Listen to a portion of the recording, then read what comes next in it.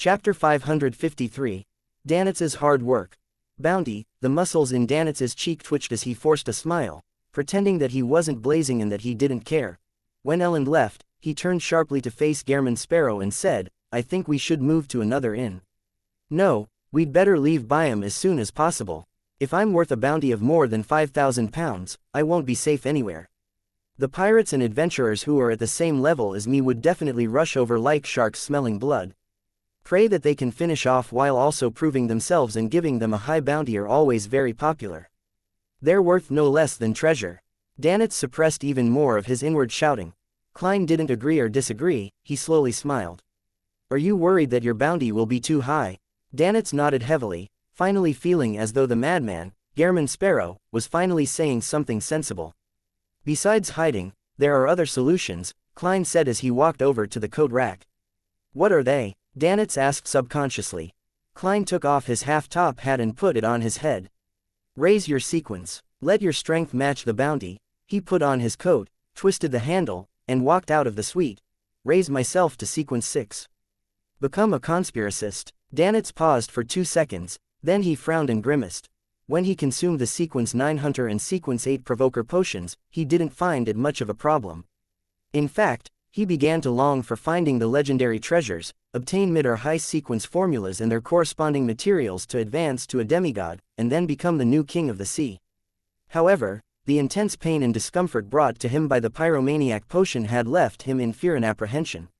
He didn't dare believe that he nearly lost control despite strictly following his captain's instructions of constantly provoking his opponents.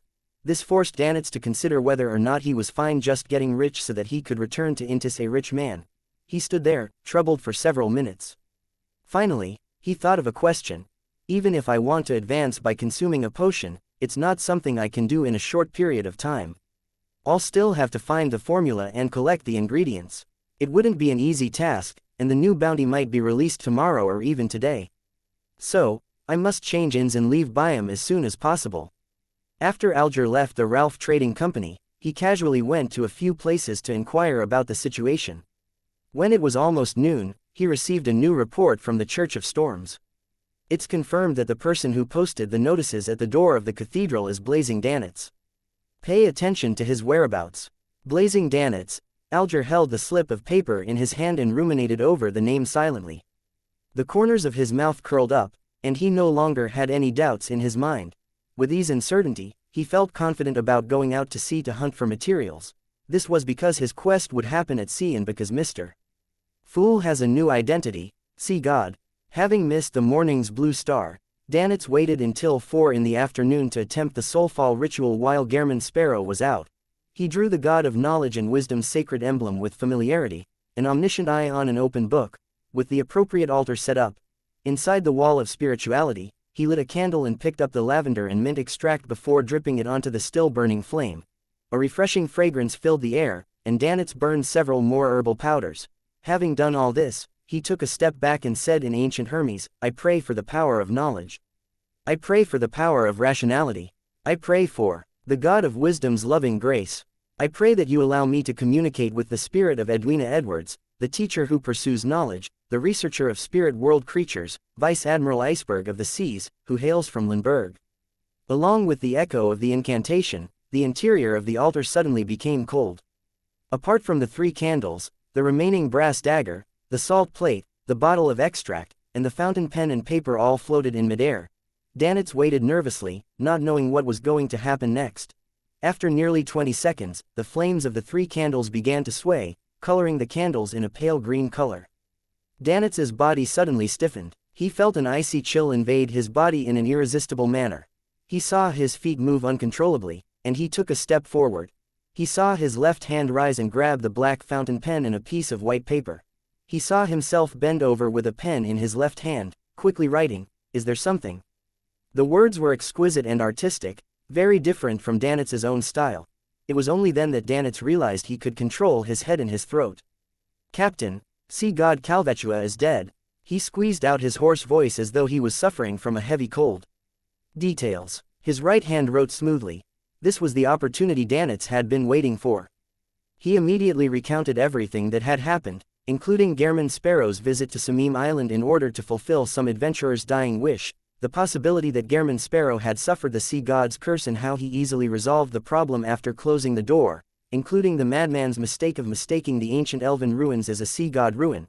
Towards the end, Danitz quickly added his own take on the matter. I believe that Admiral of Blood won't come to buy him for quite a substantial period of time. Most famous pirates wouldn't. It will take at least half a year for this matter to pass. Captain, your hunting plan with Gehrman Sparrow might have to be shelved for the time being. I wish to return to the Golden Dream. His left hand froze for a few seconds before writing, continue to follow Gehrman Sparrow, and be my contact point with him. Captain, why you can teach him the soulfall ritual. Danitz yelled hoarsely. His left hand wrote, this can only be done within 500 nautical miles, and in the case of the person holding the ritual, it would be quite risky for him. And you have our points of contact on the various islands. Those are things that cannot be told to outsiders. Indeed, Gehrman Sparrow is just an outsider, but, Captain, I really want to go back to the Golden Dream. Danitz racked his brains and said, maybe we can invite him to be a guest on the ship. No, this. Suddenly an idea came to Danitz. Captain, he has a messenger. He has a messenger that travels through the spirit world to deliver letters for him. This should be an unrestricted means of communication, and it should be more private and secure. I don't need to be the contact person anymore. Danitz thought in abnormal delight. His left hand hung in midair for a few seconds before he wrote, if that's the case, there's no problem. As the New Year holiday is coming to an end, it's indeed time for you to return to the ship. You do have some talent in languages, but you still have quite a few problems in other areas. You need to attend more classes and work harder. Danitz opened his mouth, but nothing came out of it. He suddenly felt that returning to the Golden Dream wasn't anything to look forward to. In the evening, Klein returned to the Wind of Azure Inn. He didn't find a suitable target for acting despite an entire day's work. Due to the sweep from before, many pirates and adventurers that were wanted were arrested. The remaining ones continued hiding cautiously, not daring to go out at all. Whether it was the bars, casinos, or brothels, business was poor and there weren't many customers. So this is the situation. Danitz came over. He cleared his throat and gave a hollow chuckle. It would be my first time using the soulfall ritual, and I don't have much confidence. I did a test ahead of time, and haha, it succeeded. I managed to communicate with Captain, and she believes there's no chance to hunt Admiral of Blood anytime soon. She plans on summoning me back to the Golden Dream. As for us communicating, don't you have a messenger? You can use the messenger to send Captain a letter. My messenger was given by a big shot, and it's not mine. Moreover, the messenger can only send messages back and forth between the owner and the owner of the token, without involving anyone else. Yes, it can also be between the host of a ritual and the owner. That reminds me, I have to find a way to get a messenger of my own, or many things will be inconvenient. As for the solution to this, obviously, it's to write to Mr. Azek, who has to be an expert on the matter. Klein calmly pulled over a chair and sat down. He leaned forward and said in a low voice, tell your captain that I have a way to find Admiral of Blood. Huh, Danitz was stunned, having not expected such an answer. Then, he saw the corners of Gehrman Sparrow's mouth slowly widen as he repeated, tell your captain. Danitz shivered. He didn't dare to make any inquiries as he forced a smile. We'll have to wait until the next blue star, which is between 11 p.m. and midnight tonight. Very good, Klein smiled as he praised. But Danitz wasn't happy at all. Klein stood up slowly, recollecting a special dish he had eaten for dinner, and he headed for the bedroom. The food was called the Titava, and translated into Loan, it was meat within fruit. The cook used a giant local fruit, Tiana, hollowed out its flesh, leaving only a solid shell, then stuffed it with mashed mutton and fish, followed by sea salt and several types of spices, and repeatedly roasted it over the fire. The meat was fresh, fragrant, and perfectly blended with the sweet and slightly sour flavor of the fruit. Closing the door behind him, Klein first wrote a letter thanking Mr. Azek for his earlier guidance, then he asked again how he could have a messenger of his own. After folding the letter, he took out his copper whistle and summoned the messenger. The messenger didn't stay, disintegrating the moment it took the letter. Phew, Klein rested for a moment, ready to enter the space above the gray fog to see if the prayers of the believers could bring him any useful information, such as who he could actually act as. Chapter 554, Acting as God. Seated in the fool's chair, Klein raised his right hand, allowing the sea god's scepter to fly out of the junk pile and land in his palm. He originally planned on placing this sealed artifact, that was on the level of a grade 1 sealed artifact, beside his chair. This was to show respect to a demigod item, but after careful consideration, he believed that the sea god's scepter was still unable to match up with the mysterious and powerful fool, who was able to fight against the true creator and primordial Demoness. Only a card of blasphemy was barely qualified to match his status. Therefore, he threw the sea god's scepter into the junk pile.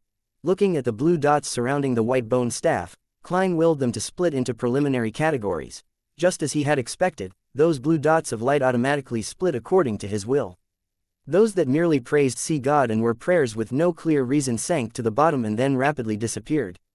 Those regarding confessions and pleas floated upward and came closer to Klein's palm. Following his spiritual intuition, he tapped one of the latter. All of a sudden, he saw tall, surging waves and heard the violent whistling of a gust of wind. A fishing boat was bobbing up and down in the undulating deep blue sea, as though it was ready to capsize at any moment. Above the fishing boat, the natives were either hugging the mast or pulling on ropes, making their last-ditch efforts to survive. Many of them were panicking as they chanted the honorific name of sea god. Noticing that this was an ongoing prayer, Klein lifted the milky white scepter. At the tip of the scepter, the blue-colored gems emitted a halo of light one after another before they connected into one and shone onto the scene. The fishermen were gradually losing all hope when all of a sudden, they felt the ship which had been thrown into the air stabilize. They looked around in amazement and saw that the mountain-like waves had calmed down at some point, and the raging winds were slowly calming down, turning as mild as Zarhar Bir. The overbearing dark clouds in the sky dissipated, and a storm was forcefully pushed back by a mysterious force before it could fully assume its full form. The fishermen quickly recovered from their dazed states and understood what had happened. Sea God has protected everyone. Sea God has shown his majesty. Plop, plop, plop. All of them prostrated themselves on the deck, spread their hands, and placed them to their mouths, reciting the honorific name of Sea God in an irregular fashion. Thank you, praise you, adorer of the sea and spirit world, guardian of the Rorstad archipelago, ruler of the undersea creatures, master of tsunamis and storms, the great Calvetua. Above the gray fog, Klein felt a little depressed. I was the one who saved you, so why are you thanking Calvetua? That sea serpent will only deliberately create hurricanes, set off waves, and intimidate you so that you would piously believe in it. Klein fell silent for 2 seconds, then he suddenly burst out laughing. Calvetua is already dead, and the current Calvetua is another one of my identities. Why should I be in a bad mood when people are thanking my other identity? This is something a faceless has to take note of when acting for real. To fully immerse oneself in the role, treating all emotions one receives as their own, but also never forgetting who they really are, this is difficult to accomplish. Failure to pay attention to it can result in an abnormal state of mind. And once a Beander's state of mind becomes abnormal, they won't be far from losing control. After thinking for a while, Klein let out a sigh and chuckled to himself.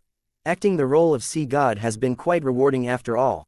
Although such acting doesn't provide feedback due to the gray fog screening and isolation, nor does it facilitate the digestion of the faceless potion, it can provide me with experience and lessons, helping me figure out a safer and more effective way of acting.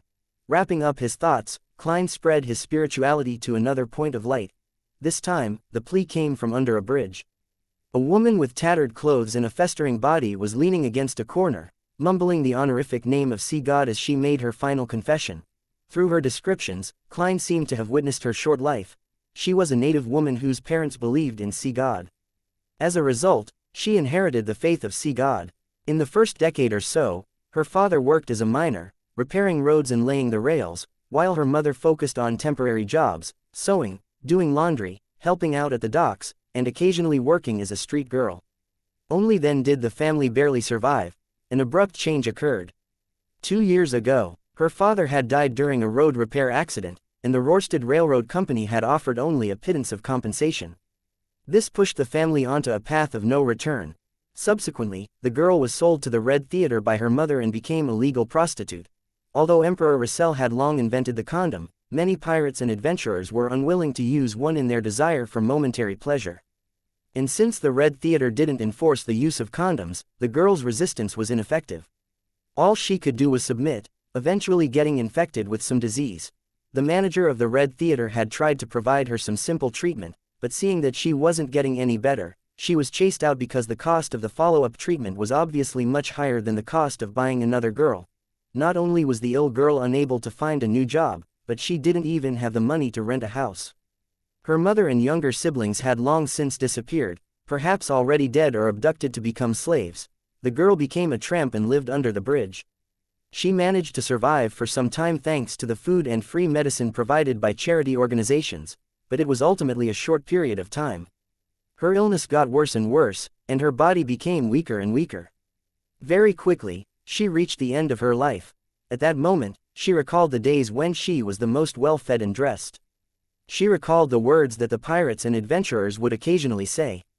She whispered and prayed to see God, "I want to live like a human being." Klein once again raised his staff, but he found that this sealed artifact didn't possess the ability to cure diseases. He thought of purchasing some medicine from Emlyn White via the world, but he found that the prayer scene happened at noon. The girl had already passed away under the bridge, in mud and dirt, her body filled with agony and intense hunger. Klein was silent for a moment, then he raised the angle of the prayer screen to reveal the location of the bridge. After memorizing the characteristics of the nearby streets and the surrounding area, Klein leaned back in his chair, sighed, and said with an insincere smile, "What a humble wish. There isn't much of an opportunity to act. I'll try my best to bury you like a human being." He retracted his attention and scanned the other points of light, searching for someone he could act as, but he found nothing. During this process, Klein noticed that Callet, Edmonton, and the other members of the resistance were carrying out a ritual. They had placed a batch of items on the altar, and they prayed for sea god to imbue them with power. So that's how they receive the Beander items they use for trade. To be at the level of a demigod is truly different. Moreover, they're used to not receiving any immediate replies. It's as if they plan to leave the items on the altar the entire night. Apparently, that sea serpent, Calvetua, didn't respond immediately either. It depends on its mood, or whether it was asleep or not. Otherwise, it could only respond instinctively, unable to produce any Beander items in batches. Klein picked up the sea god scepter, making the blue gems shine again. Boundless spirituality magically merged together, gushing into the prayer scene with transcendent vibes and randomly fusing with various items.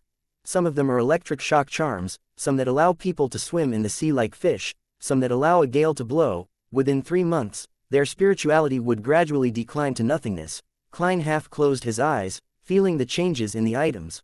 Although he had only responded twice, he was already rather exhausted despite mainly relying on the power of the sea god scepter. However, the first response had to do with him forcibly dispersing a storm and calming the waves, while the second response was to simultaneously provide an enchantment to dozens of items. They were all at the level of a demigod, so it was rather draining on his spirituality. Even if I frequently used the sea god scepter, I wouldn't be able to last very long. On the other hand, the negative side effects wouldn't be a burden on me. I can attempt to use it at times. Yes, the situation with the resistance reminded me. I can also pray to myself and make a bunch of charms, mainly to allow me to do things underwater. This way, even if I find myself in a sea battle, I wouldn't be so restrained. Oh right, I still don't know how to make lightning charms. I need to seek out the corresponding mysticism information, and with it, I can deal with enemies who have air superiority. Klein silently muttered a few sentences and threw the sea god scepter back into the junk pile while swiftly returning to the real world, Eastchester County.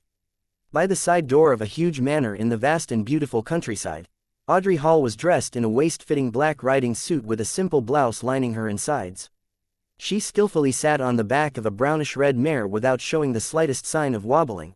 Her black leather boots were in the stirrups, with her white trousers slightly tucked into them. She smiled at Susie, who had a leather bag on her back. "I'll wait for you at the edge of the woods." With that, she bent down with the whip in her hand and let the brownish-red mare gallop across the open field. Compared to the gorgeous yet gloomy family castle, Audrey preferred the beautiful manor and the scenery of the countryside. One handsome horse after another came running out. The riders were servants and maid-servants, and their only mission was to protect Miss Audrey. Susie was also running happily, a feeling she couldn't experience in Backland. Moreover, she and Audrey would have a little adventure today, and that was exploring an ancient tower in the forest that had collapsed a long time ago. The valuable items there had long been taken away, but there had never been any accidents that happened there. It was a perfect place for an inexperienced person to practice her various abilities. The only problem was that it would be dark in 2 hours, and there might not be enough time. Chapter 555, The Message late at night. Eastchester County was still cold in January, with snow often piling up.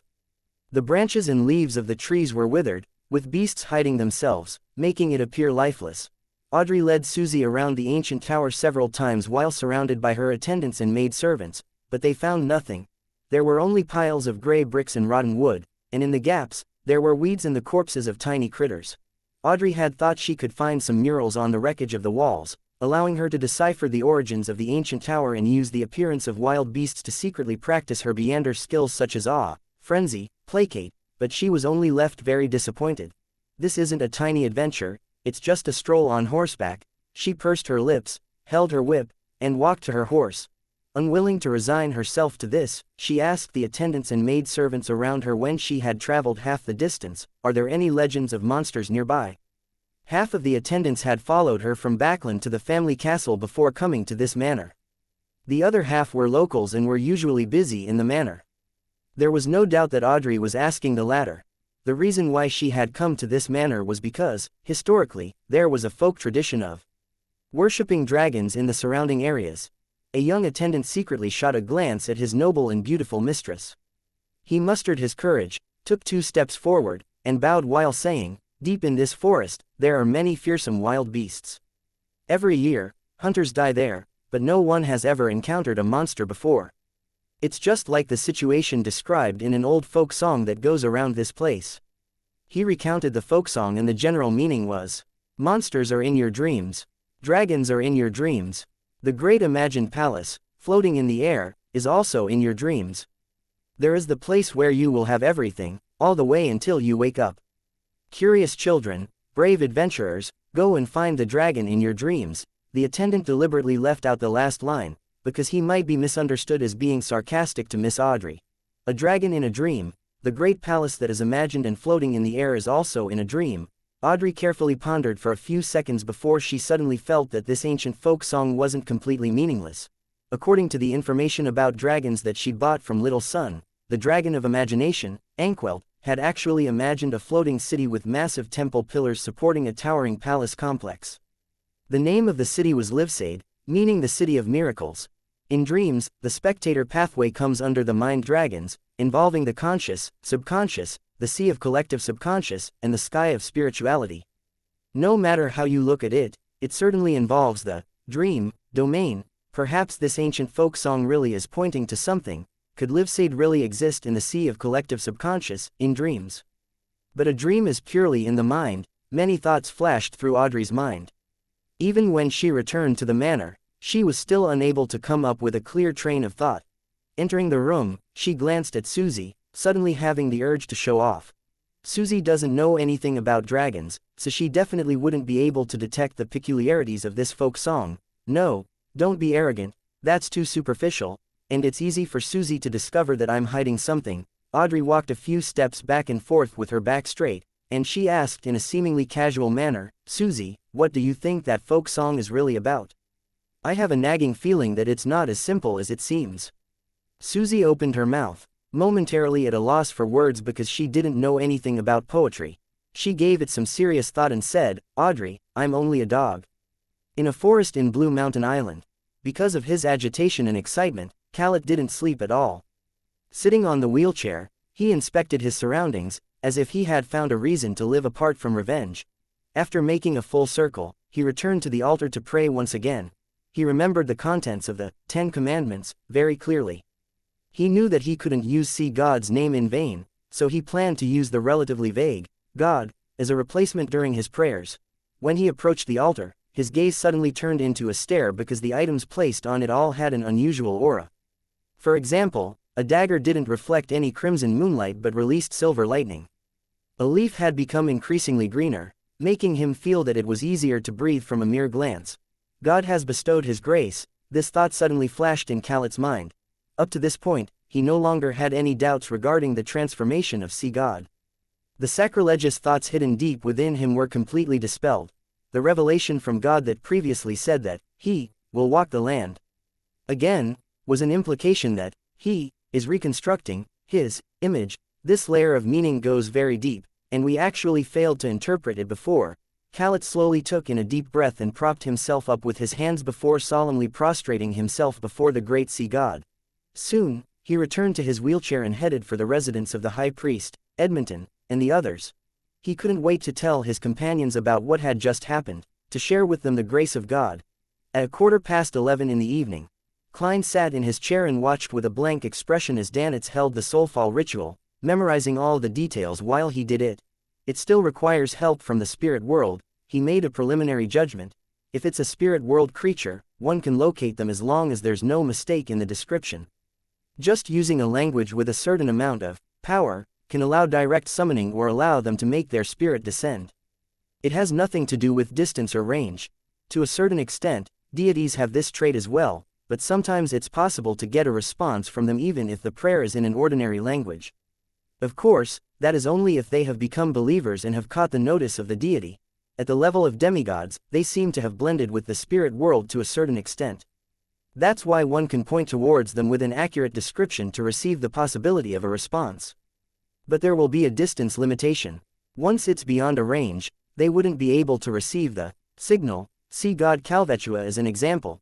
Vice Admiral Iceberg is considered a powerful mid-sequence Beander. To achieve something like this, relying on herself isn't sufficient. She needs to use the aid of a corresponding deity, and use a precise and unambiguous description. Furthermore, there are restrictions on distance and range. The moment Klein finished organizing his thoughts, the various items on the altar began to float up, with the exception of the 3 candles. Danitz shuddered uncontrollably, his expression turning cold. Very soon, he let out the female voice of Vice Admiral Iceberg. "Good evening." Her tone seems to contain the anger of being woken up. Klein felt that Danitz's entire person had turned feminine. He hesitated for a moment and said, "I have a way to find Admiral of Blood." "What?" Edwina Edwards, whose spirit had possessed Danitz, already had her tone return to normal, one that usually lacked emotion. Klein said simply, "They use the latest wireless telegraphy technology.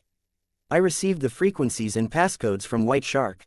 "Wireless telegraphy, you know such things?" Edwina appeared surprised to learn that German Sparrow, who was an expert in mysticism, would also have some general knowledge of radio communication technology. Klein politely smiled.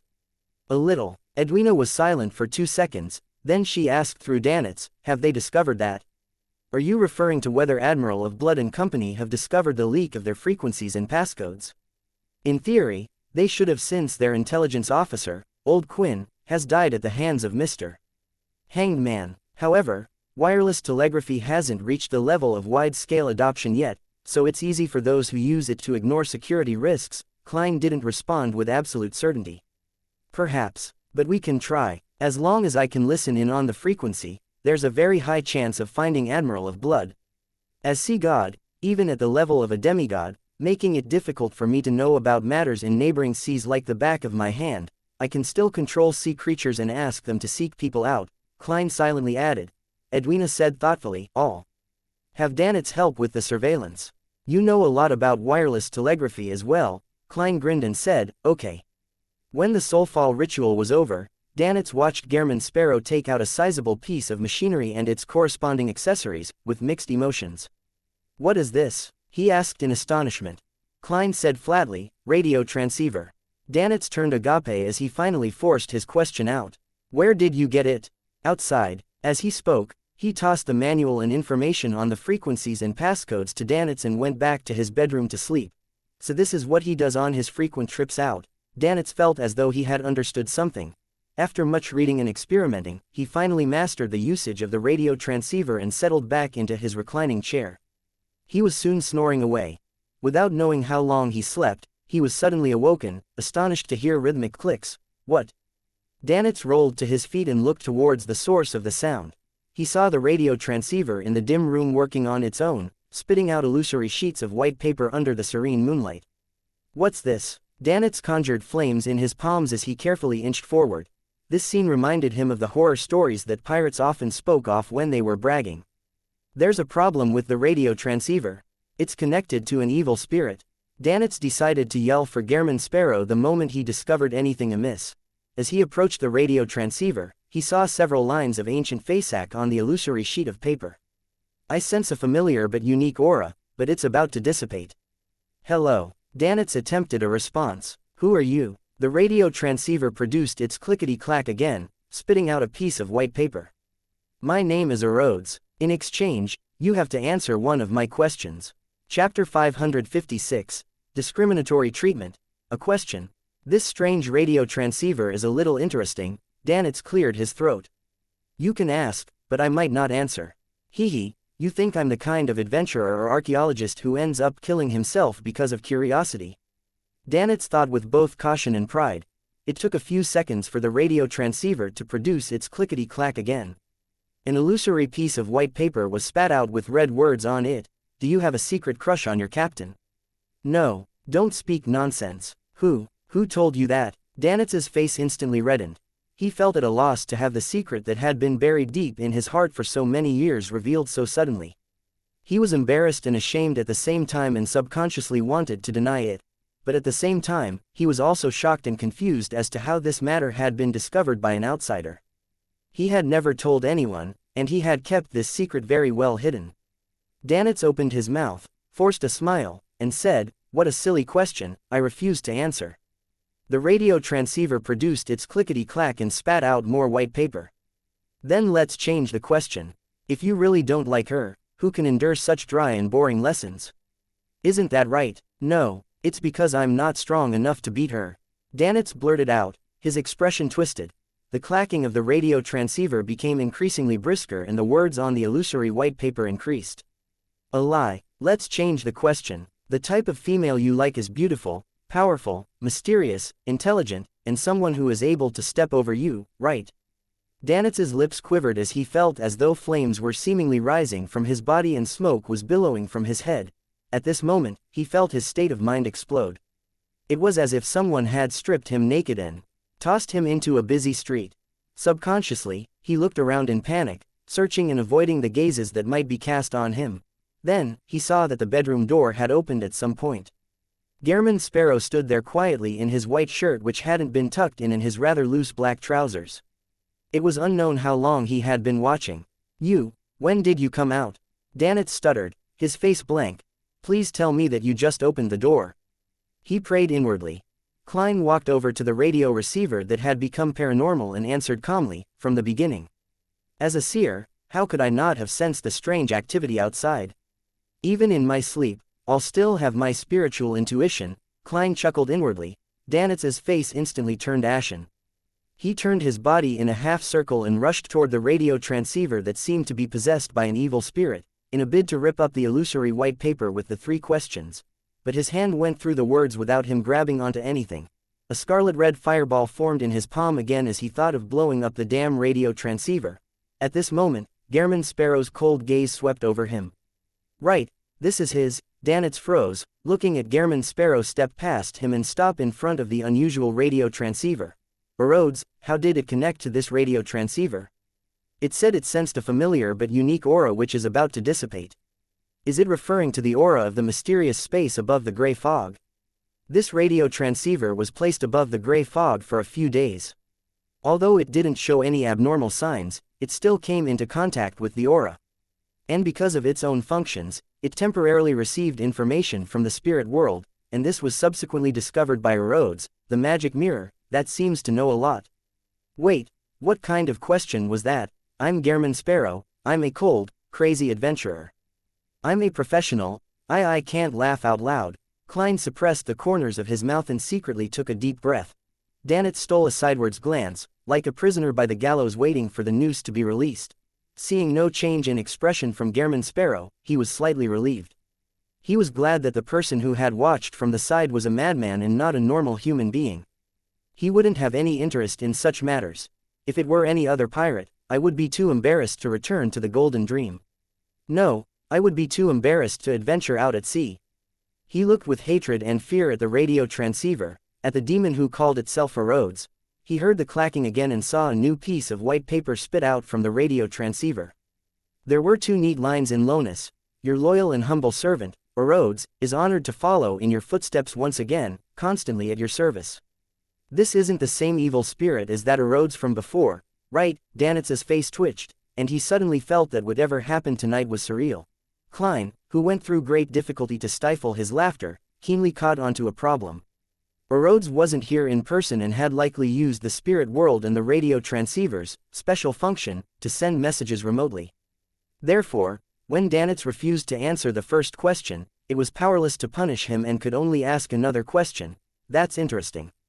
In the future, I'll just need to place the radio transceiver above the gray fog for prolonged periods of time, and I'll be able to make it turn into a unique item that receives spirit world information from ghosts.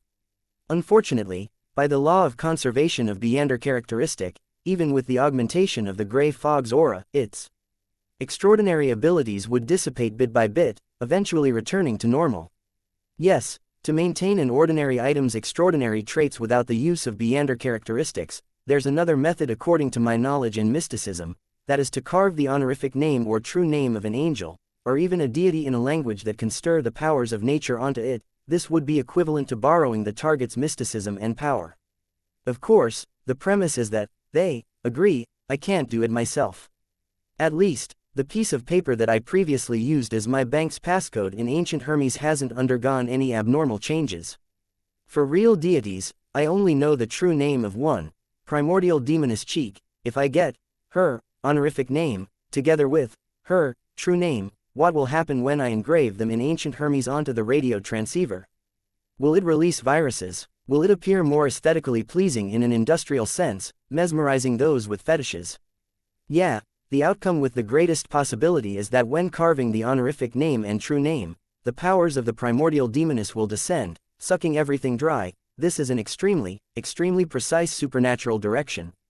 Strange thoughts flashed through Klein's mind until Rhodes greeted him. Perfect. This is a magic mirror that can answer questions. Klein's heart skipped a beat.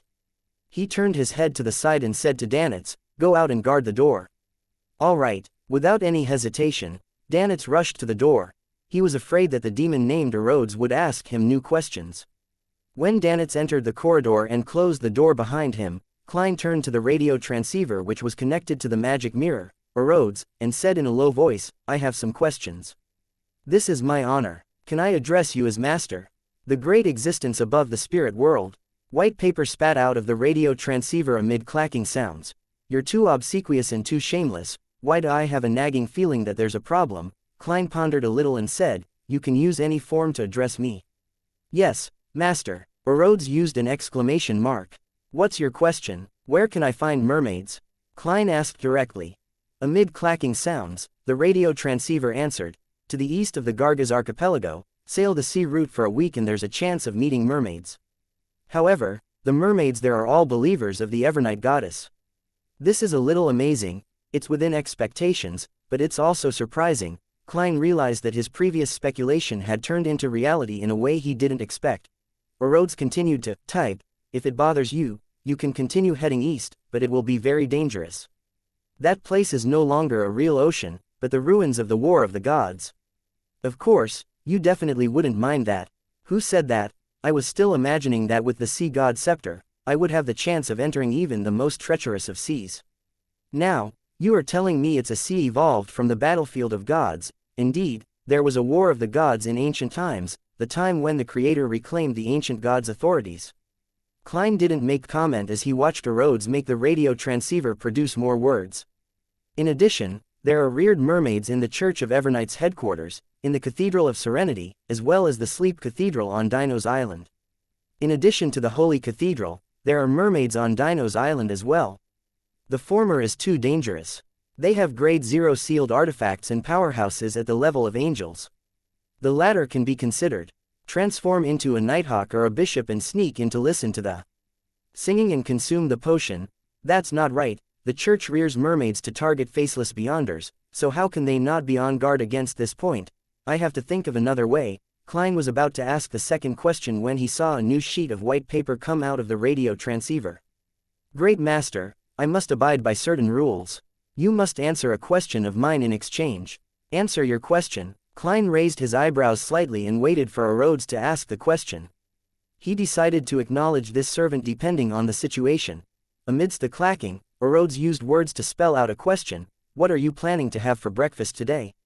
"Nice question," Klein calmly replied, "depends on what the inn offers." A perfect answer. Rhodes was almost short of giving a round of applause.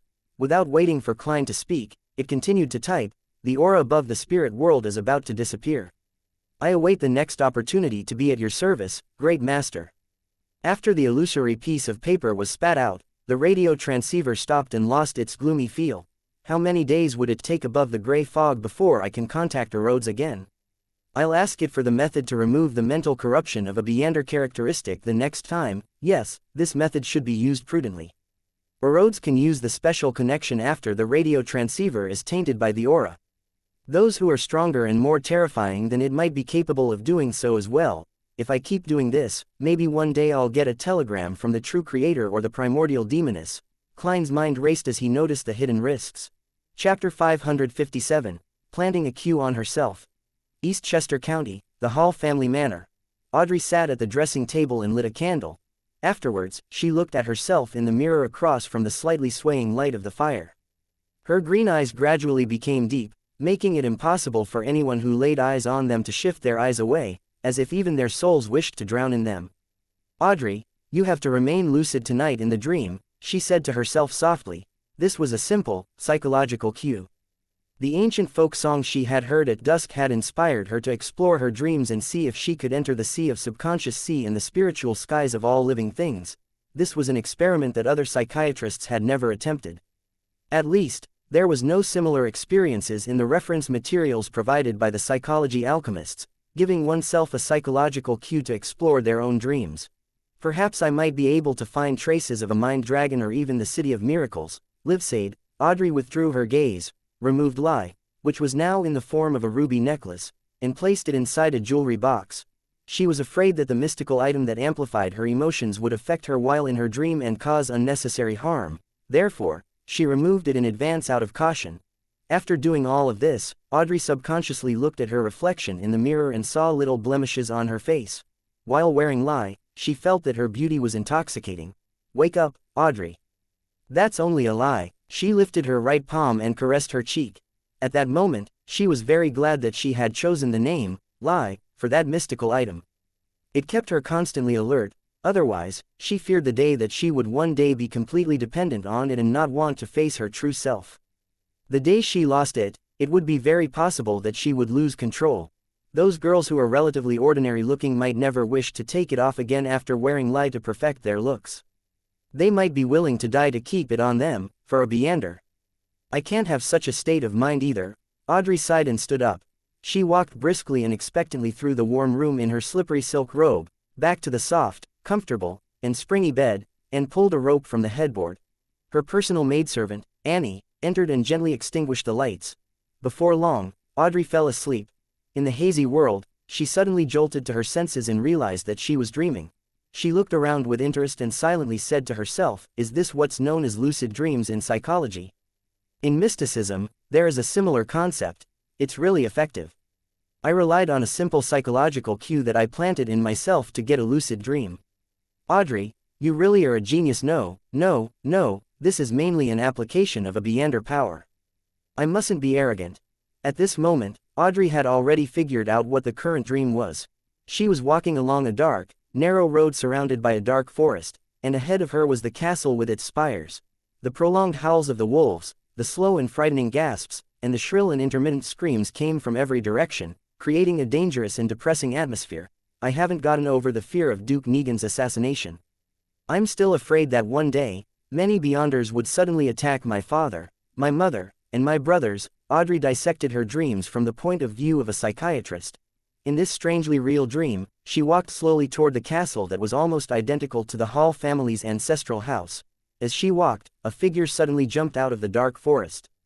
It was a gigantic dragon with golden scales all over its body. Its eyes were pale gold with vertical pupils, and its thick tail looked like it could sweep away everything.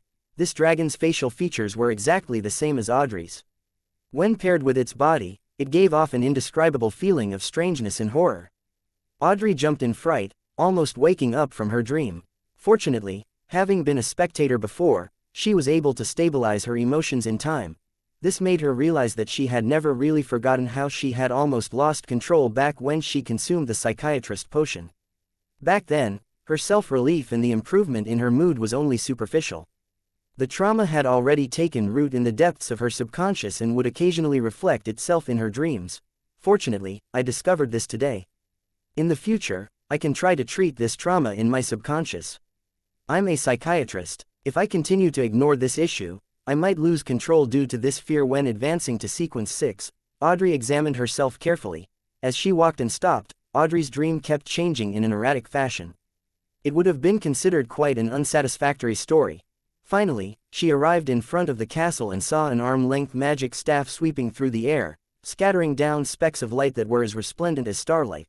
The castle that was shrouded in the light instantly became magnificent, and all the gloom disappeared. The melody of a band came out from inside the castle as one wall lamp after another lit up.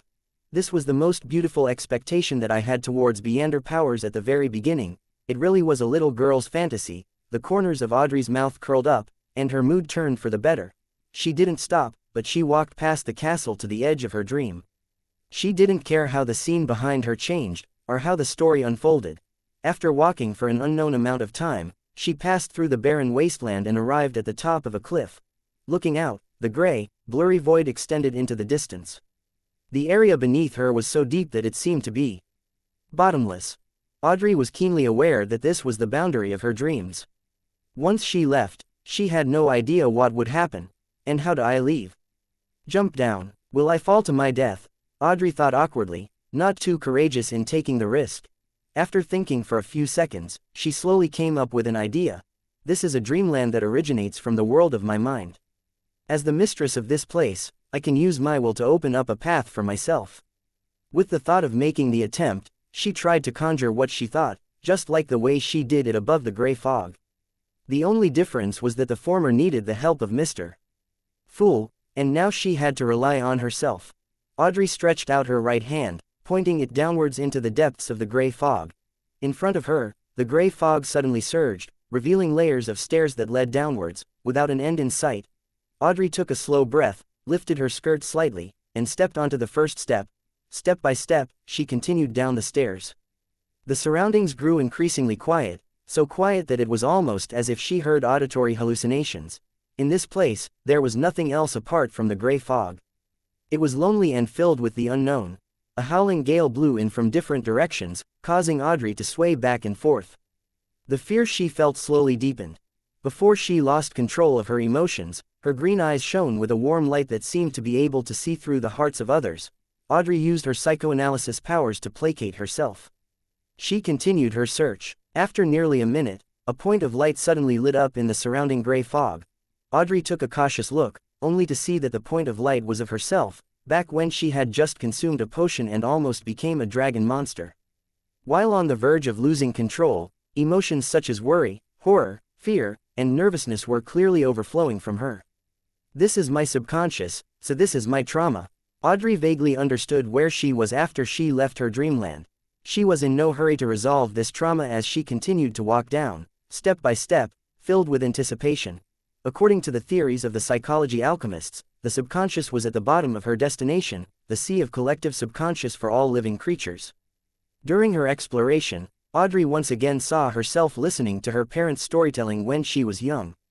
She saw herself, someone who valued her image but wasn't actually very elegant deep down. She saw herself participating in the tarot club, only that all the specks of light regarding the latter were tightly wrapped in a gray fog. These are things in my subconscious, they influence my character and behavior. Audrey instinctively analyzed what she saw with her knowledge of psychology. Amidst the coruscating points of light, there were several times where she was pushed to the verge of an emotional breakdown due to the lonely, aimless exploration, but she had used her Beyonder powers to placate herself in time. Just as she was about to lose all sense of the passage of time, she saw the last step. In front of the steps was a solid, blurry, gray ground. Above it, there were streams of light and shadows. They were dense and overlapping, like an illusory sea. The sea of collective subconscious. Audrey took a few steps forward and raised her head to look up. To her surprise, the gray fog no longer blocked her vision as the clear high skies appeared. There were countless indescribable silhouettes, 7 of which were of different colors. They were lustrous brilliances that seemed to possess immense knowledge. Audrey pursed her lips and happily said to herself, "The sky of spirituality." Then, she cautiously moved forward, forging the adventure that she could call her own. Those figures of light that formed the sea would flash past her from time to time. Some contained ancient memories of being burned by flames, while others bore the excruciating pain of seeing something indescribable. Apart from the imprints of the ancients from ancient times, Audrey also saw the gazes of admiration cast on her one after another, as well as the activities of the people who worshipped dragons. As she walked, she noticed a grayish-white mountain on the far left. It extended upwards until it emerged from the sea of light and shadows. The top of the mountain was shrouded in a dense fog, making the entire place seem hazy. Is that someone else's consciousness? The sea is the subconscious, and beyond the surface of the sea is the ordinary consciousness. Yes, he's dreaming. Audrey suddenly thought of a possible application of a psychiatrist. It was to move closer and climb up, directly affecting the other party's subconscious thoughts, allowing them to naturally act according to her bidding. But it should be very difficult and very dangerous. Audrey looked away, not daring to make the attempt. She clearly remembered that her purpose this time was to seek out traces of the mind dragon in the City of Miracles, Livesade. Audrey passed by more than 100 other people's consciousness. Gradually, she felt exhausted. It's time to return. Instinctively, she raised her head and looked into the distance, rationally making the decision. She stood there for a long time, unwilling to leave. A shadow suddenly appeared in the air just as Audrey was about to turn around. It was a pair of two huge gray wings. Under the wings, there was a long lizard-like monster. Its entire body was covered with huge scales that were like grayish-white stone slabs. It had 4 thick and powerful legs, seemingly bathing in the sunlight that didn't exist as it flickered in what seemed like the afterglow of the setting sun. The monster flew over. Its eyes were pale gold with its pupils vertical, looking cold and arrogant. Its grand and epic figure quickly disappeared into the sea of the subconscious of all living beings. Dragon, a mind dragon. Audrey jumped on the spot and looked around, afraid of others noticing her inelegant behavior. She paced around excitedly, feeling very satisfied with her adventure. Indeed, the tradition of dragon worship here isn't without an origin. In their subconscious, there lives a mind dragon. Audrey resisted the urge to praise herself and had decided to return immediately and wake up from the dream. She didn't have the urge to continue her exploration, as she wasn't prepared for it at all. She was going to consult Mr. Fool, Mr. Hanged Man, and the others at the Tarot Club next week in the hope of receiving some advice.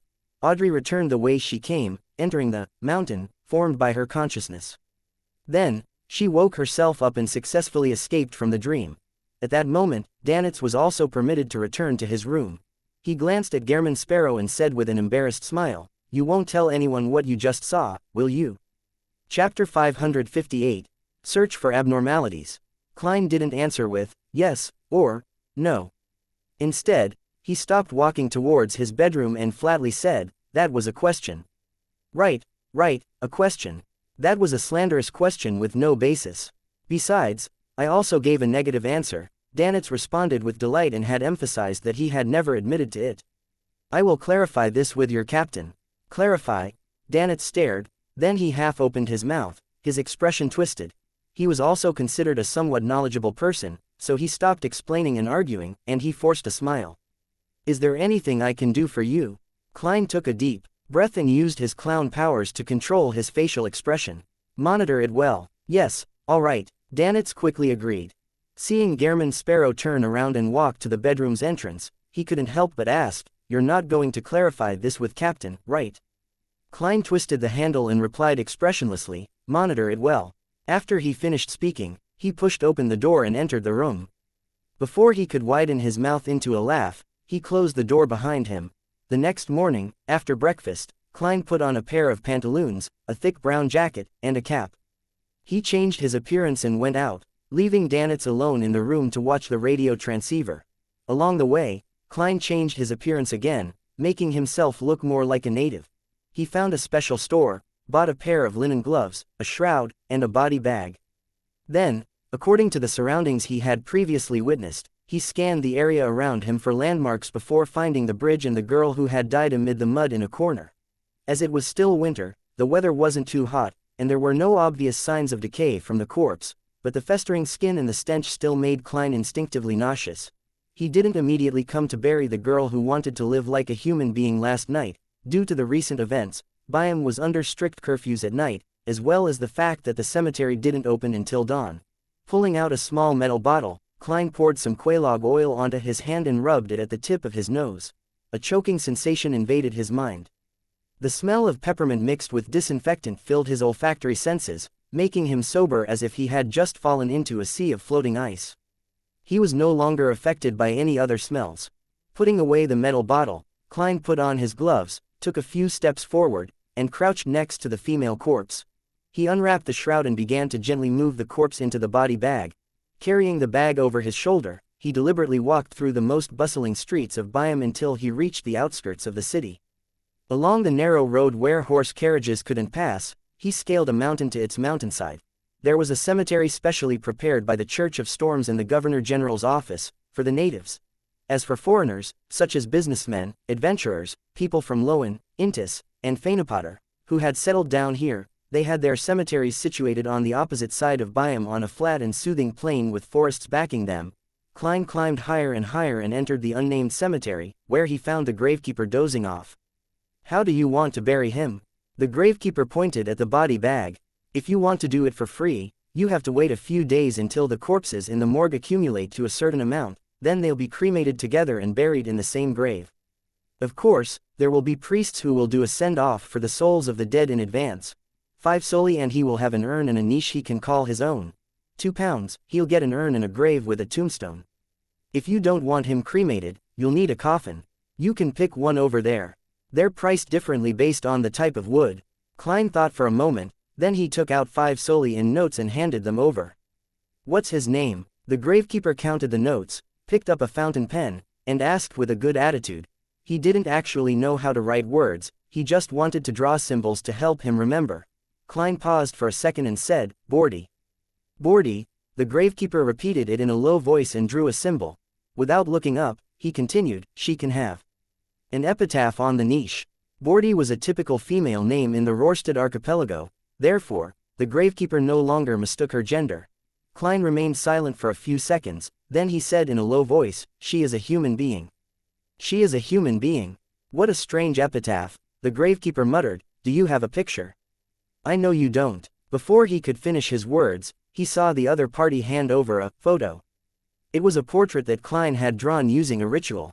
It perfectly reproduced the girl's looks before she fell ill. In order to not be suspected, he used the corresponding type of paper and some technique to make the portrait look like a real photograph. The gravekeeper was surprised but didn't say anything. He quickly took the information and carried the body bag to the hut where the priests resided with Klein. After the send-off and cremation, as well as the storing of ashes into an urn, the photograph was pasted on, and an epitaph was engraved, putting an end to the entire matter. Klein took a deep look before turning around to leave the cemetery. As he walked down the mountain path, he saw Byam in its entirety. The sea was pale blue, nearing the color of green. It was empty as far as the eye could see. Sails were stacked by the harbor, and the chimneys towered high. The streets were crisscrossed as people came and went. The surrounding estates were densely packed, and there was plenty of greenery. The distant public roads were wide, and the railways were straight. It was like a beautiful oil painting that was produced by a master. It was filled with vitality that was hardly describable. At the top of the clock tower of the Cathedral of Waves, the Church of Storms cardinal, high-ranking deacon of the mandated punishers, Jan Codman, stood at the edge, looking out over the refreshing sea and the mountain range that stretched out along the coastline. The pollution in Byam was rather low as the mining and smelting industries were located in other cities on the island. The mainstay here was the spice trade, the brothels and casinos, and the accumulation and transit of goods. It lacked a fully formed industry, and there was a limited number of days needed for coal to be burned for heat. As soon as Sea King Jan Codman retracted his gaze, he saw a mandated punisher running up the spiral staircase. "Your Eminence, there's new information." The mandated punisher struck the left side of his chest with his right hand. "What is it?" The well-built Jan Codman turned around and asked. The mandated punisher handed over the piece of paper in his hand. "News from within the resistance. They've received a response from Calvetua. They're in the process of creating new statues." "New statues?" Jan Codman unfolded the note and skimmed through it. He then turned his head to the interior of Blue Mountain Island, which was covered in a sea of dense forests. After a moment of thought, he said, "Search for abnormalities in the archipelago's sea area." He was certain of one thing from the intelligence, that the mysterious person who had taken away the characteristic left by Calvetua hadn't left the waters of the Rorstad archipelago. This could be determined from the fact that the person could disguise himself as Calvetua and reply to his followers. Meanwhile, Jan Codman knew very well that the Beander characteristic left behind by Calvetua, who had gone mad before its death, would lead to severe side effects regardless of whether or not it was reduced to a real item. Therefore, it would definitely result in an abnormality in the surrounding area. Moreover, he believed that it wouldn't be easy for the mysterious person to find a proper sealing method. Even if he had found it, there was no way he could control the effects when responding, hence, exposing the problem. This was the clue. Yes, Your Eminence, may the storm be with you. The mandated Punisher bowed again. After entering Byam City, Klein dispelled his faceless power when no one was paying attention. He returned to the Wind of Azure in via carriage. As soon as he opened the door and entered, he saw Danitz sitting in front of the radio transceiver, his expression strange and grave. Got something? Klein asked in a low voice. No. Danitz raised his right palm and shook the papers in his hand. My bounty has been raised to 5,500 pounds. This was almost reaching Steel Mavity's bounty. Because of this, he didn't dare head out to drink or relax. All he could do was stay in the room and listen out for a signal. This rate of appreciation is really tempting. For a moment Klein didn't know how to react, so he said without expression, this is just the beginning. Mr. 10,000 pounds. Dogshit. Danitz cursed inwardly, but he didn't dare to show any disrespect on his face. All of those things were done by Gehrman Sparrow. Why did it end up increasing my bounty? Those sons of bitches from the Church of Storms. He forced a smile and shook his head, his facial muscles twitching slightly. Klein held back his laughter and ignored him. He went back to his bedroom to catch up on his sleep. At this moment, he saw a letter suddenly appear, floating down from midair and landing right in front of him. Klein raised his right hand and grabbed the letter. The messenger didn't even show its face and just left after throwing the letter. Klein clicked his tongue, opened the letter, and read it. There were two methods for obtaining a messenger. The first method is to think of an accurate description, hold a ritual, summon the corresponding spirit world creature, and make a contract with it. The second method is to directly enter the spirit world and search for a messenger that you wish to obtain. After obtaining its consent, sign a contract with it and then record down the accurate description language for later use. The first method is relatively simple, but it is also rather dangerous, because what fits the description might be a powerful spirit world creature or a strange evil spirit. Every time you summon it, you cannot be completely sure what you will attract, and this is a risk that is hard to divine in advance. The danger of the second method is that it isn't easy to find the appropriate messenger, and there's a risk of getting lost in the spirit world. Unless you're a traveler, otherwise, I do not suggest the second method. For the first method, I can provide you a description that has been tested and verified. As long as the process is done accurately, the level of danger will be rather low. But it might not satisfy you. Also, the contract needs to use powers in the undead domain. You can use my copper whistle to provide for that. The format includes the following paragraphs. Of course, if you don't mind, I can transfer a messenger to you as a gift and have it sign a contract with you. Transfer it to me as a gift. It's no wonder that the messenger didn't even dare show its face, Klein thought in enlightenment, considering that he had used the previous messenger as a shield and was unfortunately finished off by Mr. A, causing the later messengers to become increasingly rude to him. He inwardly declined the offer. Use the first or second method. The first method is prone to error. I might even summon a candidate messenger and get beaten up. A commonly used description isn't unique enough, making the messenger's strength worrying. The second method. I'm not afraid of getting lost since I'm able to instantly return above the gray fog. Furthermore, in my spirit body state, I can use the sea god scepter. The spirit world creatures aren't afraid of having their blood drained either. Yes, I have to do it outside the archipelago, otherwise, I'll be affected by the prayers. Klein quickly came to a decision. Chapter 559, Meeting on the Way. With that idea in mind, Klein immediately began making preparations. It was to explore the spirit world and select a suitable target to become a messenger.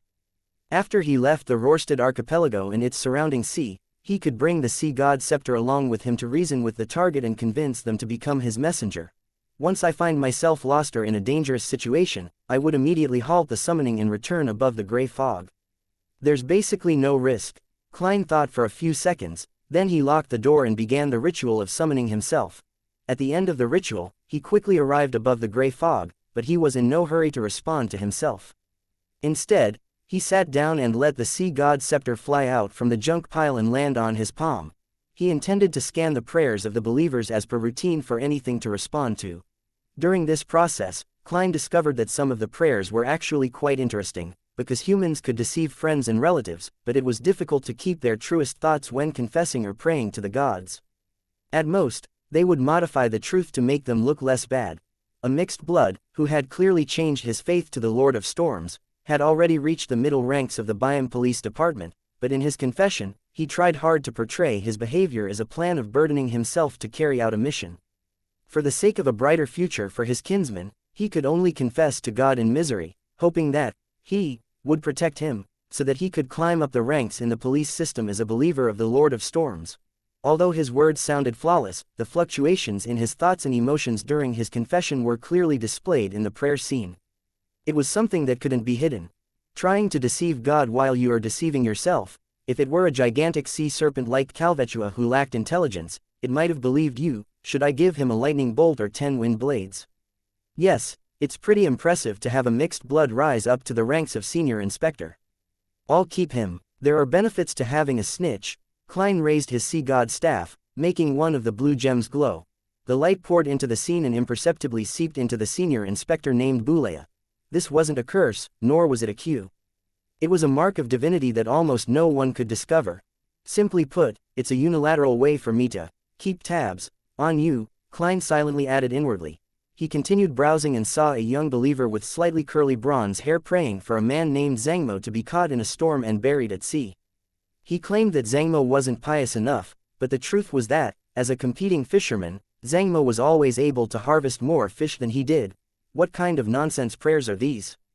The human heart sure is hard to fathom, Klein frowned and mumbled to himself. Then he had a vague idea. For a faceless to engage in real acting, it not only requires a flawless performance in terms of external appearances and habitual actions, but it also needs to maintain the core personality. Not many changes are allowed. As for personality, every person is different, so there must be a difference to a certain degree. By browsing the prayers of my believers, it's equivalent to me realizing different kinds of personalities and mental states without going through the trouble. When talking about the many masks we wear, it's not only about looks. This will be rather important for my subsequent acting as a faceless. It can save me time from figuring things out through accumulated experiences. Klein increasingly felt that acting as sea god was very beneficial towards him. When you are acting the role of a demigod, even if you don't get any feedback, you will still definitely get some considerable benefits.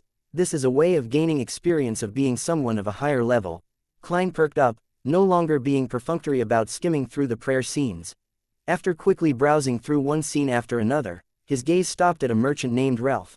The businessman praised the miracle of the reappearance of the sea god, and he had indicated that he planned to offer a third of his fortune, worth £20,000, to the resistance, half for military expenses, and half for the reconstruction of God's statue. Actually, there's no need to go through all that trouble. Just directly offer it to me, Klein muttered half-jokingly.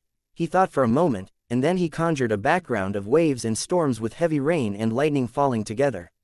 He responded in a low voice, "You have honored my name by helping your compatriots and companions. The young lambs need help, food, and education." He intended to get Ralph to set up a charity fund with the £20,000, and to seek donations widely from the community to make up for the damage, create a consensus, and help to provide local children with food, clothing, and education under the pretext of governance. As for the military expenditures of the resistance, Klein understood that in a world with Beyonder powers, it was very difficult to rely solely on the opposition from the natives of the colony to succeed. Therefore, they needed the help of foreign countries like Fasak and Intis. Funding was undoubtedly needed. Unfortunately, it's not possible to add a line in the 10 Commandments about boldly and confidently seek funding. That would damage the image of Sea God. The resistance shouldn't be thinking about annihilating the garrison troops. They should just focus on destroying the transportation infrastructure and make it more difficult for the Governor General's office to rule, so as to initiate talks. As a keyboard warrior, Klein wasn't lacking in ideas in such areas.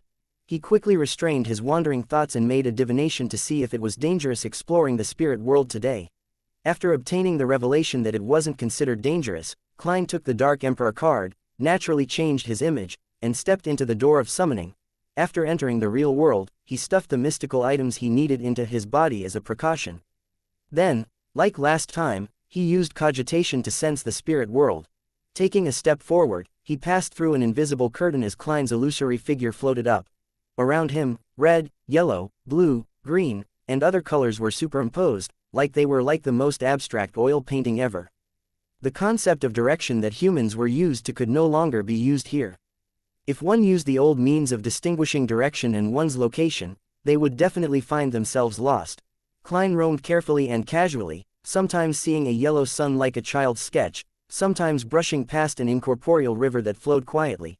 There was also a flat woman with her upper body naked and a face resembling a smiling moon, a canoe with its end upturned, a tangled ball of thread, and a serpentine staircase leading to the 7 pure lights. In this extremely chaotic world, other than spirit world creatures, all kinds of information existed as abstract symbols. Thus, what one received from a divination process would only be a revelation that required one to interpret it on their own. As for those symbols, there was a chance that they would come to life and become incorporeal monsters. This was the spirit world that couldn't be understood and viewed with common human knowledge. The last time he came in, he had easily discovered spirit world creatures, and he had noticed the creepy gazes from unknown locations that made his hair stand on end. There was the headless woman who carried 4 heads, a round eye with clear blacks and whites, and a giant jellyfish with a skull attached to each tentacle. He had easily encountered all of them back then, but this time, he failed to see a single spirit world creature despite roaming for so long. Even the indescribable figures in the distance had disappeared, as if they had hidden themselves. It can't be that you're afraid of being my messenger, can it? Yes, I entered the spirit world in the form of a soul body. Perhaps the thoughts in my mind will appear in a special, formless manner here, turning into hidden symbols that interact with the spirit world. This then naturally affects my path options. Klein was puzzled, but he couldn't find the reason. All sorts of thoughts flashed through his mind when his body suddenly sank down and he fell freely. After a while, Klein could only see the vivid superposition of the colors and the various symbols that took physical form. What's going on? He began to consider whether he should write to Mr. Azek and ask him about it, or to throw the radio transceiver above the gray fog and get it tainted with the aura, so that he could contact the magic mirror, or Rhodes. While floating, Klein's heart suddenly palpitated as he quickly dodged to the side. A tinge of yellow and green flashed across his eyes as a giant foot that was large enough to squash his entire body landed, stepping into the interlaced red and blue color spots. Above the sole of the foot was a long, festering leg covered in a yellowish-green liquid. The leg was over 3 meters long, and above it was a huge body that was wrapped in corpse oil bandages. Amidst the solidified aura in the area, the 2 legs that were filled with yellow-green pus alternated as they rose up. Carrying a body that was difficult to discern, the legs quickly disappeared into the depths of the spirit world. Klein stood at a distance, not daring to make a sound. Finally, he confirmed that he was fine as he grimaced and thought, the spirit world is really scary. You can accidentally encounter a powerhouse just passing by, a powerhouse among the spirit world creatures. Klein shook his head and continued his search. At that moment, he had no idea where in the spirit world he had wandered to. After drifting for a while, he finally found some traces of spirit world creatures. Just as he was about to switch from flying forward to descending to his left, he was surprised to find that his body continued to move forward uncontrollably at an accelerating speed. In front of him, the chaotic superimposed colors and the grayish-white mist that filled the area suddenly split open, and a large, purely black 3-masted sailboat leapt in. The boat was nearly 100 meters long, and 3 pitch-black sails were hanging high up like flags. On the left and right sides of the ship, there were cannon muzzles and all kinds of sailors were running around on the deck. All of this was so real, so substantial, and so out of place when it came to the spirit world as a whole. However, as the ship entered the spirit world, its black color quickly turned richer, tainting itself with an ethereal vibe. On its deck stood a mottled stone chair that was 2 to 3 meters high, its back facing the cabin. Leaning against the chair's back, a colossal figure that was comparable to an ancient giant sat there. He had a black beard that went just past his neck, and he wore a tall, pointed crown on his head. He wore a gorgeous black robe with silver fringes. The wrinkles on his face looked hardened and filled with magnificence. It made one subconsciously wish to bow their heads. Under the slightly wrinkled forehead and on the high nose bridge, Klein's pitch-black full-body armor and black crown were reflected into those 2 dark red eyes. As for Klein, he was having trouble stopping his slow flight toward the giant. Their gazes met among the layers of colors and symbols in the spirit world, and then Klein disappeared. The giant on the mottled stone chair didn't withdraw his gaze as he continued staring over in a long silence. Chapter 560, The Hanged Man Gets Fleeced. Above the fog, Klein took out the Dark Emperor card that he had fused with his spirit body and instantly reverted to his original form. This is called a one-click gear swap, he mocked himself as he recalled what had just happened. He was almost certain that the giant, wearing the sharp crown, was king of the 5 seas, Nast Solomon. The 100-meter-long sailboat that could sail through the spirit world was the ghost ship named Dark Emperor, which was built by the ancient Solomon Empire. I've always thought that a ghost ship simply means that it can sail on its own and wouldn't sink, making it closer to a strange creature. I never thought that the most powerful ghost ship would be able to turn itself incorporeal and wander through the spirit world. That makes it almost a demigod, right? As expected of the most famous Dark Emperor on the 5 seas. Yes, I can't eliminate the possibility that it sacrificed a traveler during its creation process. For one of the most famous legendary treasures, the Spectre Empire, which carries the final inheritance of the Truncest Empire, could it be that the ship also comes equipped with this capability, making it impossible to find? Klein's thoughts slowly drifted without immediately realizing the reason why he had suddenly met King of the 5 seas, Nast. This was very obvious, the law of convergence of Beander characteristics. Although the Dark Emperor card didn't contain any Beander characteristics, Russell had added or carved something onto the card when he made it. It allowed the wielder to use the card of blasphemy after they advanced to a high-sequence Beander, to subtly sense the Beander ingredients that they needed. There was no doubt that such a sensation was mutual. As one sensed the other would naturally sense them too. As for the wielder, they would appear to approach a certain fate before they crossed that step into becoming a demigod. This was something Klein was deeply aware of. He ultimately suspected that the existence of the gray fog had brought together certain Beyonders or supernatural events to him. Traveling with the Dark Emperor card in the spirit world makes it easier for such situations to occur. This is because the real world needs to abide by many rules. Even the fate from drawing lots needs to abide by logic, developing bit by bit. It doesn't make sense for me to use the Dark Emperor card in Backland, and for the King of the 5 seas, Nast, to immediately appear in front of me with the ghost ship. Even if he sensed the attraction force, he would have to go through the process of locating me, and through the process of traveling through the spirit world, take hours or even days to arrive. If he didn't sense it, he would only naturally think of sailing towards the Sonia Sea and head closer to the borders of the Loan Kingdom. In that case, it might take months before we bump into each other. By being in the spirit world, things are simple, there is no concept of distance or direction in there. Locations and distances are all extremely chaotic. Perhaps, the King of the 5 seas, Nast, might have wished to go out on a spin in the spirit world, but he ended up seeing me pass by the moment he entered. This doesn't need to abide by any restrictions or limitations on geographical locations, Klein thought as he wrapped the corner of the mottled table. In addition to this, he was certain that the reason why he was thrown uncontrollably towards the Dark Emperor and at King of the 5 seas, Nast, wasn't because of the law of convergence of Beander characteristics. The effects of the law was only reflected in fate, perception, and desire, nothing too exaggerated, otherwise, there wouldn't be high-sequence Beyonders, all of them would be involuntarily drawn by the uniqueness of their respective pathway. Klein could sense that it was a type of Beander power that twisted and strengthened his intent to move forward, resulting in him being unable to stop. This is a very simple analysis. Even if I had thrown out the Dark Emperor card at the time, I wouldn't have been able to stop. This is a lawyer, which is a Beander power wielded by the Dark Emperor pathway.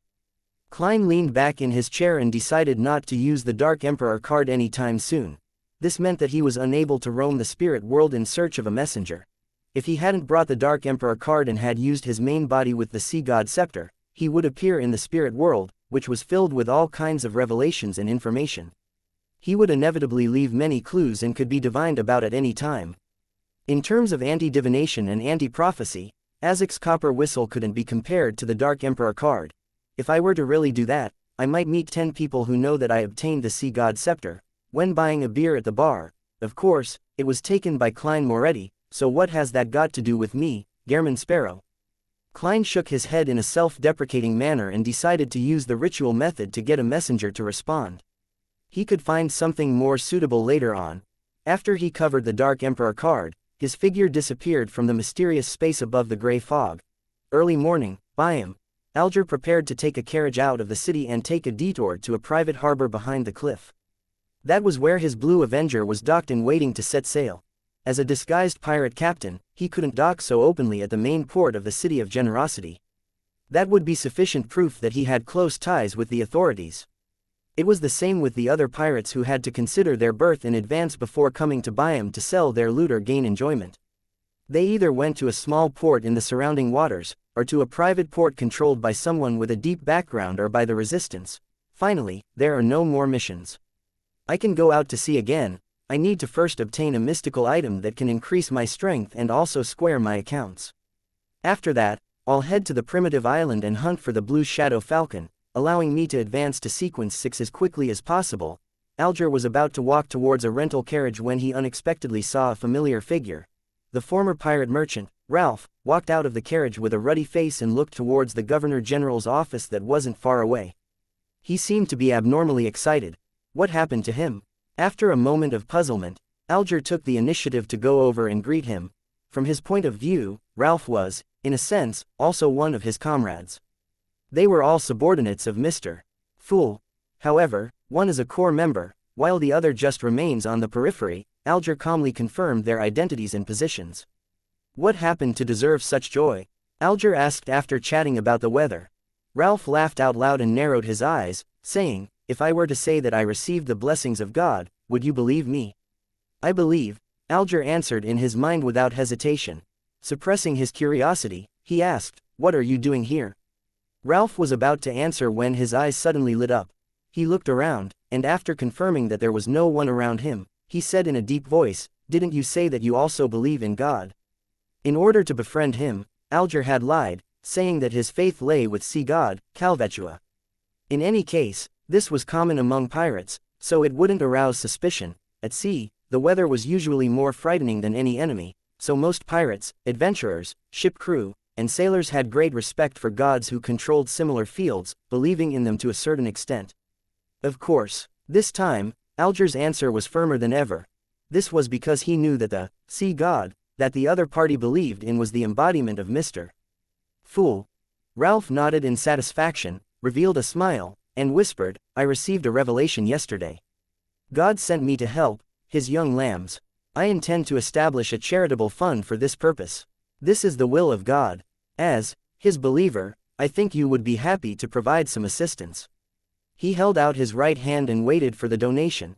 Alger's expression stiffened, and he was momentarily unsure of how to respond.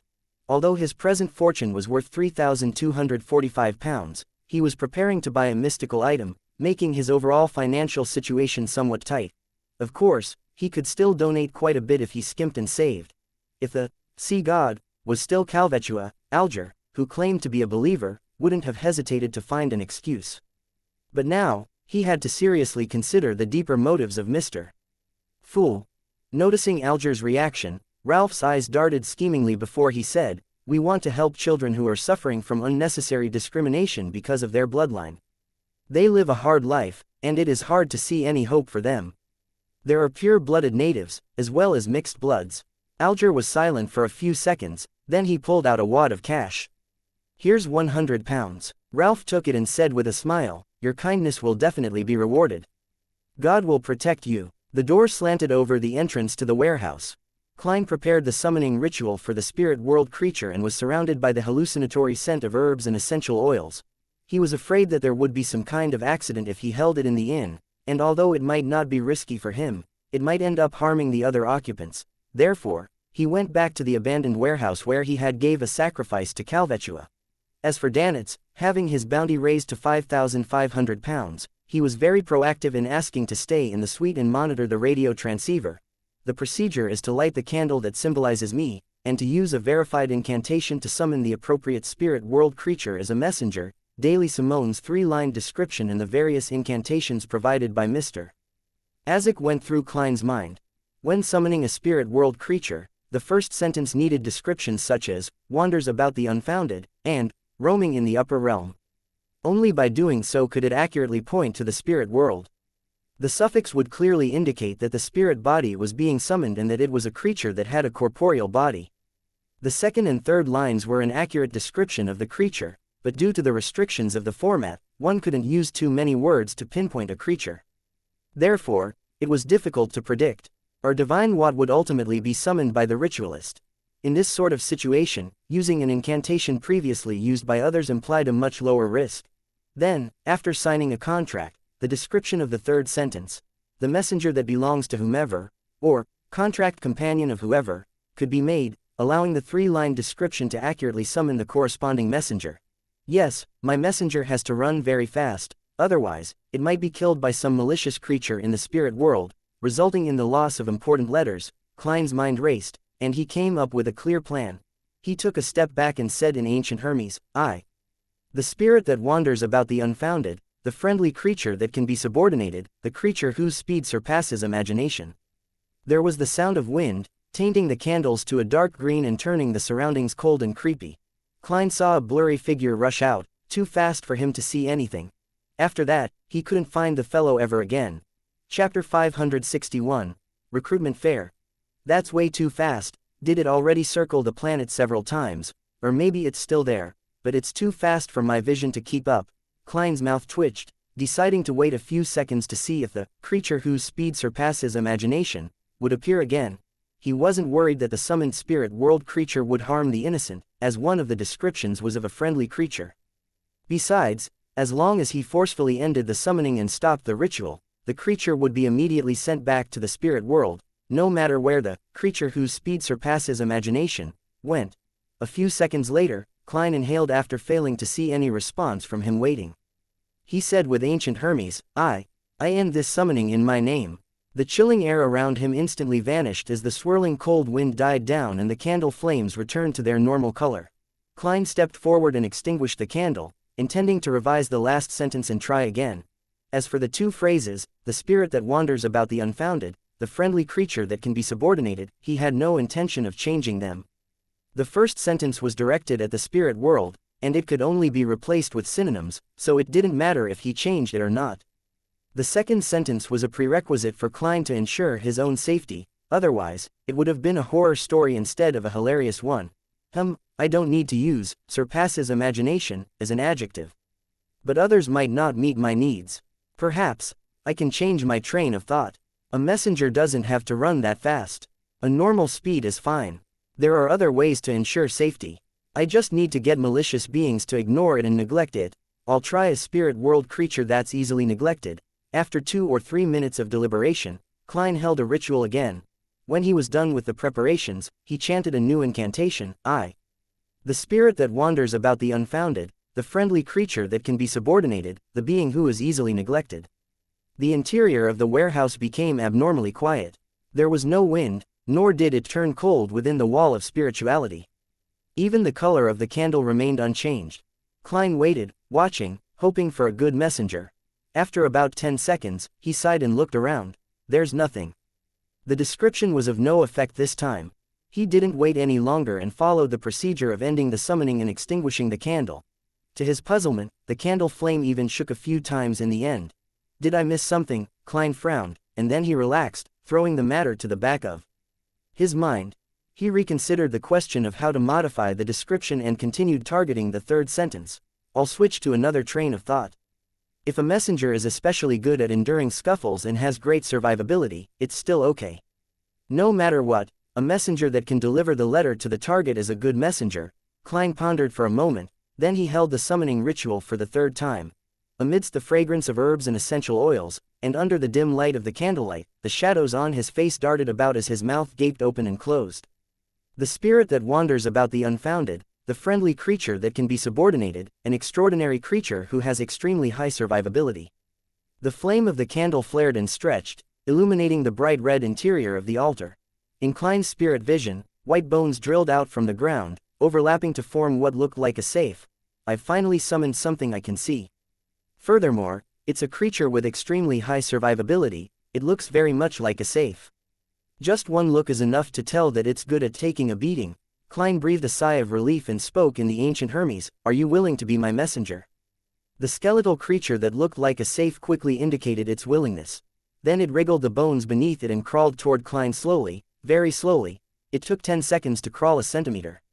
This is way too slow. Klein's smile froze on his face.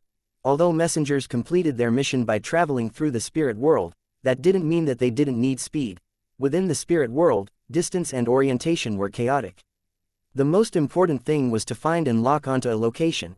As long as an accurate, clear, immediate coordinates were provided, such as the summoning ritual just now or a simplified ritual that involved blowing a whistle, then no matter where the messenger was in the spirit world, it would immediately appear within the altar.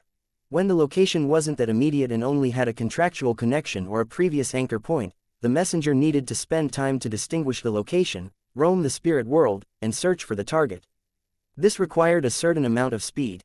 If it were to deliver the letter, the recipient might not even receive it by the time they die, Klein helplessly thought as he looked at the slowly crawling skeletal creature. He let the smile reappear on his face. After some careful consideration, I think it's best I don't trouble you. Thank you for your willingness. The creature made of illusory white bones stopped. Compared to before, it appeared as though it hadn't moved at all. Klein quickly cancelled the summoning and rubbed his forehead. He was a little depressed and had decided to abandon himself to despair. He decided to use a less troublesome method to find messengers, which was public recruitment and interview selection. After taking a deep breath, Klein calmed his mind and began the ritual seriously. Looking at the candle flame that was quietly burning, he took a step back and said, the spirit that wanders about the unfounded, the friendly creature that can be subordinated, a unique being that is willing to be my messenger. The wind blew fiercely inside the wall of spirituality, and Klein's half-top hat almost flew off of his head. The candle flame shook and expanded to the size of a human head. It was so pale that it seemed to have lost its body temperature. A translucent head slowly emerged, as if it had just broken through a thin membrane. Its hair was a light gold color and was smooth. Its eyes were blood red, and it had an imposing appearance. Looks a little familiar, Klein silently muttered. The head had fully shown itself, but what followed wasn't its neck, but an illusory hand that held the end of the head's hair. Behind the palm were complicated patterns, but the color of the cuffs was dark. The summoned spirit world creature appeared at an increasingly rapid speed, and soon, it was before Klein in its entirety. It was indeed a familiar person. It was the headless woman that Klein had met standing at the top of a castle while he was on his way to Calvetua's ruins at the bottom of the sea. She was no longer as large as a castle like she was before. She was now a tall, ordinary woman. Of course, there were still only cuts on her neck and 4 identical heads in her hands. Did you summon me? The headless woman in the complicated black dress stood there quietly. Her 4 drooping heads spoke one after the other in ancient Fasak. She can directly communicate through words. The level of this spirit world creature isn't low. I remember you having a castle. You're already a property owner, so why are you applying for the job of a messenger? Klein sighed with emotion and lampooned. Then, he looked down at the candle behind the headless woman. He was disappointed to find that no other spirit had emerged. He had originally imagined that many spirit world creatures would be willing to be his messenger as they swarmed over, having to form a line to be interviewed. In the end, only one had responded. It should be a problem with the summoning ritual itself. It's considered a relatively simple and basic summoning ceremony, so it's impossible to summon multiple targets at once. Klein looked at the headless lady and solemnly nodded. Without waiting for the other party to speak, he added another question. Can you roam the spirit world at a relatively fast speed? How good is your survivability? The head which the headless lady lifted answered, yes. Not bad. As she spoke, she floated upwards and then quickly descended, displaying her speed. Phew, Klein decided to stop making attempts which led to unknown results. He asked in a serious manner, are you willing to sign a contract and become my messenger? The headless woman's dress fluttered slightly, and her 4 heads with blonde hair and red eyes nodded at the same time. Yes, every time. 1 gold coin. A gold coin for each letter sent. Mr. Azek didn't mention that spirit world creatures have such hobbies, right? He mentioned that when signing a contract, persuasion and communication are key factors. Does this mean that this is a form of persuasion and communication? Klein was surprised and wanted to cancel the summoning immediately. Wait a minute, I might not need to be the one paying for it. Whoever summons the messenger pays for it. Hey, maybe when our communication improves, there would be the option of paying on receipt. After some thought, Klein agreed to the other party's request. Let's sign the contract. He picked up a dark red, round fountain pen and yellowish-brown goatskin parchment that he had prepared earlier, and he quickly wrote down the contract in the language which could stir the forces of nature, ancient Hermes. The format and terms were described in detail in Azek's letter. They were concise and to the point, and they contained clauses such as the messenger not being allowed to look at the letter, not discarding the letter, or endangering the life of the contractor. Of course, if the contents of the letter were related to the messenger had to be informed in advance. In addition to these, Klein added a clause to send 1 gold coin for each letter, specifying that it could be borne by the contractor or by the receiver of the letter. In order to ensure the effectiveness of the contract, the final part used the honorific name of the deity in charge of this domain. It was an undead contract, and normally it meant using Death's honorific name, but Death had long perished with no response from him.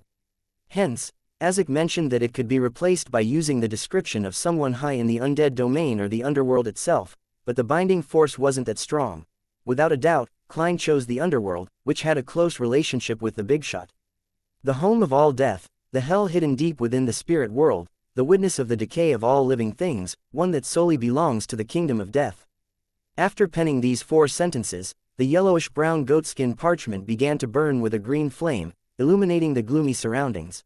After he was done with the text, Klein took out Azek's copper whistle, placed it on the goatskin, and wrote his current name, Gehrman Sparrow. This didn't necessarily require a real name, because his aura would enter the contract. The name was only used for summoning, which was to say, using the messenger that belongs to Gehrman Sparrow, worked, but the contracted creature of Klein Moretti wouldn't. When Klein finished signing, the goatskin floated up, carrying Azek's copper whistle and the dark red fountain pen, and flew to the headless lady. The headless lady held the head with golden hair and red eyes, let it bite down on the fountain pen and wrote her name, Reinette Tinekar. The green flames quickly gathered together, wrapping around Azek's copper whistle and the yellowish-brown goatskin parchment. A few seconds later, the goatskin was reduced to ash, and the copper whistle fell into the palm of Klein's hand. The headless woman, Reinette, collectively blinked with the eyes of her 4 heads, and her body rapidly faded away into the pale candle flame. After the contract was made, Klein no longer needed to undo the summoning. He could do it with his own will. Phew, I finally have a messenger. The spirit that wanders about the unfounded, the friendly creature that can be subordinated, the messenger that belongs to Gehrman Sparrow. Well, when there's an opportunity, I'll get an artisan to create something like the copper whistle, so that I don't have to summon my messenger every time via a ritual. Klein cleared up the mess in a rather good mood. Over the next few days, Byam gradually returned to normal, but Danitz still hadn't been able to receive any telegrams from Admiral of Blood's pirate crew. On Sunday morning, he flipped through the newspaper and suddenly lowered his voice as he said to Klein, "There's a Beander gathering tonight. Want to attend?" Chapter 562, Helena, Beander gathering. Klein thought for a bit, then he nodded and responded, "Okay. I should bring forward to the collection of the supplementary ingredients of the Nimblerite Master Potion. I can also see if I might meet an artisan." He subconsciously started to make arrangements in his mind. Upon seeing Gehrman Sparrow agree, Danitz breathed a quiet sigh of relief, unable to contain his joy. For the past few days, having had his bounty raised significantly, he had obediently stayed in the suite to monitor the radio transceiver. He was so bored that he yearned for the evening to arrive immediately. The Beander gathering that Danitz mentioned was at the Amaris Leaf Bar, where pirates, informants, and adventurers were active. It was the first choice if one wanted to gather information and buy supplies. Dressed in a black coat and silk top hat, Klein followed Danitz through the crowded bar's lobby and into a card room. Under the watchful gaze of several bouncers, he gave the predetermined signal and descended down a flight of hidden stairs to a wide underground area. It's like the Evil Dragon Bar in Tingen City. There's an underground market for herbs, essential oils, ancient books, charms, and all sorts of common mysticism materials. However, the difference is that there are also all sorts of guns and ammunition for sale. Klein even discovered antiquated muskets and lead bullets. Hey, they also sell fake identity documents and fake seals.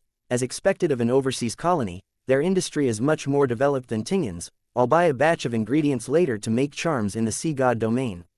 There will always be some discounts if I purchase them in large quantities. Klein slightly turned his head from side to side to take in the situation in the underground area.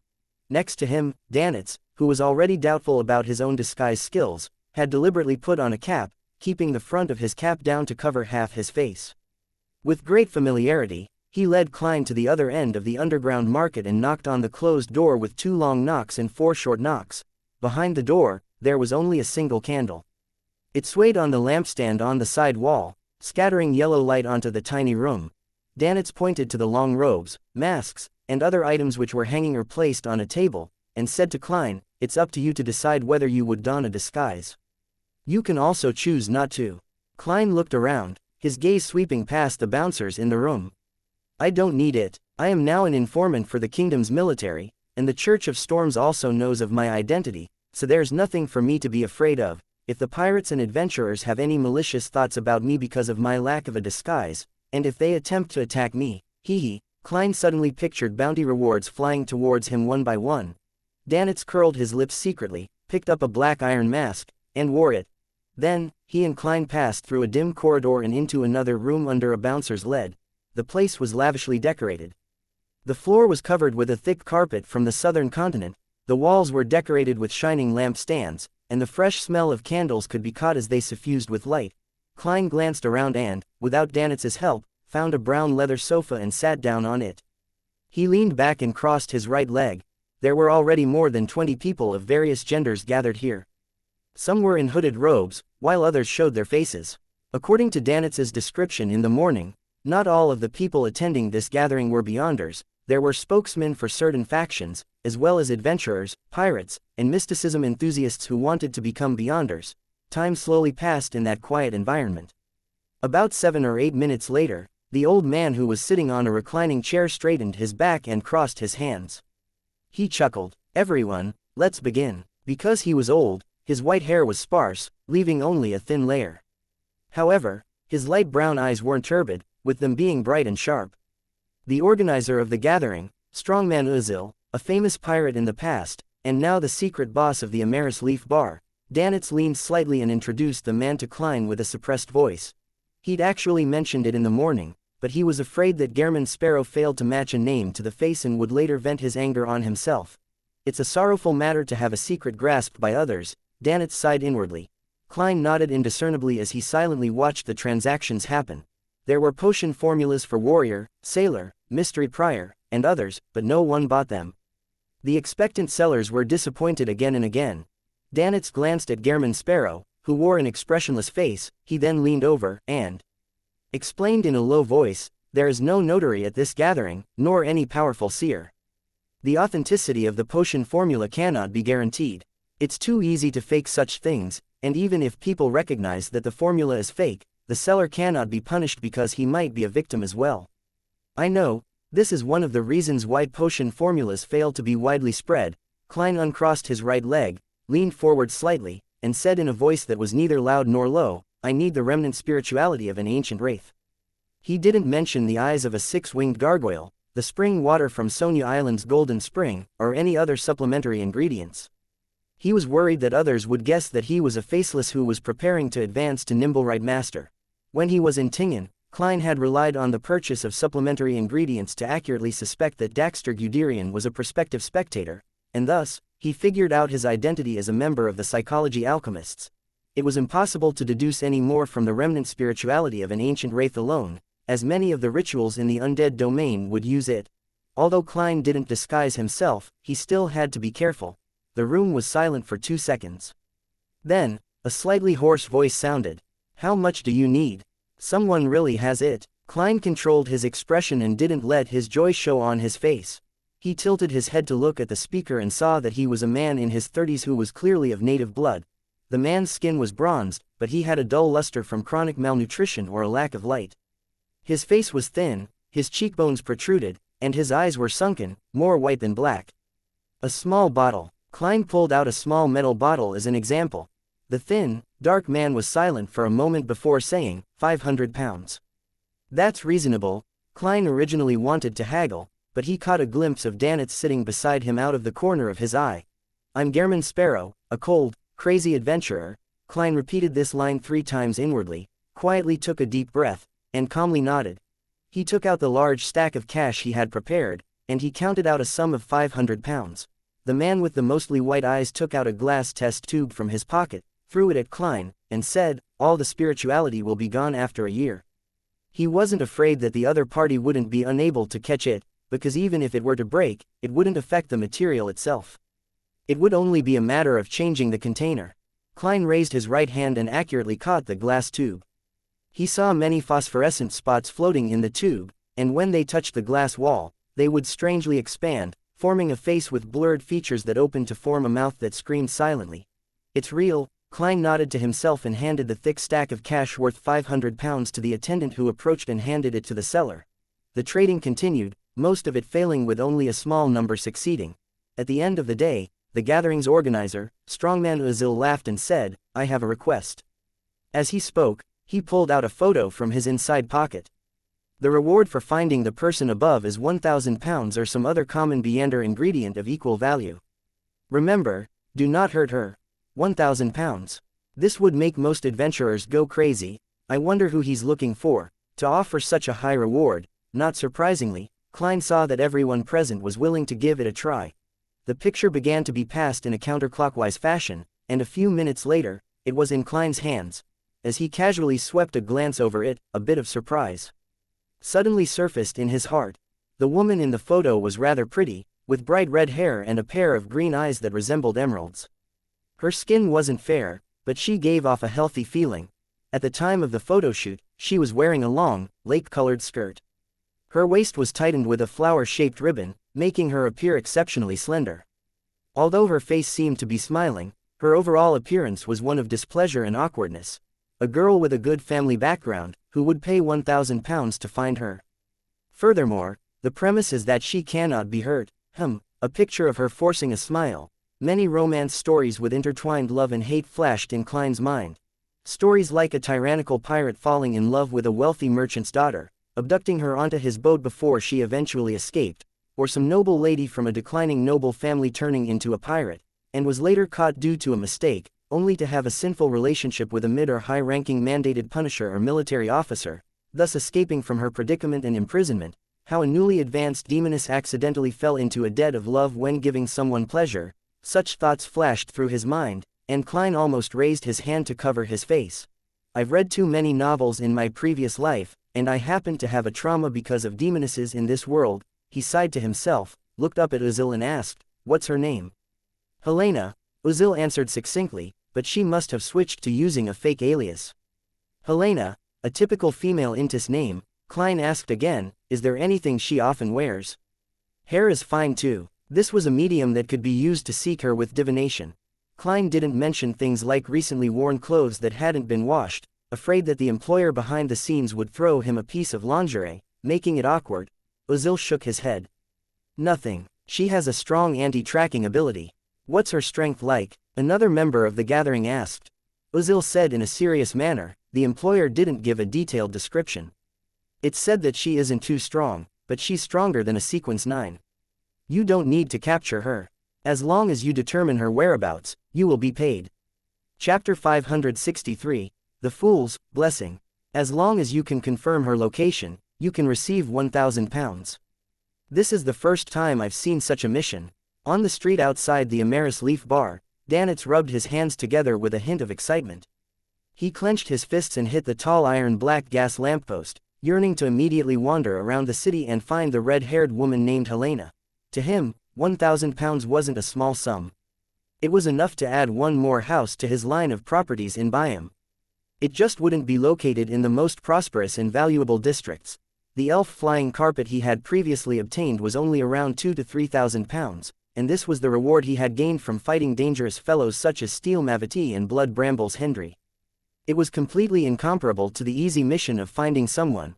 Klein, who was walking ahead, held a package wrapped in newspaper. They were the charm materials which had cost him 15 pounds. He slowed his pace a little, glanced at Danitz, and spoke without expression, 5,500 pounds. Danitz's excitement froze on his face. Only then did he remember an important problem. In the eyes of the other pirates and adventurers, he was as attractive as red-haired Helena. They didn't need to fight him. Once they recognized him, they could report his identity to the military, the church, or the police, and they would receive a reward worth more than 1,000 pounds. After all, he was already a great pirate worth 5,500 pounds. Searching for red-haired Helena would be equivalent to a lady with a nice figure and good looks entering the Red Theater for entertainment.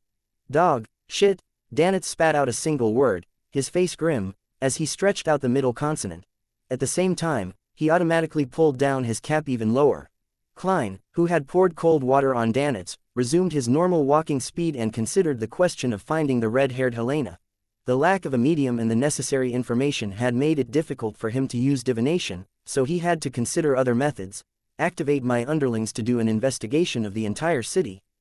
This is something that can only be done by the church, the military, and the police. Even the local gangs would find it difficult to accomplish. Wait, I think I can. I'm not sea god Calvetua. My believers are all across Biome and Blue Mountain Island. I just need to make an announcement. No, a revelation to all my believers, and I can get them to search for red-haired Helena, but would this damage my standing? To do something like that for 1,000 pounds, even a god wants some face. If I were the real sea god, I wouldn't care about this. However, I'm now acting as Calvetua. I have to maintain the dignity of a god as best as I can. Back when Calvetua was on the verge of collapse, it didn't even broadcast a revelation when it was urgently trying to find Leticia and her subordinates. Instead, it only gave orders to his worshippers in the upper echelons. I can change its commandments as part of reconstructing an image, but I can't appear too low class. Well, that should also be a requirement of true acting. It would be difficult to organize an investigation just by giving Callet, Edmonton, and the others a revelation. Furthermore, they would definitely magnify the severity of the issue and cause a huge commotion. It would only make things more difficult to deal with later. There's another solution. I can throw the radio transceiver above the gray fog and attempt to contact the magic mirror, or Rhodes. I'll ask him about red-haired Helene's location. I have to be careful about this. I need to prepare ahead of time and confirm it via divination. I don't want to receive strange telegrams from the true creator or the primordial demoness. Even a glance at it would probably make me go mad. Having quickly come up with ideas, Klein boarded a rental carriage parked at the corner of the street. Danitz pressed his cap and followed closely behind. Returning to the Wind of Azure Inn, Klein took off his hat and coat while saying to Danitz, "If your captain contacts you through a dream, ask for information about red-haired Helena. She probably doesn't know, otherwise, I would have known this red-haired Helena." Danitz grinned. "I don't know who's looking for her, to be willing to pay 1,000 pounds. His thoughts were whirling, imagining a love story akin to the ones Emperor Russell had penned. Klein glanced at him and casually mentioned, "I'll do the monitoring tonight." "You're doing it?" Danitz snapped out of his fantasies, wondering if he had heard wrongly. "Yes." Klein nodded. "Gehrman Sparrow realizes that I'm too exhausted. Although this fellow is a little crazy, he's still a good person at heart. He had actually decided to risk his life to save those people when we were at Bansi Harbor for reasons that couldn't be considered good." Danitz sighed to himself. Carrying the radio transceiver and its relevant parts, Klein went into the bedroom, locked the door, and threw them above the gray fog with a sacrificial ritual. After doing all of this, he was in no hurry to leave the towering palace. He waved his hand, and the sea god scepter flew out from the junk pile. He scanned through the prayers of different people and gathered experience on how people had multiple facades. In the process, he would occasionally respond, like a child who still had great interest in a new toy. As Klein's browsing drew to a close, ripples of light began to form around the seat of the fool. "Someone is praying to me, to the fool and not to see God." Klein raised his eyebrows and emanated his spirituality, scanning the scene within the rippling light. Enmat Harbor, in a room with closed curtains. Dressed in a classic black robe, Ed Sheeran resisted the impulse in his heart and said to the sweet, young girl, "Denise, the gift of God is in our bodies, but if we want to obtain it, we must have a teacher guide it out. Your soul is pure and beloved by the gods. I will personally guide you. In the process, no matter what happens, you must trust me and listen to me. Before that, do you have any questions?" Ed Sheeran was a swindler. His specialty was to establish a cult to cheat others for money and sex. He would then decisively flee before it reached a certain scale that would garner attention from the police. This time, he had come from Backland, disguised as one of the fools blessed that many gangsters in the capital were looking for. He had also developed a batch of believers in his target group. He falsely claimed that the fool was the incarnation of the Lord of the Storms and that he would come to save the faithful during the apocalypse. This was a secret that could not be widely publicized and could only be spread in secret. Otherwise, it would attract the attention of the gods of the other churches. Only those who were chosen would be able to believe in the fool in advance and be the first batch of the redeemed. To make himself appear more persuasive, he spent a lot of money in Backland, buying a piece of paper with the honorific name of the fool written on it. As for what was on the piece of paper, his comment was, "It looks like it's real." Denise asked with both fear and anticipation. Lord Adorer, why didn't we get a response when we read the honorific name of God? Aren't we blessed who have been selected and should bathe in God's grace? I'll immediately give you God's grace. Ed Sheeran took a deep breath and suppressed the tantalizing images in his mind. 2 reasons. First, you haven't discovered the grace of God which is hidden in your body. I will help you complete that later. Second, you are not devout enough. Don't argue, I can see right through you. After you do all of this, you will be able to recite the honorific name of God and receive a response, just like me. Under Denise's idolizing and curious gaze, Ed Sheeran picked up a pen on the table beside her and scribbled a line of words. It was the Hermes language used for a sacrificial offering. In order to make the scam a success, Ed Sheeran had acquired a lot of religious knowledge and even went to a university's Department of History to sit in on archaeology courses.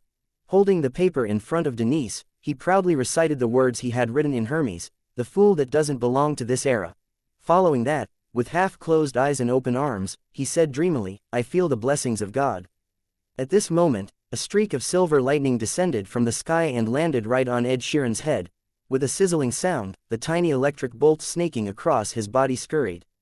With God's blessing, he fell to the ground and his body quickly charred while his muscles twitched violently. After a few seconds, he stopped all movement, including breathing as Denise exclaimed, "Lord Ed Sheeran is indeed God's blessed." Denise finally sensed that something wasn't right. She stepped forward carefully, lifted her skirt and knelt down, placing her finger to the tip of Ed Sheeran's nose. He's dead, he's dead." Denise jerked back and fell to the ground in terror. She burst into tears and stumbled out of the room, heading for the nearby police station. Atop the gray fog, Klein silently retracted the sea god scepter. "You actually dared to use my name to cheat others of their wealth and sully women." The corner of his mouth twitched, wishing he could give another bolt of lightning to that man named Ed Sheeran. This was called a corpse mutilation. The girl would probably call the police, right? This kind of case would inevitably be referred to a corresponding Beander team. I wonder if it will be the Nighthawks, the mandated punishers, or the machinery hivemind, after what Mr. A has done. My reputation as the fool isn't small in Backland. Perhaps I already have a dossier in the official organizations. Well, maybe they'll put everything together and hand it over to the Red Gloves or something similar for handling. Klein's past identity and insight as a Nighthawk had allowed him to consider the possible future developments. However, he quickly put this matter to the back of his mind, because no matter what, they wouldn't be able to detect that it was him. Klein threw the sea god's scepter back into the junk pile, ready to return to the real world. Suddenly, one of the dark red stars that were quietly floating in the boundless gray fog had lit up all of a sudden, emitting a light that was as bright as water. It swelled and shrunk repeatedly in an abnormally conspicuous manner. This was a crimson star that didn't belong to any member of the Tarot Club. What a busy day today, who could it be? Like Miss Justice, Mr. Hanged Man, and Little Sun, someone is relying on a certain object to connect with the gray fog. Klein's spirituality spread out as he thought. He didn't respond and only observed. Chapter 564, Knowledge Pursuer. As Klein's spirituality made contact, the constantly expanding and contracting crimson star presented the images and sounds contained within. A black-haired woman in a classical robe had fallen to the ground, writhing in pain.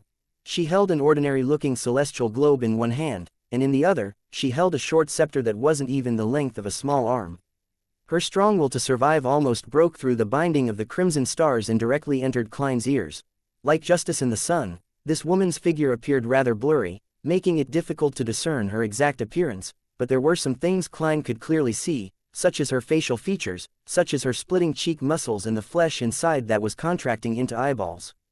Other features included her ears stretching outwards like a trumpet, or her fingers which were scratching at the floor to create bright streaks of blood, as well as a pair of cold, lashless eyes that were almost transparent and were situated above her. The black-haired girl's mutation didn't decline. Her body was tenaciously healing itself, causing the flesh and blood which resembled an eyeball to melt away. Her ruptured muscles fused together, and her extended ears shrunk inward. Every detail was in a repetitive seesaw-like struggle between the two states. Klein was dazzled by the illusory, lashless eyes. It was as if he had returned to Tingen, back to the time when he had first mastered spirit vision. Back then, he had seen a pair of eyes like that on old Neil's back. Hidden Sage. Klein leaned back in his chair, stretched out his hand, and took hold of the sea god scepter that once again flew out of the junk pile. He planned to lend a helping hand and smite those evil eyes with a few bolts of lightning. However, after careful examination, he sharply realized that the black-haired woman's abnormality had stemmed from the crazy ravings that no one else could hear. This was because the source of everything was in her ears, deep within her spirit body, her soul body. It's very similar to the situation when Miss Magician suffers from the ravings of the full moon. Fortunately, I'm experienced, otherwise, I would have given the wrong response. Klein thought for a moment and thought of a way to save her. It was to pull her spirit body above the gray fog and directly block out the crazy ravings. As long as the source of the power was gone, the mutation would be quickly dealt with by the lady's self-recovery powers. As for whether she was worth saving, or if she harbored malicious intentions, the current him was no longer as troubled as he was in the past. If the black-haired lady had committed a heinous crime to a certain degree and had already established a connection with the mysterious space above the gray fog through the crimson star, Klein could give her a few lightning bolts at any time and let her be thrown back to where she belonged. If she really has any kind of malicious intentions, or if she causes any accidents, I, who possess the Sea God Scepter, the Dark Emperor card, and am capable of using the gray fog's power to some degree, wouldn't lack the ability to resist. Klein held onto the white bone scepter in his right hand and pointed at the remote star. His spirit energy surged and poured into the crimson-red light that was like flowing water. This time, he was able to establish the mysterious and stable connection with ease. The black-haired lady's figure instantly appeared at the side of the long bronze table, sitting on a chair that didn't belong to any of the current members of the Tarot Club. As for Klein, he could see from the final image of the crimson stars that the mutation on her body had weakened significantly. He nodded indiscernibly, patiently waiting for the other party to speak. The black-haired lady was still somewhat adrift. 1 second, she was struggling in extreme pain, with her vision gradually turning black, and the next second, she was inside a towering domed palace. Beneath her was an endless and silent gray fog that extended outwards endlessly. How couldn't she be taken aback? After a brief moment of silence, she turned her gaze to the figure leisurely sitting at the very end of the mottled long table. She asked with an ethereal voice, "Is this the underworld? You aren't dead." Klein laughed. At this moment, he saw that the symbol tainted with starlight quickly changed on the back of the black-haired lady's high-back chair, forming a pair of eyes that contained countless resplendent stars. They were cold and indifferent, and they lacked eyelashes. Based on his past experiences, he believed that this was a symbol representing the mystery prior pathway. The black-haired lady froze, gradually regaining her senses. Instinctively, she scanned her surroundings before finally casting her gaze at the mysterious man shrouded behind the gray fog. White shirt, tailcoat, no tie, black pants, bright leather boots, seemingly black hair, and a blurry appearance. There's nothing strange about this. He casually holds a milky white scepter that's slightly longer than an arm in his hand, and that scepter, the black-haired lady's pupils contracted as the depths of her eyes reflected, in its entirety, the blue, gemstones, and the aura of a storm from the surroundings that it stirred. Furthermore, there were countless points of light that surrounded it, giving it a holy and majestic feeling. It's a scepter at the demigod level. He's playing with it like it's a toy, he doesn't care about it at all. The lady in black narrowed her eyes and cautiously asked, "How may I address you?" "You may call me Mr. Fool," the experienced Klein answered. "The fool," the black-haired lady ruminated over the word before asking with deliberation, "I've heard of your honorific name from the Aurora Orders, Mr. Z." She waited for his assertion or denial. "You know the Aurora Orders, Mr. Z. He can be considered an old friend." Klein laughed but didn't reply. Instead, he said, "Do you not plan on introducing yourself?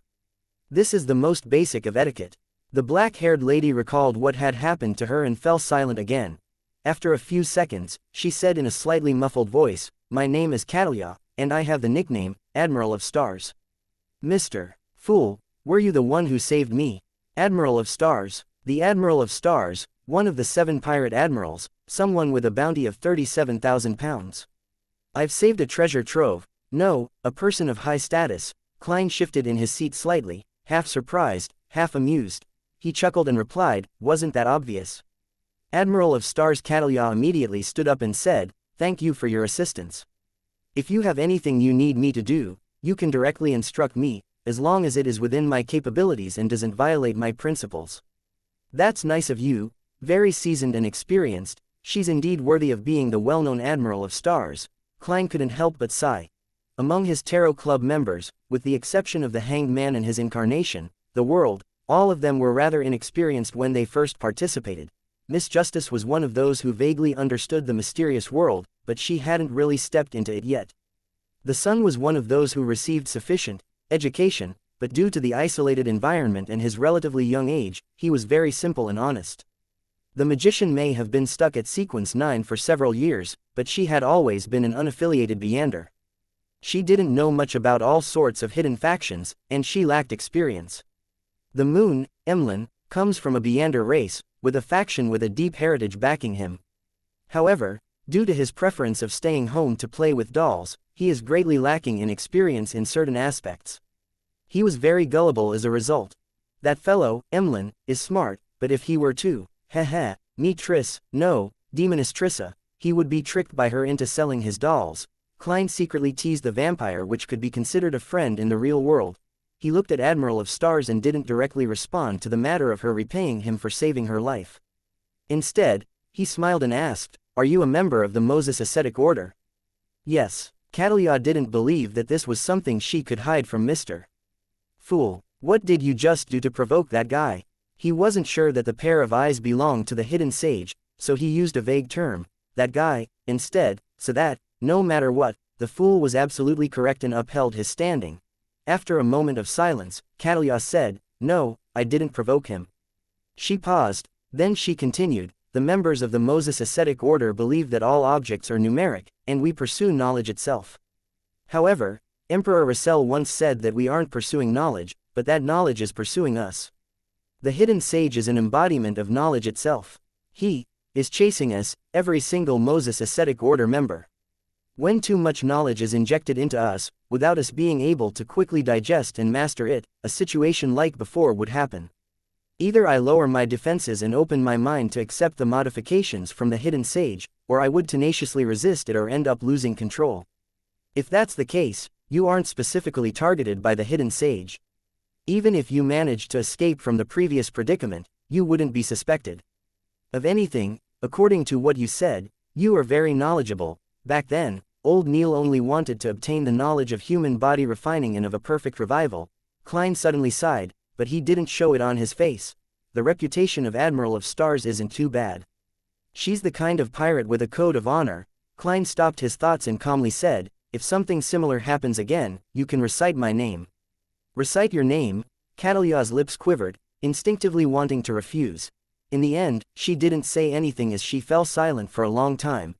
After repeatedly weighing the pros and cons, she stood up, crossed her arms in front of her chest, and slightly bowed as she said, "How may I be of service?" Klein laughed and said in an indifferent tone, "In the future, provide some assistance to my blessed." "By your will." Catalia sat down again and asked cautiously, "Is the honorific name provided by Mr. Z yours?" She then repeated the honorific name of the fool to him. Klein nodded his head, indicating that she was right. Catalia looked at the other empty seats and asked after some deliberation, "Honorable Mr. Fool, will there be others here as well?" Klein laughed and replied, "People like yourself. They set up a regular gathering, and I bear witness." After a few seconds of silence, Catalia asked, "Can I participate?" She thought that since she wasn't connected with the mysterious existence known as the Fool, it was better to know more than to do nothing.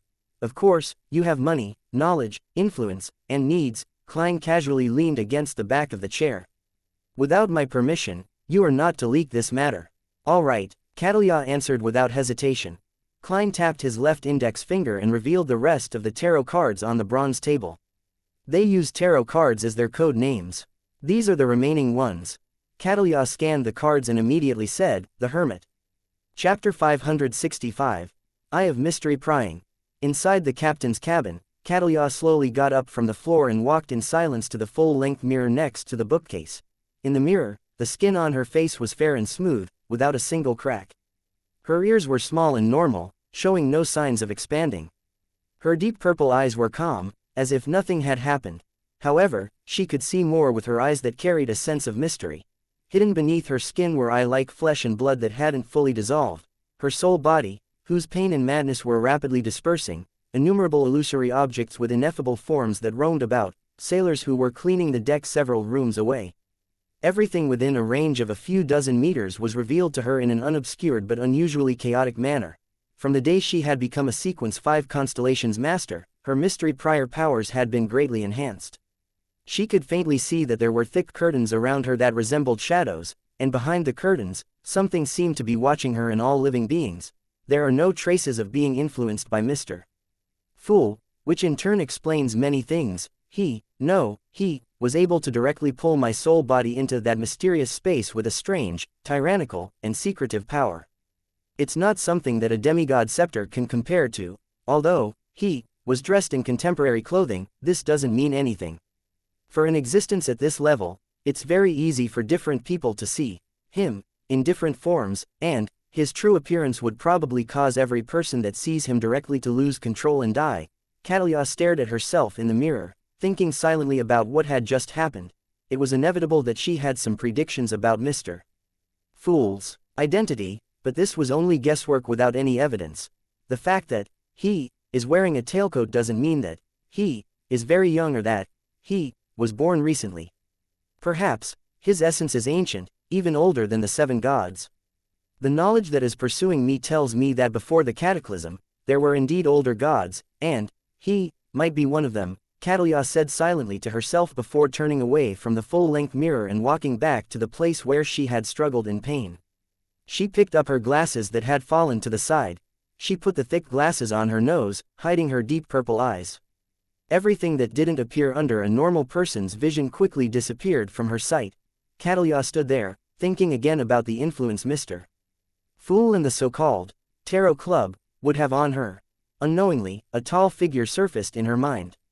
The words that she would never forget had once again echoed in her ears. "Leave. Your destiny doesn't lie with me." "Is this my destiny, Your Majesty?" She closed her eyes. In the ancient and majestic palace above the gray fog, Klein's fingers tapped the edge of the long, mottled table as he made all the tarot cards on the table disappear. He was thinking about what the subsequent developments would be after the Admiral of Stars joined the Tarot Club. If there's no other way, and if I might really need to take a detour from a safe sea route and enter the sea that was once a battlefield of the gods, to search for singing mermaids, having the hermit, who is fearful of the fool, in my control is better than cooperating with Vice Admiral Iceberg Edwina. Using her ship would be much safer. Yes, Mr. Hanged Man will be a backup choice. Admiral of Stars is a Moses Ascetic Order member. She grasps plenty of knowledge and is very helpful towards the Tarot Club, but it's a latent risk for me. Mr. Fool's image is built on the foundation of being unfathomable. In the future, I have to be more careful. I mustn't answer things I'm not sure of. On matters I'm unconfident about, I'd rather be vague and handle matters like a charlatan. Of course, to fully resolve this problem, I should quickly improve myself and become a high-sequence Beyander. My strength needs to match my level, and my standards need to match that pedestal. With such a Sequence 5 powerhouse with many subordinates under her, the overall strength of the Tarot Club isn't considered low. After obtaining the Sea God Scepter, I don't have to worry that members of the Tarot Club will be too strong, with problems easily arising. I hope that there will come a day when this member of the Moses Ascetic Order, Admiral of Stars, will be able to play an important role in my revenge against the hidden sage. Klein exhaled as he vanished from above the gray fog. Backland. Beneath St. Samuel Cathedral, a red-gloved nighthawk entered the temporary office assigned to them, with a telegraph in hand. "Captain, something happened at Enmat Harbor," he said to Sol Assurer Soest with some excitement. Soest touched the right side of his hair and asked, "What happened?"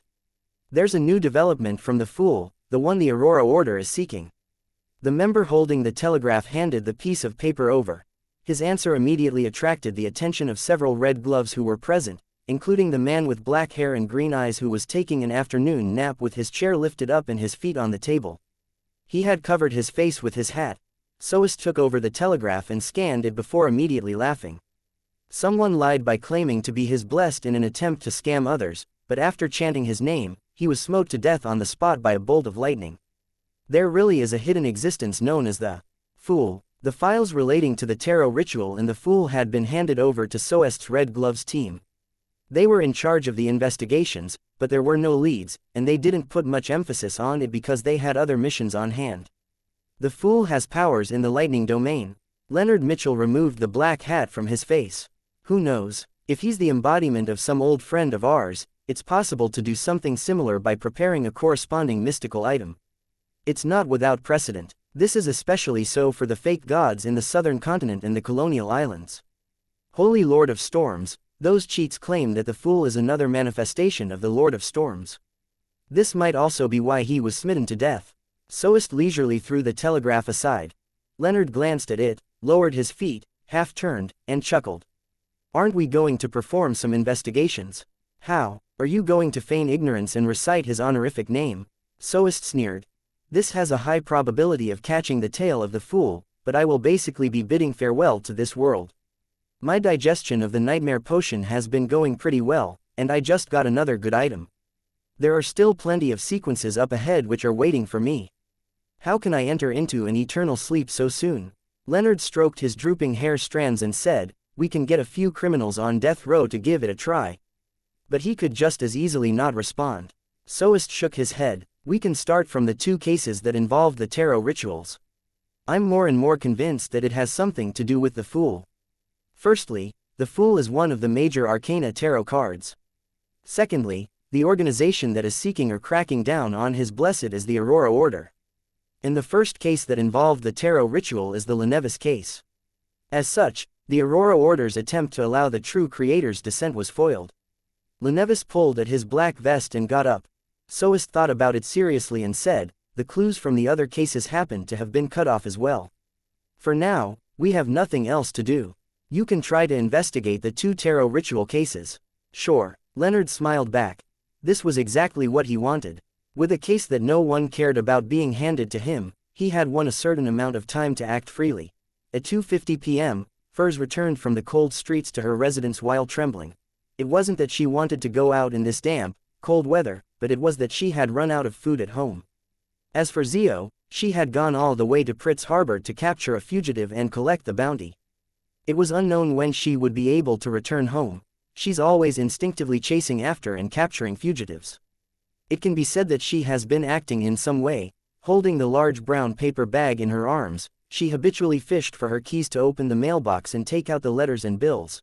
She entered the house, put the food away, and took off her thick coat that tightly clung to her body. Furs began to look through the letters. Suddenly, her eyes lit up. There was a letter from her teacher, Dorian Gray. After she advanced to Trickmaster, the first thing she did was to write about it in her letter and mail it to Dorian Gray, hoping to receive her teacher's praise and subsequent guidance. However, days had passed without her receiving a reply. For a moment, she wondered if she should visit Pritz Harbor out of concern. Furs quickly opened the envelope and began to read through it. I'm sorry that I have only replied now. I previously left Pritz Harbor for some time for a relative's funeral. Your talent leaves me gratified. Perhaps the stories hidden in your heart have helped you in acting. After you digest the Trickmaster potion, I'll provide you with the Sequence 7 astrologer formula and some ingredients, as well as a gift. The crux when it comes to acting is a Trickmaster lies in performing and hoodwinking. Hoodwinking can also be replaced with deceit. This has been verified by generations of Beyonders. You can take into consideration other pathways like swindler and magician. The meaning behind their names is, in some sense, similar. Furs heaved a sigh of relief, glanced up at the wall clock, and hurried back to her bedroom before locking the door behind her. The weekly tarot gathering was beginning. Not long after, a crimson light flooded her eyes, drowning everything. In the ancient and mysterious palace, just as Furs was about to look at Mr. Fool, she suddenly saw a figure beside her. That seat had always been empty.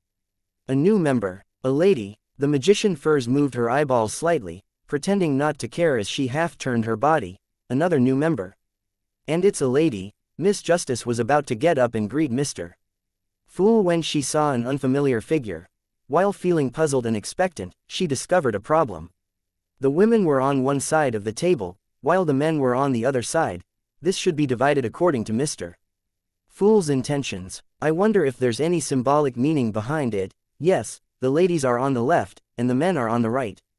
Being neither left or right is what defines a godlike Mr. Fool. Ah, yes, there's also Mr. World. Heh. Could it be that he's neither man or woman, or even a human? Audrey, you're thinking too much. Justice stood up and bowed, speaking with a light and brisk tone. Chapter 566. The Details of Clothes. Klein's lips curled up in a slight nod in response to Miss Justice's pleasant greeting. He was just about to introduce the hermit to everyone, and everyone to the hermit when he noticed that Miss Justice didn't stop. Her gaze shifted to the other side as she greeted, "Good afternoon, Mr. Hanged Man." This time, she didn't follow the order of the tarot cards but followed the order in which the person joined the tarot club. After this round of greetings, the hermit will essentially get to know everyone, and there's no need for the fool to introduce her. Miss Justice is obviously doing it on purpose. She's really considerate. As long as a meander of the spectator domain gets serious, they act differently for matters like this. Klein was surprised for a moment before he praised her silently. At the same time, Alger responded to Audrey's greeting while cautiously sizing up the new member. Female. It's barely possible to tell that she's wearing a black gown with many patterns on it. Her hair is black and her eyes are a little purple. Alger managed to find certain traits in her blurred, distorted image. Suddenly, his heart sank as he recalled the scene he saw a few months ago at the pirate convention. Back then, scattered starlight had magically formed a long bridge between the huge sailboat and the palace in the depths of the island. Admiral of Stars Catalia, who was wearing a black classical robe, had walked in midair, carrying a celestial globe and a short scepter by her waist, and the celestial globe resembled the strange weather bottle that Alger had previously received. The latter had coincidentally shattered after he had been pulled into the gathering by Mr. Fool. Could it be her? She looks somewhat similar based on her attire, but the Admiral of Stars wears glasses, while she doesn't. It cannot be confirmed. It'll require further observation and evidence. Unfortunately, I only saw her from afar and know little. Regardless, I should be careful. When exchanging information, I should try my best to avoid divulging details about my actual situation. The world is Mr. Fool's blessed.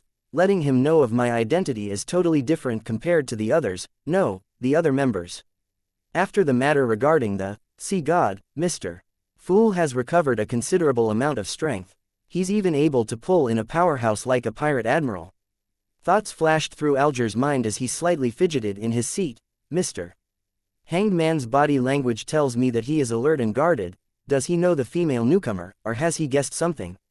How intriguing. Audrey's gaze swept across without leaving a trace and landed on Derek. At this moment, Catalia was also carefully and seriously examining the members of the tarot club in the order they were greeted in. The mysterious purple color in her eyes slowly flowed in an indiscernible fashion. Although she couldn't truly see through the blurry concealment of the fog, she could still make out the details of their clothing. The Hanged Man, a man in his prime, in his 30s, and has messy hair like seaweed with a rare deep blue color. This is a common mutation seen in the Sailor Pathway. He's wearing a robe with the patterns of storms and waves, someone from the Church of Storms. Catalia's pupils contracted. She didn't show any abnormalities as she continued to observe the rest of the members. The son, a young male, perhaps still underage. His attire is rare and has a simple ancient sense of beauty. It's very tight, making it suitable for combat. Is he a meander in this aspect? The world, neither an old man nor a young man. He has a gloomy temperament and wears a hooded robe. He has a feeling as though he's not a living person. Is this something similar to Senor or Steel Mavati? Or some other sequence I'm unaware of? The magician, a young woman, wears a common Loan-style dress. Apart from having a trait of languidness, she doesn't have any other characteristics. This kind of person is the easiest to ignore, so she needs to have more attention paid to her. The moon, a young man. He sits very casually. Black hair, red eyes, and wears an Earth Mother priest robe. There seems to be only one possibility for such a combination, a vampire. As expected, the members of Mr. Fool's Tarot Club aren't that simple.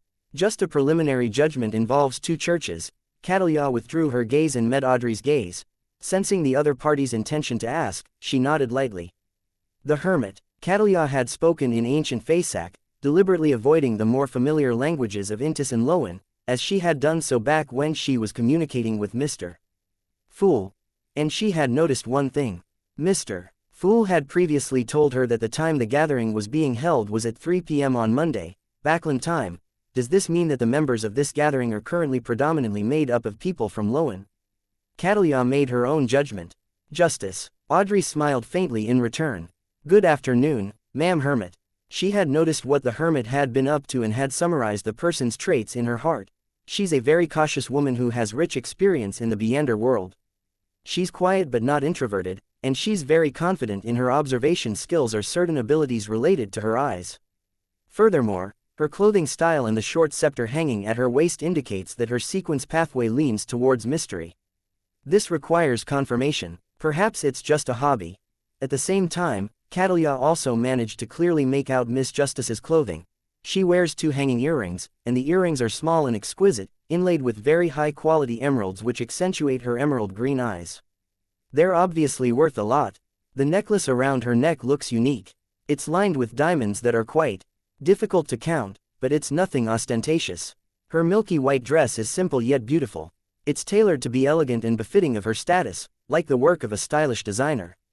As she went through the details, Catalia couldn't help but close her eyes. A 17 to 18-year-old girl, very rich, the way she moves and her etiquette makes her highly suspect to be a noble with high status, a Loan noble. Catalia didn't know why she sighed in her heart. After a round of greetings from Audrey, there was no need for Klein to introduce the original members of the Tarot Club to the Hermit or the Hermit to the rest. Just as she sat down, Audrey once again turned to the very end of the long bronze table. "Mr. Fool, I'm out of town and have only managed to find 1 page of Russell's diary. At the last gathering, she had provided 2 pages, so she was 2 pages short of paying off the debt. However, with her being in the manor, even if she often went to the city, all she managed was to collect 1 diary page. In addition, due to the addition of the new member, Hermit, she was careful not to mention the psychology alchemists. She didn't mention Backland or Eastchester County at all. Russell's diary. Catalia almost lost control and couldn't help quickly turning her head to look at Miss Justice, who sat on the same side as her. She clearly remembered that the tall and beautiful figure had one side. It's not a notebook, it's his diary. However, other than him, no one else would be able to understand it. The members of the Tarot Club know that Russell's notebook is a diary. Mr. Fool is collecting Russell's diary. Is he trying to crack it to find the secret hidden in that part of history? This is more like a revived ancient god. All sorts of confused and shocked thoughts surfaced in Catalia's mind. She maintained her staidness, just turning her head in a normal fashion to observe the first transaction. After experiencing many things and trudging her way towards becoming one of the 7 great pirate admirals, she understood that the most important thing for her to do after joining the Tarot Club was to listen more and speak less. Mr. Fool, I received 3 pages, Furs said with a smile. They had been mailed by Dorian Gray. At last week's gathering, as she hadn't received her teacher's response, and due to the cold weather, she hadn't attended any Beander gatherings, so she couldn't provide a single page. Derek followed immediately. Mr. Fool, I've copied a new legend of the ancient gods. Tisk. He's always using the legends of ancient gods as a perfunctory payment. Emlyn glanced contemptuously at the sun. Suddenly, he thought of something. Although the sun claimed that the one they worshipped was the Lord that created everything, he had never tried to cover up the influence that Giant King, Ormir, had on them.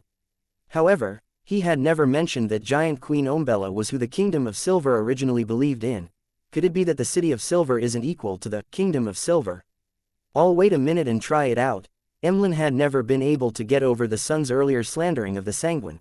4 pages of Russell's diary, a legend of the ancient gods. That's pretty good. I wonder if it contains information about the High Elf, Kahinam. Alas, after Mr.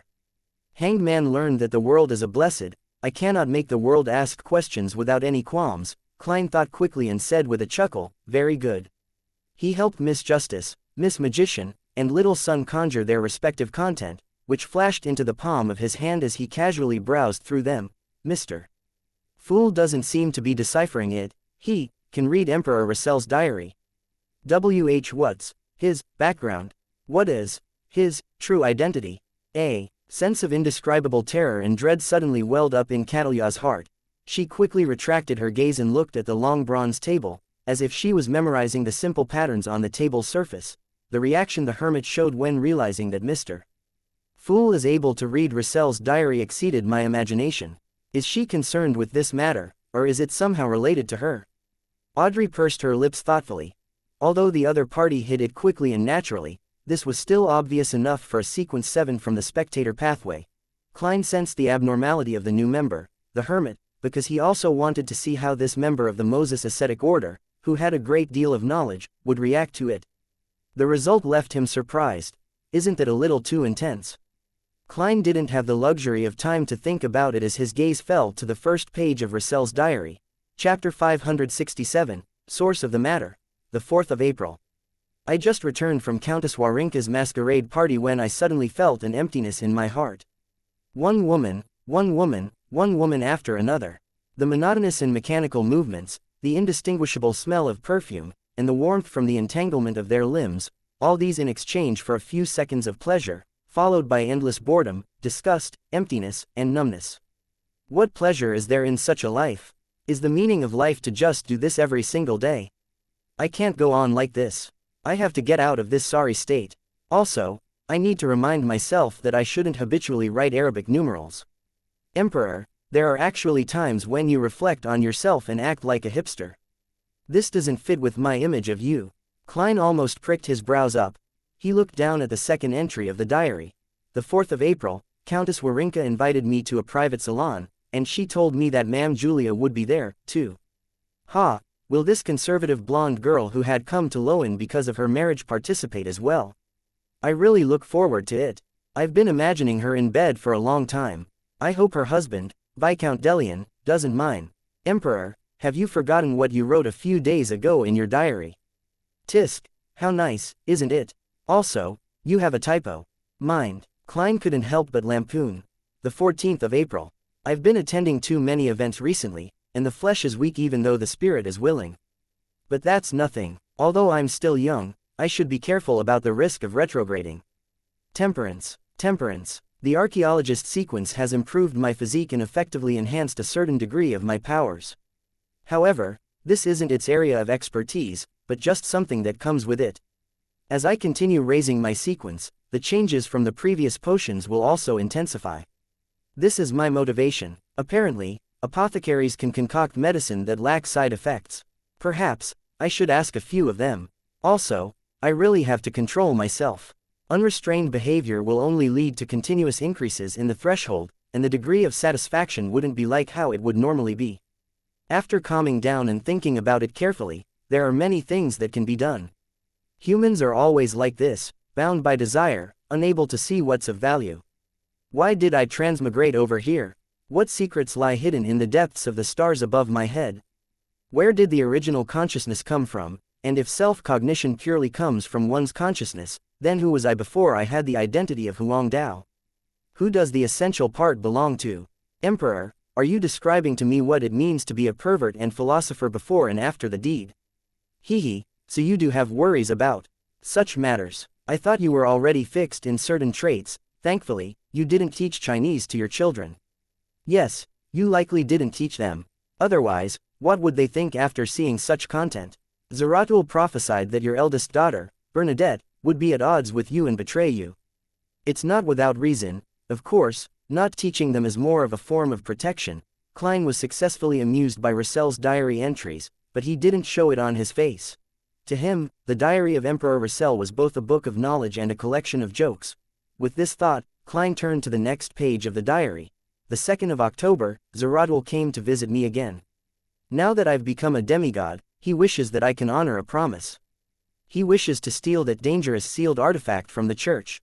That is a grade 1 sealed artifact, the Antigonus family's notebook from the 4th epoch. At this point, Klein's pupils contracted uncontrollably. This was likely the notebook that the secret order lost later on. This was likely the notebook that led to Klein Moretti's death and how he, Joe Mingrui, had used Klein Moretti's corpse to successfully awaken in this world. This was the source of everything. It turns out that it didn't fall into the hands of the secret order from the very beginning. Instead, it was sealed within the Church of the God of Craftsmanship, which later turned into the Church of the God of Steam and Machinery. Zeratul successfully obtained it through Emperor Russell. Right, the secret order member inside Creeping Hunger was very fearful of Zeratul. He believed that Zeratul is an undying and abnormal monster. Does this mean that Zeratul gained benefits through the notebook, but an accident happened? He turned from a person who could communicate normally with Russell into a monster. Therefore, this eventually led to the loss of the Antigonus family's notebook. Of course, it cannot be ruled out that Zeratul deliberately allowed it to be lost. Yes, as Zeratul became a monster, the secret order lost all the mermaids, causing subsequent faceless beyonders to risk their lives out at sea. Rosago succeeded because he attempted to enter that sea, which is a ruin of a battle between gods. All of these thoughts flashed through Klein's mind, causing his heart to feel abnormally heavy. He didn't assume that the Antigonus notebook that he had encountered was closely related to Russell, because the theory he always had stemmed from the law of convergence of Beander characteristics, and that some of the details that followed were in line with similar logic. Are they all involved with the upper echelons of the seer pathway? Klein glanced over the palace and took in the endless gray fog. Could it be the cause? He asked himself this question once more from the bottom of his heart. Steadying his emotions, Klein went on to read the subsequent diary pages. Hey, I'll have to do it depending on the situation. If it's easy to steal and there's no risk of exposure, I'll try to do it. Otherwise, I'll pretend as though none of this ever happened. It doesn't matter even if Zeratul were to expose me. With my present identity, status, sequence, and influence, as long as I'm willing to repent, the church won't do anything to me. The other 2 diary pages recorded Russell's train of thought towards constructing his plans to steal the notebook, but none of them seemed likely to succeed. However, Klein knew that Russell eventually obtained the notebook and handed it over to the head of the secret order, Zeratul. After a moment's thought, Klein turned the page.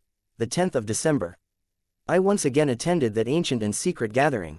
At the gathering, I discovered that they were unanimous in being extremely hostile to the Solomon Empire of the 4th epoch. I raised the question which Mr. Hermes quickly answered. In the 4th epoch, the ally and supporter of the Solomon Empire was the true creator. This is very real. I resisted the urge to ask what exactly our organization had done in the history of the 4th epoch, but as I left the palace and returned from my dreams, I found that Mr. Hermes's route this time coincided with mine to a certain extent. This ancient man who lived since the cataclysm definitely knew more. I built up a rapport with him and earnestly asked him the question, is that why the organization hates the true creator? Is it solely because he had used the creator's holy name in his name? Mr. Hermes chuckled and said that they weren't such superficial creatures. He asked me in return if I knew what the actual abilities of the shepherd were. Of course, was my answer. He asked again in a profoundly meaningful manner, who do you think would be most likely to develop in the direction of being omniscient and omnipotent among all the present gods? The first thought that came to me was the shepherd pathway, which could engage in devouring and grazing, so as to control the souls and characteristics of other beyonders. So that's the reason. This page only had this diary entry, but it contains a lot of information. The Solomon Empire originally came under the true creator's camp. Yes, in the Tudor family's underground ruins, there are humanoid statues of the 6 true gods. Although it isn't certain whether they were worshipping or desecrating the gods, one thing is certain. The 6 gods were involved in the affairs of the 3 empires, and they later had a close relationship with the Transmigrator dynasty. Did the 3 great empires represent 3 different camps of gods? Klein tried to use his archaeological discovery and historical knowledge to decipher the hidden truth of the previous epoch, but he was still shrouded in fog. Towards Hermes, the oldest master of mysticism, Klein's answer came close to Russell's. As a Beander's sequence was raised, the saints and angels of the shepherd pathway were able to engage in the grazing of more souls, gaining more and more Beander powers. In the end, if the true creator had finished grazing the other 21 Beander pathways, he would be, to some extent, the omnipotent and omniscient creator. There are still a lot of secrets hidden in the sequence pathways. Klein turned to the 4th page. This diary page recorded the actions Russell took after he consumed the Savon potion. He read a lot, studied a lot, tamped down on his foundation very firmly, and increased the scope and depth of his knowledge to a whole new level. In this period of time, he had almost no entertainment. Learning was his greatest form of entertainment. In one of the diary entries, he wrote, when a person knows with certainty how much he will gain after putting in the effort, and is able to directly tell how much he gains, then he will certainly work as hard as I am now. Isn't this the fundamental attraction of many games? Klein turned over the last diary page and read the legend of the ancient gods provided by Little Sun. During the entire process, the majestic palace was completely silent. Be it Justice or the Moon, they were both considering what to trade and communicate later on. It was the first time that the hermit Catalia had encountered such a situation, but she didn't feel uneasy or uncomfortable at all. Instead, she carefully analyzed the information that the scene revealed. This isn't the first time this is happening, Mr. Fool has the habit of reading Russell's diary at the tarot gathering. The members will proactively or passively search for the pages for him. However, it can't be confirmed if there were any advance payments. He really can read Russell's diary. He's searching for secrets that have sunken in the river of history. Just now, That son mentioned that the information he handed in was about legends of ancient gods. This is roughly in line with my previous speculations. At this point in time, Klein had roughly finished reading the new piece of information regarding ancient gods.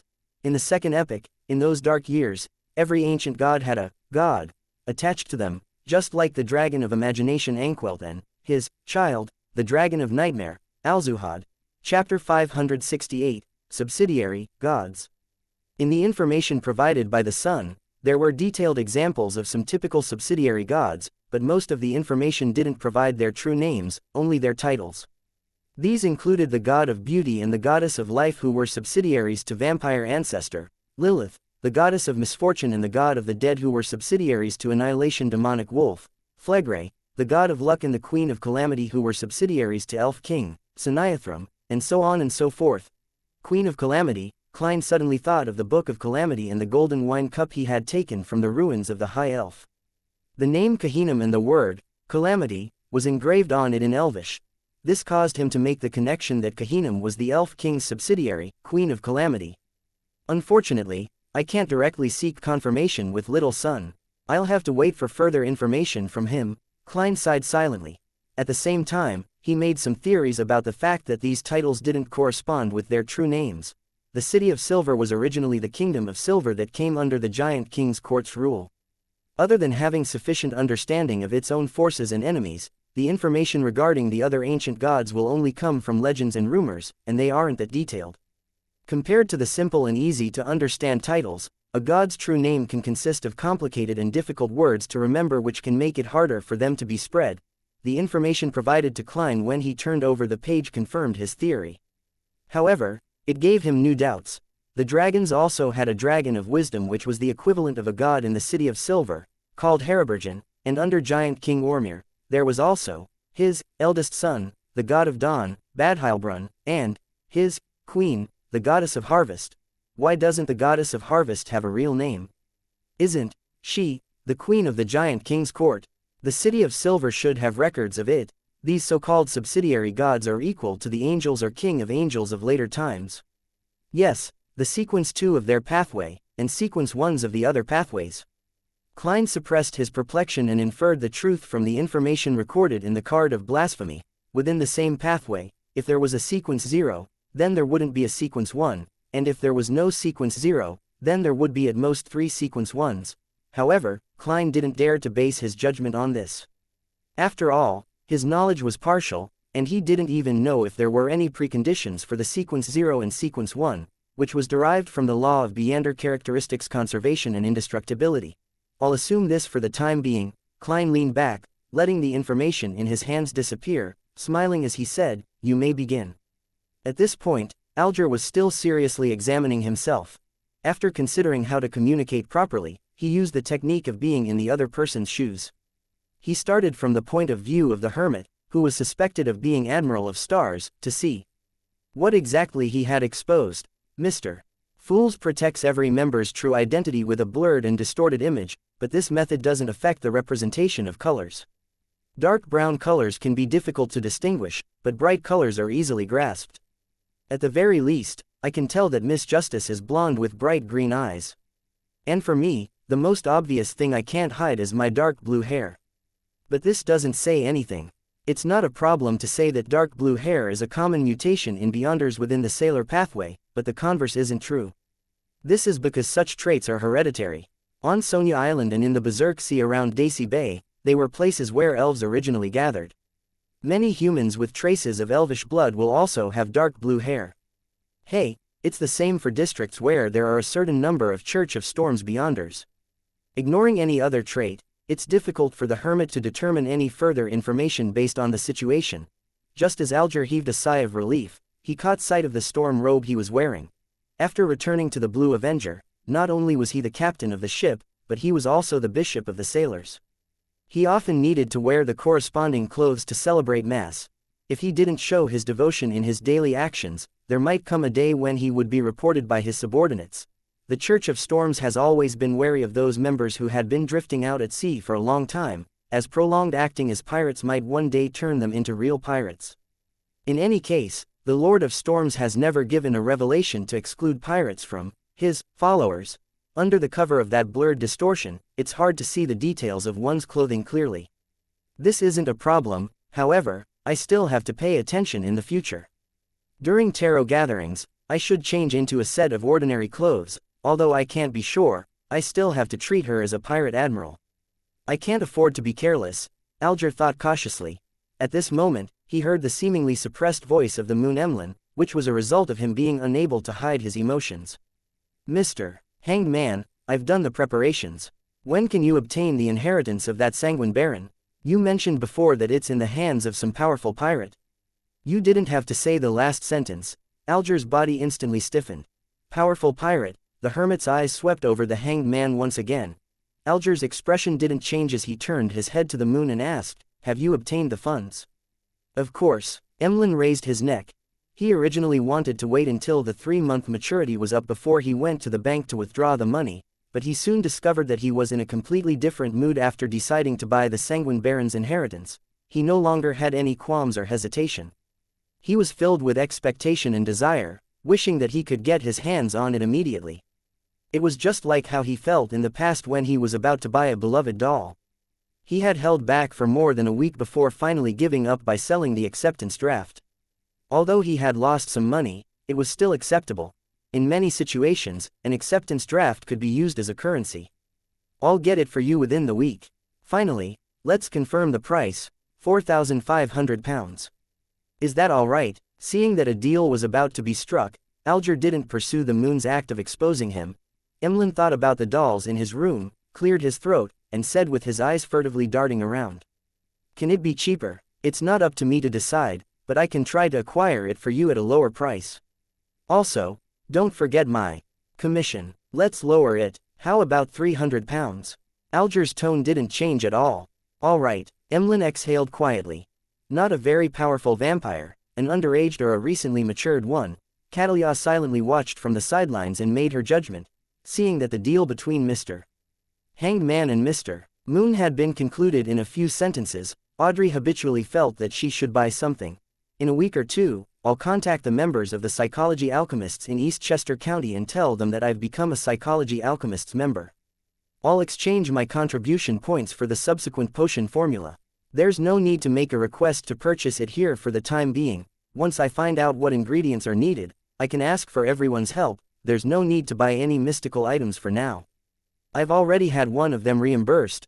Being able to obtain such rare items with too great a frequency might imply many problems. Audrey's thoughts raced, and she came up with an idea. She turned halfway and looked at the gloomy man at the end of the table. Mr. World, you mentioned that you have clues to the characteristic left behind by a psychiatrist. Have you successfully acquired it? I plan on buying it for Susie, she silently added in her heart. In fact, when she was considering this matter, she had another slightly mischievous idea, which was to find an excuse for Mr. Fool to turn over the Dark Emperor card which sat beside him.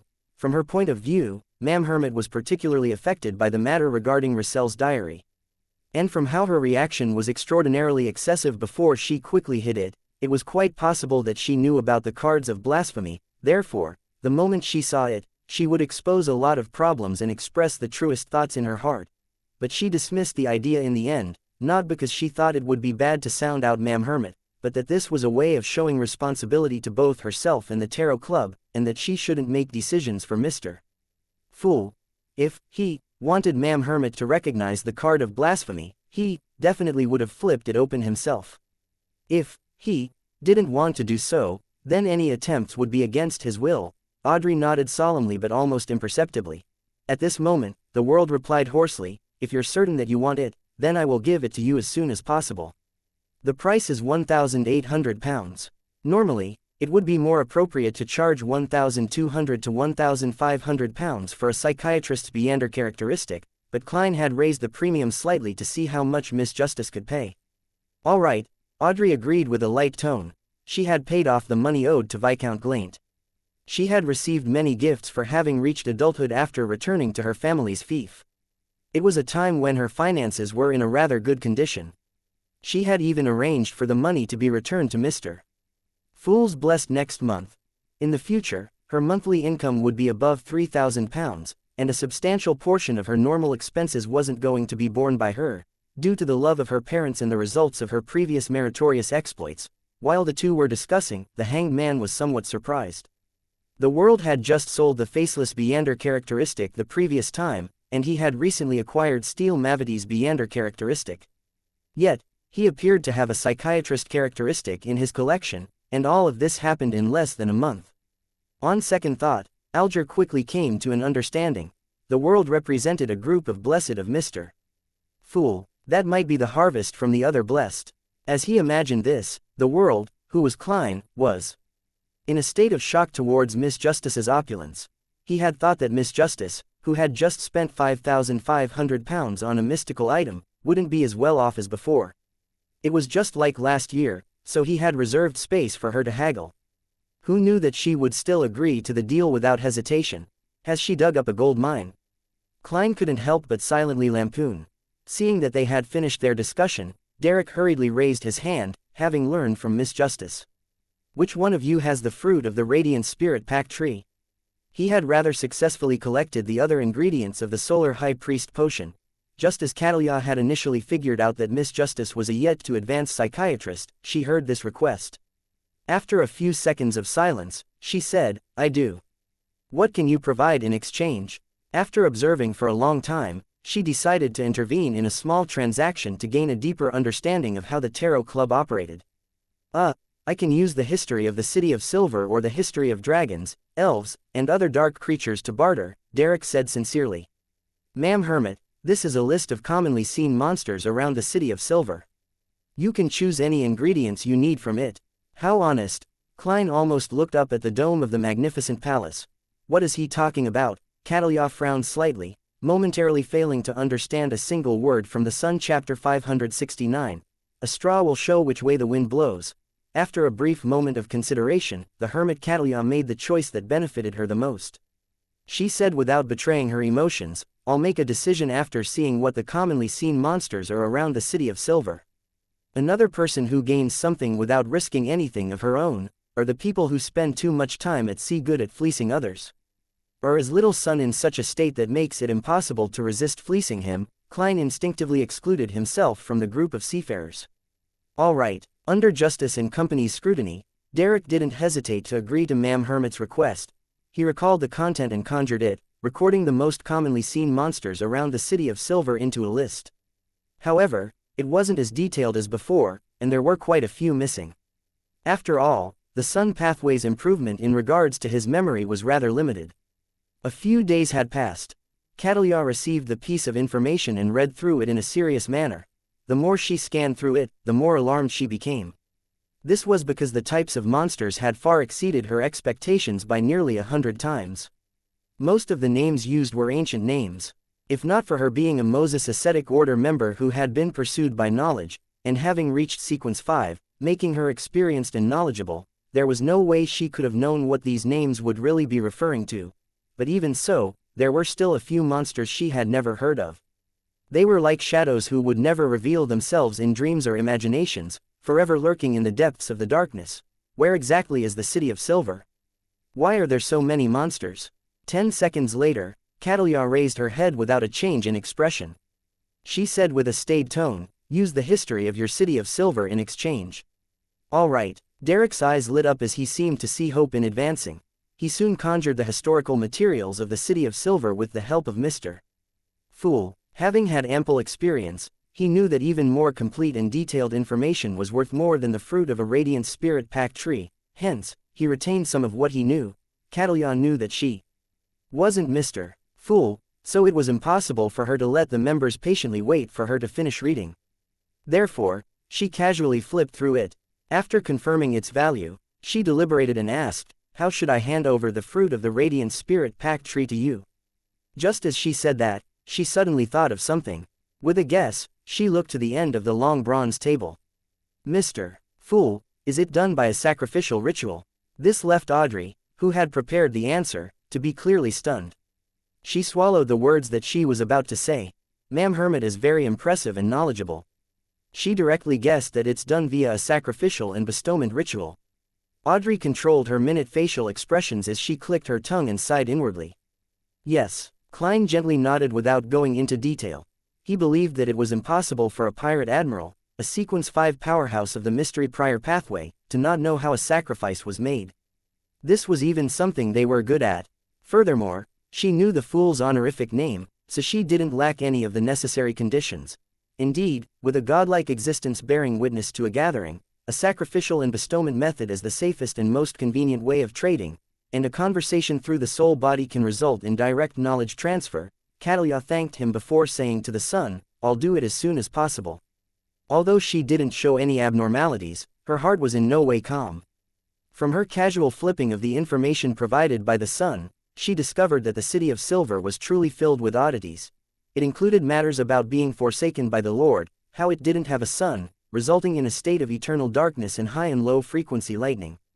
Matters like how strange and terrifying monsters hid in the darkness when there was no light, and how they survived thanks to black-faced grass. It mentioned that they had survived for more than 2,000 years since the Dark Ages. All of this exceeded Catalia's expectations. As a powerhouse at sea who was knowledgeable and had acquired many secrets, she instantly connected the time and descriptions to a famous concept in history, the cataclysm. Following that, she followed this line of thought and made a further inference. Suddenly, the figure she looked up to surfaced in Catalia's mind once again. A sentence filled with an emotive sigh surfaced. He had always been searching for the forsaken land of the gods back when he was alive. He said that the ultimate answer towards everything is hidden there. The sun comes from the forsaken land of the gods which Emperor Russell couldn't find despite all his efforts. Mr. Fool can connect to that place directly. No, perhaps, he awoke from that place, Catalia thought in alarm and solemnity. She had previously belittled the Tarot Club because the moon, justice, and the sun were of low sequences. She believed that with Mr. Fool having awoken only recently, he was obviously unable to pull members of significant strength. However, she now had to reevaluate matters. It involves the forsaken land of the gods, the Church of Storms, the Church of Mother Earth, the Loan aristocrats. Perhaps, it's precisely because they're low sequences that these members can be nurtured to be able to reach higher ranks in their respective circles without being suspected. This will allow them to play a more important role. As for me, is it because of the Moses ascetic order or Her Majesty? Catalia seriously analyzed the motives of Mr. Fool. At this moment, the transactions were nearly coming to an end. The moon, the sun, and justice had all confirmed their respective transactions. As for the hermit Catalia, she was still observing. Out of caution, she didn't rashly open her mouth to expose more information about herself. Alger had originally planned on making a request to buy the Sequence 5 Ocean Songster's potion formula so that he could make the subsequent preparations, but with the addition of the hermit, he became especially wary. He gave up on his decision at the last minute and prepared to push it back until he had really advanced to win blessed. Only with him being stronger would he have the room to breathe. As Furs would be able to obtain the astrologer potion formula and a certain amount of ingredients from her teacher soon, she hadn't prioritized her purchases yet, so all she did was watch silently.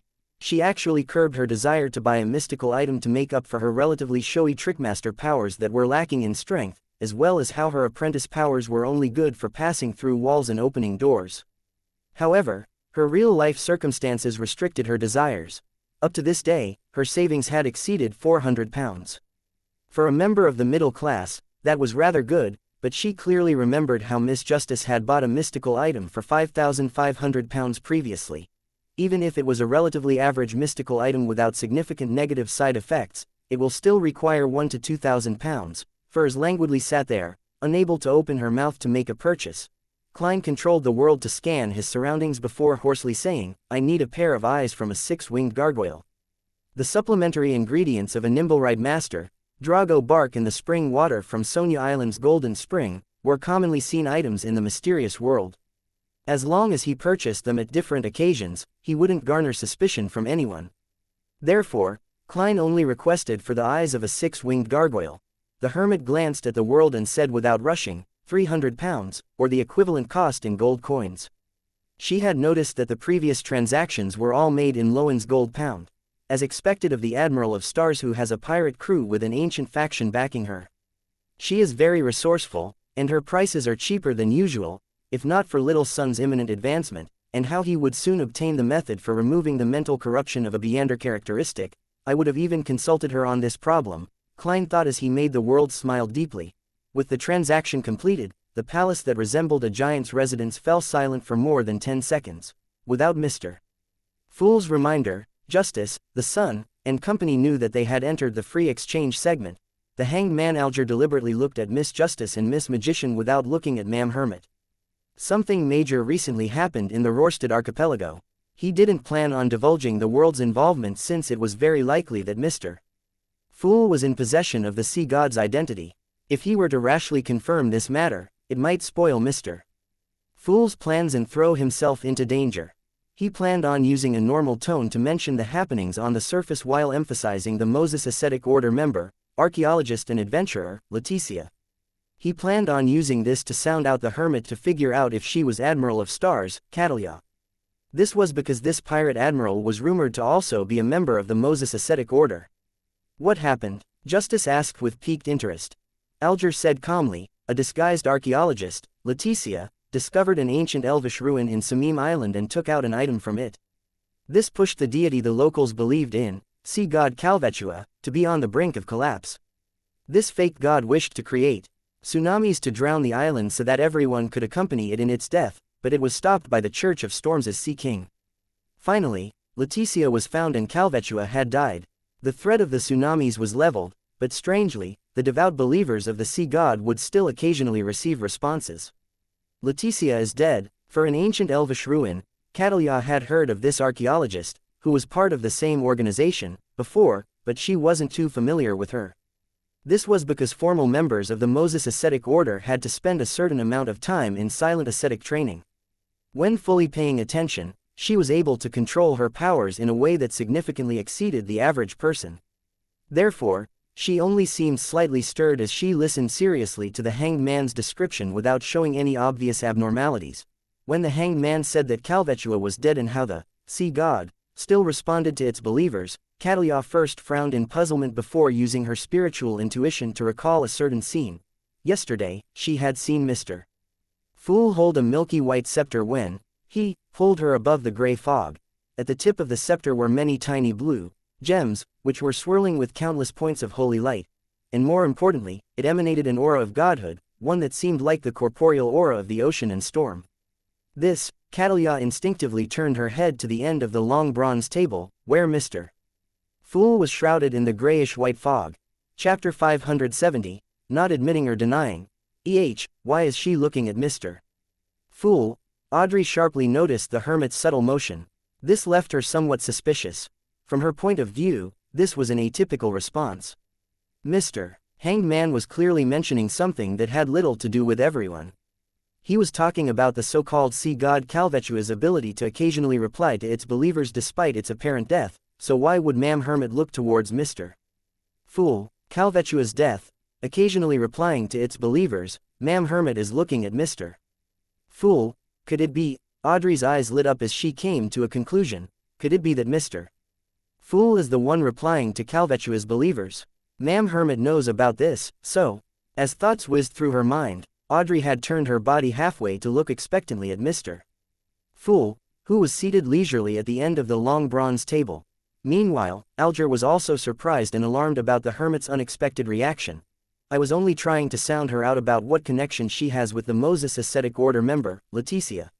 Why would she suddenly turn to look at Mr. Fool? Could it be that she knows that the current sea god is a manifestation of Mr. Fool? Her reaction implies this is highly likely. Before she was recruited into the Tarot Club, did she have a lot of secret exchanges with Mr. Fool, and was already secretly working for him? The more Alger thought, the more he paid attention to the hermit. Then, he subconsciously joined her in looking towards Mr. Fool, who was shrouded in the grayish-white fog. He, the hermit, and Justice turned around at different times, but their nearly unanimous actions made the magician Furs and company notice something amiss. Why are they looking at Mr. Fool? Does sea god Calvetua's death have to do with Mr. Fool? Believing they were smart, Furs and Emlyn began guessing at the reason as they cast their gaze to the end of the long bronze table. Derek didn't know who sea god Calvetua was, nor did he understand what it meant for it to respond to its believers even after its death. However, since everyone was looking at Mr. Fool, he naturally looked over as well. The world was late by a second, as though he was deliberating over something. He first scanned the hanged man, making him shudder in fear. Then, he changed the direction of his gaze. At this point, Klein had already come to realize which detail Mam Hermit had used to guess that he was the one replying to see God Calvetua's believers in its stead. He was still stumped over what stance to use. Should I pretend that it's a trivial matter and that I didn't take it to heart, but since you mentioned it, I'll just admit it in passing? Or should I take the stance that since I'm a god, there's no need for me to explain myself to you, so there's no need for me to admit or deny anything? Klein recalled the fool's persona and quickly made a decision. The choice was to neither admit or deny anything, so as to prevent him from losing his standing as a god. However, he would add a single sentence on a particular point, making those who had failed to guess it become more puzzled, while the suspicious ones would be enlightened but would still be left shrouded in confusion as they realized, deep down, how unfathomable Mr. Fool was. With this in mind, Klein, who had leaned back, chuckled. He said leisurely and indifferently, Calvetua became a demigod by relying on a relic left behind by Calamity Kahinem. So they're consulting Mr. Fool about the situation with the sea god, but that doesn't convince me. It feels like there's a deeper truth hidden behind this matter. Could it be? No way, right? Furs frowned as she began coming up with all sorts of thoughts, as expected. Catalia believed Mr. Fool was giving a straightforward answer while also informing them of some secrets. That demigod scepter is Calvetua's characteristic or Calamity Kahinem's relic, or is it something that covers both definitions? Who is Calamity Kahinem? The name sounds elvish. Yes, the hanged man mentioned that Leticia found an ancient elven ruin. It's the residence of a high elf. How did Mr. Fool get that scepter? Did he rely on the hanged man or someone else? No, it doesn't seem like the hanged man, otherwise, he wouldn't have proactively mentioned this matter. What motive does Mr. Fool have behind responding to the sea god's believers? Is this required for his awakening, something that can truly affect reality? The more Catalia thought, the more she found Mr. Fool unfathomable. It was just like how his body was being concealed by the thick gray fog. The clearer she could see him, the more puzzled, horrified, and apprehensive she became. This might be a tussle between gods. Catalia sighed inwardly as the emotions got the better of her. I guessed right. Alger finally verified that the present sea god was a manifestation of the fool. His worries and indecision from before were instantly rewarded. On certain occasions, as a fake sea god believer, I can openly pray. I wonder how much Mr. Fool has recovered. How much of his power can he release from the seal? It's at least at the demigod level. He will be able to provide tremendous protection at sea. The hermit's unsurprised reaction implies that she had long interacted with Mr. Fool and had learned of certain things ahead of time. This implies that her sequence isn't low. She might really be a powerhouse at the pirate admiral level. This is both good and bad news for me. The good news is that I have an additional powerful faction at sea supporting me. At times, we can tacitly cooperate and complete matters that were previously deemed unimaginable. The bad news is that a lot of my news and resource channels will be overshadowed by hers. My purpose in the Tarot Club will drastically decline. Of course, that's under the premise that she really is Admiral of Stars. Yes, I have to adjust my focus from gathering news and resources and align it towards the church. This is something she can't supplant me, Alger thought with joy and wariness. That sea god is really Mr. Fool. No, it should be said that the present sea god is Mr. Fool's manifestation. He has truly begun interfering with the real world. This is great. In the future, I can pray to sea god directly and receive a response when I'm out traveling at sea. Audrey felt surprised, overjoyed, and proud. According to what she knew, the churches didn't do fixed ritualistic magic internally. The ones who received responses by solely praying to the deities were mainly priests or a chance occurrence. Otherwise, they were blessed who just numbered at a handful. As for receiving a response from every prayer, they would be an extreme exception, even among blessed. But I can. Mr. Fool is returning to his throne, one step at a time. Replacing sea god as one of those steps, Audrey didn't hide the changes in her emotions as she smiled, sitting straight and elegantly. Kahinem. That's an elf's name. I think I've heard someone mention it before. Emlyn attempted to recall, but it was in vain. As for Calvetua's death and how the sea god still replied to its believers, as well as the reason why the hermit, Justice, the hanged man had looked towards Mr. Fool, he had made a slight guess without thinking too deeply about the matter. What has this got to do with me? It doesn't affect my saving of the sanguine, nor is it anything of interest. Anyway, I can just pray to Mr. Fool if there are any problems. Emlyn mumbled to himself, showing disdain towards the emotional changes the others had. Calamity. Queen of Calamity, but there are no records that say that her name is Kahinem. Derek turned his head to the left very slightly, a common tic he did when he recalled things. From the looks of it, Little Sun isn't sure if Kahinem is the Queen of Calamity, otherwise, he wouldn't have such a reaction. Klein retracted his gaze in disappointment. He controlled the world to cough, pulling everyone back from their thoughts.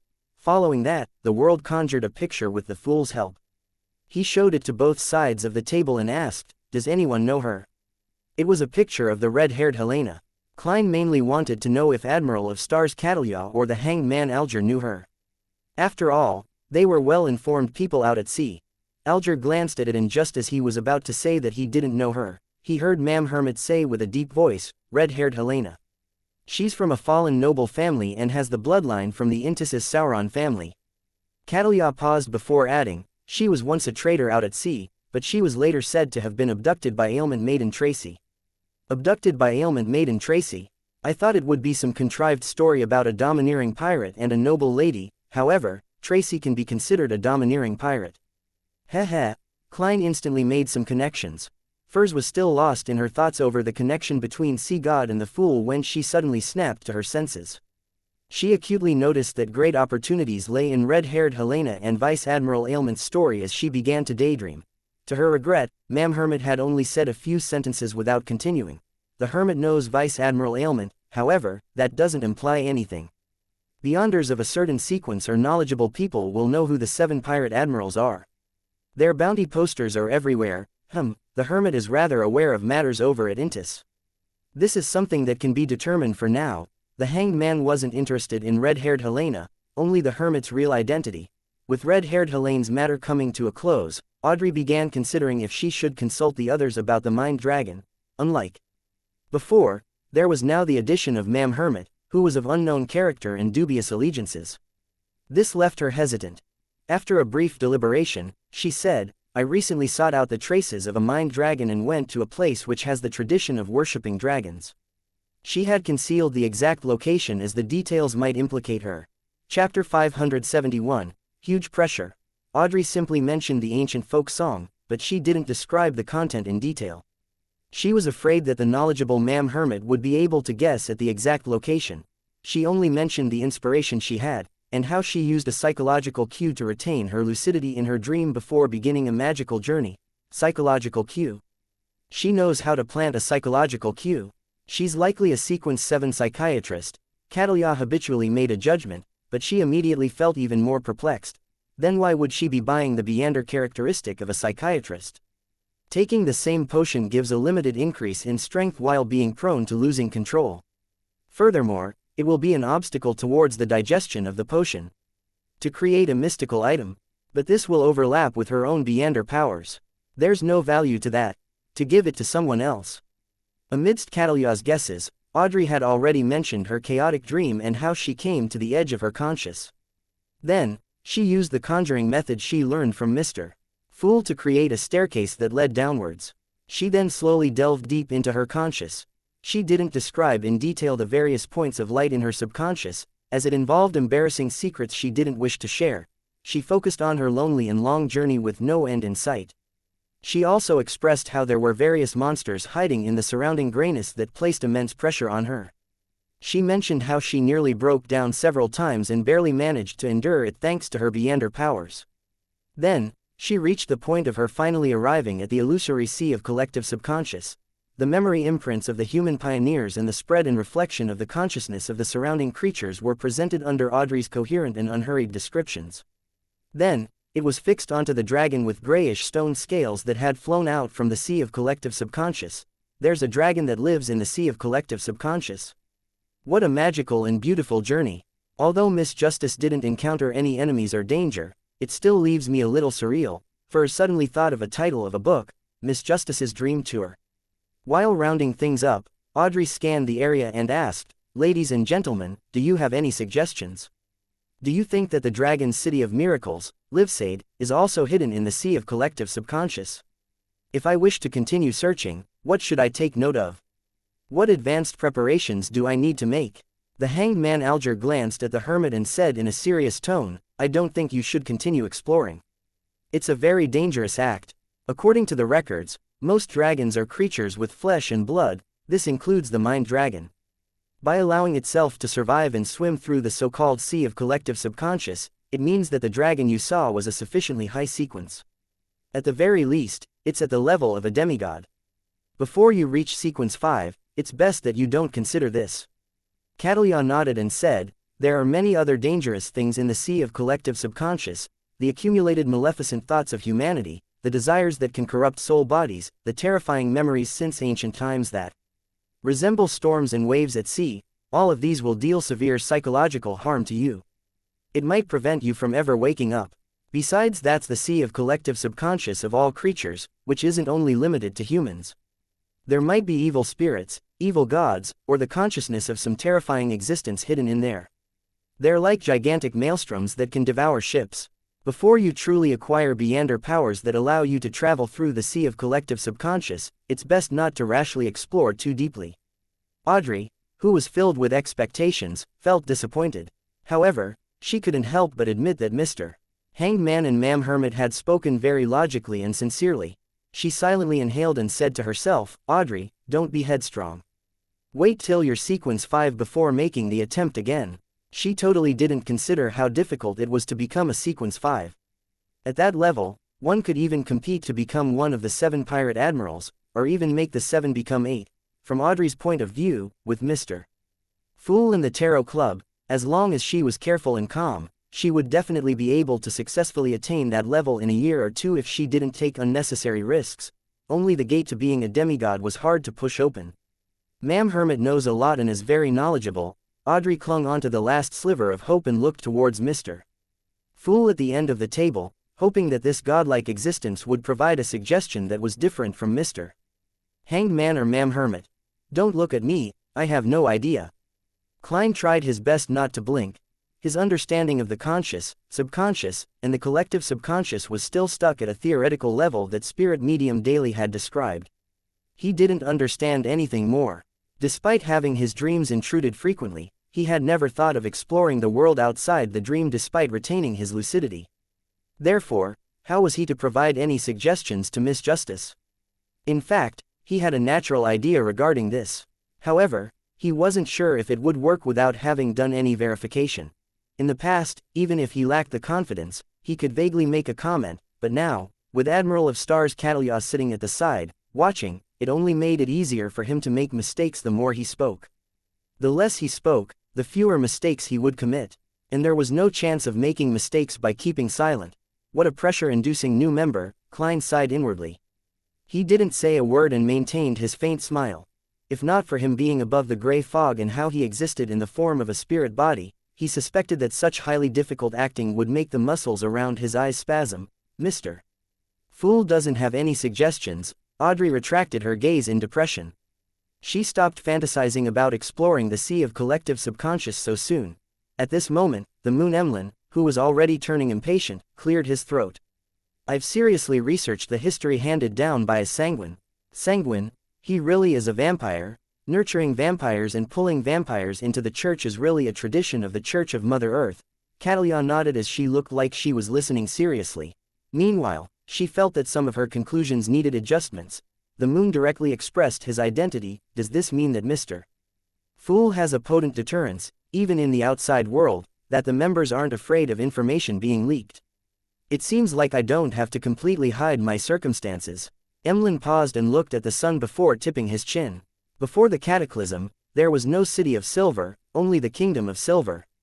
If it were anyone else who had thrown such doubt on him, Derek would have hastened to retort, expressing the fact that the people of the City of Silver were descendants of the Kingdom of Silver and that he hadn't lied. However, after glancing at Mr. Moon and sensing his smugness, Derek turned his head to the side, feeling that an explanation was beneath him. Why must I let an arrogant vampire who doesn't acknowledge the City of Silver's history believe me?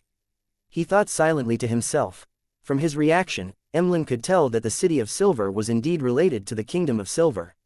He tsked and said, the faith of the Kingdom of Silver wasn't originally Giant King Ormir, but His queen, Umbella. Umbella. Derek turned his head and blurted out, "Our city of Silver has no records of this matter, nor are there any records of a queen named Umbella." Emlyn chuckled and spread out his hands. "That's why, there's nothing wrong with me saying that your city of Silver's history is flawed and incomplete, right?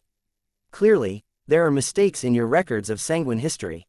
You took such a roundabout way to prove this. Should I say that a vampire like you has clear logic, or that you're someone who bears grudges?" Klein held back his laughter and stopped himself from sizing up Emlyn White. The moon and the sun's debate benefited him greatly, allowing him to know that the giant queen, the goddess of harvest, was named Umbella.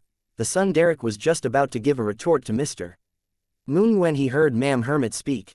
Umbella is the goddess of harvest from the second epic. She's also the queen of the giant king's court. Legend has it that she perished at the end of the second epic, but it's impossible to verify since no one has seen her corpse or relics. The goddess of harvest is really named Umbella. Derek was stunned. He wished to retort, but he was unable to say a word as this matter proved that the history of the City of Silver had several holes. He instantly felt somewhat aggrieved. When Emlyn saw this, he felt good. Pleasure rose from the depths of his heart. After another round of exchanges, the tarot gathering came to an end. Klein smiled and said, "Everyone, we shall meet next week. By your will." Audrey immediately got up to bow. The others weren't any slower, including the hermit Catalia. Upon returning to reality, Admiral of Stars Catalia looked at the shattered celestial globe on her desk. She then seriously recalled what had happened at the gathering. A few details made her believe that the Tarot Club involved itself in many matters that made it nothing to scoff at. And hidden deep in the gray fog was Mr. Fool. Like the world, who was hidden behind thick shadows, he was unreadable and unfathomable. It was unknown what he was planning. After more than 10 seconds of silence, Catalia retrieved a pen and some paper and wrote while deliberating, "Someone has been deliberately collecting the Emperor's diary pages." She didn't dare to expose any information that involved the Tarot Club, as she was afraid of being punished by Mr. Fool. All she could do was give a heads up on things that could be discovered under ordinary circumstances. After she was done writing and folding the letter, she took out a golden, exquisite harmonica she carried with her. Putting it to her lips, she blew it. In the blink of an eye, she saw the letter strangely vanish. Even though she wasn't wearing her glasses, she was unable to discover the arrival of the messenger. "Phew," Catalia sighed and reached for her forehead and said silently, "The pressure is really huge when participating in a gathering while under the supervision of a god. With Admiral of Stars joining, the pressure on me as the Fool has greatly increased." Klein rubbed his temples. Above the gray fog and directly returned to the real world. He wanted to attempt the inspiration Miss Justice had received from exploring her dreams. Chapter 572, Recite My Name. After a series of chores, Klein opened his locked bedroom door and looked into the living room. He saw Danitz sleeping soundly on a reclining chair. Although he had long heard it, Klein couldn't help but lampoon. "It's not even 4 in the afternoon. Has this guy completely let his hair down now that he doesn't need to monitor the radio transceiver?" With a thought, he gradually smiled, feeling that this was exactly what he needed. The premise of him maintaining his lucidity in dreams had involved someone invading his consciousness. Typically, his dreams were a turbid mess, which meant that he alone wasn't able to complete the experiment. After all, he couldn't plant a psychological cue on himself. Therefore, he planned on using external forces to enter the dreams of others. This way, he could maintain his lucidity like a nightmare. He originally planned on heading out to find a suitable target, but Danitz's posture was in such a perfect state that he could hardly stop himself from kicking him. "No, I should be experimenting," Klein corrected his thoughts. He contemplated for a moment and didn't use a dream charm. As a Sequence 7 pyromaniac, with the ancient name being Fire Mage, Danitz's spiritual perception wasn't to be written off. Once he softly chanted an incantation that could stir the powers of nature, Danitz would definitely be awoken. As such, it would be a question of whether he could evade the matter in a timely fashion. After some deliberation, Klein took out another thing he had prepared. It was a gem-like object that seemed dark and deep. It was the Beander characteristic left behind by a nightmare. It could be used to a certain extent, just like Nimblewright Master Rosago's all-black eye. However, the effects were inferior to one that was from a mystical item. For example, this nightmare Beander characteristic didn't allow Klein to pass through the dreams of someone across the city from his inn suite, nor was he able to forcefully pull people into a dream. However, It was still simple enough to perform the most basic form of intruding into someone's dream at a close distance. Klein held the dark gem and spread out his spirituality. The illusory darkness rapidly spread before his eyes, filling his vision. Everything before his eyes were blanketed over, including Denettes. There was no longer a humanoid figure but an ellipsoidal blob of light. Klein immediately extended his spirituality out and made contact with it. Without any warning, various scenes flooded his surroundings as they flashed rapidly. Finally, it came to stop on a ship that was dozens of meters long. It had a smoke-churning chimney and large sails that were fully raised. The deck was polished abnormally bright, shimmering with the glimmer of a gold coin when sunlight hit it.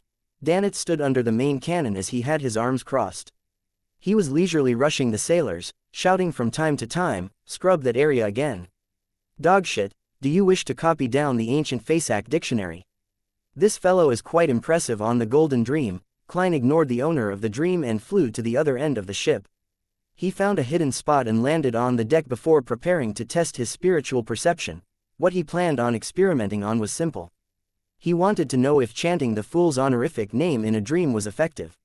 He wanted to know if he could sense someone praying. This way, if Miss Justice encounters danger in the sea of collective subconscious, she can use this method to seek help. After stretching his back, Klein's expression gradually turned solemn as he softly said, "The fool that doesn't belong to this era." With the words in Hermes being spoken, he very quickly finished reciting the fool's honorific name. However, Klein didn't hear the series of illusory pleas. "It doesn't work." Klein frowned in thought. He analyzed whether it was really impossible, or if he had made a mistake somewhere. Yes, chanting in the dream doesn't actually produce any noise. Relying on Hermes alone isn't sufficient. To achieve the effects of praying, I'll have to use a language like ancient Hermes that can stir the powers of nature. This is the same state as me copying the account password of my anonymous account. Klein nodded slightly and began to chant his honorific name in ancient Hermes. He wasn't afraid that there would be an accident, but that his stirring of the powers of nature would wake blazing Danettes from his sleep. He recited each word, quickly finishing the 3 sentences. Following that, Klein heard the stacked series of irritable and illusory pleas. At that moment, Danette's dream quivered as the Golden Dream quickly disintegrated. Klein didn't stay any longer and immediately left. He returned back to his bedroom before Danette's woke up. After 7 to 8 seconds, Danette sat up in a daze as he muttered to himself in fear, "Why did I dream of that madman German Sparrow causing trouble on the Golden Dream? What a terrifying matter. Dogshit, it must be the result of me worrying over this matter all this time." Inside the bedroom, Klein had already taken 4 steps counterclockwise and gone above the gray fog. Without any surprises, he saw a rippling light by the fool's high-back chair. And it was the scene of him in the dream. It really works. One can still receive a response when chanting the fool's honorific name in languages such as ancient Hermes or Jotun. It's no wonder some people might suddenly die in their sleep despite not doing a thing. They might be reading some materials or had memorized certain symbols in the day and accidentally replicated them in the dream. The danger in this world really cannot be prevented. Klein dispelled the rippling light and considered if he should inform Miss Justice of the results of the experiment. To only inform her later instead of saying it on the spot is a little damaging to the fool's image, but Miss Justice is the kind of girl with a huge sense of curiosity. Although she has been warned by Mr. Hanged Man and Admiral of Stars, and even if she's a little more mature now, there's still the chance of her taking risks. Of course, if anything were to happen, it's on herself and it has nothing to do with me. Klein couldn't help but recall Miss Justice's adoration of the fool and the thought of her optimism and cheerfulness that brought him happiness, as well as her contributions towards the Tarot Club all this time. Finally, he sighed and said in a self-deprecating manner, "I still need to inform her and give a warning. This is the treatment a VIP gets." After making the decision, Klein didn't hesitate to spread out his spirituality to touch the crimson star representing Miss Justice. In a room of the huge manor in Eastchester County, Audrey had her legs leaning sideways as she sat before her dressing table. She was recalling the words Mr. Hanged Man and Ma'am Hermit had said. After being warned by 2 senior beyonders, she suddenly realized something. It wasn't that the mid and upper echelons of the psychology alchemists wasn't aware that one could explore dreams, the icy mountain of the subconscious, and the sea of collective subconscious by using a self-induced psychological cue. The reason why they didn't tell me anything is because it's too dangerous for a psychiatrist.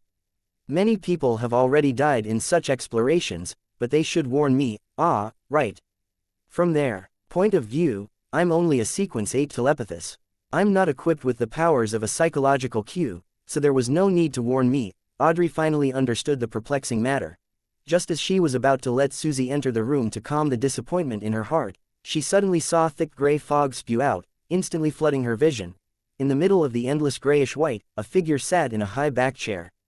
Looking down at her, it said, "Do not make attempts without careful consideration." Before Audrey realized what was happening, she heard the deep and majestic voice sound out again.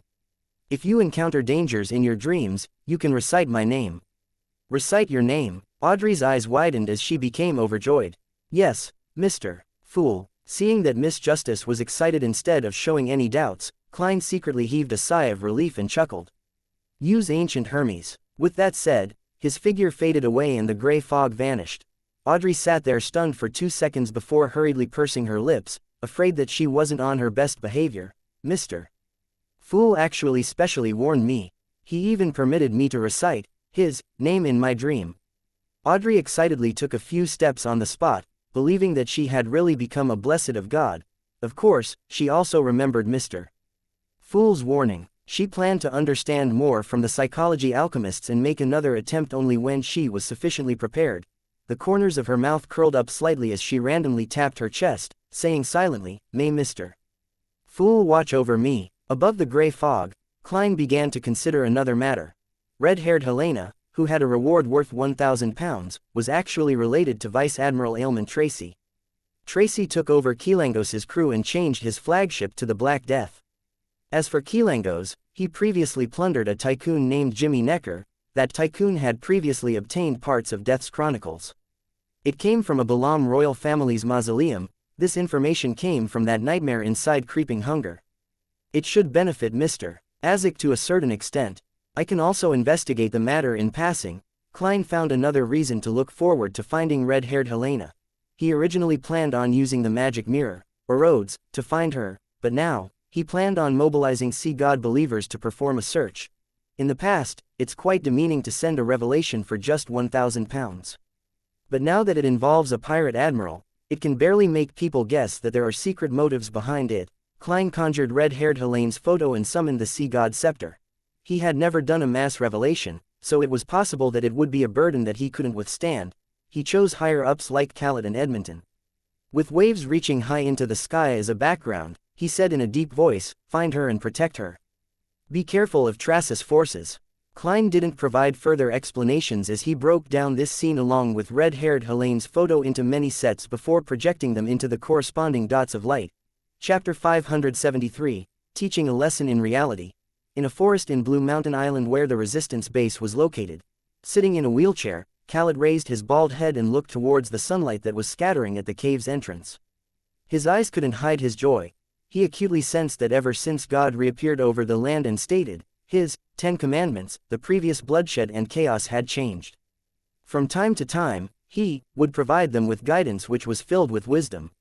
Furthermore, he would observe all creatures and proactively interfere with the situation at sea in a bid to help the Resistance and everyone in Rorstad, allowing them to pass through a difficult, thorny path while still being able to see some hope.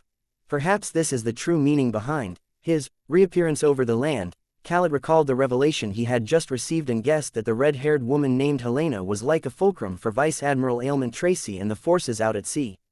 She was the key to spoiling the balance between the countries, and only by making the world's situation more chaotic would the people of Rorstad receive the opportunity of being liberated. Khaled drew in a breath and quickly set up a ritual to pray to Sea God, conjuring Helene's picture. After doing all of this, he instinctively turned his head to the side and wore a somewhat mixed expression. Living in that direction was the high priest of the Church of Sea God, a priest who was a high-ranking member of the Resistance. Although they don't dare go against the revelations and have made tremendous changes, in many ways, they're still immersed in the past. They're obstinate, conservative, backward, and savage. They refuse to embrace a more civilized church. If this goes on, they'll one day be abandoned by God. Khaled couldn't hide the smile in his heart while he felt a strong sense of anguish. After scanning through all the believers' prayers and picking a few to respond to, Klein returned to the real world. He planned on heading out to search for a chance to enact true acting. When his right hand gripped the door handle, a ridiculous but possible thought came to his mind. My true goal is not to find red-haired Helena, but to use this opportunity to get to Vice Admiral Ailment Tracy and figure out what happened to Tycoon Jimmy Necker, so as to get to know the location of the ancient chronicles of death. That is to say, I only need to lure Vice Admiral Ailment Tracy out with red-haired Helena. As for whether she's the real person or not, that doesn't matter. I can make myself red-haired Helena and let Danitz send me to Strongman Uzil, get the reward, and easily meet Vice Admiral Ailment Tracy. What an impressive sequence of actions. Klein suddenly shook his head as he found a reason to reject the idea. Although I'm a faceless, I can't accept wearing drag. Could it be that overcoming my inner resistance is also one of the principles for acting? Furthermore, I don't know red-haired Helena. Acting as her wouldn't work.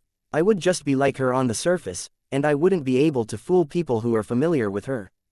That way, I won't be able to meet Vice Admiral Ailment Tracy. Yes. The person searching for red-haired Helena might not be Tracy, but an enemy of hers. I don't know Vice Admiral Ailment Tracy's background. Rashly doing such an act would result in immeasurable danger. It's best to be safe and abide by my wishes. I'll first search for red-haired Helena, and after determining the details, I can consider the subsequent actions. At that moment, Klein suddenly felt that something was amiss in the living room. Danitz's snoring had softened, and the time between each snore shortened.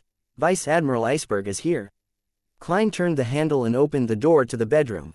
While making this silent action, Danitz sat up with his eyes open. He tried hard to hide his smile as he said, "Captain came. She said that Admiral of Blood's crew was sighted at Longtail Island and is continuing south. His destination seems to be the Berserk Sea. The source of the news is trustworthy. Longtail Island, the island at the southern end of the Rorstad Sea. From the looks of it, Admiral of Blood previously planned on coming to buy him, but the fight between Calvetua and Sea King Jan Codman scared him away. He circled around the area and headed straight for the Berserk Sea. Yes, it's probably because his intelligence officer, Old Quinn, didn't send a telegram to inform him." Klein felt pangs of regret and could only lament how reality changed faster than his plans. He had planned to make his hunt of Admiral of Blood become the crowning battle of the crazy adventurer and bounty hunter, Gehrman Sparrow. Killing a single steel mavity ultimately lacks that shock and awe effect. Klein didn't say a word as he calmly looked at Danitz. Danitz felt a little uneasy from the intent stare as he gave a hollow chuckle. "Admiral of Blood has fled. Your cooperation with Captain has come to an end, right? I can now return to the Golden Dream, right? Further developments can be done via your messenger." Klein pondered for a moment and took out a piece of paper from his pocket. He scribbled the method to summon his messenger. Following that, he flicked his wrist, sending the piece of paper out like a metallic plate. Danitz was a hunter at Sequence 9, so he easily reached out and caught the piece of paper. He scanned it before a scarlet flame rose in his palms, burning the paper to ashes. "Haha, even if I forget it, Captain will have a way of making me recall it." He paused and squeezed out a smile before asking again, "I can now return to the Golden Dream, right?" Klein nodded slightly and said, "Yes. I can." Danitz held back his urge to pump his fist in celebration, afraid that he would end up antagonizing the madman, Gehrman Sparrow. He smiled cautiously and said, "I'll first pay off the room for this period of time and buy a ship ticket. As you know, Byam hasn't been calm recently. Captain doesn't wish for the Golden Dream to dock at the harbor here. At least you know how to settle the room's payment." Klein didn't say a word as he maintained his austere attitude. He draped himself with a coat and took his hat before walking towards his luxurious suite. When his back disappeared into the corner of a staircase and vanished from Danitz's sight, Danitz shrank back into his room and clenched his fist, pumping them into the air. "Wonderful, wonderful, I'm finally free." He didn't delay in wearing his cap and heading to the front desk of the Wind of Azure Inn to settle the bill. He informed them that this didn't mean that he was checking out. Danitz quickly hit the streets and ran straight for a place known as the Seaweed Bar. He found the air fresh and invigorating. After he took a few steps, he suddenly noticed bounty posters pasted along the walls around a bend. "Blazing Danitz, 5,500 pounds. The posters were just 2 steps away from Danitz. That familiar face allowed for a clear comparison with his cap-wearing face. Danitz clenched his teeth and revealed a sorrowful smile. He hurriedly pressed down his cap, nearly concealing his normal line of sight. But even so, he still felt uneasy. He went to a recent department store and bought a gray scarf. He wrapped it around his neck and hid his nose and mouth in it. At this point in time, Danitz relaxed somewhat as he sped up his pace and rushed for his destination. The Seaweed Bar was a place where gangs gathered. It was common for infamous pirates to appear there. Although this place wasn't like the Swordfish Bar or Amaris Leaf Bar that allowed access to a lot of information and resources, it had its own unique niche. It had many resourceful secret channels. What Danitz wanted to do was buy a scalped ticket to Galagos, as this wouldn't need him to provide any identification. He knew very well that be it in the past or present, his bounty poster would be plastered across all the ticket booths. He had bought the first-class tickets to the White Agate via the same method as well. After entering the bar, Danitz didn't take off his cap and scarf. He carefully surveyed the area and found Daniil, who sold scalped tickets. He didn't directly approach him and instead retracted his gaze from the thin and somewhat swarthy man who was in his 30s. He began searching for someone unfamiliar. After a round of choices, Danitz squeezed through the crowd and arrived beside a lad who was drinking at the bar counter. He tapped him on the shoulder and suppressed his voice. "Do me a favor." "What?" The lad turned his head warily and ended up seeing a suspicious man. The lower half of his face was covered in a gray scarf and the cap on his head nearly hid his eyes. He revealed almost nothing about his face. Such a dress-up simply meant that he was suspicious. This was because the Rorstad archipelago's lowest temperature during the winter was about 10 degrees Celsius. Danitz pointed at Daniil. "See that guy over there? Buy me a ticket for Galagos tomorrow." He handed over 3 one-pound notes and chuckled. "The rest is yours." Although a scalp ticket was much more expensive than a retail ticket, Galagos wasn't too far, making £3 more than sufficient. Of course, this was also because the journey was relatively shorter, and there was no need for him to buy a first-class ticket. The reason why Danitz didn't buy it himself was because he was worried that Daniil would recognize him, bringing him unwanted trouble. Back when his bounty was only £3,000, pirates and adventurers at his level or lower had to consider how many people were needed to take him down. The bounty received wasn't something that could make them forget about their fear towards Vice Admiral Iceberg and the risk of losing their lives. Hence, very few people would take the initiative to attack him. As such, his safety was pretty much guaranteed in such black markets. But now, his bounty reward had already reached £5,500. Even if several people joined forces, the amount of money each of them could get was a sizable sum. Furthermore, there were many people out at sea who were desperados. Apart from that, there would be people who found their own bounties too low and wished to prove their strength. These people would definitely challenge a target like Danitz, who was infamous but was of little risk. It was precisely because of this that Danitz was afraid that Daniil would betray him. Therefore, he hired a random person to buy it on his behalf. The lad held the cash and gave Danitz another look before getting up from his seat. He then walked towards Daniil. He deliberately slowed down his footsteps when he walked past some drunkards as he whispered to them. When Danitz saw this scene, he suddenly became guarded. He thought of a problem. With him acting suspiciously, it was very obvious that there was a problem with him. He was a perfect target for being betrayed. "Hey, do you think my reputation as blazing was bought?" Danitz planned on teaching the lad a lesson after he obtained the ticket. At this point, he discovered that a familiar figure had walked in. He was an infamous pirate, Blue Eyes Meath, with a bounty of £2,800. And this pirate clearly knew this group of people were planning to betray him. Blue Eyes Meath still has a few rather powerful subordinates. Danitz didn't hesitate to get up and head for the bar's back door. His speed increased as he agilely forced himself through the drunkards and escaped from the bar. Then, with his rich anti-tracking skills, he completely escaped from the group of people. Danitz didn't dare to stay on the streets since it was already dark. The patrolling police and soldiers would begin increasing. He went straight back to the Wind of Azure Inn and opened the door to the luxurious suite. Inside, he saw Gehrman Sparrow admiring the dusk. Danitz had a thought as he forced a smile. "There's something. I forgot to mention it just now. Captain wishes to ask if you have any interest in meeting her at Galagos." This was a question he had previously kept secret. He had planned on returning and telling his captain that Gehrman Sparrow wasn't interested. But now, he realized that he had a low chance of surviving in Byam once he was separated from the crazy adventurer. Chapter 574, Fail to Accomplish. Head to Galagos to meet Vice Admiral Iceberg Edwina Edwards. Klein was taken aback, nearly frowning in the process. This wasn't something he considered unacceptable, but instead a chance for him to use this face-to-face meeting to ask about matters with trite details that were cumbersome to pen down. It was possible for him to be inspired and gain information for his subsequent advancement and high-sequence potion formulas. One more friend, one more channel. Klein silently muttered this sentence before taking out a heavy gold coin. He divined if there was any danger in front of blazing Danitz. The shiny gold coin flipped into the air and tumbled down into Klein's palm, tails facing up.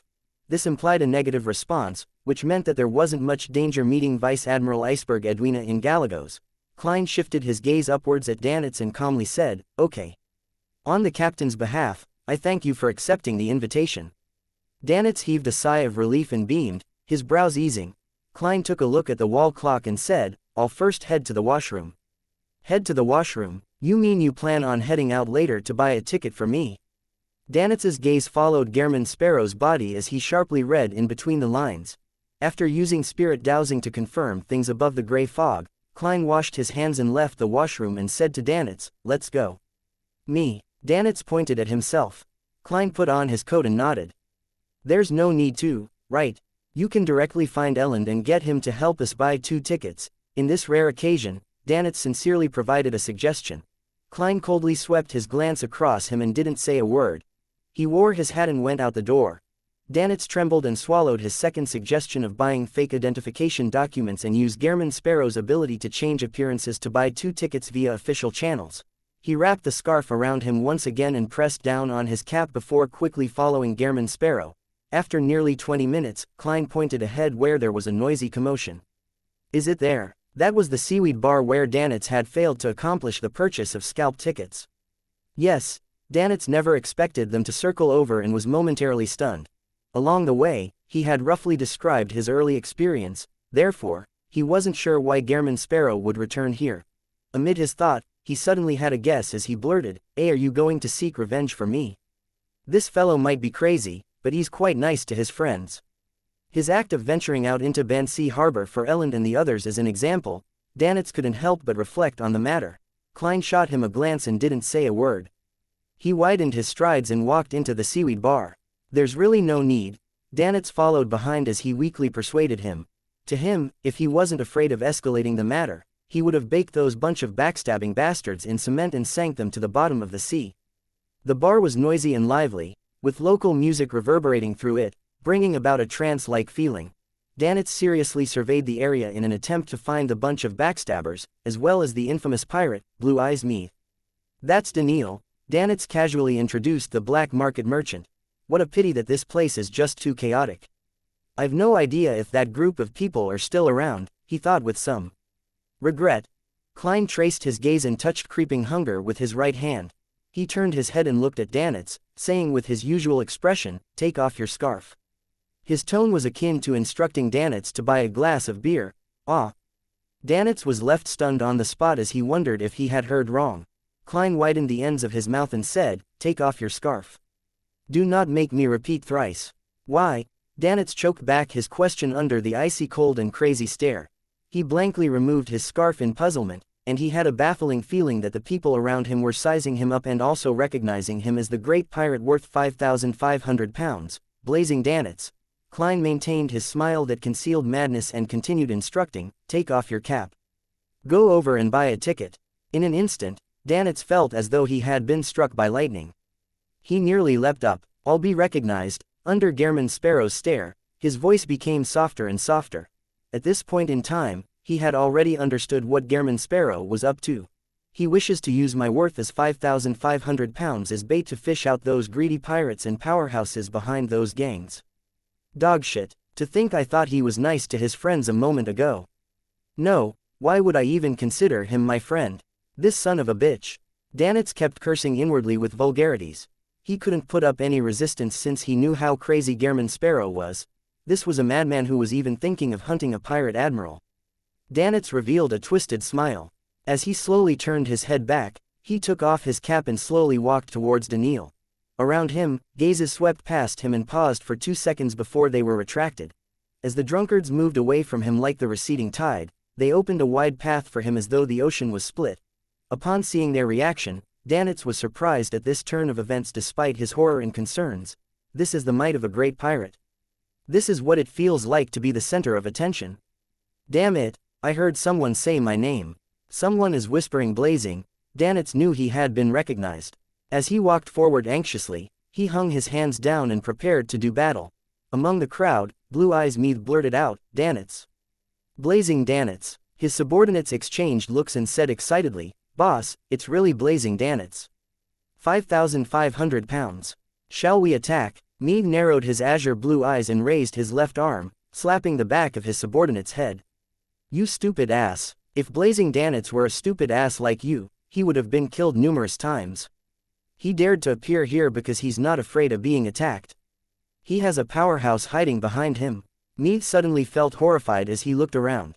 He suspected that Vice Admiral Iceberg Edwina Edwards had secretly arrived in the City of Generosity, Byam.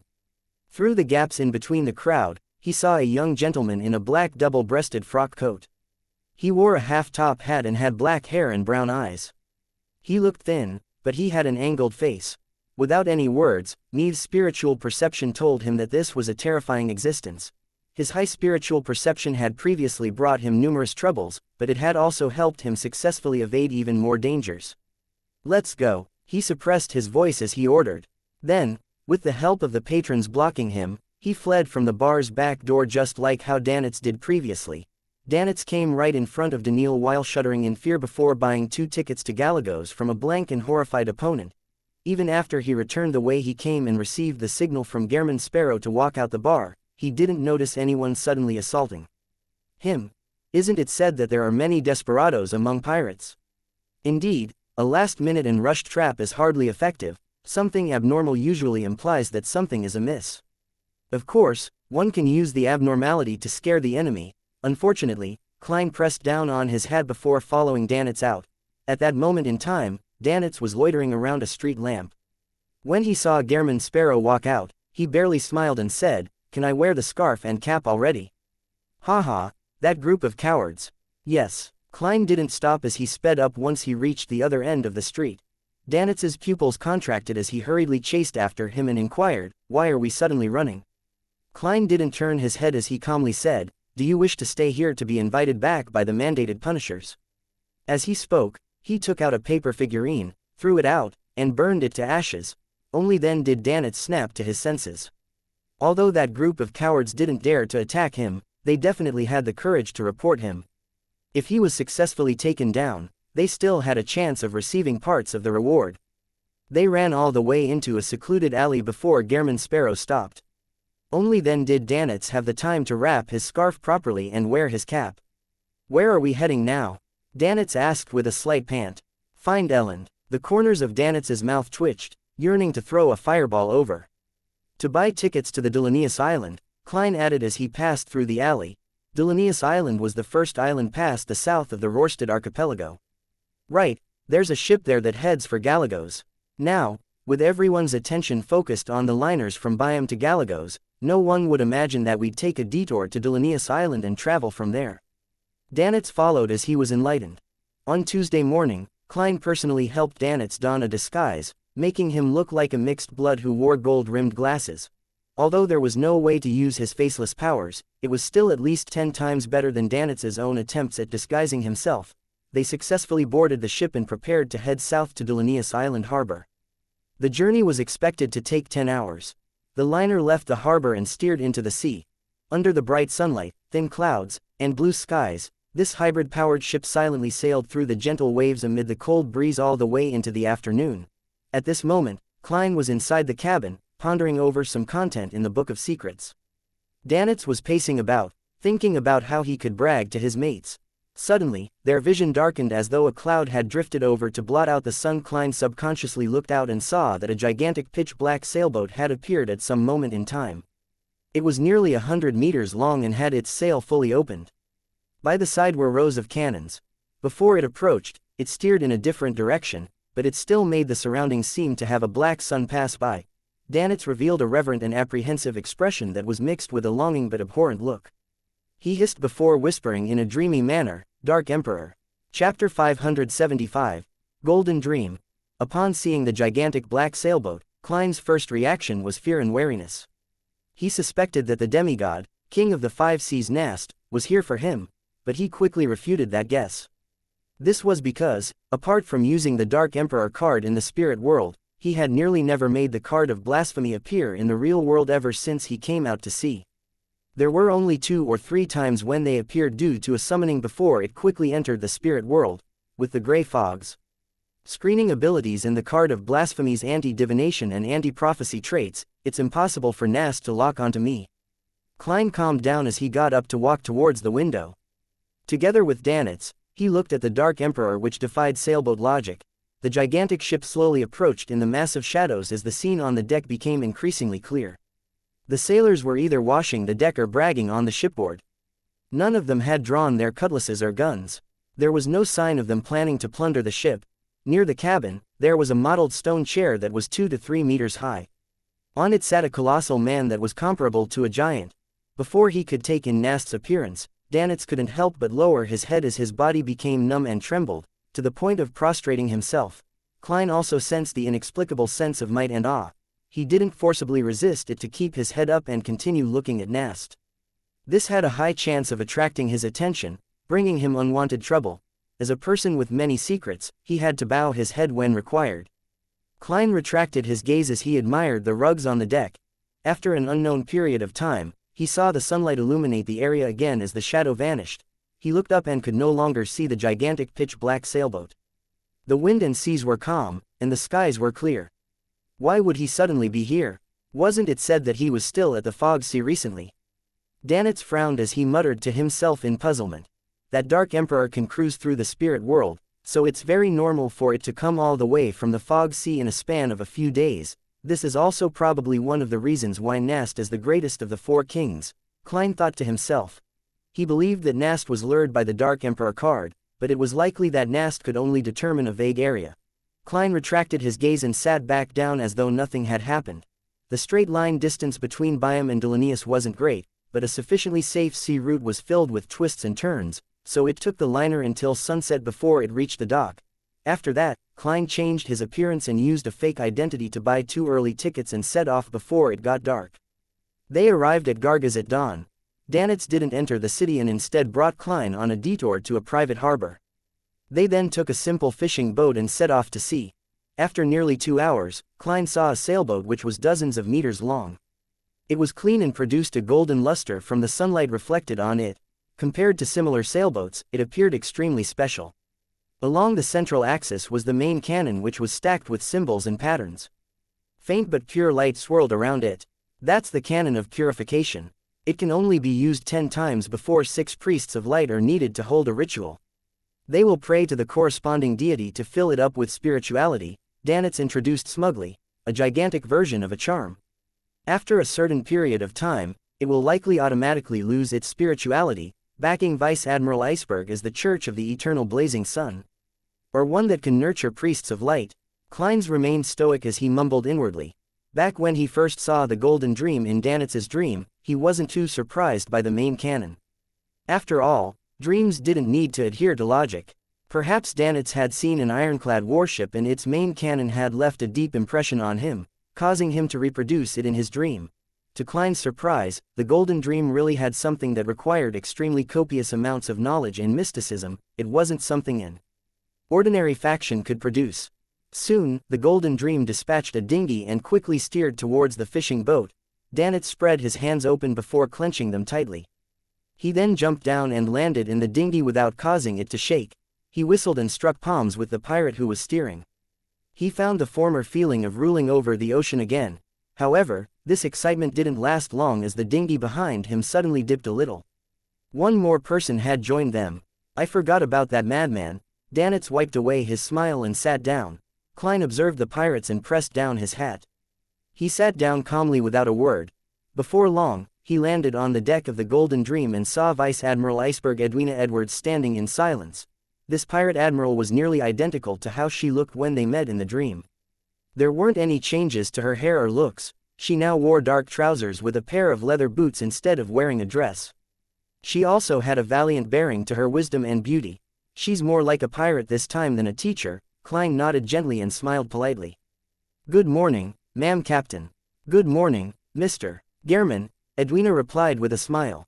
She turned around and walked to a spot where fishing nets were being hung out to dry. She signaled the pirates to walk away and get busy with their own work. Fishing nets, as expected of a pirate crew that's more like treasure hunters, this is in preparation to improve their meals. Klein followed in silence. Danitz very naturally found a few of his companions he was most familiar with to have drinks and to brag to. Of course, he didn't let down his guard. From time to time, he would glance over, afraid that his captain would end up exchanging blows with Gehrman Sparrow. He was ready to get his companions to join the brawl at any moment. This time, Klein didn't wait for Edwina to explain why she had invited him. After 2 seconds of silence, he asked, "What do you know of Tracy?" He planned on asking all his questions before listening to Edwina's motives. He wanted to prevent himself from being embarrassed to ask further after rejecting a request he couldn't agree to. Tracy. Edwina's eyes quivered a little. She's a demoness, a sequence 5 demoness of affliction. Demoness. Klein nearly lost it. He felt that his fate seemed to be intertwined with demonesses. First, it was witch Trissa, and then there was demoness of pleasure Madame Sharon, and then there was demoness of pleasure Trissa Cheek, and a high-ranking demoness he only heard the voice of. Now, there was another demoness of affliction, Tracy. Edwina didn't sense the upheavals he was going through and continued, "She's different from the typical demoness. She has her own ideals and pursuits. She's quite an oddity in the demoness sect. However, she would still work for the organization doing work such as human trafficking or something else. Different from the typical demoness. She doesn't give up on herself and chooses to give pleasure to women." Klein suddenly thought of red-haired Helena. However, he couldn't be certain because not every demoness was the result of a man changing into a woman. There were real women who wished to become an assassin. After asking for the details, Klein deliberated and asked, "We met Nast and his Dark Emperor on the way here. In the recent months, matters involving you, Senor, Tracy, and Nast have happened in this area of the sea. This is rather abnormal. 4 out of the 4 kings and 7 admirals had involved themselves in the Rorstad Sea in a short span of time. This wasn't even including the recently recruited Tarot Club member, Admiral of Stars Catalia. In terms of probability, this was indeed quite abnormal. Of course, Klein had some theories, but he wished to see if Vice Admiral Iceberg was able to provide some fresh insight. Edwina listened without saying a word. She pulled the edge of a fishing net and held it in front of her. She took out a fountain pen, a brass dagger, metallic bottles, and other things from her pockets and the inner section of her belt and placed them on the spread-out net. They latched on firmly without moving. It didn't seem like there would be any interaction between them. At this moment, Edwina bent over and picked up a rock used to press down the net, and she placed it in the middle of the open net. The net immediately depressed, causing the surroundings to contract. The fountain pen, dagger, and bottles tumbled towards the center and gathered beside the rock. "It's probably something like this. Some unknown existence has appeared in the net of fate and is pulling us towards it," Edwina explained simply. "This is like an actual model of the law of convergence for Beander characteristics," Klein thought as he nodded. With regards to this, he was both enlightened but puzzled as well. He was enlightened because Edwina's explanation was nearly the same as his guess, but he was puzzled because it couldn't be used to analyze the problems. "The King of the 5 Seas Nast appeared because of me. Vice Admiral Ailment Tracy can also be barely explained, since I did come into contact with Trissa Cheek. As for Vice Admiral Iceberg and Admiral of Blood, I can't find a reason, perhaps it's purely a coincidence. Besides, it's the latter that attracted the former out." Klein retracted his gaze and asked about something else. Then, he said, "Ma'am Captain, is there a reason for inviting me here?" Edwina gave him a deep look and said, "Your identity indicates that you came from Backland. According to what I know, this identity isn't authentic enough. There's no powerful bounty hunter named Gehrman Sparrow from there. The faction backing you is very powerful. Furthermore, it has quite an extensive network in Backland. You managed to so quickly notice a problem with my identity." Klein didn't panic as he smiled calmly. "Everyone will have some secrets." Edwina remained silent for a few seconds without pressing the issue. She then said, "Not long before Calvetua died, you sacrificed something to it." Klein turned his head slightly and swept his gaze across Danitz, who was drinking beer. Cough. Cough. Alarmed, Danitz spewed the beer all over himself. Klein retracted his gaze and didn't deny or admit it as he looked at Vice Admiral Iceberg Edwina. Edwina continued without a change in expression, "After Calvetua died, the sea god is still replying to its believers." Chapter 576, Vice Admiral Iceberg's collector's room. Is she suspecting something? Klein looked straight into Edwina's eyes without moving them away. Nor did his eyes blink or dodge. After knowing that Danitz had divulged his sacrificial ritual to Calvetua before it died, Klein had the necessary preparations. If he wasn't standing on the shipboard and was instead sitting on a soda, then he definitely would have crossed his right leg and leaned back to give a calm and composed answer. He smiled as he raised his left hand. He introduced with a calm tone, "This glove of mine is called Creeping Hunger." Klein believed that Danitz, who had witnessed him in combat, had definitely passed the relevant details on to his captain. Therefore, with Vice Admiral Iceberg Edwina being of equal rank as Vice Admiral Hurricane Kilangos, it wasn't difficult for her to guess that he had acquired Creeping Hunger. In that case, taking the initiative to divulge it gave him a psychological advantage rather than being exposed by her, and for him to suddenly mention it gave it a double meaning. First, he was hinting to her that he had an organization backing him, one that could kill Vice Admiral Hurricane and orchestrate Calvetua's death and reply to its believers in its stead. Second, it was a warning for Edwina that she was not to attempt to investigate or delve deeper into the matter. Otherwise, the instantaneous death of Vice Admiral Hurricane awaited her. At this moment in time, Klein continued maintaining Gehrman Sparrow's persona. He didn't directly threaten her or refuse to admit it. Instead, he provided a calm answer that hid madness within it. Edwina Edwards nodded slightly and suddenly changed topics. "I plan on providing a certain amount of assistance to the resistance in the Rorstad archipelago, mainly in food and fabric." Assistance? Her backing faction is against Lowen, or it just wants to make things difficult for the Church of Storms?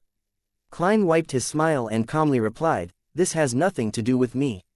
"Don't expect me to trip up," he said silently to himself. Edwina turned her head and raised her arm to point to blazing Danitz, who was drinking while secretly stealing glances. "I will entrust him to handle it, including contacting the resistance and confirming the time. We'll arrange for a private harbor, and I wish you can provide sufficient help." PFF'd. Danitz spewed out a golden waterfall from his mouth. "Ha. PFF'd. Bam, bam, bam." The two pirates sitting beside him laughed as they bent their backs and struck the deck, spewing out the beer that they had just drunk. One of them had dark skin like he was covered in a layer of metal skin. His waist was rather thick, and although he wasn't fat, he had no curvature to speak of. Edwina retracted her gaze and added in an unhurried manner before Klein could speak, "You're an adventurer. I believe you won't decline a job that pays well. You really have found me an excellent excuse." Klein smiled in response. Of course, he didn't ask how much the payment was, while Edwina seemed to forget mentioning it. This intelligent and beautiful pirate admiral gloomily said, "Senor got someone to pass me the news that he's willing to buy the key of the giants, which I previously discovered, for 5,000 pounds. It was the item proclaimed to be Death's Key. It was a gigantic black iron key that nearly made Danitz lose his life in Byam." Klein suspected that it didn't originate from the Dark Second Epoch, but it was something that was connected to the Giant King's court. "She's hinting at me to offer a price." Klein was first taken aback before he came to a realization. He couldn't help but inwardly mumble, 5,000 pounds. I don't even know if the key is of any use, or if it really involves the Giant King's court. If it doesn't have anything to do with it, can I return it for a refund? Besides, there's no prior information about it.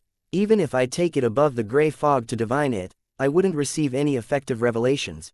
Yes, a simple inference is that if it doesn't involve the Giant King's court but some other treasure that I have no idea about, then it would be useless if I buy it. The only benefit is that it will disrupt Admiral of Blood's plans. It harms him without benefiting me. If it involves the Giant King's court, Admiral of Blood is unlikely to find the target location even if he bought it, as it's located in the Forsaken Land of the Gods. Besides, I plan to hunt him. When the time comes, I can obtain the key without spending any money. It's equivalent to having him buy it for me and watch over it for some time. Although such thoughts are very idealistic, it's not impossible. Klein pondered for a few seconds and said, "It might be hiding a huge secret." He deliberately mentioned this to make Vice Admiral Iceberg unwilling to sell the gigantic black iron key to Admiral of Blood Senor.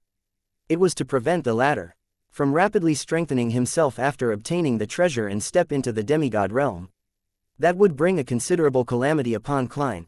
Edwina listened silently and didn't continue on the topic. She turned her body halfway around and pointed at the cabin's entrance. "Breakfast has been prepared for you." "Thank you." Klein took off his hat and bowed. As he followed Vice Admiral Iceberg into the cabin, he quickly recalled the conversation they just had and sought out the true motive behind Edwina's invitation.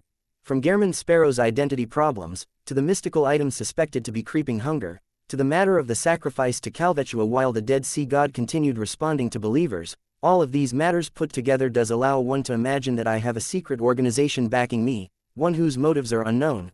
As for the faction that Vice Admiral Iceberg belongs to, it's very wary, guarded, and interested in this matter. Therefore, it got her to probe me in person to see if they can obtain something. They're still rather friendly at the moment.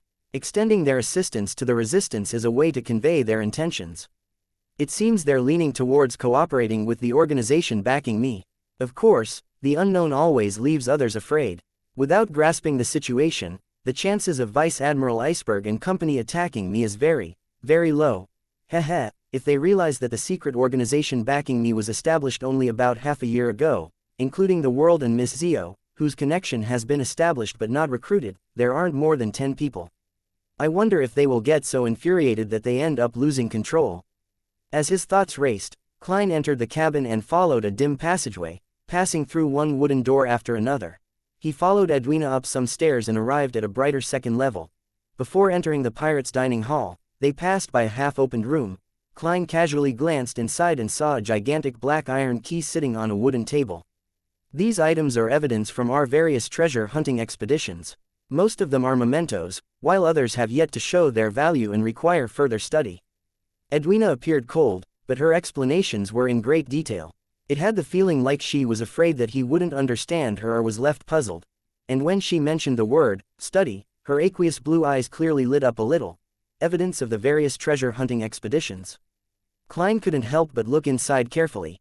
At this point, Edwina pushed open the door and walked in. She then introduced in passing, "This is a gold coin from the 4th Epoch's Solomon Empire." Klein's gaze shifted over and saw a coin placed inside a frame. It was entirely dark gold in color, as though it was combined from two semicircles of different dimensions. It looked extremely asymmetrical, and there was a sharp crown engraved on its surface. It looked very similar to the crown worn on the King of the Five Seas, Nast. Edwina was like an owner who liked to flaunt her collection. She began introducing the items in the room, making Klein recall a familiar person, old Mr. Eye of Wisdom, the great detective, Isengard Stanton. In regards to the trait of flaunting collections, they're very similar, as this a tendency of people with huge collections. Wait, Mr. Stanton had studied in Lindbergh for 4 years.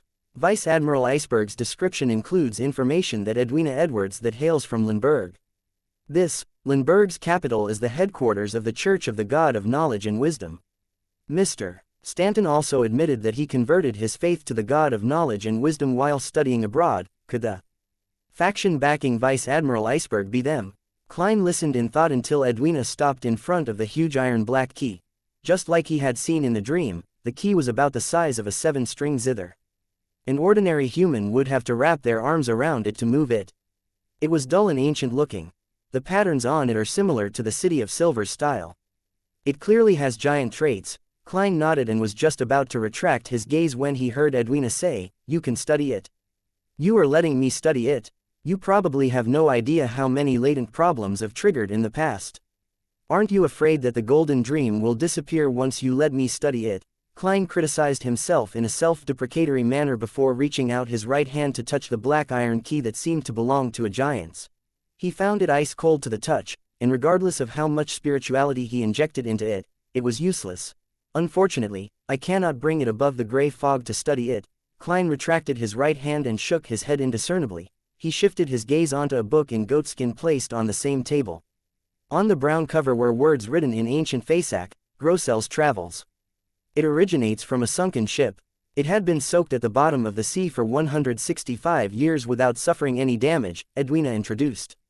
It records a story about a giant named Grossel. He had decided to head to the nation of Frost to hunt the King of the North, a powerful frost dragon. Along the way, he encounters companions, a female elf, a devout ascetic, an aristocrat of the Solomon Empire, and a Loan soldier. The story develops until they encounter the King of the North before it suddenly comes to a halt. It's not the end, but the later pages cannot be opened no matter what methods are used. You can give it a try. This isn't a notebook in a journal style, but rather a novel. This novel sure is odd. It puts together characters from different epochs and eras.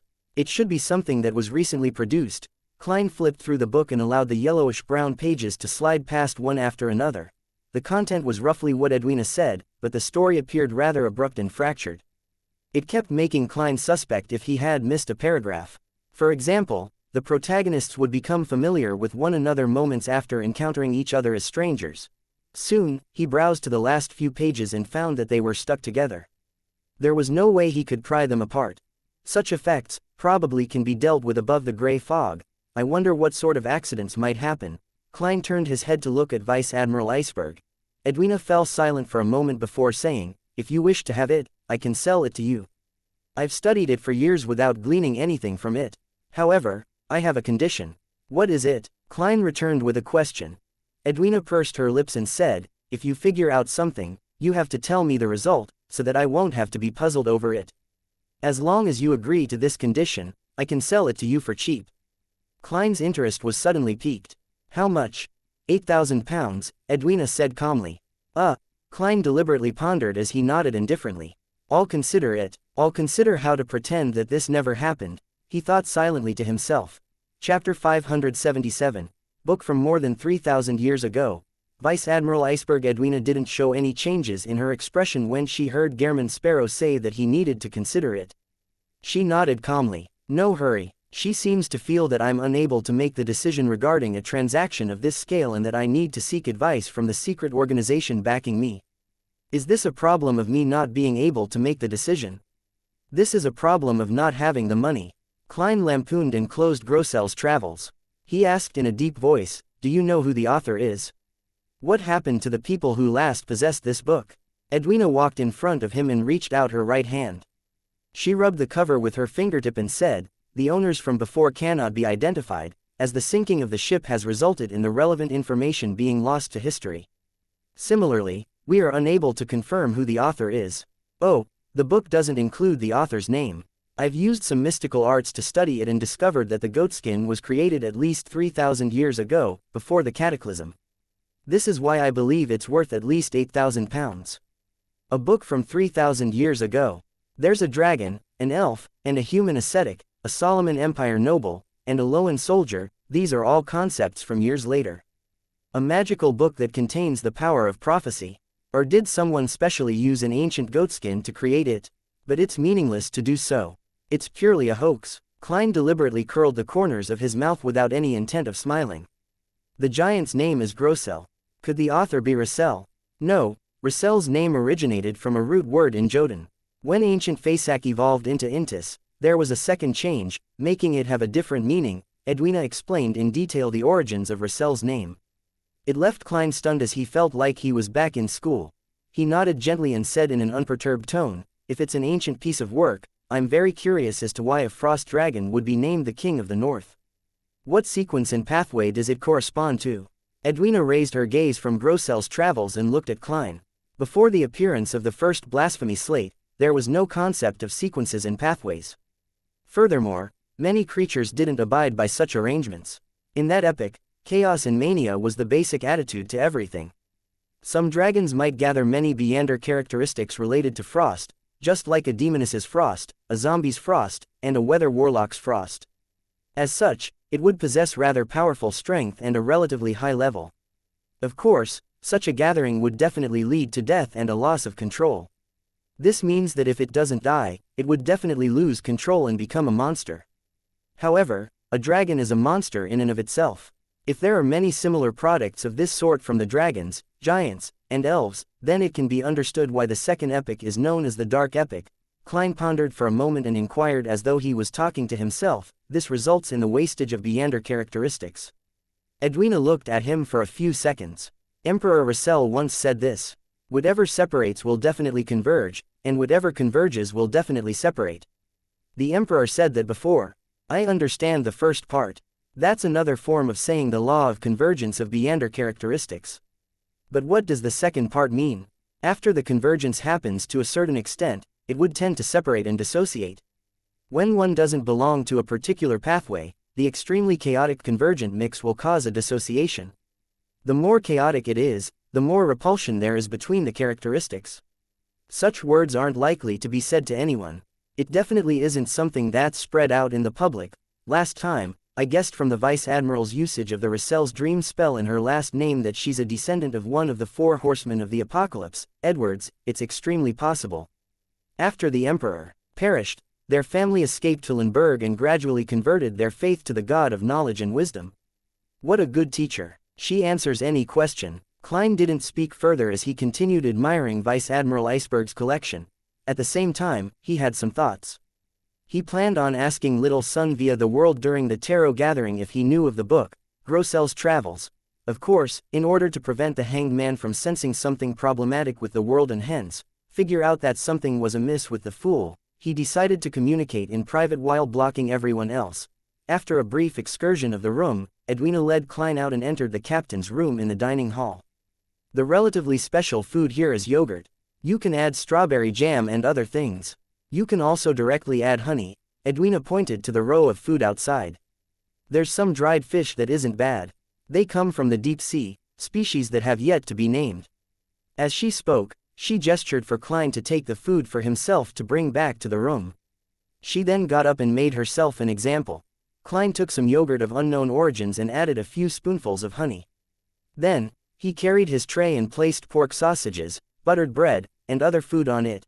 During this process, he saw a young man dressed in a white shirt and black vest, decked out with a flowery bow tie, looking more like an office worker than a pirate, approach Vice Admiral Iceberg Edwina and have a hushed exchange with her. The man had pretty good looks with almost blonde hair other than his slightly black hair roots. His hair was neatly combed to the sides, his eyes were a very light lake green color, and his nose was sharp. He had thin lips and that made him exude a trustworthy vibe.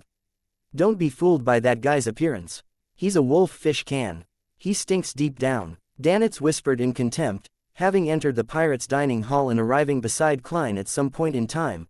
Klein turned his head and glanced at him without saying a word. This was because he knew Danitz would offer to explain without him egging him on. Without waiting for Danitz to speak, a man with a swollen waist beside him said with a crude and sharp voice, "He's the third mate, Jodison. He used to be a Casanova and part-time pirate, saying that he would steal our captain's heart, but he ended up getting a beating. He ended up staying to be educated. Dogshit. In short, he's a bad egg." Danitz emphasized. "He's a bad egg," another pirated with iron black skin echoed. "Why do I have the nagging feeling that all of you are the same?" Klein thought and said, "Flowery bow tie Jodison with a bounty of 5,200 pounds.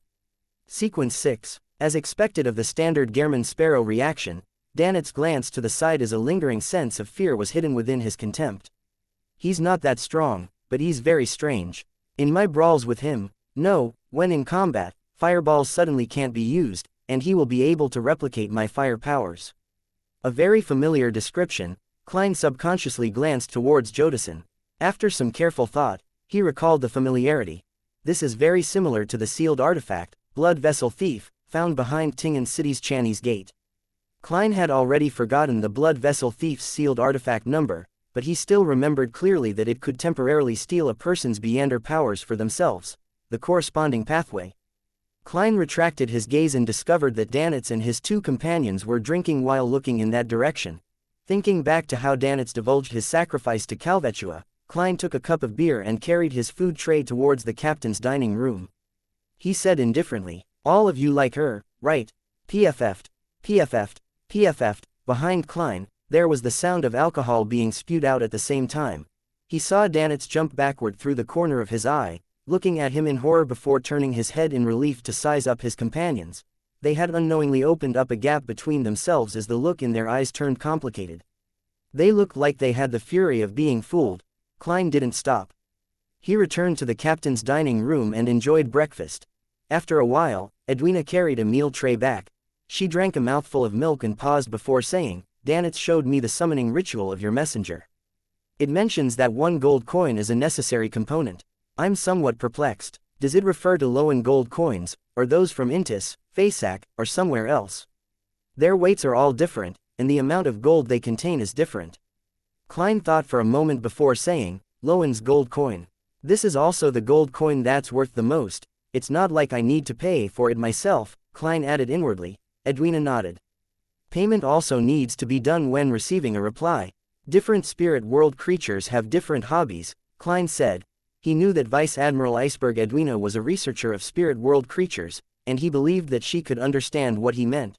Furthermore, he wasn't lying. He just hid the fact that the messenger's owner could also pay for it. Yes, Edwina very seriously answered him, I once attempted to find a messenger, but I could only use trial and error for the incantation. Not only was it dangerous, but it was very difficult to satisfy the requirements. I eventually had to give up. This is one of the reasons. The other reason is that simulating the power of the undead isn't enough to sign the contract. Your incantation has given me quite the inspiration. Klein ate his breakfast in silence without explaining anything. This was because this was the knowledge he had learned from Mr. Azek. He wasn't at liberty to teach it to others without receiving permission from him. After a delicious and quiet breakfast, the Golden Dream approached a private harbor and dropped Klein and Danitz off. Danitz looked back at the glimmering golden ship and suddenly sighed. I feel like my friendship has sunk into the ocean. Klein pressed down on his hat and calmly said, losers can always form alliances among themselves. Danitz was unsure whether he should be happy or sad. After changing their identities and creating fake identification, they successfully bought tickets back to Byam and boarded the ship. Klein finally had a private space for himself. He entered the washroom and went above the gray fog and began scanning through the believers' prayers. This time, the first thing that appeared before him was the bald member of the resistance, Khaled. Honorable God, we have discovered the whereabouts of red-haired Helena. She's currently hiding in the Intis embassy. This has been confirmed by a laundry maid and gardener. Chapter 578, Abduction. In the Intis embassy of the City of Generosity, Byam, Helena sat in front of a dresser, looking at her beautiful yet somewhat frail reflection. She sat there in a daze for several minutes. Her escape from the Black Death had been filled with anticipation and torment. She was afraid that any tiny mishap would cause her to be discovered by pirates or adventurers, causing her to be caught by Vice Admiral Ailment Tracy once again and making her lose all her freedom. She would then never be able to return to her hometown and return to the life she originally enjoyed. Only when she used the meager connections left by her family did she manage to hide inside her country's embassy and obtain a ticket to leave the sea, providing her a little relief. However, this still wasn't enough to make her feel at ease. She believed that everything would only be truly over when she stepped onto the northern continent. With this in mind, Helena couldn't help but raise her right hand and touch her cheeks, which weren't considered fair but was sufficiently healthy. She realized that her exquisiteness had improved significantly since her time as a sea merchant. She felt like time had reversed, making her mistake herself as returning to her days as a young lady. In fact, after entering the Intis embassy, she had an additional choice other than escaping the sea: cooperate with the Church of Storms, Lowen's military, or the embassy.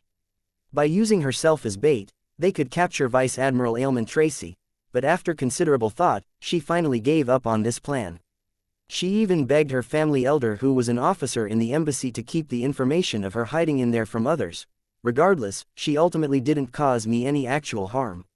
Many a time, she indulged and satisfied me, apart from every night, but that's only on the surface. Amid her recollections, Helena quickly blushed red. Those intoxicating nights, the fiery passion from having limbs intertwined with each other, and the unimaginable pleasure flashed past her mind, leaving her unable to compose herself. Helena slowly took a deep breath before exhaling. She shook her head and made her pining for freedom, her homeland, and her family occupy her heart again. She once again looked at her reflection and coiled up her drooping red hair. Then, she thickened her eyebrows with makeup and darkened the contours, making her facial features sharper and pronounced. After this round of makeup, Helena looked more androgynous, with a masculine air to her. Finally, she took off her clothes and used a cloth to flatten her chest. She then wore a white shirt, a black vest, men's trousers, and a double-breasted frock coat. Finally, she took a silk hat and wore it on her head, hiding the coiled red hair inside. At this moment, her reflection appeared more like a handsome young man than a lady. Her emerald-like eyes specifically seemed to suit her getup, giving her an alluring level of profundity. Helena patiently waited until someone knocked on her door. She picked up her luggage and walked out the door. She followed the good friend of her senior family member all the way to the side door in the embassy's garden. A carriage was there waiting for her. It was to send her to the harbor, where she would board a liner and head for the Lowen Kingdom's Pritz harbor. There, she would make a detour to return to Intis. Helena had anti-tracking beyond her powers. She carefully observed the surroundings, including the carriage driver, a thin and virile local. Doesn't like wearing hats. His looks are identical to the one I met before. He looks a little nervous, but that's normal. After Helena did her final checks, she thanked her family senior's friend, carried her luggage, and boarded the carriage. As the wheels started to roll, she pursed her lips and looked out the window, watching one intis parasol tree after another being quickly left behind. This gave her an inexplicable feeling as though she was back in Trier. It was a huge city filled with sunshine, located in the region of the Rhine River and Strenzo River. It was a radiant and enchanting scene with all sorts of roses. It was a place with bustling arts and humanities, a sacred land for artists, musicians, and novelists. That was Intis's capital.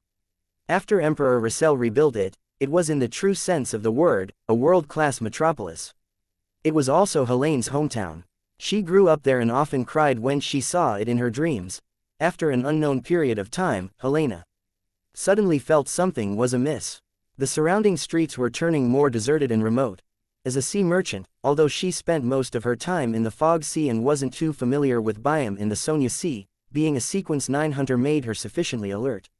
Is this route correct? Helena moved from her seat and carefully asked the carriage driver. She was prepared to jump off the carriage and produce a fireball at any moment. The carriage driver didn't look back as he continued looking forward. He said with a sycophant smile, "Honorable lady, this route is closer, and it's not that easy to get into jams.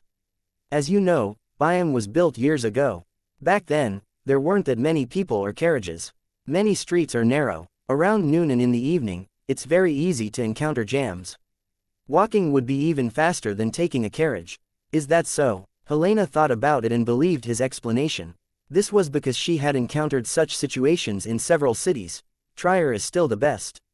When Emperor Russell reformed the old city districts, he had the foresight to widen the roads. There's sufficient space even today. Helena had this thought flash through her mind when she heard the horse pulling the carriage neigh, seemingly in pain. Wait a moment, it seems to have stepped on something. The carriage driver stopped the carriage to the side and jumped off. Helena originally didn't think much of it, but sweeping the area with the corner of her eye, she realized that they were in an uninhabited quiet alley.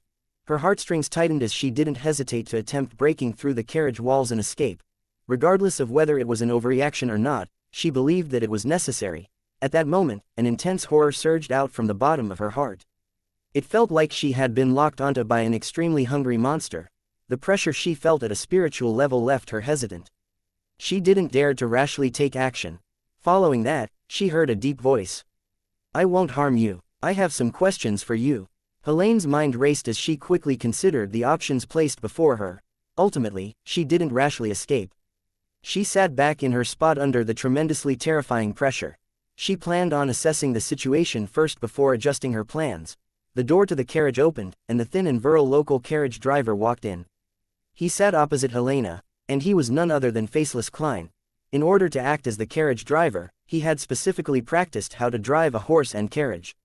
This was a technique he had failed to properly learn while he was on the Tingen City's Nighthawks squad. Due to the little amount of time he had, he didn't master it sufficiently and could only use Creeping Hunger's aura to successfully make the horse obedient. At the same time, Demonesses, who was hidden nearby, quickly ran over and took the carriage driver's seat and began driving the carriage. His round felt hat was pressed low, and he was dressed like a real carriage driver. Helena bent her back in a guarded manner, like a leopard who was ready to pounce at any time. She felt that the gaze of the man opposite her was sweeping through her forehead, her eyebrows, her eyes, nose, mouth, neck, chest, waist, and legs. It left her extremely uneasy. She had encountered such gazes and methods of sizing her up back in Intis, in Trier, and during the days when she was out at sea. It was something that disgusting perverts filled with sexual desires possessed, but this time, she strangely didn't feel insulted. She didn't have the feeling that the man would rip off her clothes or was fantasizing about something abnormal. Instead, he looks like he's studying food. He's like a icy cold snake that's slithering across my skin. Helena finally couldn't bear it as she asked, "What questions do you have?" After fully grasping her looks and features, Klein leaned forward and placed his arms on his thighs in a natural manner. He slightly clasped his palms and said, "Have you heard of a person named Jimmy Necker?" Helena took a few seconds to recall before firmly shaking her head. She slightly frowned and asked in a daze, "Have you gotten the wrong person? He's a tycoon, someone who likes to collect things. Have you heard of such a person from Tracy?" Klein asked again. "Tracy?" Helena sighed secretly and replied seriously, "No. She never mentioned a tycoon who likes collecting." Klein looked at the red-haired lady's eyes and said with an unhurried tone, "Then, does her room have any ancient documents regarding the southern continent's Balam Empire?" "No, she's not someone who enjoys reading documents. She hates reading. She even gets me to read novels to her." With that said, Helena revealed a bitter smile. "What novels does she read?" Klein asked without a change in tone. "Those classics by Russell, as well as any contemporary romance stories," Helena answered frankly. "Does she have a collector's room?" "Yes, but apart from her and a few mysterious visitors, no one is allowed entry, including me," Helena said as she recalled. Klein fell silent for a few seconds as he maintained an unchanging posture. "Tell me your story." "Mine." Helena pointed at herself in surprise. Klein nodded gently without repeating himself. Helena said after momentarily being dazed, "My story is very simple. My father is a member of the former Sauron royal family of Intis. He received quite a bit of wealth, but he lost himself to alcohol, mistresses, marijuana, and gambling, causing him to eventually go bankrupt. In order to repay the debts, I chose to accept some conditions raised by the family and became a Beander. I then went out to sea to become a sea merchant." Chapter 579. Academic question. As she spoke, Helene's eyes moved up slightly as though she was immersed in her memories. "Early on, I transported iron and coal from Midseashire to Fainapotter, then I shipped back tobacco, coffee, cocoa, and other native specialties back to Intis. This is a sea route that borders the shore, so it was rather safe. The competition was intense as well. In order to quickly get out of my predicament and save up money, I worked hard to raise my sequence, hoping that I could trade in the colonies. Unfortunately, just as I familiarized myself with the sea route and made some money, I chanced upon ailment maiden Tracy, who wasn't Vice Admiral Ailment at the time, in one of her raids during my second trip to West Balam. She only had one ship back then, but she was very powerful. My partner and I resisted with our lives, but all of that was in vain. She doesn't have the habit of killing mindlessly. All she did was snatch the goods, as well as myself." As expected of an oddity among Demonesses, Klein listened in silence and used his clown powers to suppress his embarrassed emotions to expressionlessly ask, "How far did the relationship between the two of you go?" "We didn't," Helena instinctively denied. "She forced me. I didn't want to die. I could only choose to accept it. Besides, she's a woman. Lady, there's no need to get so worked up. If I had asked if the two of you had a relationship that went beyond friendship, would you have jumped out? It's only because I'm kind enough and had considered your shame which had prevented me from being so direct." Sigh. "Under the facade of the crazy German sparrow is a gentlemanly me, that's the true me." Klein switched to asking without a change in expression, "What kind of food do you like? Are there any dishes you especially like? Do you prefer sweet or salty food, or somewhere in between? What food do you dislike? What food are you allergic to? Do you have any dietary restrictions? If you do, what are they?" These questions made Helena feel like she was in a dream, as though everything was surreal. She never imagined that the man would ask her such questions. It was like a pursuer was asking his crush what hobbies she had. No pursuer would ask such questions. These are all indirectly obtained from numerous chats, or are obtained by other means. No woman would like to be questioned like that. This is like a survey which Emperor Russell created. What does he want? He's asking these questions without any expression. "I'm so afraid." Helena fell silent for a few seconds before answering them one after another under Klein's cold, unmoving gaze. Klein maintained his seating posture of leaning forward and continued asking, "How do you usually sit? Do you have any habitual motions?" The more Helena answered, the more panicked she became. She had the inexplicable feeling that answering these questions would make her disappear. By the time the perplexing and terrifying survey was done, she felt heavy deep down, constantly suspecting that a terrible outcome awaited her. "Why don't I risk it and jump off the carriage while he isn't paying attention?" Helena seriously considered the possibility. However, the man didn't seem to have any indication of attacking her, and this made her indecisive. She felt that there was hope to resolve the matter amicably. After grasping Helene's personality, habits, and preferences, Klein turned the topic towards Vice Admiral Ailment. "What do you know of Tracy?" Helena fell silent as her mouth quivered a few times. She couldn't bring herself to speak. After the carriage continued on for quite a while, it was only then that she finally smiled ruefully. "She possesses excellent combat abilities. She's good at infiltration and curses, with her being capable of turning invisible and becoming light. She grasps the means of swapping bodies with a mirror or magic staff, as well as black flames and frost. She can make enemies in a certain range suddenly fall sick, including colds, pneumonia, gastroenteritis, and other illnesses. The longer the fight lasts with her, the worse the ailments inflicted. Some Beyonders might even directly die from a heart attack. She can also create invisible threads to control her enemy. She knows human anatomy very well. She can easily give people pleasure through contact, that kind of pleasure. She has an active charming ability that would make many pirates give up putting up a resistance once they're near her. She's often friendly, but she's cruel to her enemies. She enjoys destroying the perfection that others would wish to protect, making them suffer immense pain and torment. Helena didn't go into detail on how Tracy destroyed the state of perfection of others. There were many cruel stories and hilarious matters. This ailment maiden had once made her enemies, a father and son duo, kill each other, as well as instigate an enemy's wife to betray him and let him come across the scene, as expected of a demoness. She's a sequence 5 demoness who's one sequence higher than demoness of pleasure. Klein gained a basic grasp of Tracis' combat style, and he calmly asked again, does she have any mystical items? Yes, a bangle that's inlaid with diamonds. As long as she wears it, it's very difficult for Tracy to be injured. Helena hesitated before revealing Vice Admiral Ailment's secret. Klein asked a few other detailed questions as he straightened his body a little.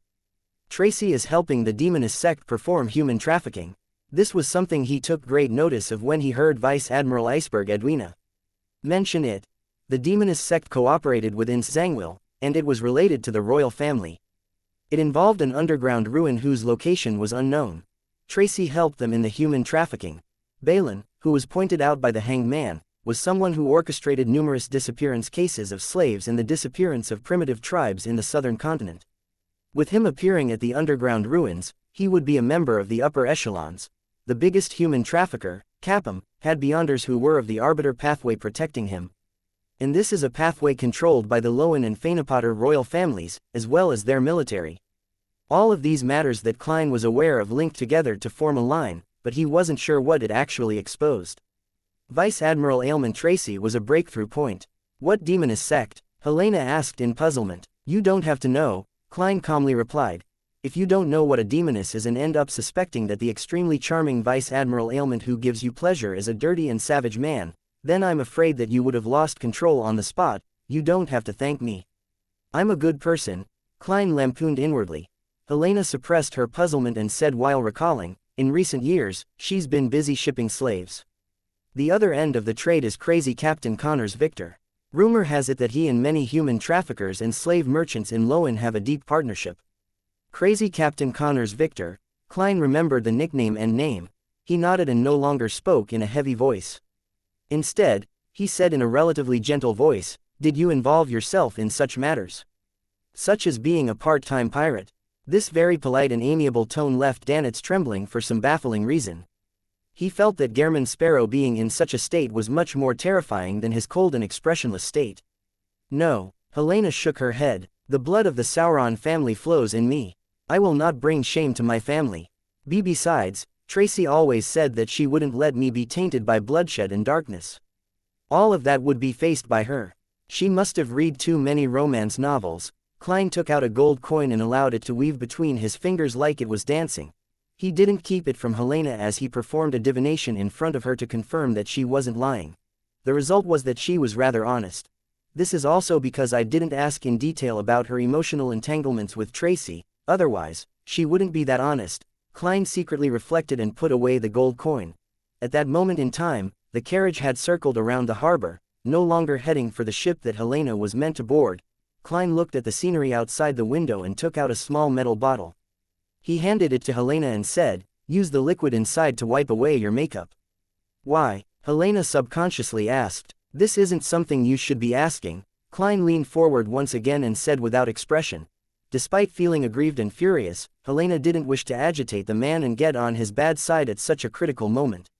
She could only remove the bottle cap and took a sniff at it to test if it was poisonous.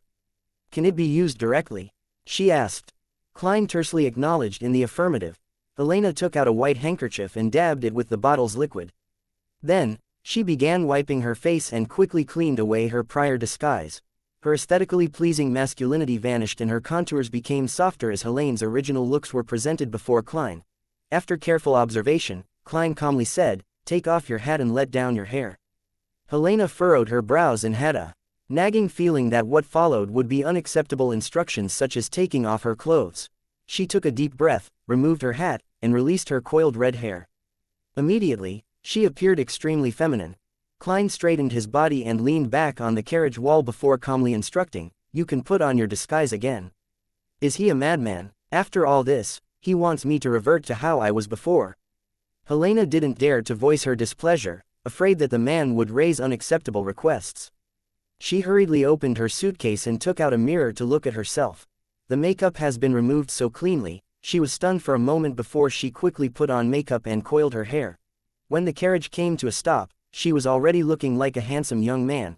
Klein nodded indiscernibly and looked out the window before retracting his gaze. "One last question." "What?" Helena asked nervously. Klein raised his line of sight a little as his facial muscles moved. "How big are your breasts?" Helena was first taken aback before her face flushed red. This wasn't a redness caused by embarrassment, but an anger from wanting to punch the man in the chin. Klein didn't move his gaze as he calmly added, "It's an academic question." Noticing no sexual intent from his eyes, Helena inhaled and closed her eyes to answer the question. Klein secretly heaved a sigh of relief and took out a boat ticket and a stack of papers. "New identification, tickets to Tiana Port. Once you're there, buy tickets to Pritz Harbor." Helena glanced at him vigilantly before receiving the tickets and documents. She carried her suitcase and carefully alighted the carriage to see the ship she was taking. Klein followed behind her and watched her leave. From the corner of his eye, he saw Danitz trying hard to hold back his laughter. Chapter 580, Wormtongue. Klein slowly turned his head and shot a glance at Danitz. The pirate with a bounty of 5,500 pounds immediately shut his mouth and clamped up. It was as though nothing had happened.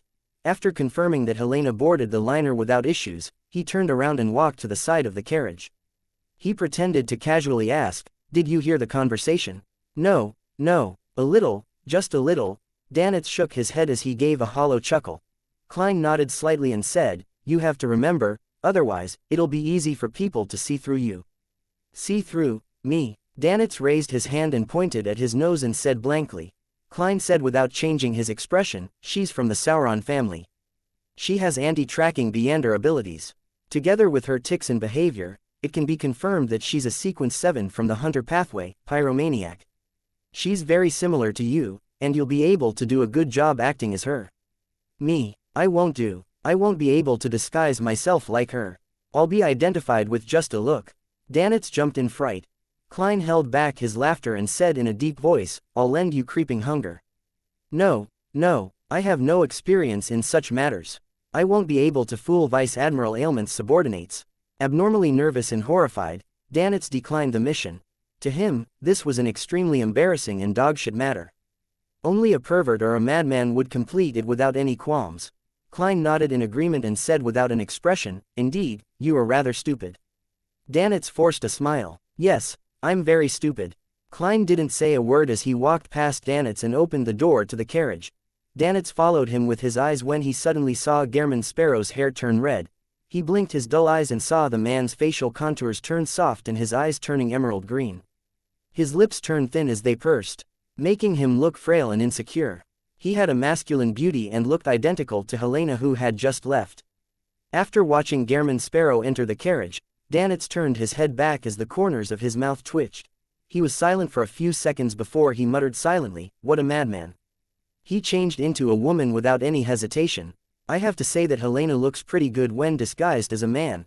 This Beander power sure is useful. If I can receive an item like that and figure out what Captain's ideal type is, then I can make the corresponding changes and make her fall in love with me. But in that case, would the person that she falls in love with still be me?" Danitz found himself pondering over philosophical questions until he heard a cough from the carriage behind him. He snapped to his senses and drove the carriage away from the harbor. He planned on making a huge detour before circling back. Inside the carriage, Klein wasn't as calm as he appeared. Although Helena was in male clothes, allowing him to temporarily not bother about the most embarrassing parts, he still felt quite embarrassed to have his face change into a woman's while squeezing out breasts. This left him feeling down and awkward. Sigh, a faceless's change in appearance is very easy. The difficult part is apparently the mind. To act as a good faceless, I'll have to cross many mental blocks. If I don't, then I'll have to spend a great deal of time to act as a real person for many years. My identity has to be recognized by everyone as I fully immerse myself into that character until I almost treat it like it's real. This is more challenging on my bottom line. It's crazy and warped. To speed up my progress, I have to overcome a certain number of obstacles. Klein pulled out a suitcase from under the carriage's seat. He rummaged for some cloth and clothes before replicating Helene's disguise. He could have gotten Danitz to act as Helena and borrow the mystical item with the faceless Beander characteristic from Justice for a few days without a problem. However, that meant that there was a high chance of Danitz facing Vice Admiral Ailment Tracy directly. Without the clown's powers, it was almost impossible for him to hide it from her, putting his life in extreme danger. It was impossible for Klein to make others bear such huge risks for his own matters, therefore, he could only challenge himself and do it himself. Soon, he looked identical to Helena. Under the black top hat was a handsome androgynous face with soft and pronounced contours. His emerald green eyes looked as beautiful as gems. He adjusted his build, making himself shorter by a few centimeters and narrowing his shoulder width. His frame shrank and he looked like he had lightened significantly. His current appearance quickly surfaced in Klein's mind with his clown powers. It's still not bad. There's not much to it. Perhaps it's because I'm not in female clothes, so it doesn't feel much different from turning into Gehrman Sparrow, Danitz, or someone else. I just look prettier and have some discomfort in my chest. If I look like that on Earth, I wouldn't have needed to worry about not having a girlfriend. He mocked and consoled himself as he curled the corners of his mouth. What looked like a normal action on Gehrman Sparrow now looked pitiful and sorry. Fuck. Klein cursed silently as he quickly adjusted his state of mind. Bit by bit, he immersed himself into the state of true acting. With the passage of time, he discovered that the resistance he had lessened significantly. Following that, he felt relaxed and calm as though the potion had harmonized itself further. And that meant that the speed of his digestion would speed up. It really is useful, Klein said silently as he got up and took 4 steps. Counterclockwise, he went above the gray fog and once again confirmed the danger level of his upcoming operation. After returning to the real world, he switched to using Helene's voice and deliberately suppressed it. Head to Pier 6 at the harbor. Danitz didn't find anything amiss, but he suddenly came to a realization after changing directions. He couldn't help but tremble. It's like the real person. I wouldn't be able to distinguish him if the day comes where he transforms into captain to fool me. After a while, the carriage re-entered the harbor and went to the liner which Helena was originally meant to board. But it didn't truly approach it and had instead circled around to a nearby warehouse. Danitz jumped off the carriage and knocked on the warehouse's door. According to a prior agreed pattern, out came a group of dock workers who were clearly of native blood. Following that, they made way. After confirming that there wasn't anything amiss, the bald member of the resistance, Khaled, came out on a wheelchair. Where is she? He looked at Danitz as he asked. Through Helene's matter, Danitz had successfully established communications with the resistance. In the carriage, she's been drugged with medicine that makes her lose her strength. Its effects will last another 10 hours. Remember, I want 70% of the £1,000 reward. Khaled raised his right arm and waved it. Immediately 2 thin members of the resistance got onto the carriage. Boss, it's that woman, they soon poked their heads out and said in the tone of a local gang. Take her down. Our mission is to protect her, Khaled emphasized again. Helena, who was disguised as a male, was helped down from the carriage with 2 soldiers supporting her on either side of her. With his control as a clown, Klein pretended to be weak in the knees as he staggered. He was soon moved to a room among the Biam populace. At the same time, Khaled instructed a local gang member, who believed in Sea God, to find strongman Uzil and tell him that they had found the target. He was to bring £1,000 in exchange for the woman. As for Danitz, he had returned to the inn to await the news. At noon, Uzil replied saying that he couldn't be sure if the person was the real deal and had planned on sending a person over to confirm things. Khaled agreed to his request. Closer to the evening, a figure appeared outside the house. He was a man wearing pantaloons and a jacket. He was Lonis and was dressed in the style of a native.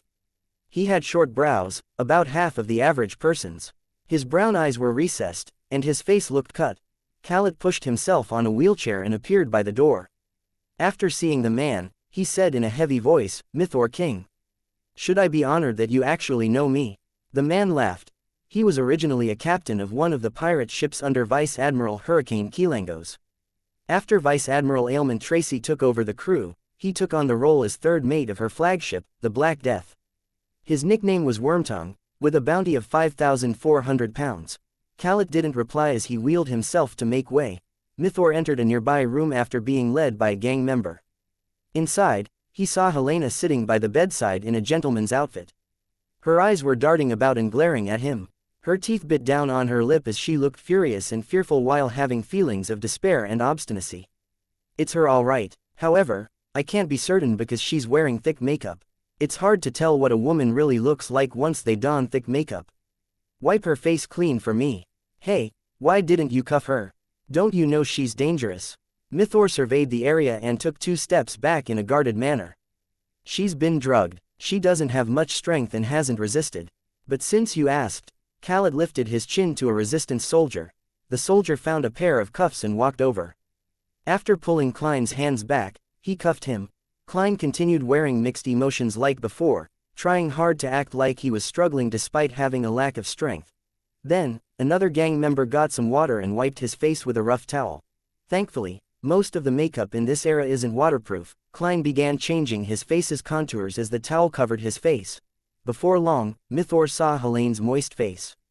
She looked extraordinarily frail and beautiful in this state. Her emerald green eyes shot out with intense hatred and a look of perplexity. Unfortunately, she's captain's. Mythor's throat moved. As a man and a pirate, he often fantasized about Vice Admiral Ailment Tracy and red-haired Helena falling into his embrace at the same time, but of course, it was only his imagination. The way he looks at me is disgusting. Klein nearly puked. Although he knew that it was targeted at red-haired Helena and had nothing to do with him, he couldn't help but feel goosebumps. In that instant, he got to know the real him a little deeper. He knew what things he couldn't accept at all. It really is her. Mythor turned his head and said to Khaled, "This is your reward." He threw the tiny leather bag in his hand over to him. Khaled did a brief inspection and threw it to his subordinate. He pondered for a second and said, "We still need your help." "No problem. Seek out Azil when needed." Mythor pointed to red-haired Helena in the room and asked, "I'll take her away, right?" "Yes." Khaled made way once again. Klein didn't wish to be helped by Mythor as he pretended to have regained some of his mobility while stumbling out. Mythor was afraid of Vice Admiral Ailment Tracy, so he could only hold her by her shoulder and led her to the carriage parked outside.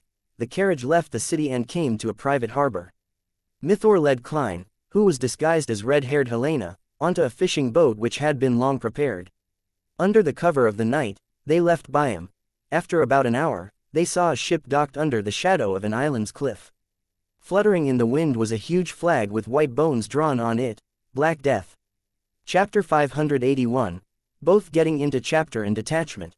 Only a single Black Death, the other ships are anchored beyond the Rorstad archipelago's confines because they're afraid of being discovered. This is good news. Klein retracted his gaze and deliberately bit his lip to express his agitation. After taking a glance at Helene's side profile, Mythor lit a torch and began swinging it to signal to the flagship. Before long, a dinghy came and took him and the disguised Klein back to the Black Death. As the dinghy was being hoisted up, Klein boarded another pirate admiral's flagship. Under Mythor's lead, he entered the cabin. Waiting for them up ahead was a blonde female attendant. She glanced at Helena with a cold stare before pointing sideways to the room. "Go in." This attitude, it's like meeting a love rival in the flesh. Both men and women fall to this Vice Admiral Ailment's charm. The cuffed Klein instantly increased his vigilance as he wore a heavy expression and followed the blonde female attendant into the room. He originally believed that he would immediately meet Tracy and obtain a chance to meet her in private. He was already ready to strike, but apart from a wardrobe, sofa, and full-body mirror in a cramped carpeted room, there was nothing. Could it be that Tracy has deliberately given Helena the cold shoulder to express her anger? Klein recalled the romance novels and contrived television serials he had previously watched while contemplating the reason for the ailment maiden's actions, the blonde female. Attendant shot a glance at Helene's male attire that lacked the androgynous beauty to it due to the lack of makeup, took 2 quick steps, opened the wardrobe, and pointed to the dresses inside. "Captain doesn't like your present attire. Change." "Fuck," Klein cursed inwardly. He originally imagined that he could be granted a meeting with Vice Admiral Ailment Tracy while looking like Helena and dressed as a male. He was thankful that he didn't need to overly humiliate himself to achieve his goal, but in the end, he didn't manage to escape this outcome that he wanted to avoid. Seeing Helena standing there in a daze, the blonde female attendant glared at her. "You have two choices. Either you change yourself, or I'll help you." Klein did one of red-haired Helene's habitual motions and inhaled slightly. "Remove my cuffs." He turned his body sideways and gestured with his chin towards the door. "And go outside." Conniving whore, the blonde female attendant cursed under her breath and used the key given to her by Mythor to release Helena from her cuffs. After she left the room and closed the door, Klein walked to the wardrobe and stood there in a daze for 20 seconds. Suddenly, he closed his eyes and extended his right hand. After an unknown period of time, he came in front of the full-body mirror and saw Helene's red hair cascading down in the reflection. Her green eyes shimmered while she wore a golden red dress. By her waist was a ribbon tied into a flower. It was pulled tight, accentuating her slender waist. Helene's beautiful face was flushed red as her lips were tightly pursed. Her expression was heavy, looking very identical to the picture from before. Klein looked at his present image and first felt somewhat embarrassed. However, he had gotten over it to a certain extent while changing. Besides, there wasn't anyone inside. Second, he gradually found a different feeling. This wasn't to say that he was gradually liking such acts. Instead, while overcoming his mental aversion, he gained some form of detachment from his self-awareness. It felt like his soul had flown out of his body, allowing him to calmly observe Helena, dressing up in female attire and adjusting her clothes through the mirror with a calm attitude. He believed this was a necessary step in his mission and that there was nothing embarrassing or odd about this. Klein felt a baffling sense of familiarity as he tried hard to recall and compare this feeling, in a bid to fix it in place and gain an understanding of it. Soon, he found the source. This was similar to him playing role-playing games. In it, he could choose a female character, carefully choosing the facial features and attire of the character, allowing the beauty to please his eyes. There was nothing kinky or embarrassing while doing this. On the one hand, he was viewing it from an angle of a god through the screen, making his attitude detached, and on the other hand, he was seriously acting and going through the plot. By combining the two perfectly and not distinguishing between them, he didn't have any aversion to it because he was playing a game. Klein suddenly opened his half-closed eyes, feeling like this was the faceless state he had been searching for. He could act as anyone, but he was still only himself. As he got into character and worked hard to act, he could detach his feelings and observe things calmly. By making comparisons, he could figure himself out and find his true self. It's both getting into character and detachment. This is the actual application of the faceless's main principle. Klein suddenly felt at peace as the remnant embarrassment coexisted with his changed attitude. With a detached attitude, as though he was playing a role-playing game, he observed himself in the full-body mirror and tried hard to find any flaws. Thankfully, I got Demonesses to get 2 sets of female clothing to study the way it's all put together. Otherwise, there's no way I could wear them so quickly and normally as a first-timer. It will be easy to expose any flaws. Hey, this is called professionalism. Women's clothing sure is complicated. From the perspective of a faceless, there are many flaws in Helene's facial features and contours. She might be beautiful, but it's definitely nothing I call stunning. Yes, with this state of mind, I can clearly feel the potion digesting. Klein looked at himself in the mirror as though he was looking at a character named Helena. The blonde female attendant banged on the door and asked impatiently, "Are you not done?" Klein's face instantly sank, as though she hadn't returned him the 10,000 pounds she owed him. He maintained this state as he walked to the door and pulled it open. The blonde female attendant shot him a glance and raised the handcuffs. "Put your hands to your back. You're now a prisoner." As red-haired Helena was on the Black Death, she wasn't afraid that she would bring her any harm. All she wanted was to humiliate her as much as she could. Klein grunted and half-turned his body, putting his hands to his back. He felt relaxed because the woman wasn't paying too much attention to his attire. After putting on the cuffs, he was led by the blonde female attendant to the entrance of the captain's cabin. The door was half open, allowing a fragrance of warmth emanate outside. It wasn't too strong, but it was sufficiently long-lasting. It was a scent that kept pulling one back as they would involuntarily wish to head to bed for pleasure. The blonde female attendant knocked on the door and was just about to say a word when a gloomy but sufficiently beautiful female voice sounded from the inside. "Let her come in alone." The blonde attendant's face instantly sank as she pushed open the door, signaling with her eyes for Klein to enter. The moment of truth is here. Klein took a deep breath and stepped into the room. The door behind him closed with a thud, isolating the inside from the outside. Klein walked across the thick carpet and, using the candlelight from the golden candle racks, saw a rather beautiful lady sitting behind a desk while leaning back. She was wearing beige trousers with her feet extended diagonally while crossed. Her brows were long and straight, and her azure blue eyes were sharp and bright. She wore a white linen shirt, allowing her intimate body to faintly peek through. Raven black curled hair cascaded down to hide the critical bits, making Klein instantly feel uncomfortable. Upon seeing red-haired Helena enter, Vice Admiral Ailment Tracy raised her left hand and asked with an ambiguous smile, "Tell me, how should I punish you?" She held a black leather whip in her hand. "Ma'am, there's always room for discussion," Klein lampooned to resist his discomfort. His eyes first moved upwards before leveling towards her. He said without a hint of emotion, "Returning to this place is already the greatest punishment. Anything else is just a bonus. You're as stubborn as usual, yet always so indecisive." Tracy stood up. She was tall and slender, and under the illumination of the candlelight, her figure's shadows danced with extreme charm. She held back her smile and walked towards red-haired Helena, with the leather whip in her left hand. She didn't have an ounce of doubt. During this process, Klein noticed that she wore a bangle with inlaid diamonds on her right wrist, the mystical item described by Helena.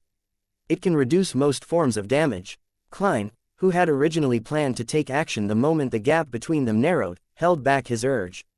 "Oh, they cuffed you. That's nice. We haven't played such a game before," Tracy said with a smile, but her azure blue eyes seemed to be a stormy ocean that was gathering strength. "Ma'am, your lines are quite terrible." Klein pursed his lips tightly and didn't say a word. Tracy came in front of him and raised her right hand to slide down his cheek. "Returning is the greatest punishment." As she spoke, her eyes turned misty, looking extremely alluring. "You usually don't seem to think so. Although you always resist in the beginning, you're often more passionate than me towards the end."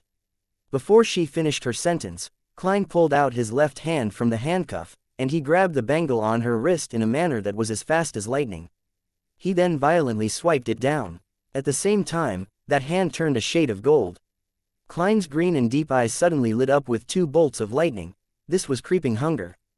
This was psychic piercing, and the ability to pull his hand out of the cuffs was a magician power. It was the bone-softening power which Klein very seldom used. He had long made plans in preparation for what he would do after infiltrating. It was to find a chance to be alone with Vice Admiral Ailment Tracy and assassinate her without holding back. Only by doing so did he have a chance of defeating a pirate admiral. Only by doing so could he severely injure and capture her. And even if it couldn't be done, he didn't mind killing her.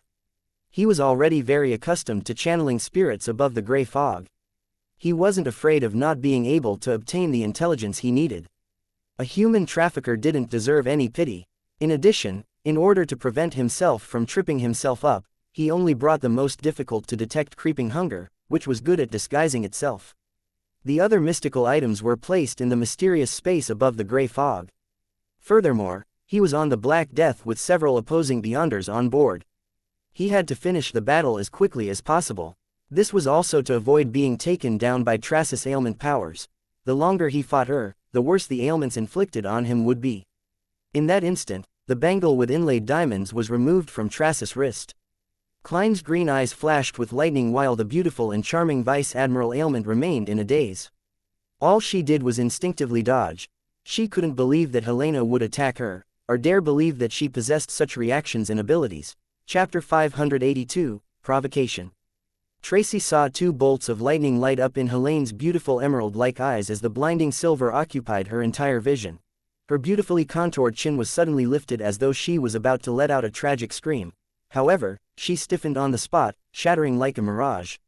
The full-body mirror placed in the room cracked and quickly crumbled, scattering to the floor. Mirror substitution spell. Tracis' figure, in her pure white shirt, beige trousers, and black leather boots, appeared in the corner where the full-body mirror was located. Before she could catch her breath, she heard heavy footsteps and saw red-haired Helene's dress fluttering to the back as she charged forward like a chariot. The glove she wore on her left hand was pale and gloomy green. Klein had already switched to a zombie state. His muscles were taut, and his strength had increased substantially. His sleeves fluttered as he clenched his fist tightly before throwing it at Vice Admiral Ailment Tracy like an iron hammer. Although he continued maintaining Helene's appearance, his actions were like a ferocious beast's. He was fierce and formidable. As he bombarded Tracy with his punches and kicks, All she could do was desperately parry his attacks without having the time to use other Beyonder powers. If a Demoness of Affliction's corresponding sequence 9 wasn't assassin, allowing her to have extraordinary combat skills and dodging capabilities, this barrage of attacks would have left her heavily injured.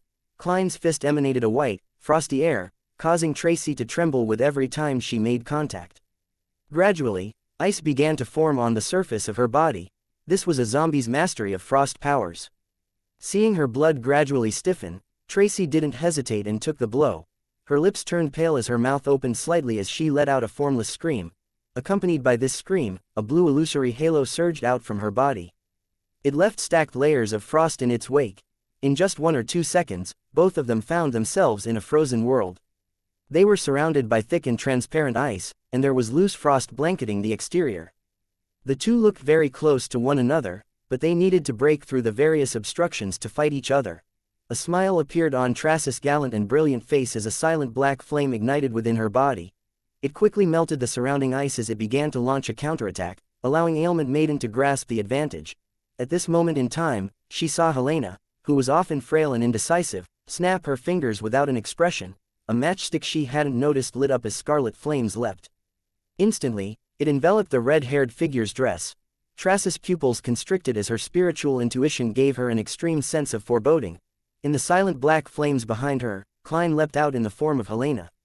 He extended both his arms and hugged Tracy, locking her arms in the process. At the same time, he opened his mouth and shouted, "Bang!" A formless air bullet shot out with might that exceeded that of a revolver.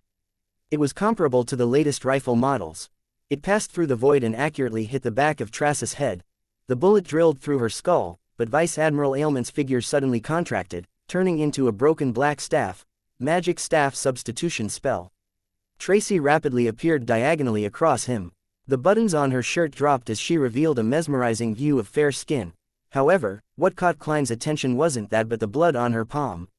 While Klein restrained Tracy, she had clawed behind her, ripping off a piece of fabric and injuring his thigh. At this moment, Tracy quickly opened and closed her mouth twice as illusory black flames appeared from her palms to burn the blood. This was black magic, a witch's curse. Klein couldn't help but tremble. A black flame ignited from within, from his soles to the top of his head. He was rapidly reduced to paper shreds. Just as he appeared in another corner, he felt countless invisible spider webs swirl towards him. Some were hard and attempted to bind him, while others were soft, in a bid to stimulate different parts of his body.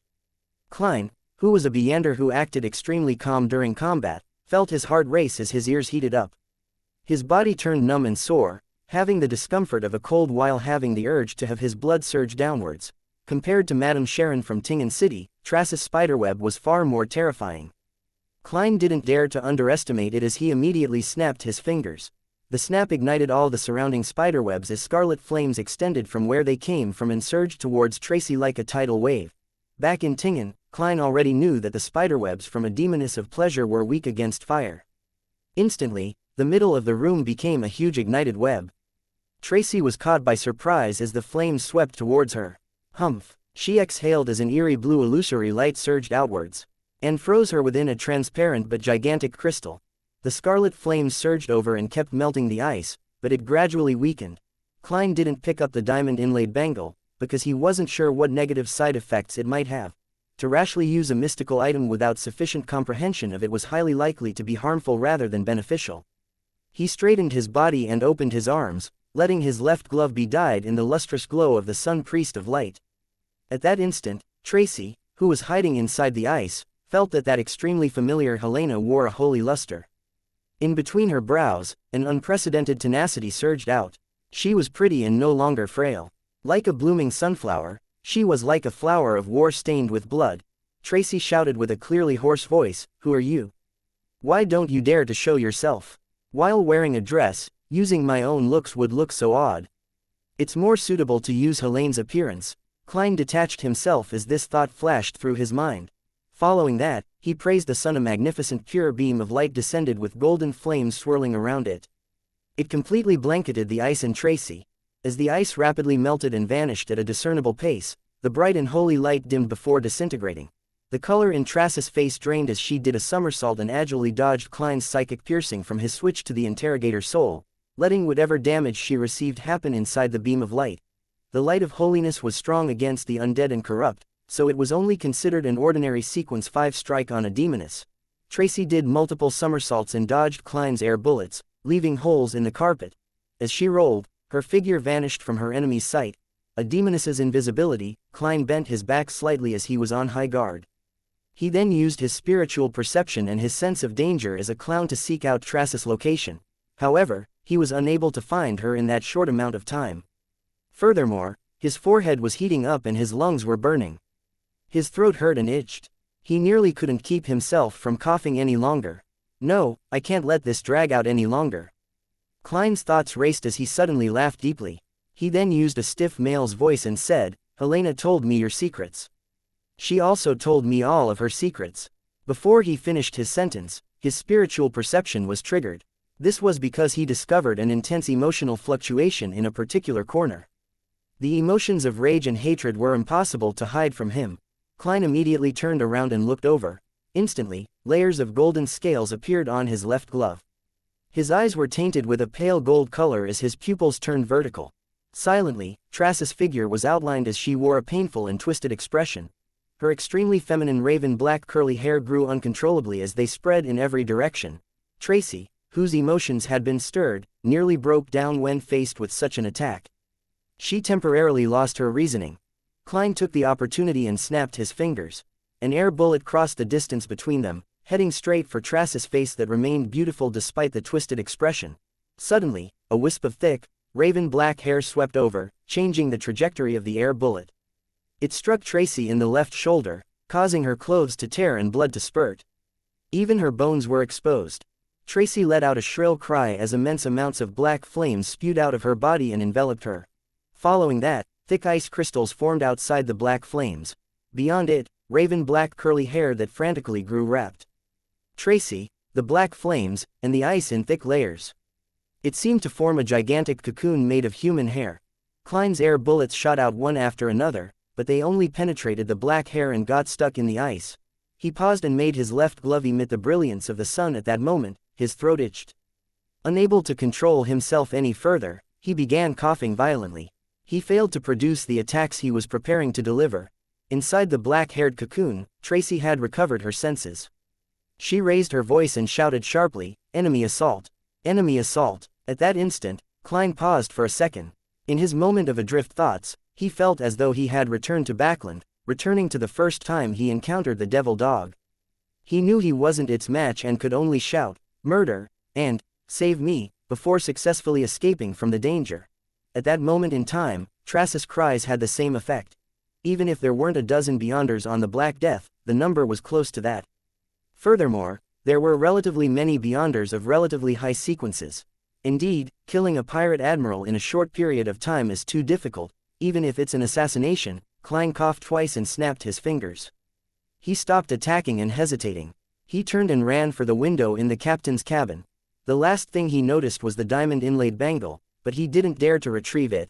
Firstly, he was afraid that the severe negative effects would affect his escape, and secondly, he was afraid that Tracy would be able to lead a bunch of Beyonders to pursue him with the help of the item's location after she recovered. A pursuit at sea would then unfold. I can't be greedy. Klein turned his head and smashed through the window and fell onto the deck. Two pirates happened to come over as they thrust their cutlasses forward. Oof! Oof! Their cutlasses pierced through a paper figurine. Klein's figure instantly appeared behind one of the pirates, as he extended his left hand, opening up a ferocious and creepy mouth on his palm.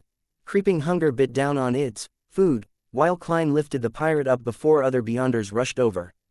He took wide steps and ran to the shipboard. Under gunfire, he plunged into the dark sea under the night sky. Chapter 583, Contingency Plan. The ice-cold water instantly inundated Klein, drenching his golden red dress and making him sink like a rock. At the same time, creeping hunger had already finished eating the pirate, lightening his load. Klein didn't attempt to float up and had instead continued sinking downwards. He could faintly hear splashing sounds across the distant waves. Apparently, pirates from the sailor pathway had engaged in pursuit. This was their home ground. They could act like fish in such environments for a very long period of time. Klein wasn't alarmed. As a magician who never performed unprepared, he had obviously thought of his escape plans if he met with failure. After all, there was nothing guaranteed about such matters.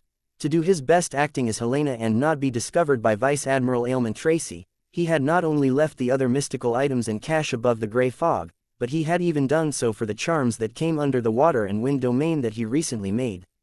However, this didn't affect him.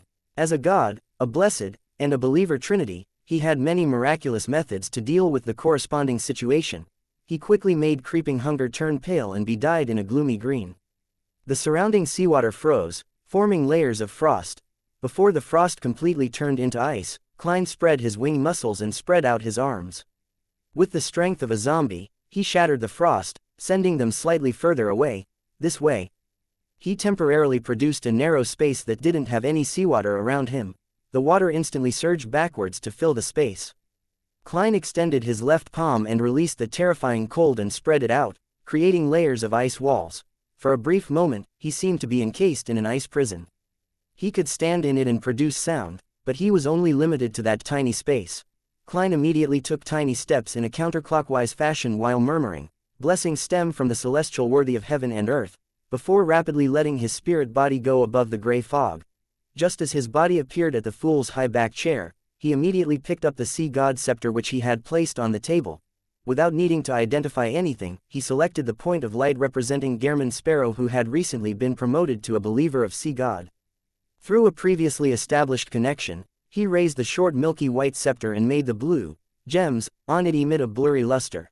He replied to his believer, and augmented himself with all sorts of spells, including but not limited to underwater breathing, freedom of movement, and pressure resistance. Finally, he used a paper angel to interfere with any divination. He then ordered the nearby undersea creatures to help protect Gehrman Sparrow's escape. After doing all of this, Klein didn't delay and had immediately returned to the real world and gained control of his body. At that moment, the seawater's pressure had crushed the constantly melting ice wall and had retaken that independent space. However, Klein could already breathe easily and swim rapidly. Through the rippling but crystalline water, he saw fishes swimming towards him. A dark shadow rose up from beneath his feet as an unknown behemoth rapidly rose. It was a strange brownish-red creature that looked like a squid. It was so massive that its tentacles were enough to bind an entire ship. It spewed black ink and instantly dyed the surrounding sea black. The few sailor pathway beyonders who were pursuing Klein instantly saw black as their bodies turned numb. Unclear of what was happening, they immediately floated to the surface and dealt with the abnormalities in their bodies. By the time they dived down again to find the enemy, they had already lost track of Klein. At this moment, Klein was swimming at the bottom of the sea with great satisfaction. He even had the time to divert his attention to recall his failed operation and reflect on what he had done. I had sufficient preparations to act as Helena. Even Tracy, who had shared numerous nights with her on the same bed, couldn't instantly see through me. It accelerated the digestion of the potion. During this process, I still had to overcome my aversion and find a way to both get into character and be detached. This was extremely helpful to the digestion of the potion. I basically did the best I could for the battle. It can be considered a prepared performance, but I underestimated the strength of a Sequence 5 Demoness of Affliction and the experience of someone who inched her way to becoming Vice Admiral Ailment. Even though she lost her mystical item in the beginning, just my present strength and my mystical item weren't enough to kill her quickly, unless I had used the Sea God Scepter, but this is around the Rorstad Archipelago. Through today's battle, I can clearly tell that I lack a mystical item with powerful offensive abilities. Facing the reality of a failed mission, Klein was no doubt somewhat disappointed. However, he wasn't depressed, because this wasn't the end of this matter. He planned on writing to Mr. Azek to see if he was interested in the ancient chronicles related to death and if he had the time to pay a visit. Before Klein left the captain's cabin, he had snapped his fingers to ignite the male clothing he had left in the changing room, as well as any hair or skin he had left behind. This was to make it seem like he didn't wish to leave any traces, but it was in fact a form of concealment and deceit. What he was concealing was the hair and button he had secretly thrown into a particular room without anyone noticing after he entered the cabin. Having wiped away any traces of himself, Vice Admiral Ailment Tracy would mistakenly believe that the assassin was afraid of exposing himself because of the fear of suffering a remote curse. Then, it would be difficult for her to seriously get the pirates to check for any remnant items. With the hair and button, Klein could use divination to lock onto the location of the Black Death up to a certain amount of time. This way, as long as Mr. Azek was willing, he could bring him to Vice Admiral Ailman Tracy. Sigh, I originally thought I wouldn't need Mr. Azek's help. I thought I could succeed just by myself, alone. Ultimately, I fell just short. Klein sighed and felt a blow to his self-esteem. This was one of the reasons why he didn't seek Mr. Azek's help in the beginning. The other reason was that he wasn't certain that Tracy was in possession of the ancient chronicles related to death. If she really didn't have it, it would be rather awkward to have Mr. Azek make a trip for nothing. Furthermore, he was worried that even with Mr. Azek's help, that he would still need to act as Helena to find the Black Death and Tracy. He still needed to wear her clothes and use himself as bait. That would be too embarrassing to do it in front of someone he knew. In fact, if it wasn't to obtain intelligence and solely to eliminate Vice Admiral Ailman Tracy, it would have been a lot simpler. Once I swim back to Biome and go above the gray fog, I simply need to lock onto their location and use the Sea God Scepter to create a storm. This isn't to say that a huge area of attack blast will definitely kill Tracy on the spot, but it will attract Sea King Jan Cotman's attention. When the time comes, the Black Death's location would be exposed to the Church of Storms. Sea King will happily take down Ailment Maiden. Klein shook his head with self-deprecating mockery. With his seer's spiritual intuition guiding him, he rapidly swam towards the shore. On the Black Death, Tracy removed her layers of defense and walked to the diamond-inlaid bangle, in her damaged, blood-stained clothes. She bent down to pick it up. What a cautious attacker. I might not even be comparable to her back when I was an assassin. No, him. Tracy suddenly clenched her teeth. This wasn't because she nearly died at his hands, but because he had sensed that the man had done something to Helena. According to the way Emperor Russell put it, she suspected that there was something green growing on her head. Helena, are you really that cold and heartless? No, perhaps she was forced. Tracy turned her head to look at the nasty wound on her left shoulder as she felt the heart-wrenching pain. If not for the strengthening of her physique brought about by the assassin and instigator sequence, with a significant enhancement in subsequent sequences, just that one blow alone could have made her lose her entire arm. She would be like those pirates who had their arms blown off by rifles. As the blood flowed and stained her vision red, Tracy got the blonde female attendant to enter and use her abilities to help her deal with her injuries while instructing the surrounding pirates who had their eyes fixated on her to search for any items the attacker had left behind. Unfortunately, the pirates informed her that all of his clothes had been automatically destroyed. This made Tracy recall the snap the enemy had made. Before he left, she sighed once again. How careful. Furthermore, he's not one bit greedy. If he had taken the bangle, then I wouldn't need to worry about not catching up to him. Tracy waved her hand, motioning for most of the pirates to leave, leaving behind Wormtongue Mythor King and a few high-ranking members of the crew. Third mate, go to Biome again. Perform a thorough investigation to figure out where the resistance found that Helena, Tracy ordered in a solemn voice. With great difficulty, Mythor retracted his gaze from his captain's chest. Tracy thought for a moment and added, spread this matter. Say that I'm seriously injured and will not be able to recover anytime soon. Also, first mate, immediately set sail. Don't stay here any longer. As she issued orders, silence was quickly restored around Tracy. Only at this point did she have the time to figure out which faction the attacker came from, why he would attack her, and what motives he had. Unfortunately, the more Tracy thought, the more puzzled she became. She had no idea what the truth was. Although she had many enemies, none of them possessed similar powers. Finally, she found a clue as she muttered to herself, creeping hunger. In the middle of the night, in a private harbor on Blue Mountain Island, standing by the receding and advancing waves was a female figure. She was none other than Klein, who was still disguised as Helena. He circled under the water and quickly came onto shore.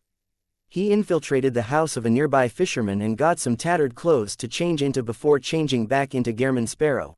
Leaving behind the rather expensive dress as compensation, Klein rapidly left the private harbor and returned to the city of Generosity, Biome, before daybreak. He wasn't in a rush to meet up with Demonesses. Instead, he found a random motel to stay in. He used a ritual and brought back Azek's copper whistle, other mystical items, and cash back to the real world. After confirming that he could divine the location of the Black Death, he blew the copper whistle. Chapter 584, Scapegoat. After lowering the copper whistle, Klein had already activated his spirit vision. He saw illusory white bones being weakly thrown up from the ground as they slowly formed a gigantic figure. If the past scenes were like a fountain in a fantasy setting, then this was more like the flow from an ordinary reversed tap. The corners of Klein's mouth moved indiscernibly as he pretended as though he hadn't noticed anything amiss. After a few seconds, the skeleton messenger finally took form. Its nearly 4 meters body tore through the ceiling once again as the pitch-black flames in its eye sockets burned silently. Klein folded the letter he had finished writing and threw it up. He described in detail the tycoon, Jimmy Necker, in the letter. He mentioned the connections between the death chronicles found in the southern continent's Balam Empire's mausoleum, as well as the connection the item had with Vice Admiral Hurricane Keelangos and Vice Admiral Ailment Tracy. He also mentioned how he had successfully sneaked in, and although his assassination had failed, he had left behind something that could be used to determine the location of the Black Death. Of course, he didn't go into detail how he sneaked in. He had only roughly recounted Vice Admiral Ailment Tracy's combat techniques and style. After the messenger caught the letter with a swipe that could send an adult human flying, Klein coughed and cleared his throat. I already have a messenger. The pitch-black flames in the skeleton messenger's sockets clearly flickered before its body collapsed like a waterfall before drilling into the parquet. You don't have to be afraid of becoming my messenger anymore, right? Am I that detestable to your kind? Yes. These messengers from the underworld probably can't bear to leave Mr. Azek. After all, that's a direct descendant of death. There might not even be any skip in the generational line. You want to cozy up with someone powerful. I get it. Klein was just about to pack up and check out when his nose itched suddenly and sneezed. Achoo. Achoo. Cough. Cough. Cough. Mucus flowed out as he coughed. His forehead slowly but decisively began burning with heat. Oh no. Vice Admiral Ailment's ailment is still lingering in my body. And I confronted a 10 degrees Celsius cold wind in order to return to Biome. I really fell ill as a result. Klein used inferior tissue paper to wipe his mucus, contemplating whether to summon himself and act using a spirit body state, so that his physical body could heal by itself. After serious consideration, he believed that it was impossible. Firstly, his physical condition would clearly affect his spirit body's condition. The two were closely related in some magical manner. Secondly, if he ignored it, his physical condition would definitely worsen. I'm becoming a little dazed from the fever. Klein touched his forehead and prepared to return to the Wind of Azure Inn to meet up with Demonesses. Then, he had to consider if he should head to a hospital or clinic to buy some medicine. Derek finally obtained the Radiant Spirit Pact Tree fruit from Mam Hermit, and he successfully concocted the Solar High Priest potion. It was golden in color and had a scorching hot temperature. When Derek drank it, he felt the burning sensation in his throat. His eyes lit up suddenly as they grew brighter like there were 2 miniature suns hidden in them. His body radiated concentric ripples of pure light as his exposed skin protruded to form black patterns that were visible to the naked eye. At the same time, his body hair grew longer, as though they were changing into feathers that were swirling with golden flames. Derek knew that there would be similar changes when consuming a potion at sequence 7.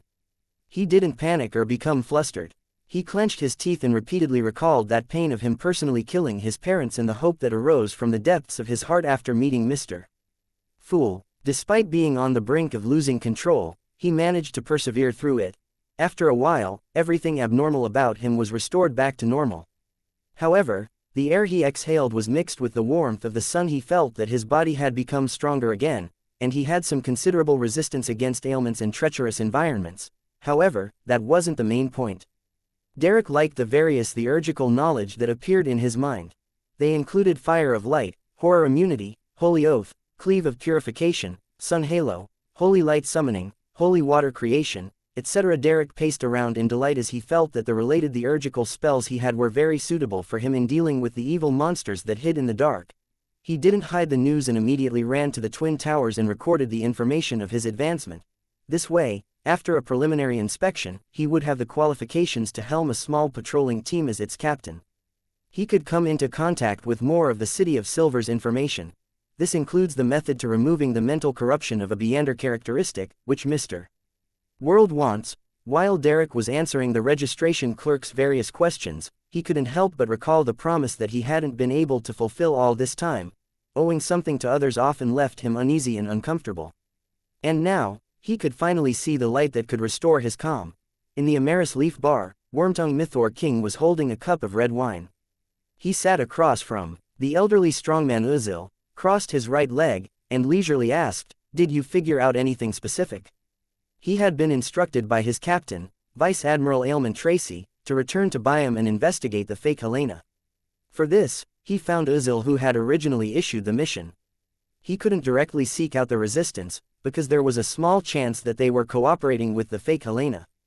To question them in person was no different from directly bringing his head to the Governor General's office in exchange for the bounty reward. Uzil pulled a chair and sat down.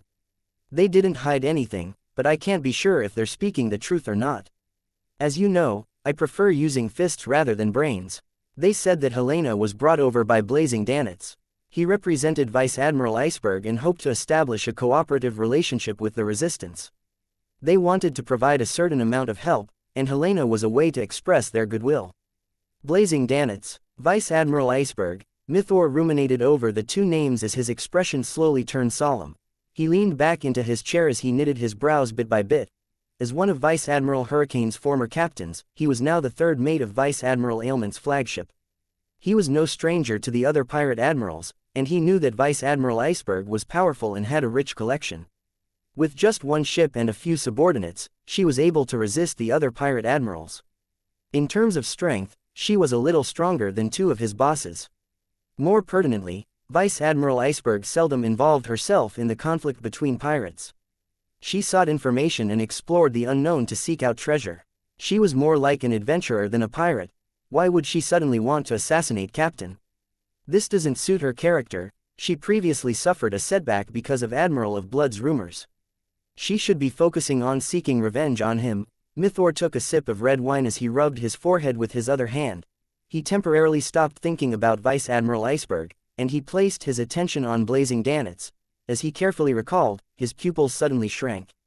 He discovered that there were some recent problems regarding this fourth bosun of the Golden Dream he was familiar with. He laid a trap and killed Steel Mavati, Blood Brambles Hendry, and Calm Squall.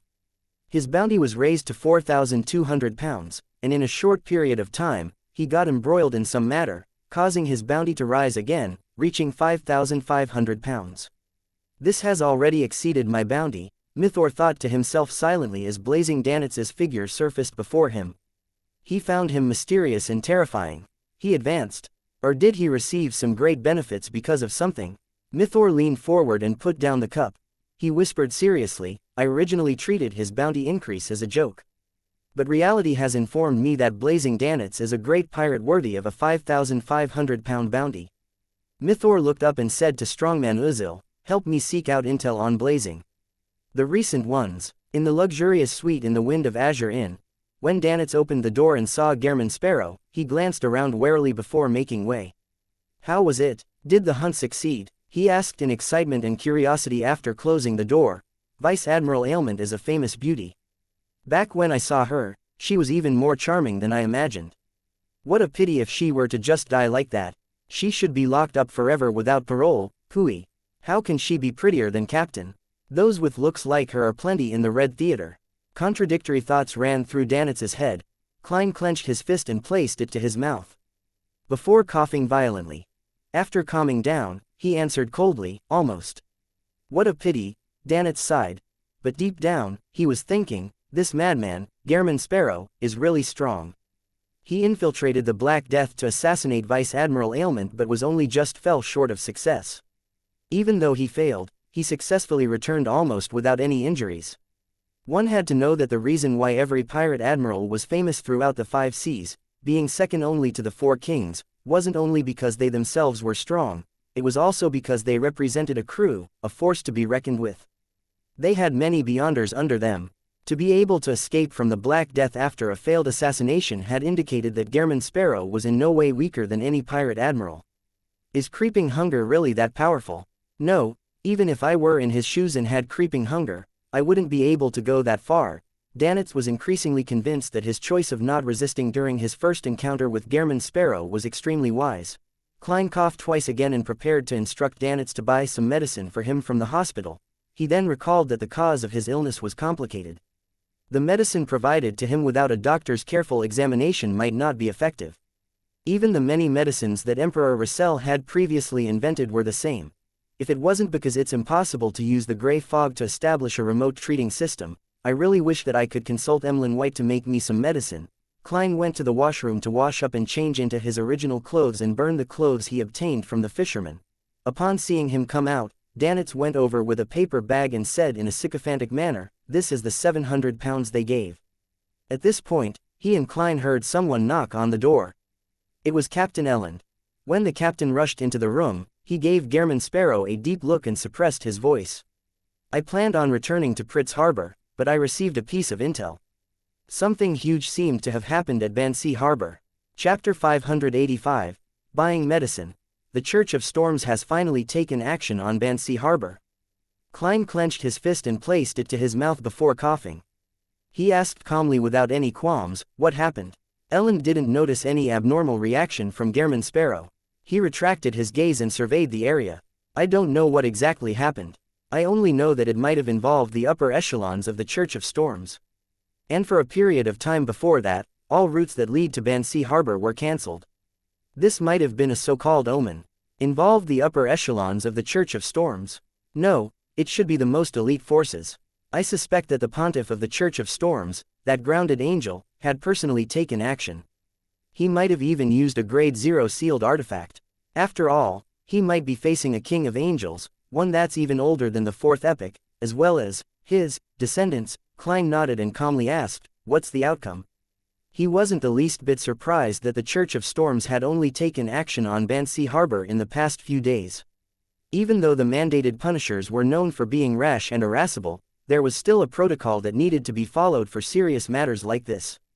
For example, they needed to make a confirmation, evacuate a portion of innocent residents, or seal off the surrounding sea. All of this needed time. Elland was unable to read Gehrman Sparrow's true emotions as he sighed with a smile. There won't be a Bansi Harbor for a very long period of time. As expected of the Church of Storms, Klein secretly clicked his tongue, feeling even more curious about the detailed process. He wanted to know whether Red Angel Medici had appeared, and if he really was sleeping near Bansi Harbor. He wanted to know if he had been wiped out by the Church of Storms and wished to know what happened to the natives in Bansi Harbor. He wanted to know what it meant for them to speak in such a staccato manner, and he wished to know what secrets were hidden in the Green Lemon restaurant and the telegraph office. Unfortunately, with Bansi Harbor's destruction, it was difficult for him to obtain any actual answers. Perhaps the internal record of the Church of Storms would mention them, but Klein had no way of getting them. With the Hanged Man's rank, there was no way he could gain access to such confidential information. I'll have to nurture Mr. Hanged Man into a high-sequence demigod before I can know the answers to my questions. Klein sighed silently and said without a change in expression, that place is indeed very dangerous. Before he finished his sentence, his throat itched as he coughed violently. You fell ill? Elland asked, puzzled. He originally imagined that Gehrman Sparrow was like him, a Beyonder whose physique had been considerably enhanced. It was unlikely for Beyonders like them to fall ill before they grew weak from age. But from the looks of it, his previous guess might have been wrong. Klein answered tersely without giving an explanation. A question of no value or meaning. It would be odd if he isn't ill after an intense battle with Ailment Maiden. Danitz grumbled in contempt from the side. Elland chuckled and said, I can recommend you an apothecary that's better than a hospital or clinic. That's his Beyonder job. He has a tiny herb store in the alley diagonally across Red Theater. Hey, he's known for selling male enhancements, but that's not what he's best at. Does every apothecary develop such medicine? That's right, it's absolutely one of the most profitable medicine-based businesses.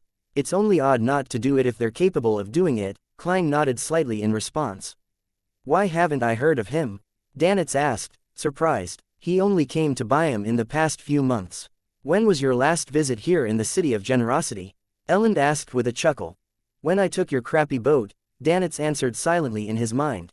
He carefully recalled and discovered that in the past few months, apart from this period of time, he had passed by Byam once during the early days of his vacation. At other times, he was drifting out at sea in search of treasure.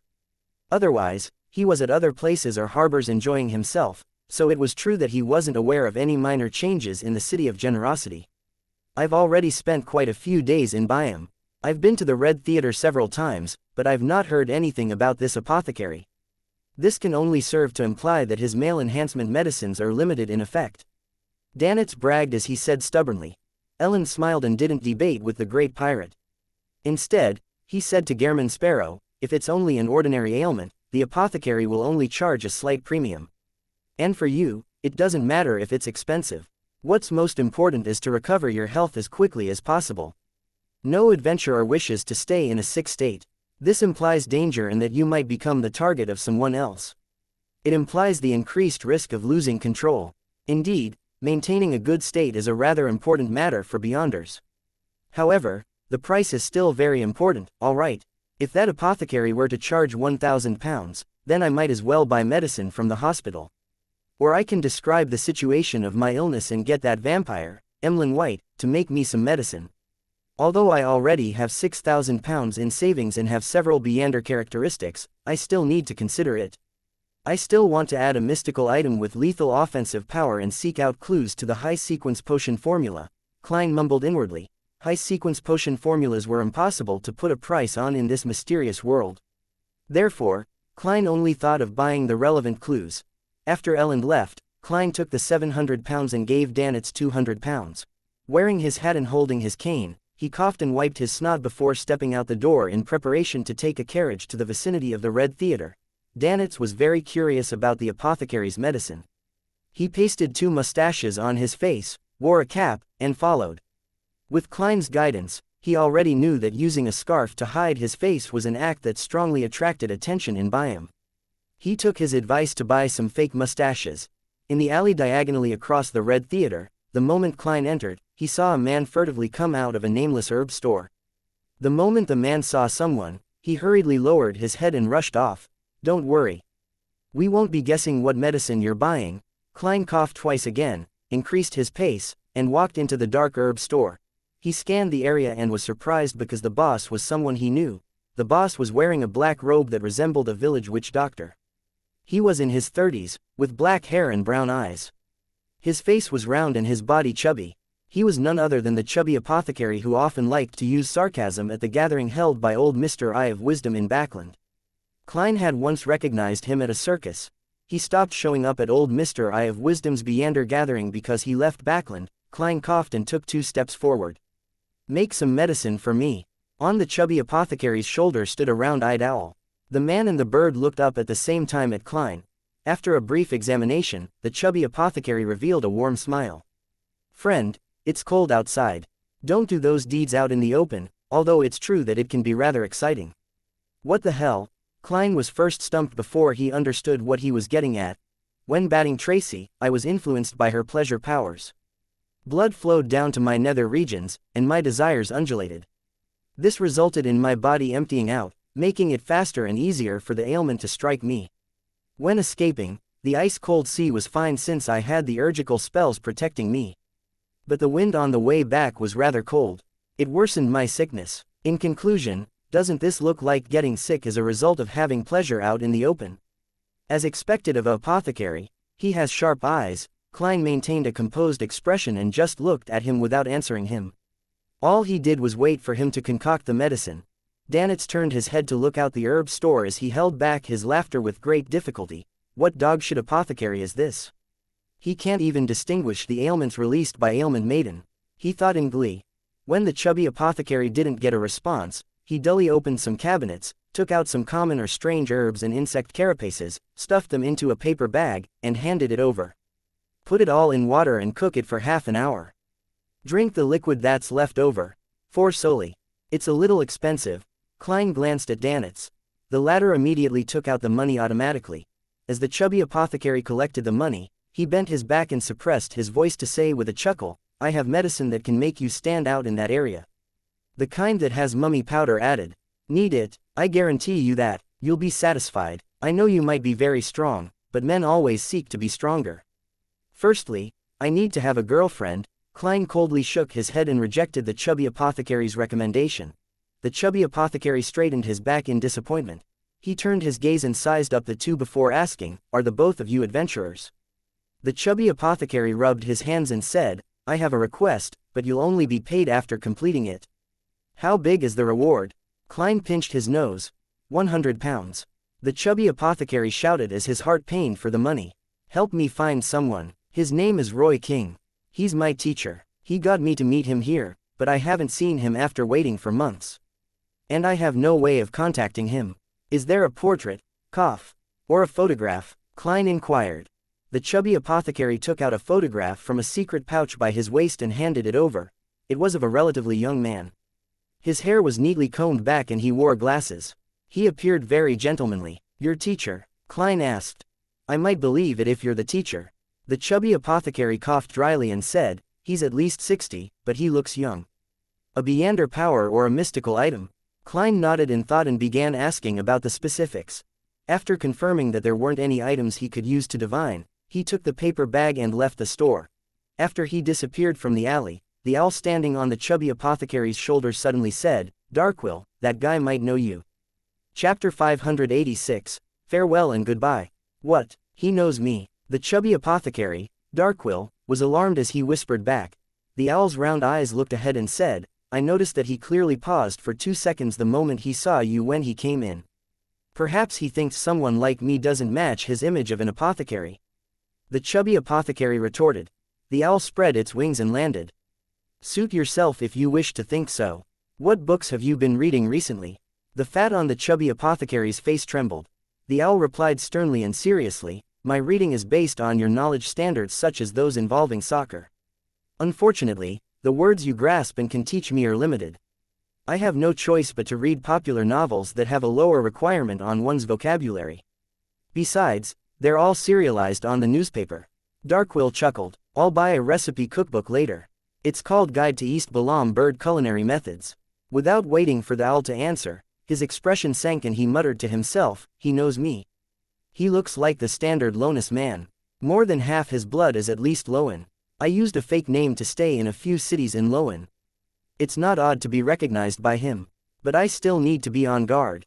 If I don't receive any news about Old Man before March, then I have to leave this place."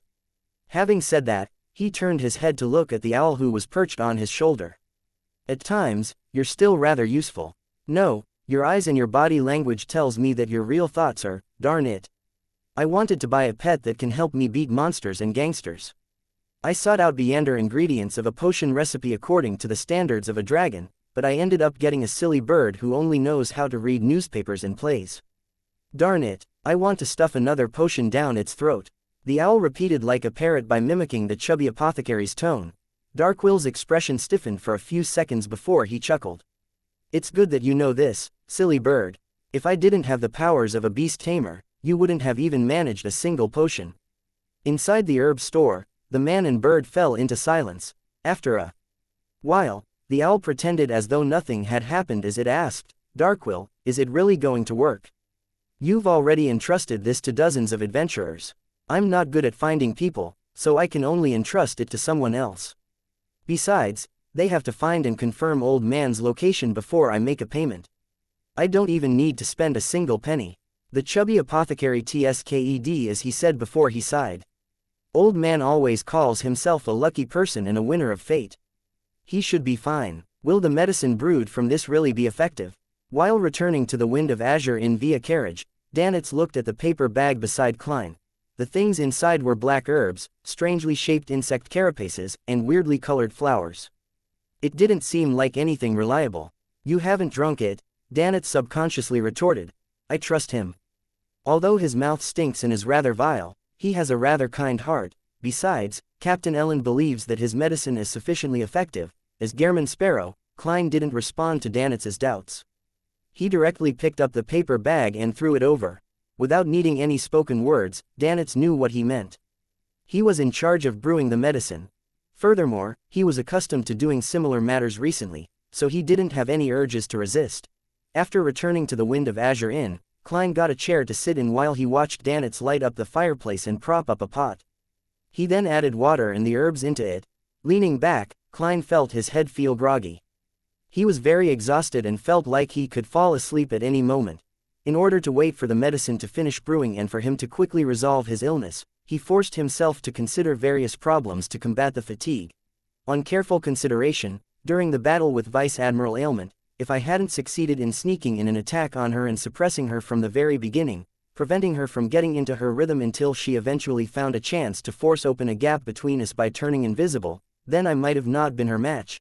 The two powers of invisibility and ailments are really like a bug in a game.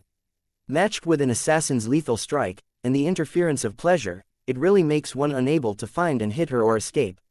One can only watch their body gradually weaken and become inflicted with all sorts of ailments.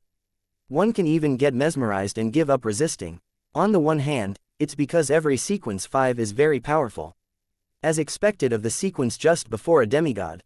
On the other hand, it's because creeping hunger's various powers aren't a good match.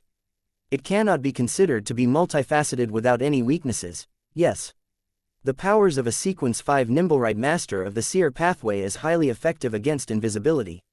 I can try to help the chubby apothecary find his teacher in the meantime, but without any information, with just a picture, I can only try my luck. I'll have to see when I can directly find a clue.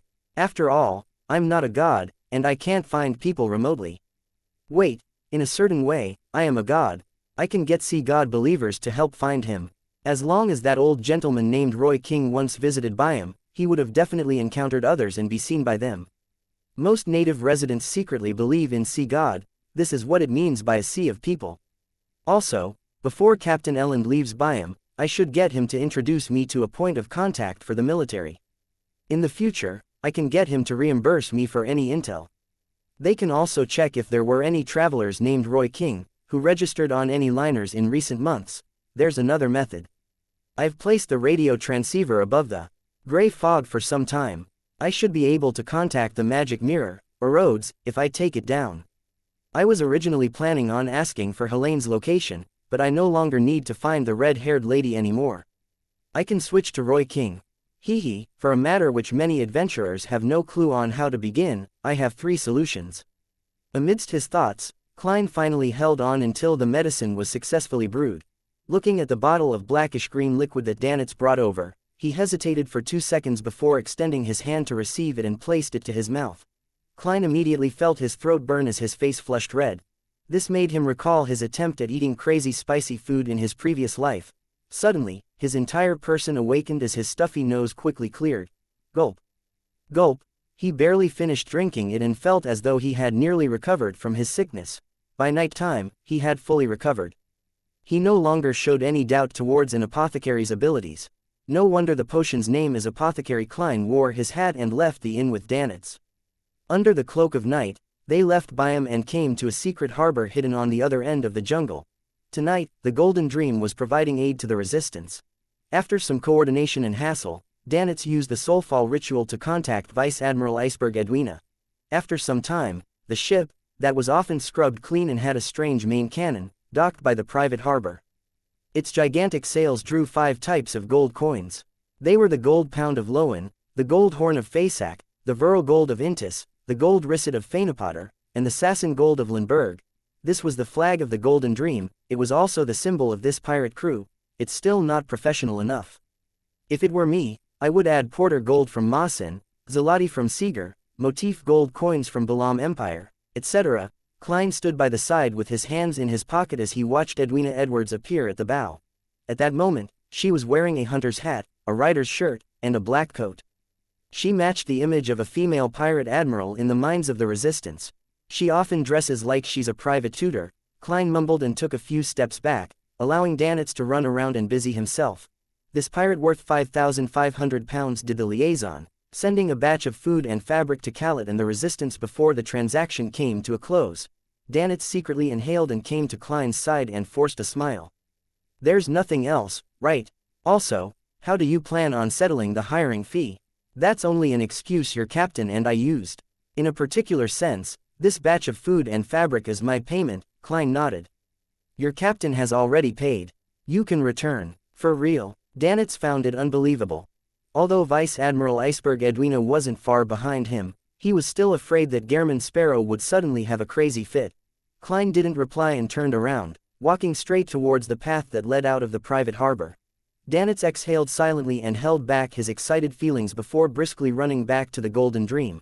Only when the Golden Dream steered far away into the night, with the private harbor that belonged to the resistance slowly shrinking in size, did he really believe that he was back on the Golden Dream. At that instant, he felt that he had experienced just too many things over the past half a month or so. It was an unprecedented level of exhilaration, as though it was an interesting dream. At this moment, a sailor came close and asked out of curiosity, "Boss, was Steel Mavati really killed by you?" Danitz immediately laughed out loud and secretly stole a glance at Captain Edwina before saying to his subordinate, "I contributed greatly to this deed. Let's talk over drinks." Above the dark sea, the golden dream drifted off into the distance.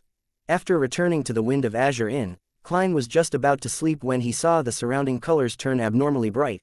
The white bedsheets turned whiter, and the brown floorboards turned more brownish yellow. The dark red curtains appeared like fresh blood. In the scene with all sorts of colors stacked upon each other, Isaac Eggers suddenly walked out from a rippling aqueous void.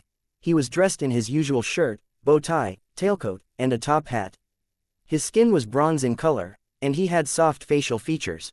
How enviable! I also wished to have such powers of traveling through the spirit world. Klein silently sighed as he smiled in greeting while maintaining his appearance.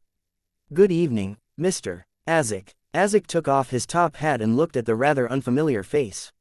Without finding it strange, he chuckled. Apologies. I came in a hurry. I should have knocked on the door.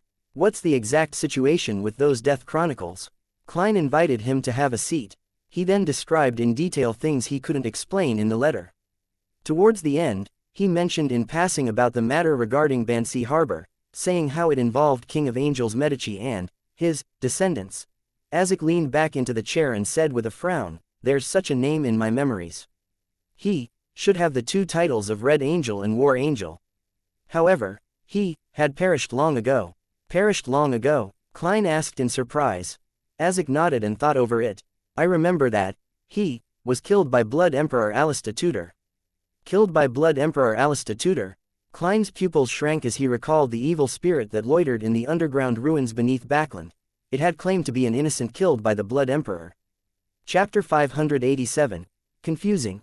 Could it be that evil spirit is Red Angel Medici, the King of Angels who once served that creator and was one of the founders of Rose Redemption? Klein instantly generated such a thought and began utilizing backward inference to seek out any traces or clues.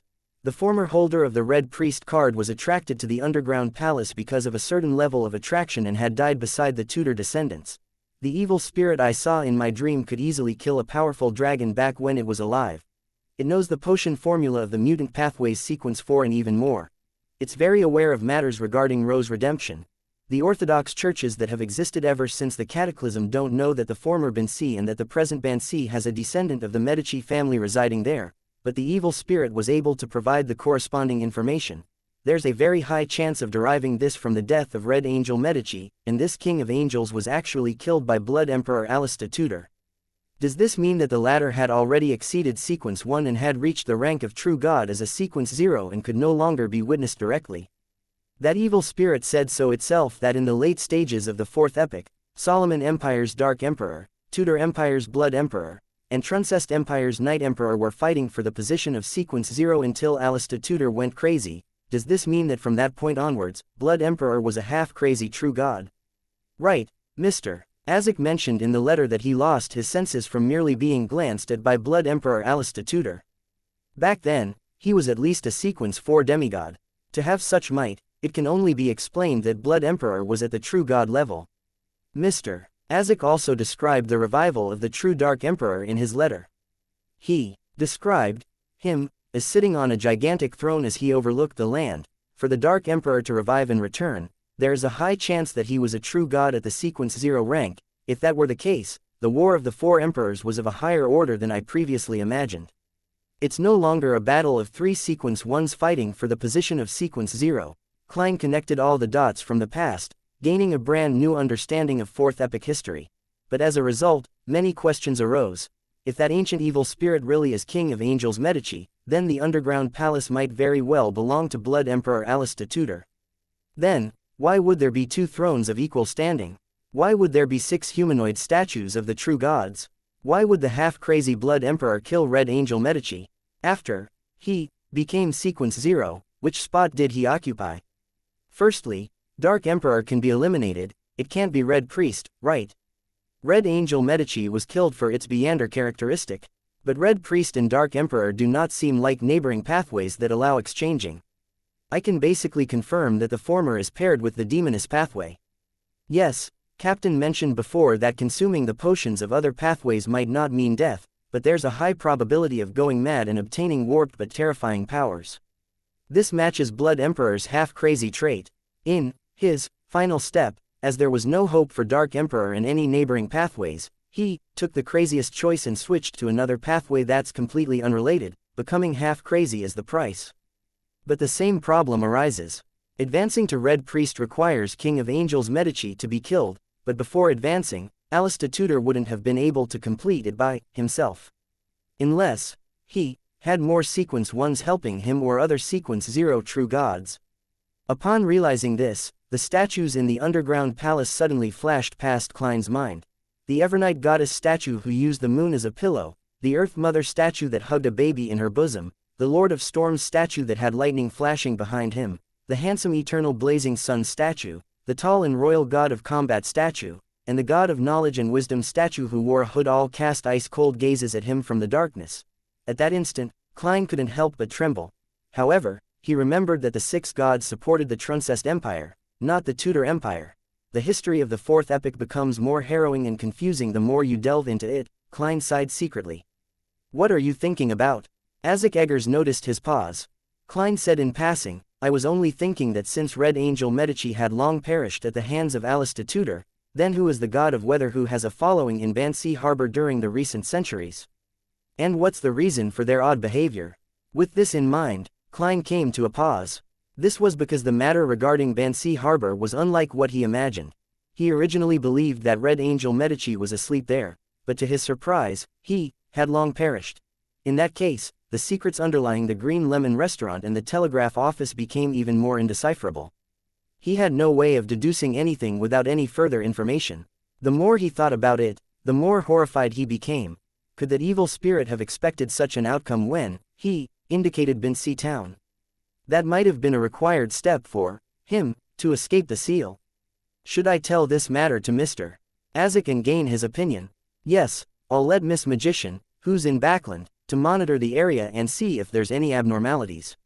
If there's none, it can wait till I return to Backland and contact Miss Sharon.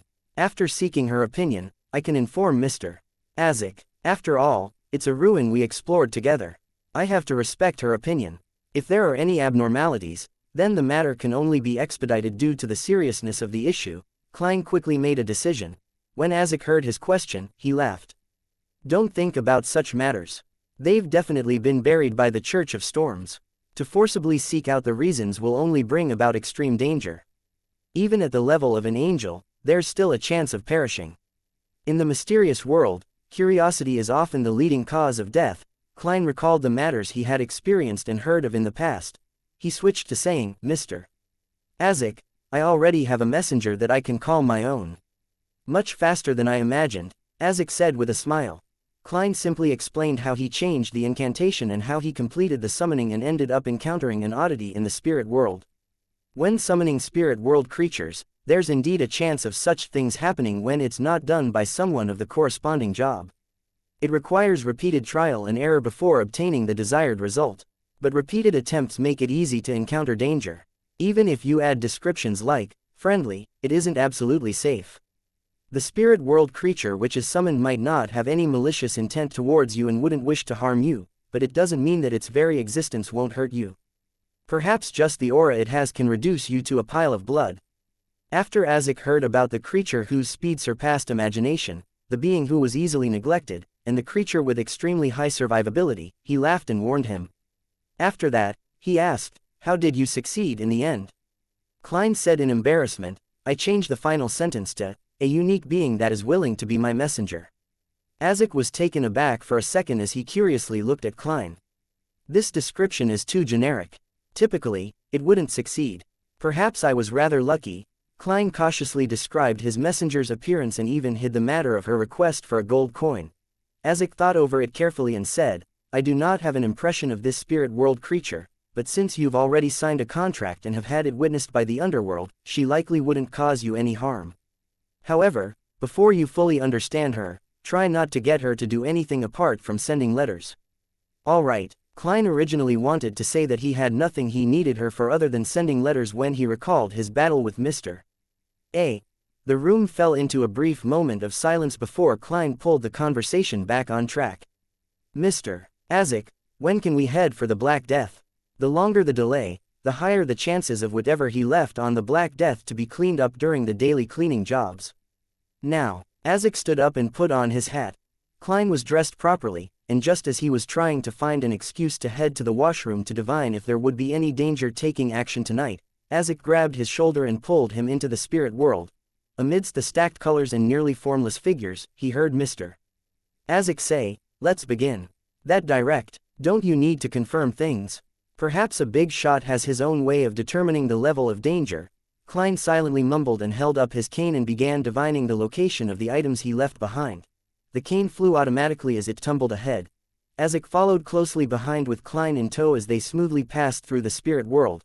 Before long, the black hardwood cane paused with thick black and stacked shadows ahead of it. Through this abstract scene, Klein could vaguely identify it as something resembling the Black Death. At this moment, Azek's body came to a pause as he solemnly said, "The spirits here tell me that there is danger. There is danger, something that can make even Mr. Azek find it dangerous." Vice Admiral Ailment got help. A high-ranking member of the Demoness sect. Klein frowned suddenly. He fully believed the judgment of the big shot, since Sequence 7 of the Death Pathway was spirit medium. After advancing to the realm of demigod, being able to notice this was considered very normal. Azek half closed his eyes for 2 seconds before opening them. But the problem isn't serious. Let's enter. Problem isn't serious. That's probably the case when it's directed at you. The corners of Klein's mouth twitched as he decided to change his looks. This way, even if he was no match and had to flee pathetically, he didn't have to be afraid of someone coming to knock on his door. In an instant, Klein possessed a distinctive broad chin and cold blackish-green eyes. His hair turned brown and was tied into a bun at the back of his head like an ancient warrior. He had disguised himself as the former owner of Creeping Hunger, Vice Admiral Hurricane Kilangos.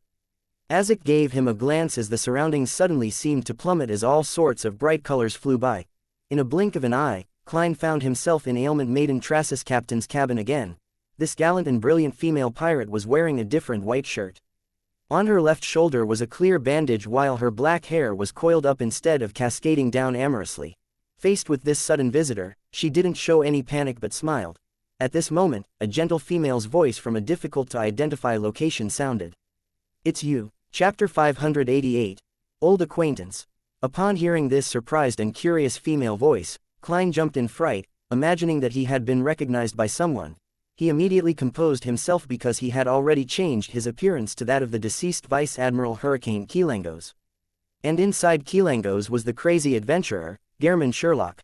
And inside Gehrman Sparrow was the identity of the great detective, Sherlock Moriarty. And inside Sherlock Moriarty was the identity of Klein Moretti. This wasn't the end. Deep within Klein Moretti was Mr. Fool, Joe Mingrui. There's no reason that she can directly see my true essence. Besides, how can she know of a trivial character like Klein Moretti? Even Vice Admiral Hurricane Kilangos wouldn't have left the Vice Admiral Ailment Trassus helper surprised. To be specially invited by a Sequence 5 pirate admiral to protect herself and deal with her enemy, the person must be at least a Sequence 4 demigod. Therefore, that sentence was directed at Mr. Azek. That high-ranking demoness recognizes Mr. Azek, who had destroyed their cooperation with the royal family and Ins Zangwil in Backland, or does she recognizes him from one of his former lives? Klein quickly cleared his train of thoughts and remained guarded against Tracy and her helper's sudden attacks. He also looked through the corner of his eye to observe Mr. Azek's reaction. He wasn't too surprised that a mysterious powerhouse would appear. Firstly, this was because Mr. Azek had already given a warning, and secondly, it was because he believed that Vice Admiral Ailment Tracy wasn't a self-conceited person. To almost be assassinated without knowing the assassin's backing faction and motive, there was a high probability that she would leave the sea around the Rorstad archipelago to seek help from the upper echelons of the Demoness sect. The only thing hadn't expected was that her helper would arrive so quickly. It was as though she was nearby or had a mystical item like that of a traveler. Combining the female characteristics of the voice and the gentleness within it, Klein suspected that it was a demoness at the demigod level. Azek stood on the thick carpet and said after 2 seconds of hesitation, "You know me."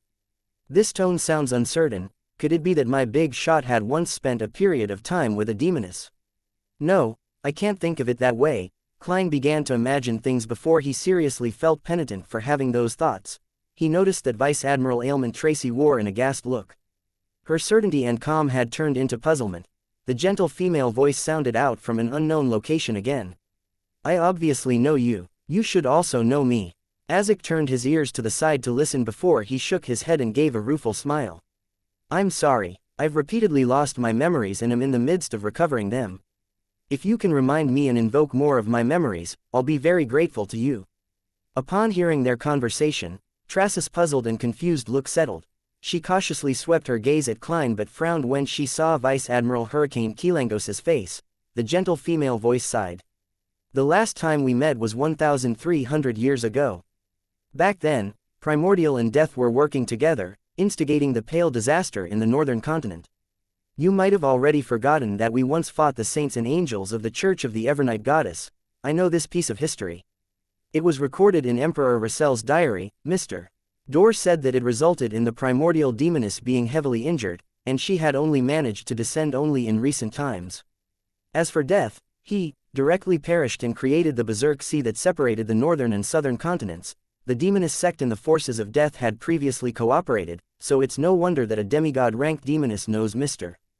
Azek. Man, she's also a monster that has lived for at least 1,400 years. Klein thought with a creative mind. Following that, he felt puzzled again. He originally imagined that Mr. Azek had suffered heavy injuries from being glanced at Blood Emperor Alistair Tudor during the War of the Four Emperors, which resulted in him constantly losing his memory and forgetting his past. However, what the demigod-ranked demoness indicated was that not only did Azek survive the War of the Four Emperors, but he had even participated in the Pale Disaster many years later. He didn't seem to have any problems in between. Azek closed his eyes as though he was trying to squeeze out his memories. After a few seconds, he asked hesitantly, Katarina Pell. You are already a demoness of Unaging. I'm very happy that you can still remember me. I could only be considered a weakling compared to you back then. A figure outlined itself beside Vice Admiral Ailman Tracy. She wore a simple and pure white gown which had high slits that revealed her flawless legs. Her skin was as white as snow and as tender as a young maiden's. The woman had black hair and blue eyes, and she looked elegant and pretty. She had an indescribable charm. She looked towards Azek Eggers as a faint smile curled at the corner of her lips. More than 1,000 years have passed. It's a cause for celebration for us to meet, alive. Balam Empire's Mr. Death Consul. Mr. Azek was Balam Empire's Death Consul. This is the name of a later potion in the Death Pathway. This demoness of Unaging Katarina Pell looks like she's in her 30s. She's elegant and pure, yet she exudes a mature charm. Wait, why am I thinking of this? Her pleasure charms are already that potent. Katarina hurriedly moved his gaze away and nearly had to use cogitation to calm his emotions. Without waiting for Azek to say a word, Katarina Pell said with a melodic voice, I'm curious over why you would still be constantly losing your memories. I remember that it only happens for your pathway during the undying stage. Dying once every 60 years to revive again and forget the past. However, you have long advanced past that and escaped from that curse. What happened to you at the end of the Pale Disaster? Heh, the 7 gods had fractured back then and treated each other as enemies. We both believed that Primordial and Death would succeed, but who knew that the proudest son and the most arrogant tyrant would bow their heads? They quickly joined forces again. If I hadn't managed to advance by chance, then I might have already perished at the end of that divine battle. I believe you should have suffered some damage which resulted in your present state. Death's perishing is itself the greatest injury for you. Azek fell silent as he wore an indistinct painful expression. I can't remember. At this moment, Klein realized that Katarina Pell looked somewhat familiar, and he suspected her of being the white-robed lady who had led Madame Sharon onto the path of a demoness.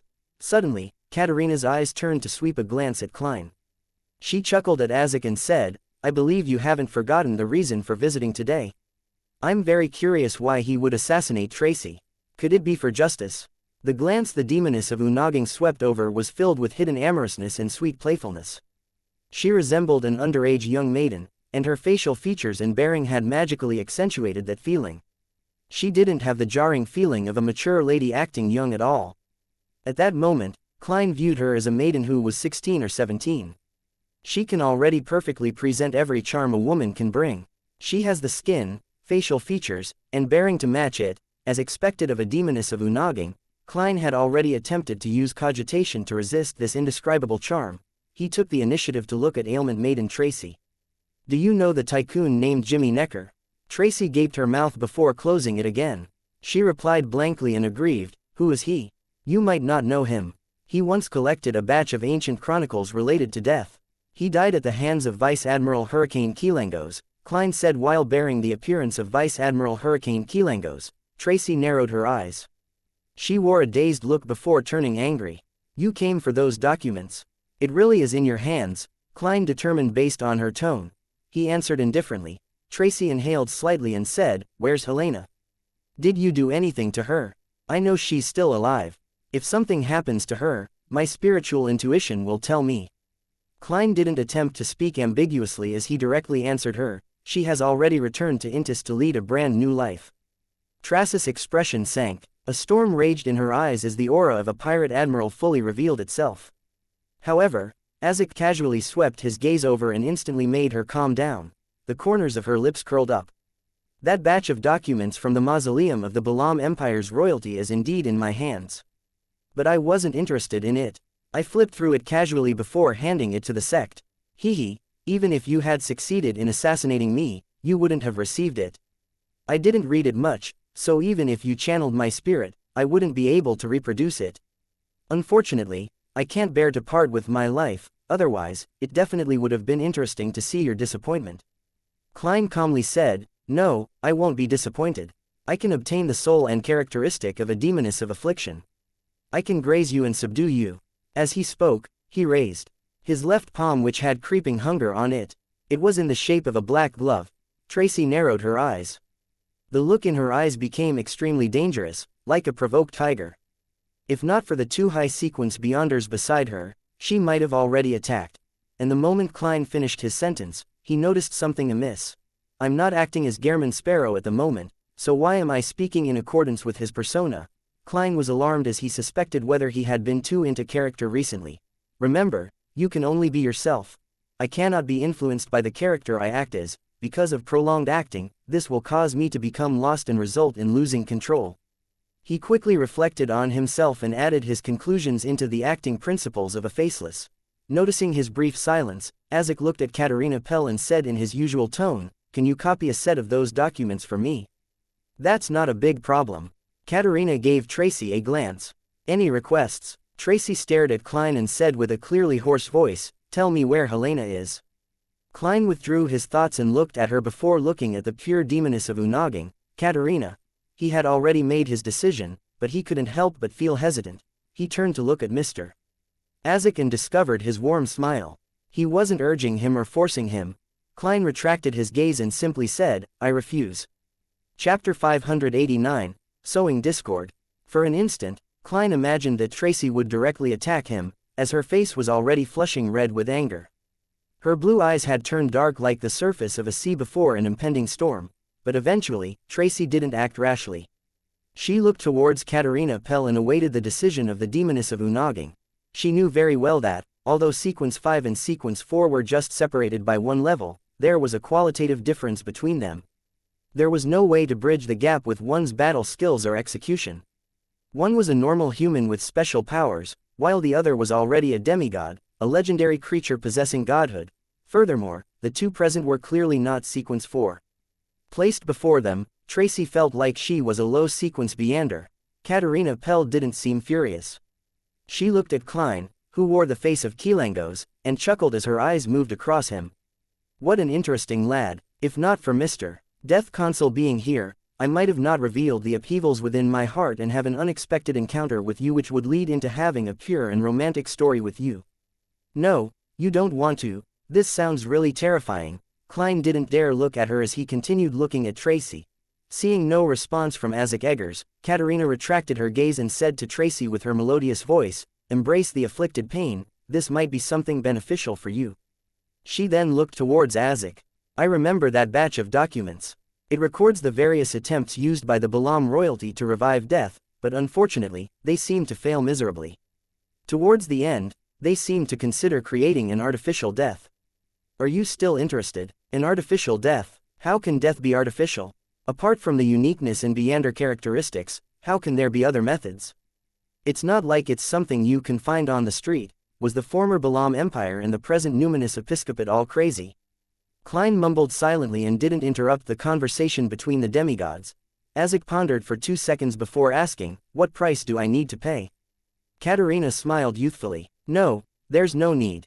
I thought it over. Helping you regain your memories and find your past in order to become the death consul from before should be a rather interesting matter. This can bring more changes and fun to this world. Those words sound like a rebellious teenage girl. A demoness of Unaging not only doesn't age in body but in mind as well. Klein felt it somewhat impossible to grasp her thought process. Perhaps only a sequence 6 or 5, or even sequence 4 of the spectator pathway can tell. He subconsciously guessed. Azek nodded and extended his right hand.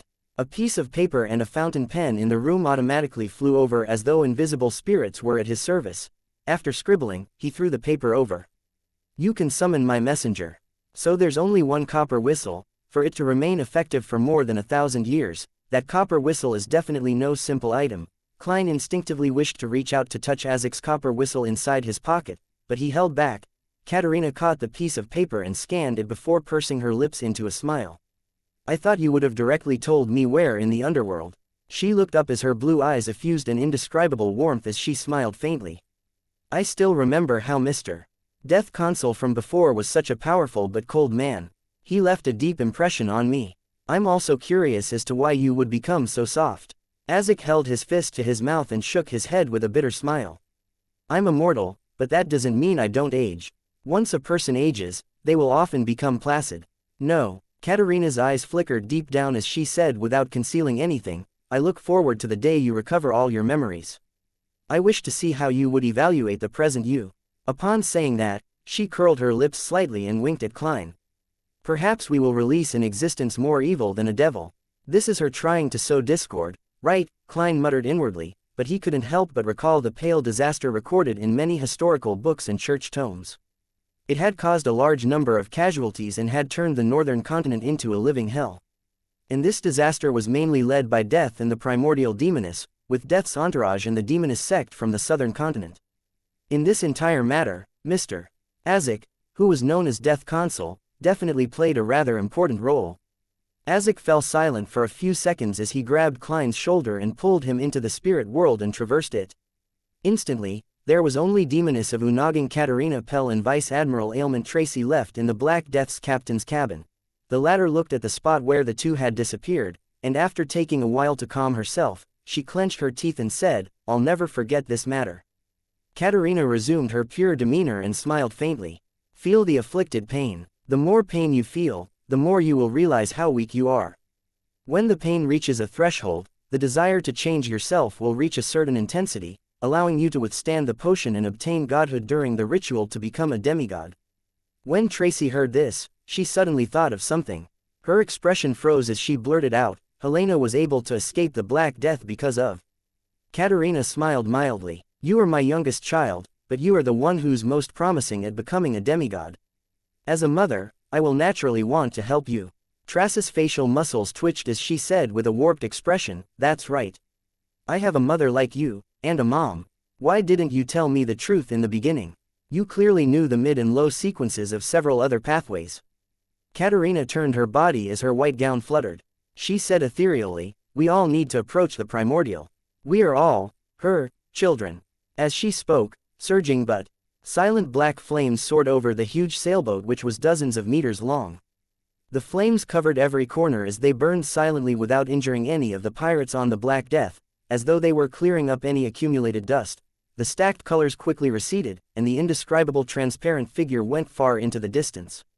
Klein's spirituality suddenly stirred as he felt that the items he had left on the Black Death had all vanished. As expected of a demoness of Unaging, Klein sighed. Just as he was about to say something, he felt himself plummet. He had left the spirit world with Azek. He found themselves in a mountain valley with a river flowing. There were fertile fields with a manor and town that was built in Alonis style. Klein looked around him and discovered that he was standing in a dark cemetery that had long been abandoned. Mr. Azek, he shouted in puzzlement. Azek walked to a grave with a broken tombstone that was covered in weeds. He said solemnly, after meeting Katerina Pell, I recalled some matters again. I once told you that in a particular dream, in one of my lives, I had a daughter. She had soft black hair and enjoyed sitting in a swing I made myself while requesting sweets from me. When traversing the spirit world, I suddenly sensed the call of my bloodline. Klein was infected with his emotions as he asked solemnly, is this her Azek nodded and crouched down.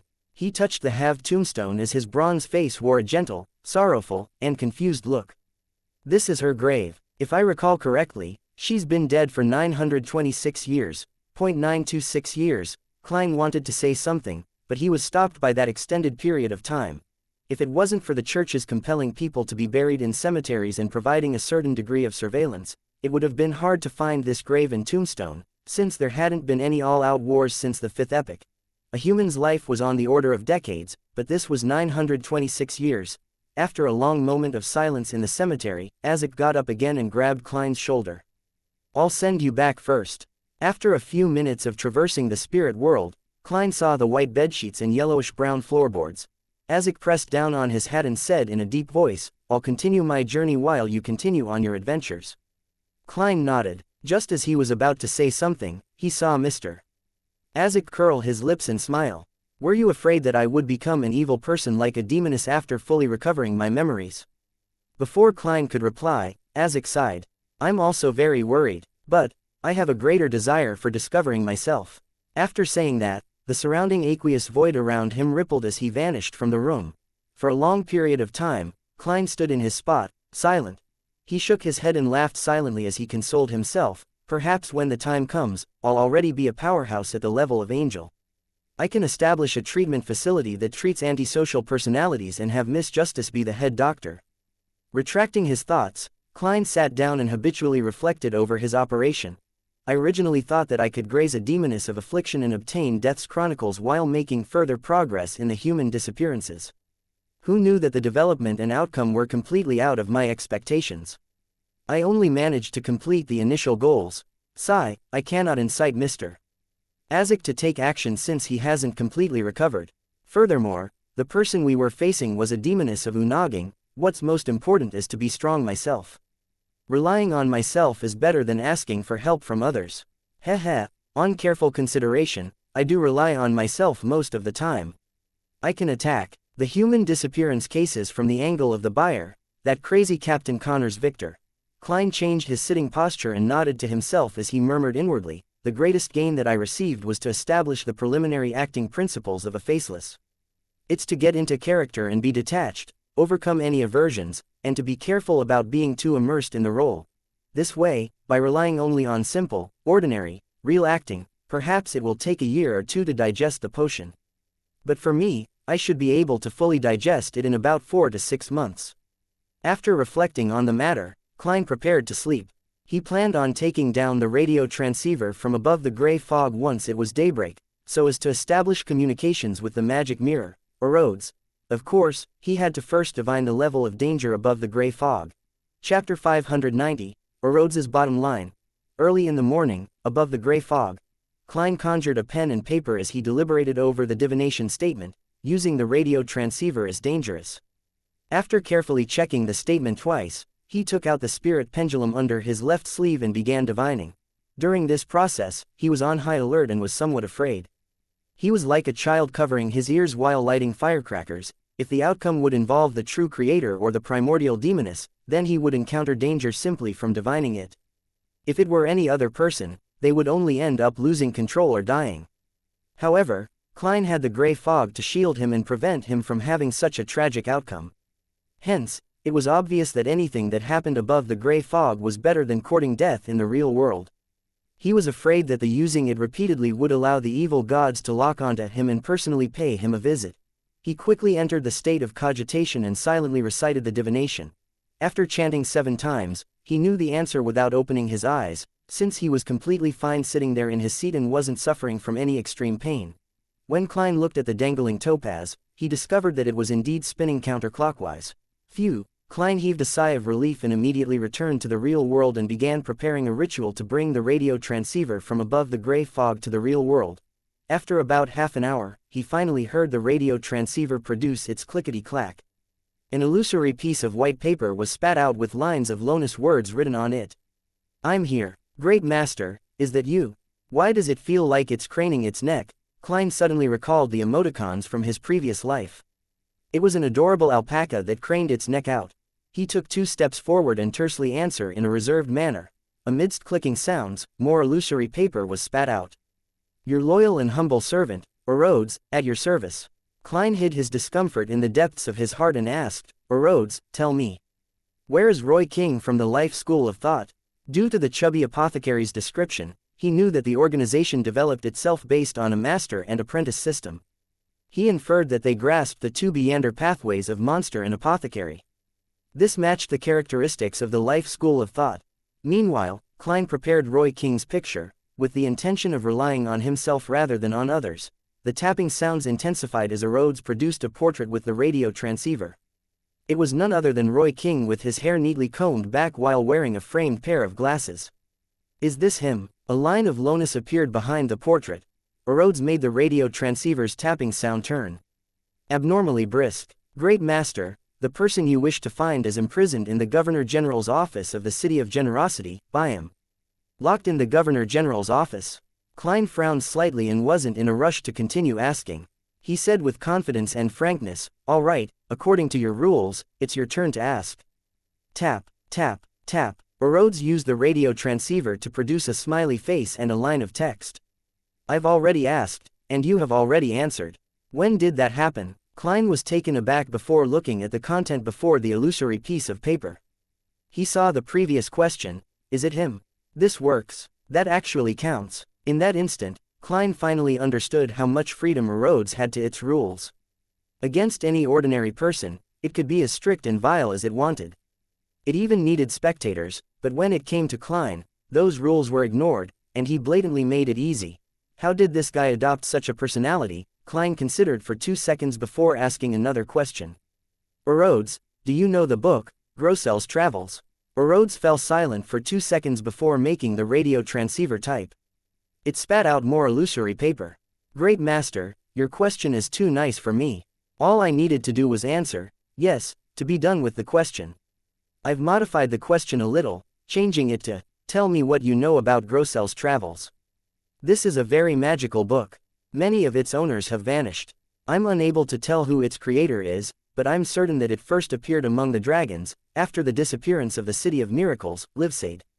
It appeared after the City of Miracles, Livsade, which was conjured by the Dragon of Imagination, Anquelt. I might be able to recommend this to Miss Justice. She might be interested. If she really wishes to buy it, as a middleman, I can study it ahead of time above the gray fog. If something bad happens from the study, resulting in the complete destruction of the book, I can tell her that the seller went back on their word and a refund was made. Thinking of this, being a platform is really promising. Klein's thoughts raced as he said to the radio transceiver, it's your turn. I do want to know what kind of odd question you can ask. Klein thought silently. Orodes didn't pause as he produced a line in lowness, Great Master, I've already asked and you have already answered. When did that happen? Klein looked in confusion and amusement at the first few pages of illusory paper before finally seeing the so-called question at the beginning. Great Master, is that you? I have to say that this magic mirror named Orodes really shows no shame when it tries to suck up to me. However, such a paired question format really satisfies an OCD. It's like an operator back when I studied programming languages myself. Klein cleared his throat and continued asking, why was Roy King imprisoned in the Governor General's office? The radio transceiver produced its clickety-clack and spat out illusory paper. Ever since the disappearance of the Snake of Mercury from the Life School of Thought, the organization fractured and encountered plenty of danger. Some even died at the hands of the Rose School of Thought. The Life School of Thought developed in a secretive manner with the master and apprentice format, but they have an elder council among the upper echelons. They harmonize the conflicts between the different internal factions. Since the Fifth Epoch, the Elder Council changed to a more trendy name known as the Fate Council. There are 7 counselors, and the Snake of Mercury is the president. Roy King's teacher is one of the Fate Counselors and had got into trouble after the Snake of Mercury's disappearance. And, before this, he had handed an important sealed artifact of the Life School of Thought to Roy King. This is the reason why Roy King was secretly captured by the Lowen military. The disappearance of the Snake of Mercury. Klein instantly made the connection to Wuxia, who was hiding in Backland, as well as the other Snake of Mercury that had been pursuing him without ever showing its face. Klein suspected the other Snake of Mercury to be Angel of Fate, Ouroboros. The Life School of Thought's Snake of Mercury is definitely not the one searching for Wuxia, as he has had plenty of opportunities to contact his organization and not be missing. Perhaps it's Wuxia or a third snake. This cannot be determined. Klein gently nodded and said to the radio transceiver, ask. I'm sure you haven't asked me any other questions. Hehe, let's see what you'll ask. I have to say, people have a little bit of masochism in them. Others are afraid of Rhodes's questions, but it has already waved off 2 questions for me. Now, I do wish for it to formally ask me a question. Klein waited with piqued interest. Tap. Tap, tap. The radio transceiver's sound suddenly became somewhat solemn as the illusory piece of paper spat out with increasing difficulty. Well, great master, what should I do to be a better, loyal, and humble servant? I've underestimated your bottom line. Klein restrained his exasperated expression as he replied in a deep voice, just maintain your present state. All right. The tapping sounds became lighter again. The aura is about to disperse. Your loyal and humble servant, Rhodes, awaits to be at your service. Finally, Rhodes added a drawing of a hand waving. It's really talented, that's right, it's not hard for a magic mirror that knows so much, to know such things. Klein watched as the radio transceiver turned silent. He took a few steps and sat by the edge of the bed, considering the matter regarding Roy King. He had no intention of infiltrating Byam's Governor General's office and rescuing Roy King under the military's tight security. This was because he didn't know the man at all, and he hadn't even seen him before. The only connection they had was through the chubby apothecary. The basement of the Church of Storms definitely has many Beyonders locked up there.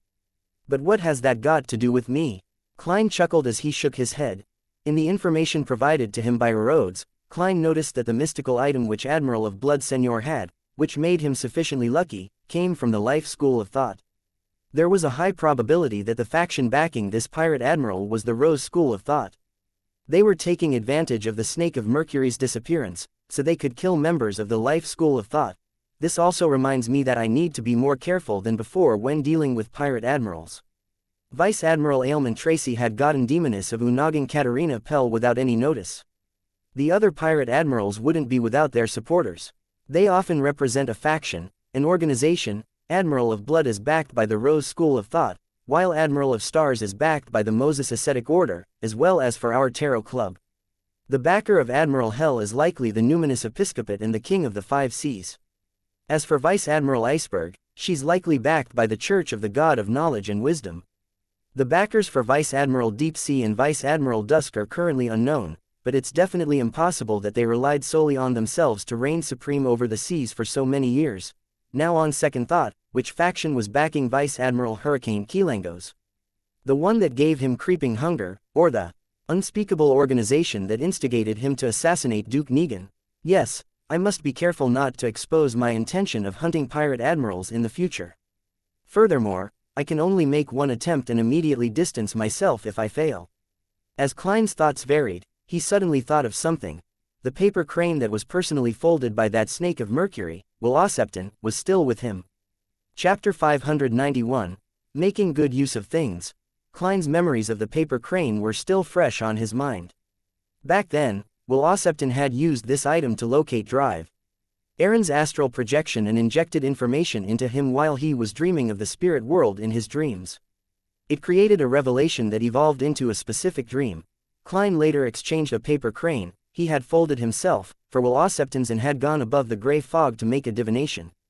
He failed to gain any effective conclusions until Drive, Aaron's wife, got pregnant. By calculating the time and from his understanding of the situation between a sequence 1 and sequence 0, he guessed that Wuxia was performing a cyclic restart, and he guessed that Will was in an intense battle with another Snake of Fate for the position of sequence 0.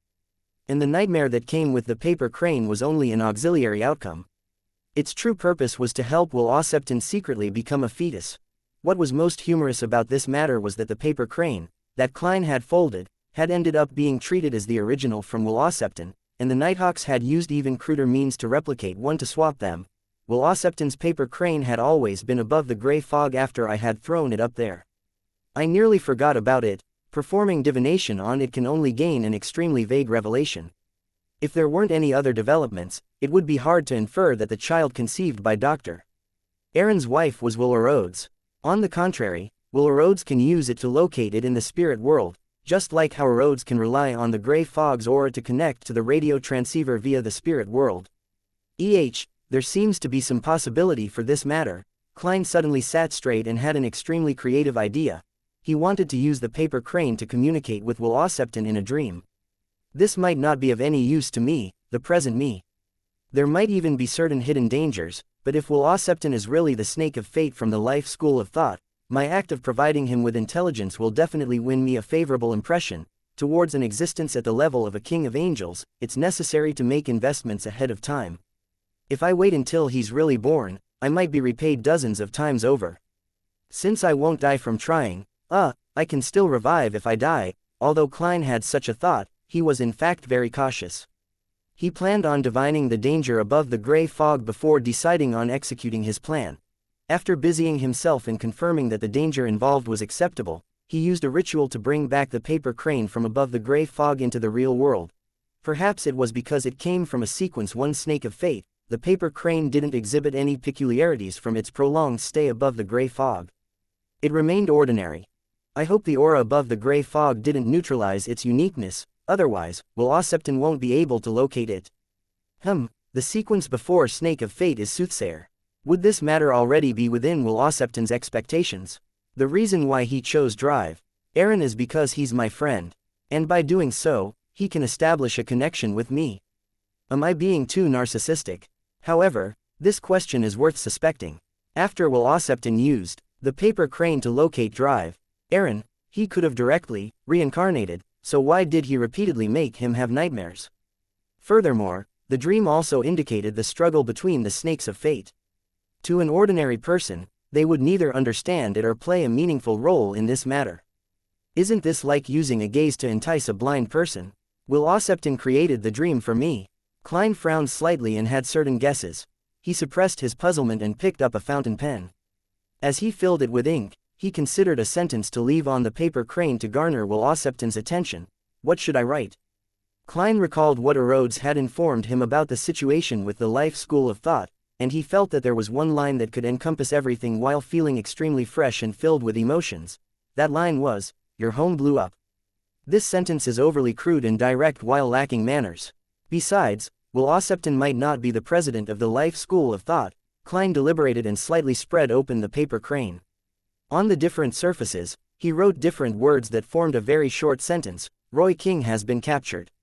After doing all of this, Klein put down the fountain pen and placed the paper crane into his wallet, just like Dr. Aaron had done before.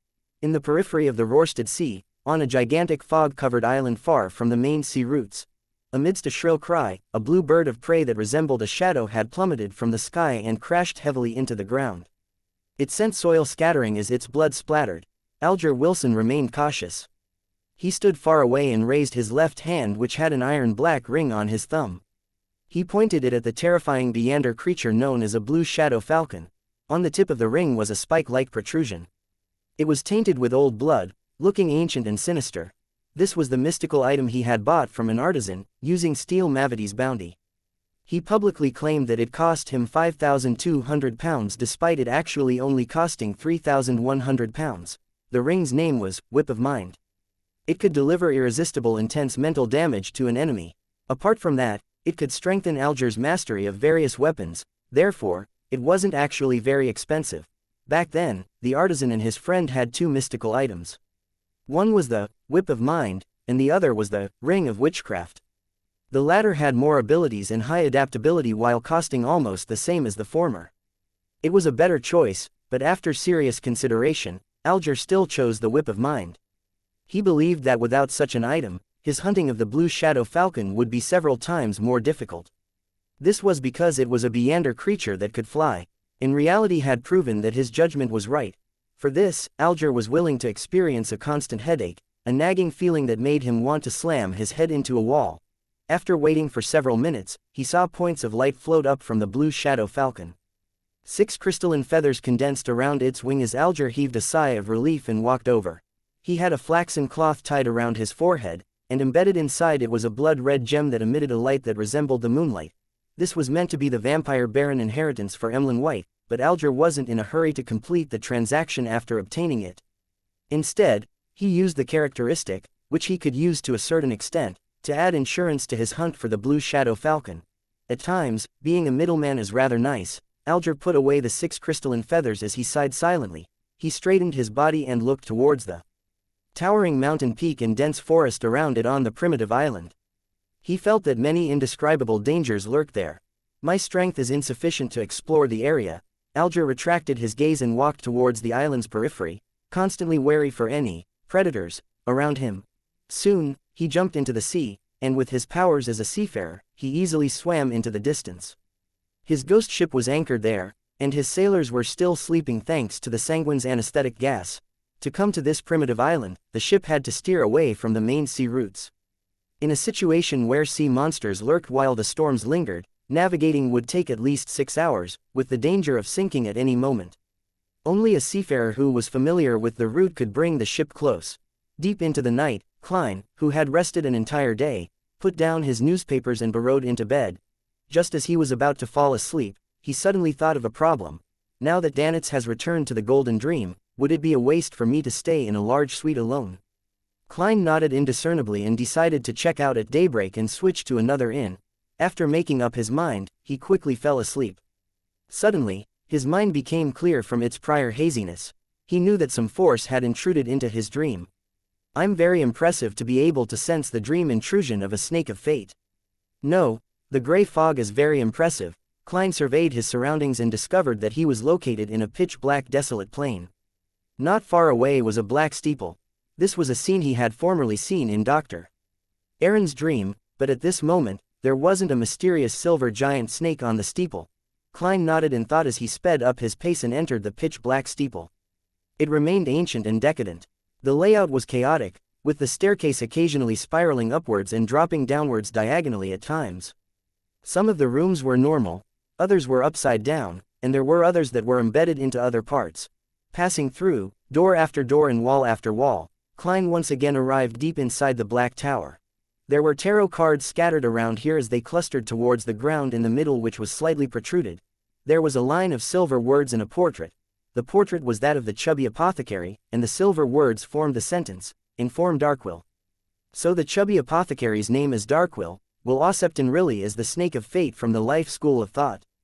And I really can use the paper crane to communicate with him in a dream. Klein waited for a moment, and seeing that there weren't any other revelations, he exited the dream and fell asleep again.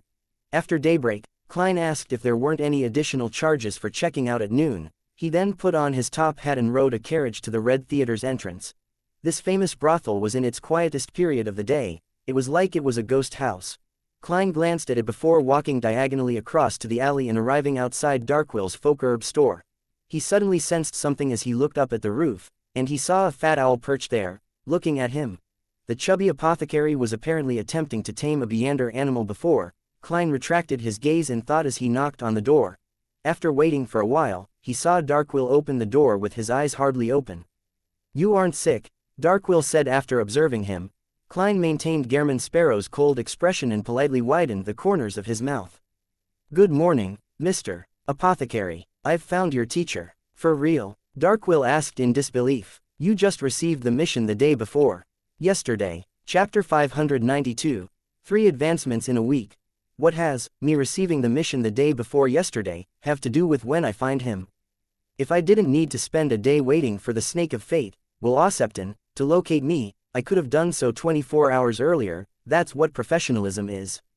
Klein answered calmly, "You can choose not to hear what I have to say." Darkwill choked back the words he had prepared as his facial muscles twitched. "Go ahead and say it."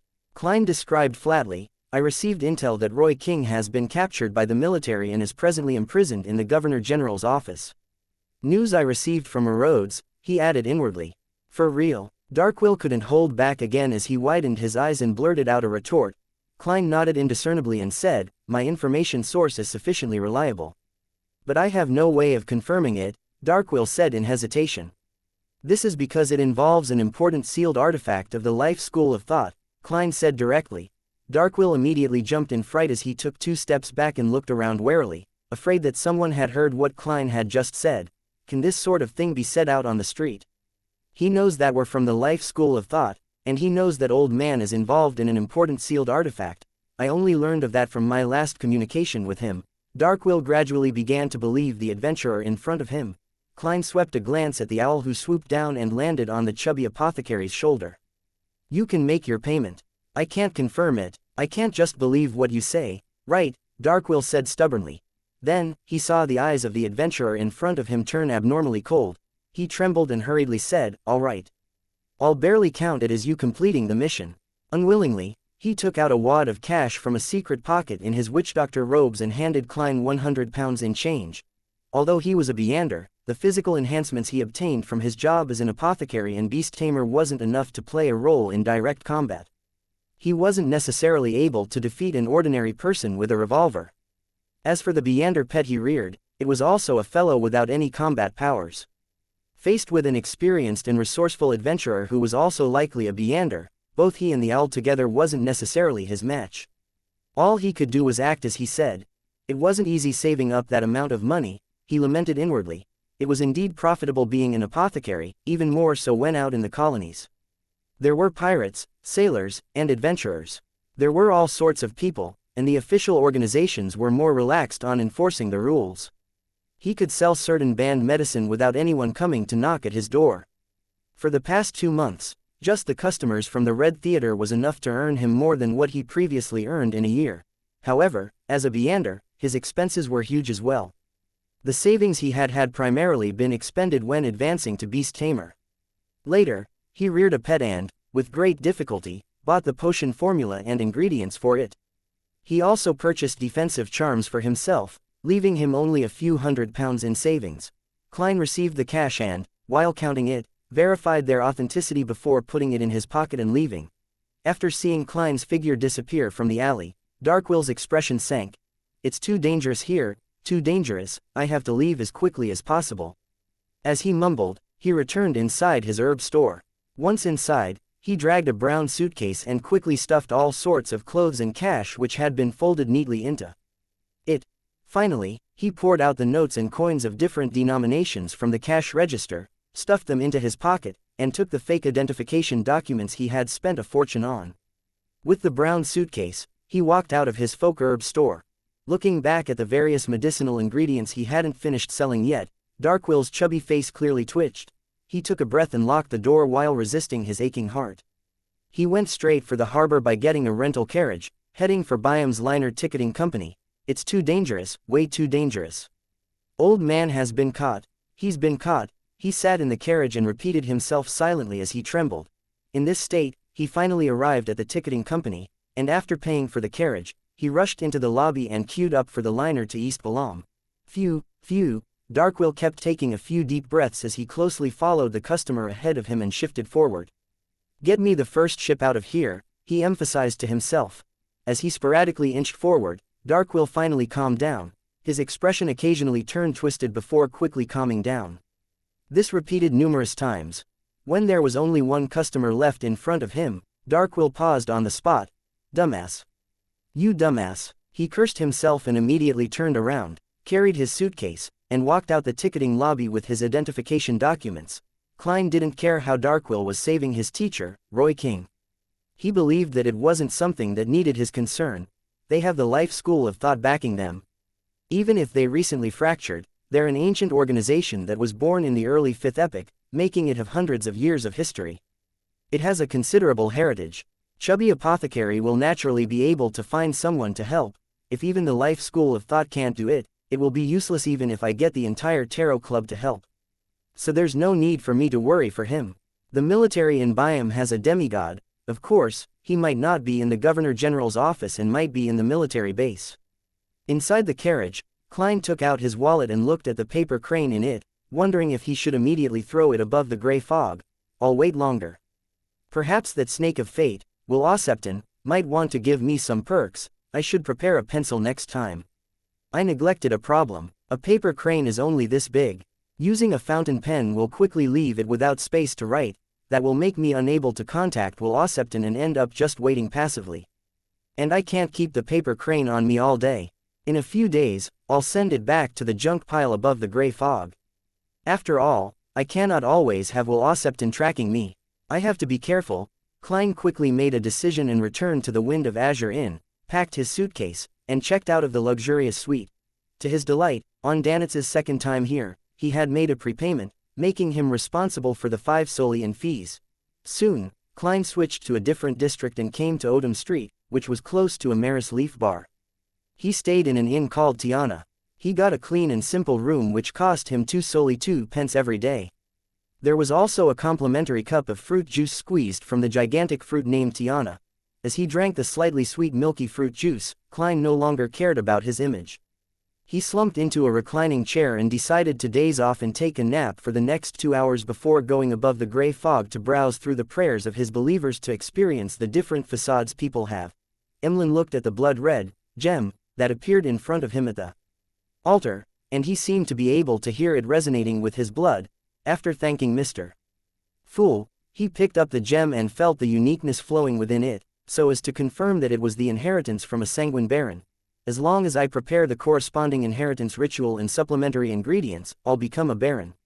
And this isn't difficult at this stage, Emlyn thought with anticipation and glee. According to the human system, I would be a sequence 6 Beander. The corresponding name is Potions Professor. In the blink of an eye, it was Monday again. Above the fog sea, a fleet was tearing through the thin fog and blue sea. Their flagship was a gigantic sailboat which hung a unique flag on it. It depicted an eyelash-less eye with 10 stars surrounding it. Admiral of Stars Catalia stood by the window of the captain's cabin as she quietly looked at the sunlight that shone through the thin fog until the wall clock produced its cuckoo. She glanced at the time and quickly converted the time to Lowen time. She then pulled the curtains and sat behind her desk. Placed on the red wooden table were a brass sextant and a light blue celestial globe. The latter's surface had a large swath of blankness, regions that hadn't been explored or were impossible to explore. Catalia reached out her fingers and played with the celestial globe before closing her eyes as she awaited the fool's summoning. Before long, a crimson light flooded her eyes, drowning the prepared her completely. By the time she got used to the changes, she found herself in the holy palace propped up with stone columns. She was before a long, mottled bronze table. While Miss Justice was greeting everyone energetically, Catalia also expressed her respects to Mr. Fool, who was still covered in the grayish-white fog. She did a simple sweep, and her black eyes with a slight tinge of purple suddenly constricted. She realized that the hanged man, the moon, and the sun who were sitting opposite her had slight changes in their outward spirituality. It was different from before. This indicated that they had advanced. This meant that they had advanced in the past few days. In just a week, 3 Tarot Club members have advanced. It's likely that the hanged man and the moon have already reached sequence 6, is this a coincidence? They happened to consume the potion this week. In terms of probability, there's a possibility. The moon and the sun were purchasing ingredients last week, but this also serves to show that the Tarot Club members advance very quickly, otherwise, there wouldn't be such a coincidence. Of course, it's not strange to advance quickly below sequence 5 once a Beander masters the acting method and isn't lacking in resources. From sequence 6 to sequence 5, there's a need for a ritual, and the digestion becomes increasingly difficult. It's difficult for such matters to happen again. Catalia retracted her gaze. Following that, Audrey apologized to Mr. Fool, saying that she hadn't been in contact with the psychology alchemists recently and wasn't able to provide any Russell diary pages. Furs was in a similar situation. Her teacher was slow in replying to her, and the cold weather outside left her resistant against the idea of heading out. Having just advanced and having many things to settle, Derek wasn't able to produce new ancient myths. Klein could only calmly nod. Upon seeing this, Derek heaved a sigh of relief and turned his head to the other end of the long bronze table. Mr. World, I've obtained the method for separating a Beander characteristic from the mental corruption left by a rampager.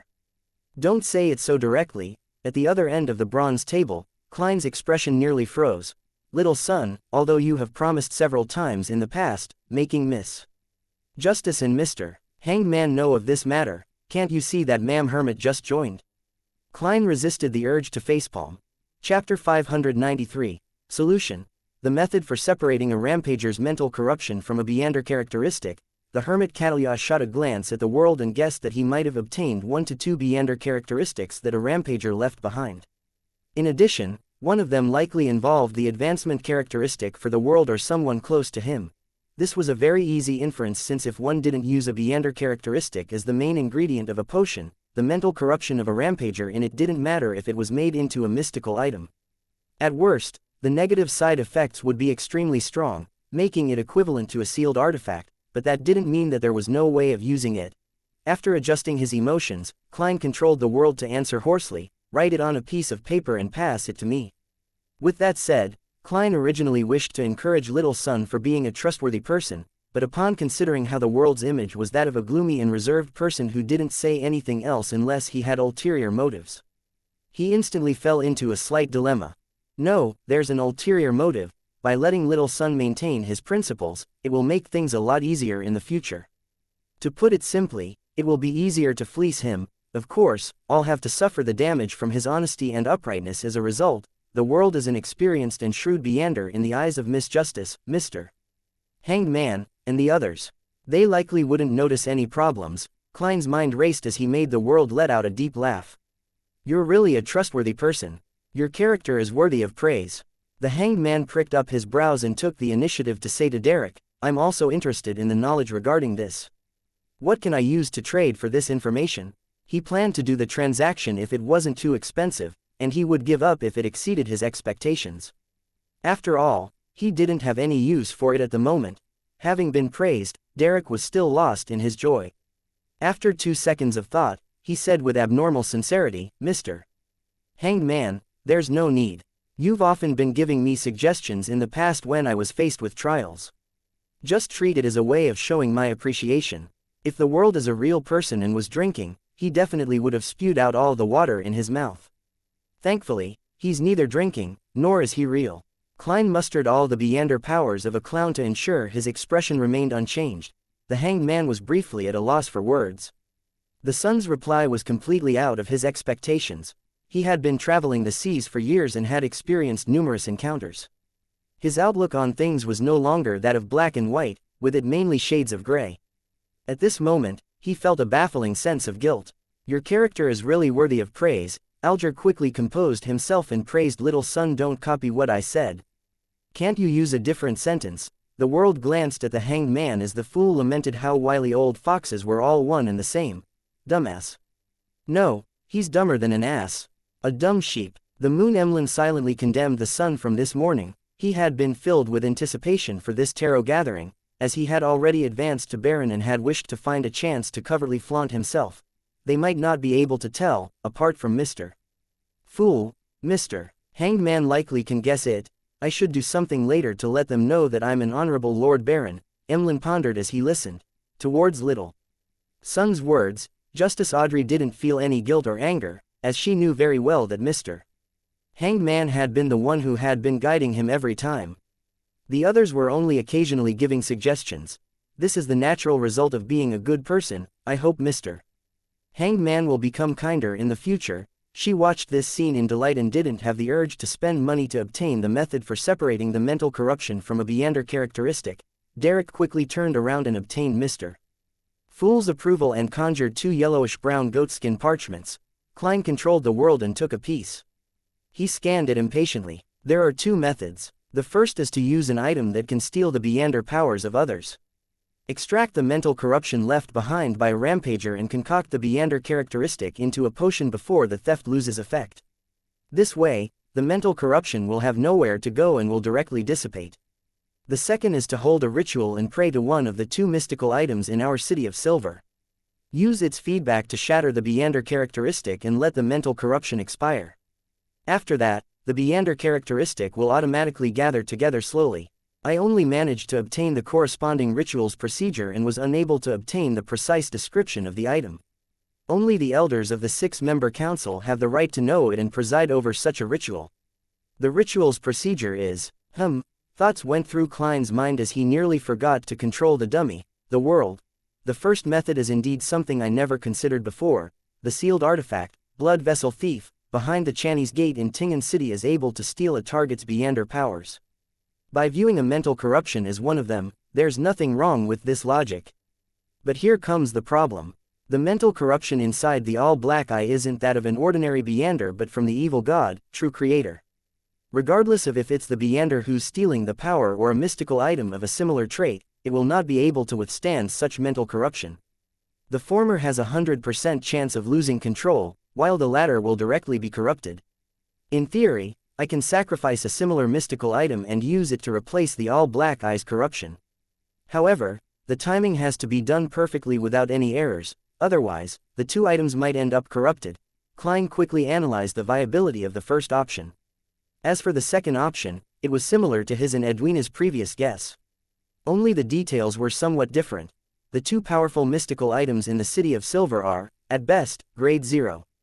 Basically, it can't be a true god sequence 0 remains, otherwise, they wouldn't be in such a pathetic state in the forsaken land of the gods. Therefore, does it mean that in order to shatter a Beander characteristic, one doesn't need a god's strength? It's enough to do it at the level of an angel.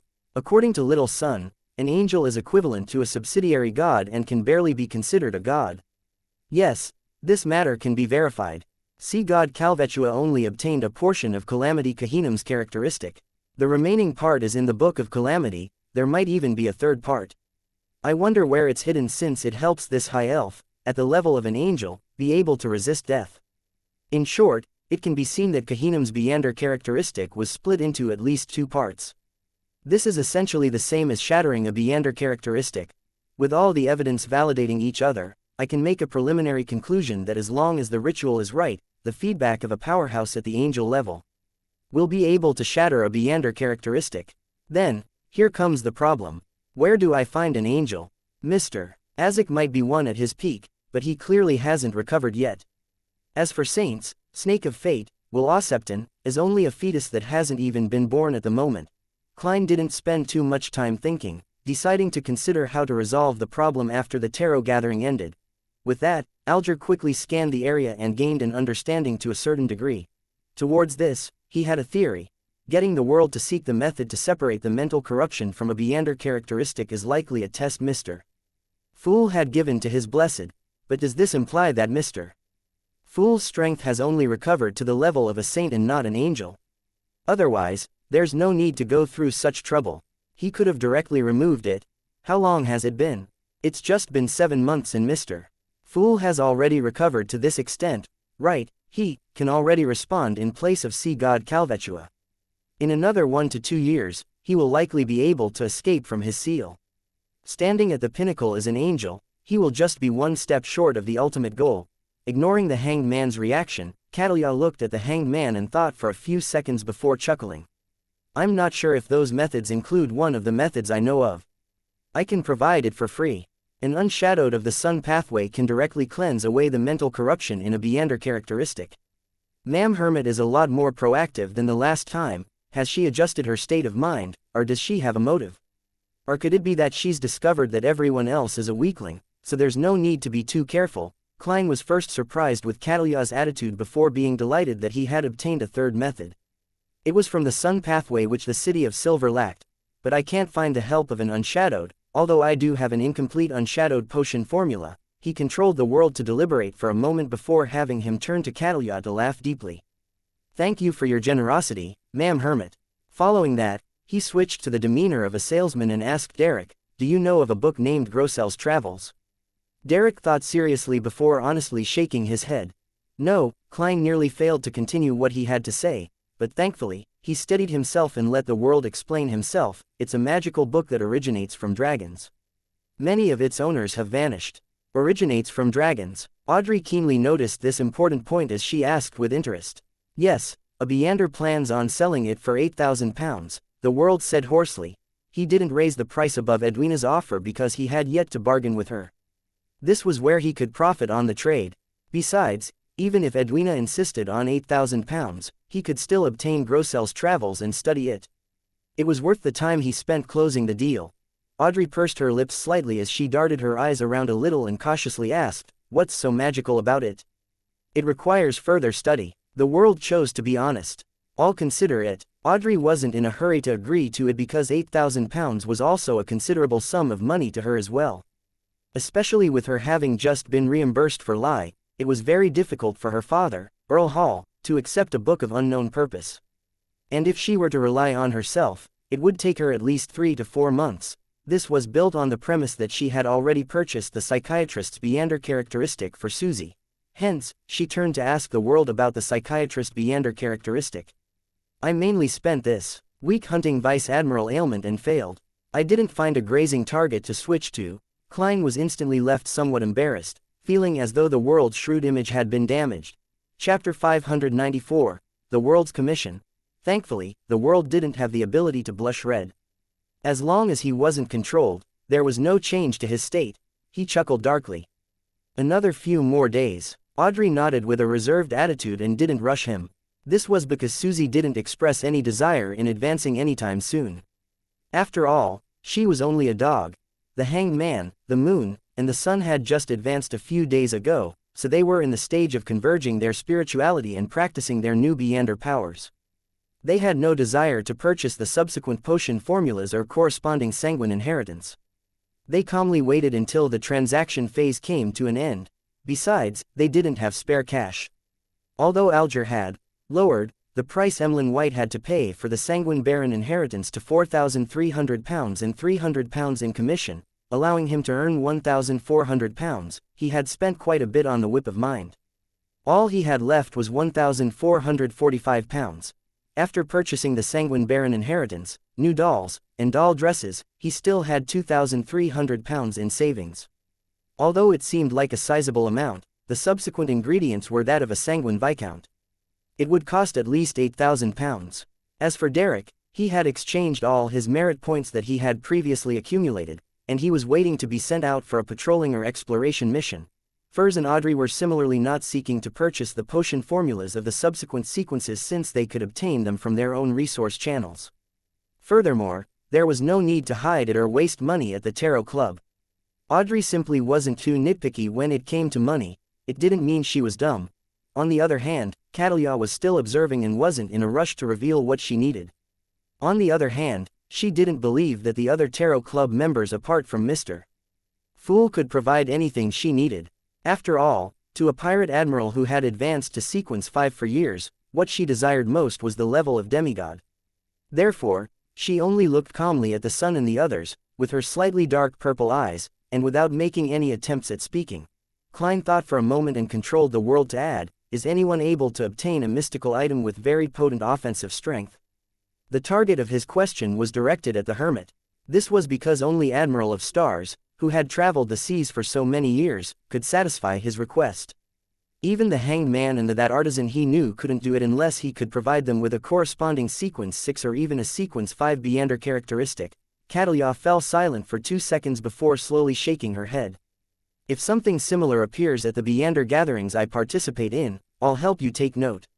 All these years, she had killed several Beyonders and had indeed obtained a certain number of Beyonder characteristics and mystical items, but they were either rewarded to her pirate subordinates, or she had exchanged them for 2 powerful items that greatly enhanced her strength and survivability. She didn't have anything to spare. Furthermore, she needed the 2 items and wouldn't sell them before she advanced to the level of demigod. From the looks of it, Admiral of Stars isn't a well-to-do person either. A huge faction implies large expenses. Klein silently sighed and made the world thank her with his hoarse voice. With the transactions quickly coming to an end, he controlled the world to look at Furs. "I wish to entrust you with a mission." "Me?" Furs was a little surprised. Could it be something like buying a radio transceiver again? She thought as the corners of her mouth twitched slightly. The world nodded. "Go to William Street, which borders West Borough and Empress Borough, and circle the place. Do it once every 2 to 3 days. Take note of any abnormalities. If there are any, then inform me immediately." He didn't use Mr. Fool to bring focus on the matter, as everyone was already used to it and experienced. Furthermore, beneath William Street was precisely the location of the Tudor family's ruins where the evil spirit was lingering. Abnormality. What would be considered abnormal? Furs asked, feeling puzzled and cautious. There might be something abnormal about William Street in Backland. Audrey was originally not very interested in the topic, but at that moment, she pricked up her ears and paid close attention. She trusted Mr. World's ability to gather intelligence to a great extent. The Great Smog of Backland was evidence of his ability. West Borough, Empress Borough, sounds like it's located at Lowen's capital, Backland. Miss Magician is presently in Backland. Indeed, she looks ordinary, but she isn't in any way. To a secret organization, members in a city are often more powerful in other places. Of course, she might also be like me. A coincidence of fate because she requested to be roped in. Catalia swept a glance at Furs and quickly analyzed the information revealed from the conversation. Alger was suddenly interested since he knew that the world was the representative of Mr. Fool's blessed. Whatever he paid attention to had a high chance of involving a conflict at the upper echelons. Just what secret lies within that street named William Street? Alger couldn't help but try to guess at the deeper truth. How would I know what abnormalities there will be? Klein mumbled before getting the world to answer gloomily. I believe there will be sufficient abnormalities. I have to warn you that if you really notice anything abnormal, do not attempt to investigate it on your own or hire someone to do the investigation. It will be very dangerous. How much do you think is an adequate reward? Very dangerous. Furs instinctively wished to decline the mission. However, considering how immense the influence of the Great Smog of Backland was, one that even affected her, she wasn't sure if this abnormality wouldn't cause her harm. As such, she became hesitant. After a few seconds, she changed her languid seating posture and said, 100 pounds. Much lower than I imagined. The world chuckled. Furs spread her hands and said, it's because it's for myself as well. I'll just treat it as people observation, in order to gather material for my novel. That's right, I can't stay at home all day. It's time for me to get out. I have to push forward the matter of acting as a trickmaster. Just conjuring tricks to amuse Zio isn't enough to digest it. How should I act? Join a circus to perform tricks? Or should I do individual performances at different squares? I don't have to be worried about how the people I know view me. As an author, life experience is a basic trait. Furz's thoughts gradually dispersed. After settling this matter, Klein made the world turn his head to the hanged man and chuckle darkly. I received intel that the Church of Storms has taken action. The matter at Bansi Harbor has been preliminarily resolved. Having been drifting out at sea for the past week, Alger, who hadn't had any contact with the church, immediately replied with a solemn voice, what's the final outcome? There won't be a Bansi Harbor for some time, the world replied with a concealed smile. At this moment, Audrey and company realized what they were talking about. That was the place with the ancient name Bansi, and it had the present name of Bansi. It was the place where descendants of the King of Angels Medici resided. Is Mr. World implying that the Church of Storms has leveled Bansi Harbor? That's really in their style. That's good too. There's no need to worry that the innocent there will be corrupted. I wonder if the King of Angels Medici appeared or escaped. Would the pontiff of the Church of Storms appear in person, or was a Grade 0 sealed artifact used? Audrey heaved a sigh of relief as she asked with brightened eyes, Mr. World, do you know of the specifics? No, no one knows, other than the upper echelons of the Church of Storms. The world stole a glance at the hanged man. The hanged man fell silent, feeling the burning ambition in his chest once more. I want to become a member of the Church's upper echelons. He emphasized to himself. The hermit Catalia, who had joined the tarot gathering a second time, basically didn't understand what they were talking about. As a pirate admiral, she was no stranger to Bansi Harbor, but she didn't know what had happened there. She also had no idea why the Church of Storms would destroy the place and why it would require a long period of time to rebuild it. It should be a very serious matter that deals with the higher-ups. The members of the Tarot Club seems to be aware of the reason. Although their sequences aren't high, they seem to know a lot and are involved in many matters. Apart from the sun, this is the reason why Mr. Fool tacitly agreed to have them establish this gathering. Through the Tarot Club, they will indirectly influence various matters of different organizations. Catalia once again reevaluated her understanding of the other members and was increasingly impressed with them. She still maintained her silence and didn't inquire. This left Audrey, who was waiting to flaunt via answering in response to the hermit's puzzlement, disappointed. Even for Ma'am Hermit, it's unlikely that she'll be involved in matters regarding a King of Angels. No, she might not even know about the existence of a King of Angels, Audrey thought spontaneously. After talking about the outcome of Bansi Harbor and waiting for a moment, Emlyn White immediately cleared his throat and said, thanks to Mr. Hanged Man's help, I'm already a baron. I have a question. As a sanguine, do I need to use the acting method like you humans do in order to expedite the so-called digestion after advancing to a baron, so as to better grasp the Beander characteristic? His back was extremely sharp as his neck was slightly elevated while his chin was slightly tipped upwards. I'm sorry. Mr. Fool isn't able to answer this question of yours. But in theory, it's required. After all, you are using the inheritance of others. Klein leaned back in his chair and sat amidst the gray fog as he leisurely looked at the other members of the Tarot Club. Catalia scanned her surroundings and said, a sanguine baron corresponds to the sequence 6 potions professor. Yes, Emlyn replied, unable to hide his smile. He wasn't stupid. From the previous transactions and interactions, he had determined the sequences of the other members apart from the world. He believed that he was one of the strongest members of the Tarot Club. Of course, this was excluding Mr. Fool and the recently recruited Ma'am Hermit. Mr. Moon is already at sequence 6. Why does he seem more immature than the sun? Audrey pursed her lips. At that moment, Catalia said, it requires acting because this pathway only has the name vampire at sequence 7. As for you, you were born in that state. There's no need to act, but it's required for the other sequences. Ma'am Hermit, which pathway does that sequence 7 belong to? Audrey blinked her eyes as she curiously asked before Emlyn White could say a word. Chapter 595. Domain. Without waiting for the hermit to answer, Audrey added, if you believe this is an important piece of information and isn't something to be given for free, then I can provide you with some payment. No, there's no need to. Anyone familiar with the Phainopotter's Church of Earth Mother will have some understanding of this. Catalia didn't doubt Miss Justice's sincerity when it came to the principle of equal exchange. She believed that Miss Justice was fully capable of satisfying her price in terms of wealth and resources, but she decided to provide the information for free. Firstly, it raised Miss Justice's impression on her and would build a foundation for any future transactions. Secondly, by providing the information, she could observe the reactions of the members and estimate their standing in their own organizations and factions. I'm very familiar with the Earth Mother's Blessed, Bishop Utravsky, but I didn't know anything about that. Of course, I truly am a little scared of him. His height and build are just too intimidating. Every time I'm there, I only seek out Emlyn White, sitting at the end of the long bronze table, Klein thought in a self-deprecating manner. Catalia didn't pause as she continued, vampire is from the moon pathway.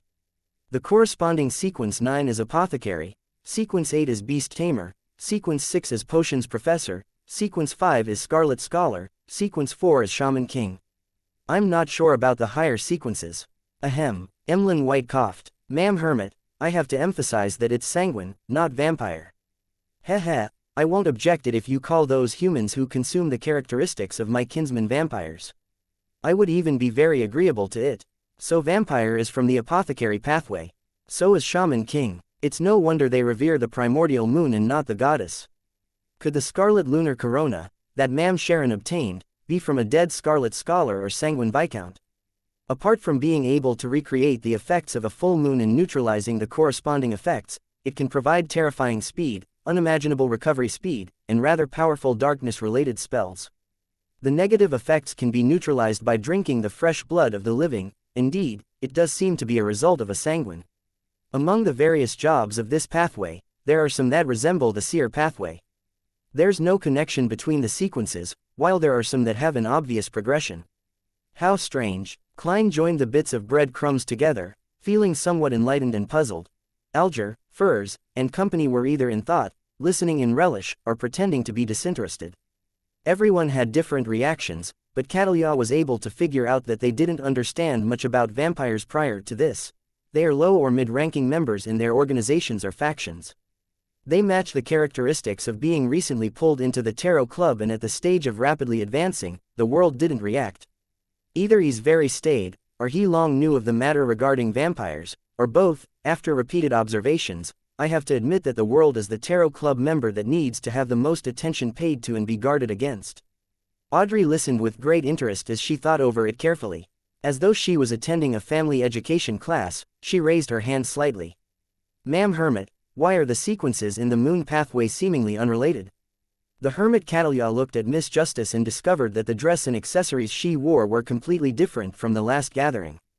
There was no repeat, but it exuded her luxurious and noble bearing. As her mind went adrift, she seemed to see the portrait of the queen back when she was young. Every piece of clothing she wore was completely different. The same set of clothing was never worn a second time at a formal event. After a moment of silence, Catalia said, a pathway's sequence doesn't necessarily need to be related or superficially connected. The common trait is that this pathway corresponds to the god's domain. For example, the moon represents spirituality, plants, beauty, parts of life, parts of darkness, and parts of mystery. Therefore, this pathway has apothecary of the plant domain, vampire of the life domain, and beast tamer of the intersection of life and spirituality. Sanguine, Emlyn White emphasized and lifted his chin slightly. This should be why a sanguine are very handsome and beautiful. No, that's not the case. The vampires I've seen are all disgusting and ferocious, Derek retorted weakly in his heart. It can be explained in such a manner. It's quite different from Captain's and Daly's explanations. Different pathways represent the domain possessed by a sequence 0, or could it be that the two combined is the most accurate answer? I wonder what the domains the sequence 0 of the seer pathway represents. From the symbol behind my chair, it represents strangeness and change. Klein's expression didn't change as his mind whirled. Audrey easily understood Ma'am Hermit's explanation and couldn't help but guess the name of her pathway's sequence 0. It's definitely dragon. There are many species of dragons. Many powers are not contained within this pathway. It's closer to the domain represented by the mind dragon. I wish Mr. Fool can quickly find the card of blasphemy of this corresponding pathway. That Grossel's travels originates from dragons. I wonder if it has anything to do with a mind dragon. At this moment, Emlyn asked as a form of validation, that is to say that to successfully become a sanguine viscount, I similarly have to act as a potions professor, even if I'm a favorite of the moon. My dear Emlyn, I know you are trying to bring attention to the latter half of your sentence. Klein nearly reached out his right hand to pinch his chin. This was also one of the reasons why he had entrusted Miss Magician to check for abnormalities in William Street. He ultimately felt that Emlyn White, a vampire who didn't enjoy going out or socializing, was rather unreliable at present.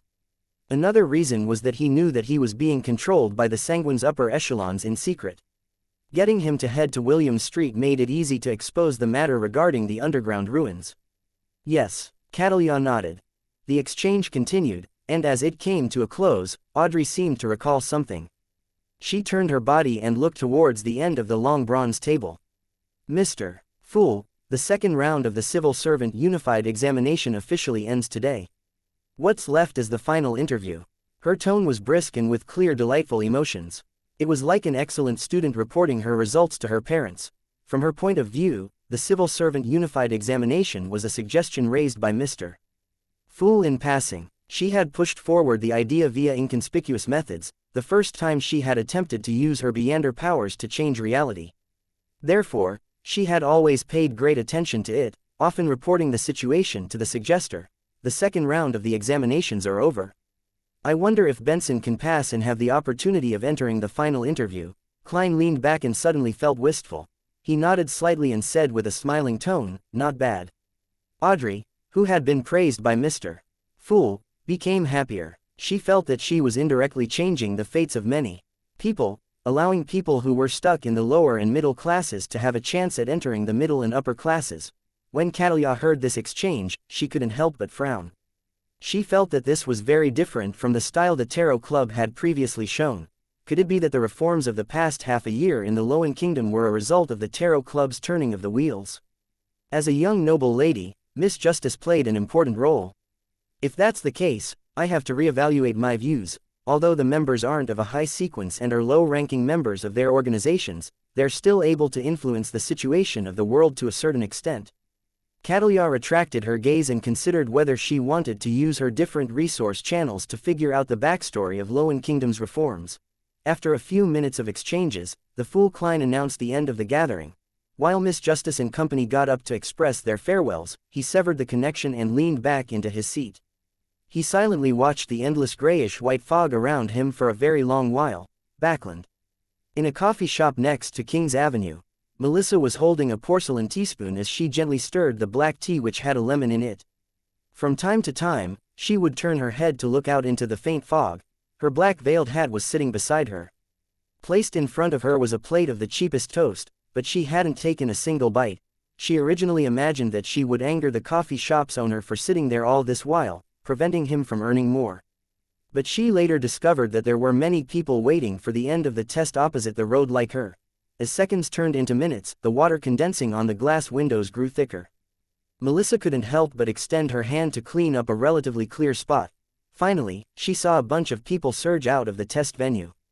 The glass-inlaid wooden door of the coffee shop was pushed open as about 8 men and women entered. Just as Benson took off his rather old top and before he could smooth his rather high hairline with his fingers, he discovered his sister standing as she asked nervously, "How did you do? Were the questions tough today?" It might have been considered difficult for others, but it was a piece of cake for me. Mathematics is my forte. Benson looked around and saw everyone discussing it without noticing him. Hence, he chuckled. After the test ended, I saw quite a number of people with blank sheets. Did they think a low-ranking civil servant will have a mathematics secretary? If that's the case, what's the difference between hiring a curly-haired baboon and them? Melissa heaved a secret sigh of relief and looked to her side before turning her head back. Benson, if you're really confident, you should consider the matter regarding the interview. You need to buy a new decent set of clothes. Let's leave that to tomorrow. We should celebrate today. I've already decided on the restaurant. Benson smiled as he pointed outside. Melissa pursed her lips and looked at her elder brother in an extremely serious manner. I've already bought the meat and vegetables. Benson locked his gaze with his sister for a few seconds before moving it away in submission. All right, let's go home. Above the gray fog, Klein gradually found his train of thought and calmed his emotions. He began considering how to separate the true creator's mental corruption of the all-black eye. Chapter 596. Clue. In the majestic palace with stone columns propping it up, Klein sat in a high-back chair as he lightly tapped the corner of the long-modeled table. He first eliminated the method of seeking a sequence 4 unshadowed from the sun pathway. This was because he had almost zero contact with the Church of the Eternal Blazing Sun. It was very difficult for him to find help from anyone. Secondly, he suspected that an unshadowed was unlikely to be capable of cleansing the mental corruption in the all-black eye. After all, the hermit Catalya's suggestion was directed at remnant influences by an ordinary rampager, and not the true creator. Seeking the help of an angel or true god's power isn't realistic either. In theory, I can use the mysterious space above the gray fog to perform a divination on the eternal blazing sun and use his help to shatter the all-black eye and evaporate the mental corruption, but the problem lies with the fact that an experienced him might be able to use this opportunity to invade this place and take over the gray fog. If that happens, it wouldn't be worth it. And when a power that exceeds my level an unknown number of times instantly comes into effect, there's no delay. It targets me, and I'll have no time to redirect it to the all-black eye. I will lack the ability to control the situation. Also, it's not like I can divine it as I wish. I need a medium. I previously used the mutated sun sacred emblem, which had the eternal blazing sun's divine blood in it, as well as the ear that was corrupted by the true creator. Currently, the mediums I have are Mr. Door and the Hidden Sage. I can use the ravings that Miss Magician hears during the full moon, as well as Knowledge's pursuit of Admiral of Stars to make an attempt. But similarly, the counterattack isn't directed at the all-black eye, and I don't have the means to divert the attack. Mr. Azek has yet to recover. Snake of Fate Will Osepton has yet to be born. From the looks of it, I can't find an angel to help me either. Sigh, I still know too few high-ranking figures. Right, there's also something akin to an angel, the evil spirit in the ruins under Backland that's suspected to be King of Angels Medici. But that fellow is scheming with unknown plots and malicious intent. Unless there's no other method, I will not consider it. Yes, taking the risk isn't worth it at all. If that's the case, I might as well give up on the all-black eye and search for the main ingredients of a Nimblewright master. It's only the dust of ancient wraiths and the core crystal of a six-winged gargoyle. It's even possible that the former can be found in the underworld. In that case, performing a new search is a viable choice, while finding a mystical item that's similar to the blood vessel thief is another choice. With the gray fog shielding me, I can use its theft abilities to its full extent. I'll definitely be able to separate the true creator's mental corruption from the all-black eye, and I wouldn't be afraid that it would return. The easiest method is to throw the corrupted mystical item far away once the theft is completed. Then, I'll bring the pure all-black eye back to the real world, causing the physical separation of the two items. Well, how am I to find a similar mystical item? Mr. Hanged Man didn't say anything after seeing the methods, which implies that he doesn't know either. However, I can ask at the next tarot gathering. Ma'am Hermit, Miss Magician, Miss Justice, Little Sun, and Emlyn White all have their corresponding information and resource channels. I can try searching for it myself this week. I'll start with Vice Admiral Iceberg. Her third mate, Flowery Bowtie Jodison, has Beander powers that can steal. Perhaps he might know where there might be similar mystical items. Klein's thought process gradually cleared up as he formulated an initial plan. He first performed a divination before rapidly returning to the real world. He got out of the decadent state of laying slump in the reclining chair, drinking beverages and reading newspapers as he quickly set up a ritual. It was still 3 candles, but the difference was the symbol he drew. It was the sacred emblem of the god of knowledge and wisdom, an omniscient eye on an open book. The ritual's silver dagger also switched to a brass knife. In mysticism, the blue star corresponded to the god of knowledge and wisdom, and the metal that belonged to the blue star's domain was mercury and brass. Klein had long considered the problem of contacting Vice Admiral Iceberg Edwina Edwards. Therefore, he prepared a set of soulfall ritual materials. After a series of processes, he burned the corresponding herb powder, and he dripped the extract and essence from lavender and mint. Amidst the faint, clear, and mysterious fragrance, Klein took a step back and used ancient Hermes to recite an incantation. I pray for the power of knowledge. Klein's voice reverberated as the altar instantly turned gloomy and cold. Be it the brass knife or the metallic bottles, all of them floated up. It succeeded. The golden dream is still within 500 nautical miles. Klein first felt a sense of delight before he saw the flames of the 3 candles lengthen. They were tainted with a pale white with a hint of dark green. He knew that the soulfall ritual was essentially to free his body and allow the target's astral projection to possess him to establish an effective communication channel.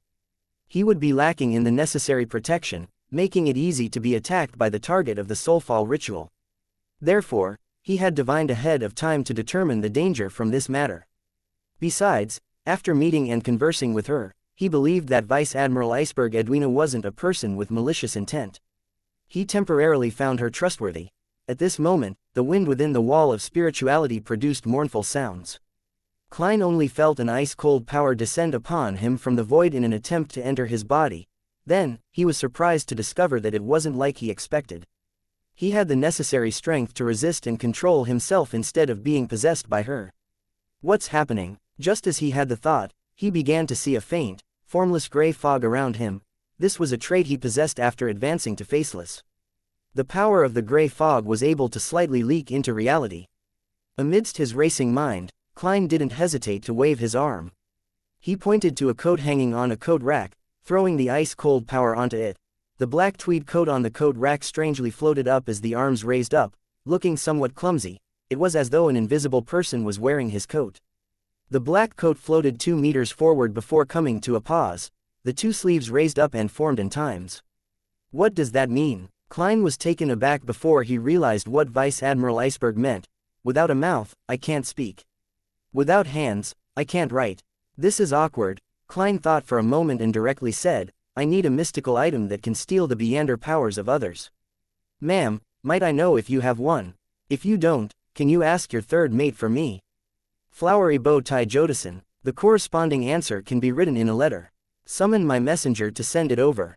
The black coat's sleeves spread out and motioned with a lowering gesture. Following that, it lost its soul and fell to the ground, no longer appearing as straight as before. That means, yes. Klein sighed silently and quickly ended the ritual. He hung up the black coat and used a brush and handkerchief to clean it. Then, he wrote a letter and asked Mr. Azek a similar question. He summoned the messenger by blowing the copper whistle. After the letter was taken away, Klein attempted the third method with great drive. He took out the paper crane from his wallet and carefully spread it out. He wrote with a pencil on it, might I ask where I can get a mystical item that can steal the beyonder powers of others? Putting down the pencil, Klein restored the paper crane according to its lines. He was quite pleased with his improvement at handicraft. In the evening, after Klein browsed through the prayers of his believers, he returned to the real world and went to the washroom to enjoy a rather comfortable hot bath. This allowed him to quickly fall asleep after entering his bed. This continued until he suddenly sensed an external force invading his dream. It was the same desolate plains with the towering pitch-black steeple. With familiarity, Klein passed through the doors and walls until he entered deep inside the tower. There was still a deck of tarot cards scattered here. They surrounded a central protrusion as though they were making a declaration. However, as a seer, Klein could only interpret it as chaotic and contradictory. On the protruded area, the text had already changed. The silver words formed 3 sentences. The first line wrote, I'm only a child that has yet to been born. Klein's expression froze as though he was hearing an infant cry, please, I beg you. Don't make things difficult for me. Such communication is very tiring. The second line was equally succinct. The clue lies in you. The third line was, don't ask me what the clue is because I have no idea either. That is to say that Snake of Fate will Osepton can foresee a clue on me, but he is unable to foresee what it is exactly. That feels like a charlatan's divination. No, I can't say so. I can't include myself in such criticism. Klein remembered the information and exited the dream before returning back to sleep until daybreak. After breakfast, he began recalling the items and matters he had experienced before to seek out the so-called clue. At this moment, his spiritual perception was triggered as he quickly activated his spirit vision. The skeleton messenger remained huge, but unlike the last time, its head didn't pass through the ceiling. This was because it had spewed up from the floor, so half its head was in the level below. In such a situation, it looked at Klein at his eye level and placed the return letter on his palm. Seeing the messenger crumble like a falling waterfall, Klein was taken back. He muttered, feeling both angry and amused, "So you do know some manners. You're getting more considerate after all. You've changed greatly after knowing that you wouldn't be transferred to me." Klein rapidly retracted his gaze and opened the letter to read Mr. Isaac's reply. Stealing the Beander powers of others is from the Marauder pathway. In the fourth epoch, it belonged to the Amen family, the Zoroast family, and the Jacob family. They seldom appeared after the War of the Four Emperors. Rumor has it that some of their members have formed an alliance and called themselves Hermits of Fate. I can't remember any further. You can try attacking from the angle of the descendants of these three families. Amen. So a blasphemer refers to this pathway. The Jacob family was one of the 5 angel families of the Tudor dynasty. It was equal to Abraham, Amen, Antigonus, and Tamara. As for the Zoroast family, it's from the Solomon Empire, Hermits of Fate. Fate, Hermit, the clue lies in me. Klein suddenly sat up and recalled an item.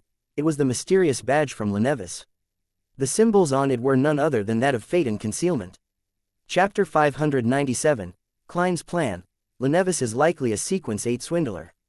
This happens to be from the Marauder pathway. It's not incomprehensible or unacceptable that he would have the admission ticket to the corresponding gathering. On the contrary, it's very logical. Purchasing a mystical item, which can steal the Beander powers of others, at a gathering with the Hermits of Fate is definitely much easier than other circles. From the looks of it, this is the so-called clue Will Osepton mentioned. Klein sat by the edge of the bed and suddenly brightened up. He hurriedly set up a ritual to summon himself and went above the gray fog to bring back the eyeball-sized badge to the real world. On the front of the badge was a symbol that depicted fate and concealment, and behind it was a ring of tiny and compact words in ancient Hermes. You can join if you have this item. Klein was just about to inject his spirituality to activate the badge and send out the information to synchronize it with the latest gathering time and location when he suddenly turned hesitant. How careless am I actually forgot to divine if doing so will be dangerous. If that gathering has Demonesses' demigod senior and he uses it to lock onto me, that will be troublesome. It's just like how Vice Admiral Ailment Tracy was able to quickly find a demoness of Unaging to help her. I must take precautions. A person should be rash when the time calls for it, and be a coward when necessary.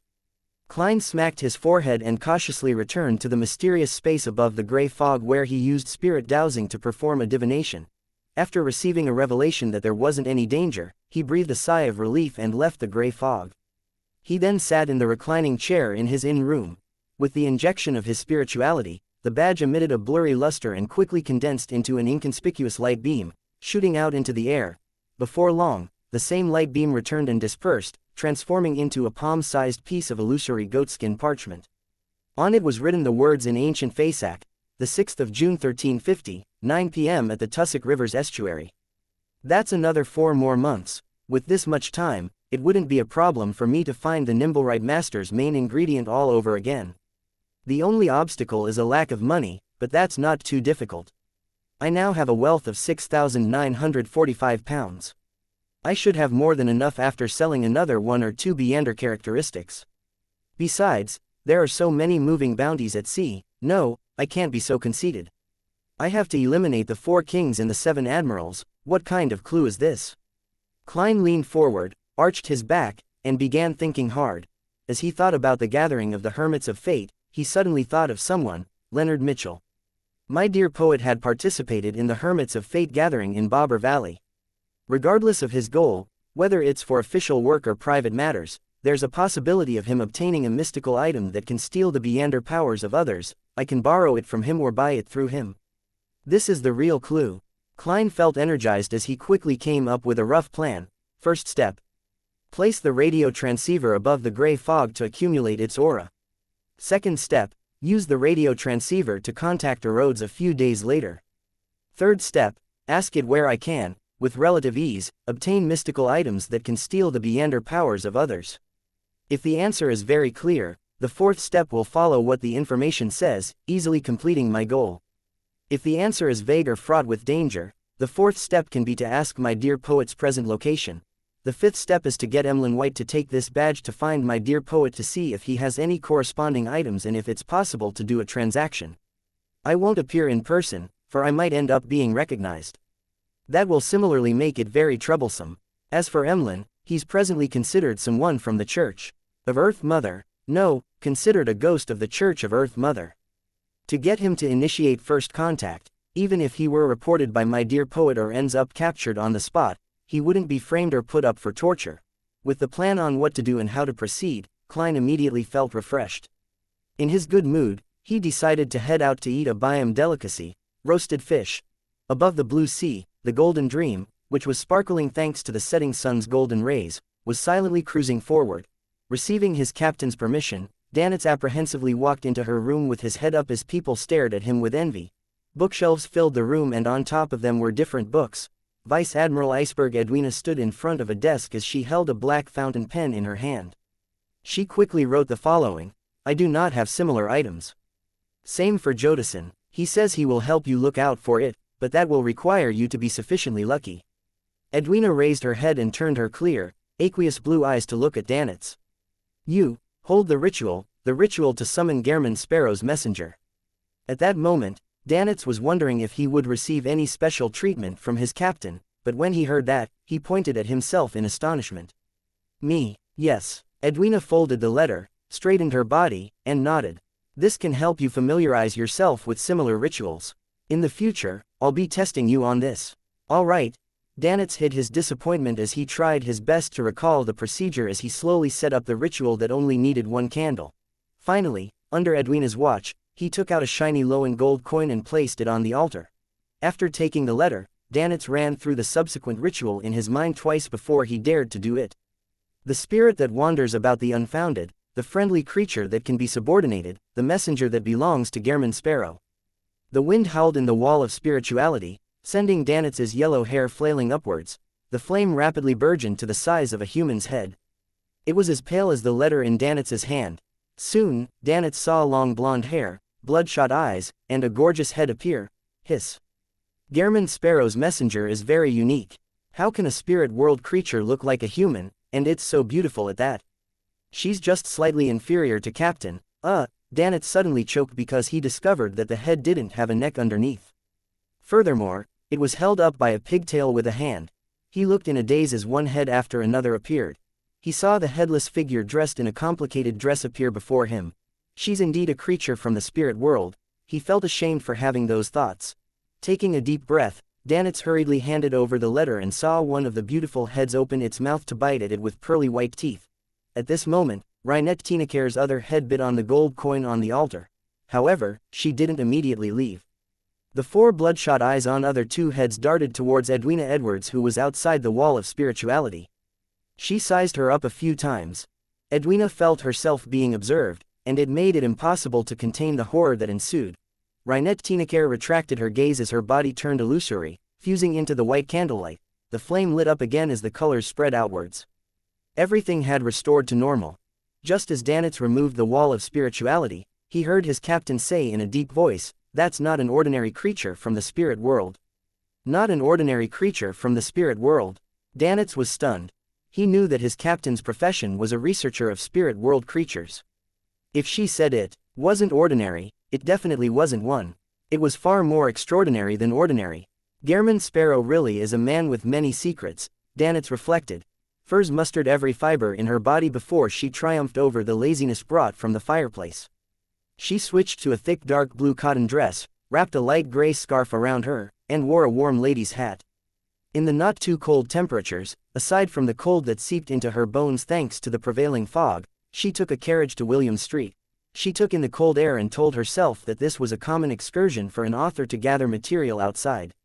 There was no need for her to be nervous or appear abnormal. Taking a few steps forward, Furs entered a coffee shop and sat by the window. As she drank the thick, warm liquid, she observed the pedestrians and the houses across the road. There's nothing abnormal. There's no fighting or theft at all. This is a place where the rich live, so the security is much better than East Borough. Hey, I can still see someone from Fasak. He's really tall and muscular, like a bear. He also has companions. Haha, are those people from Intis? They really wear exaggerated clothes. It's like they're acting in a play. Backland is indeed the capital of capitals. I can meet many foreigners here. Furs gradually forgot her goal and opened up a notebook to record down material for her novel. After she finished her coffee, she circled the street and left after finding nothing peculiar. She planned to come again on Thursday.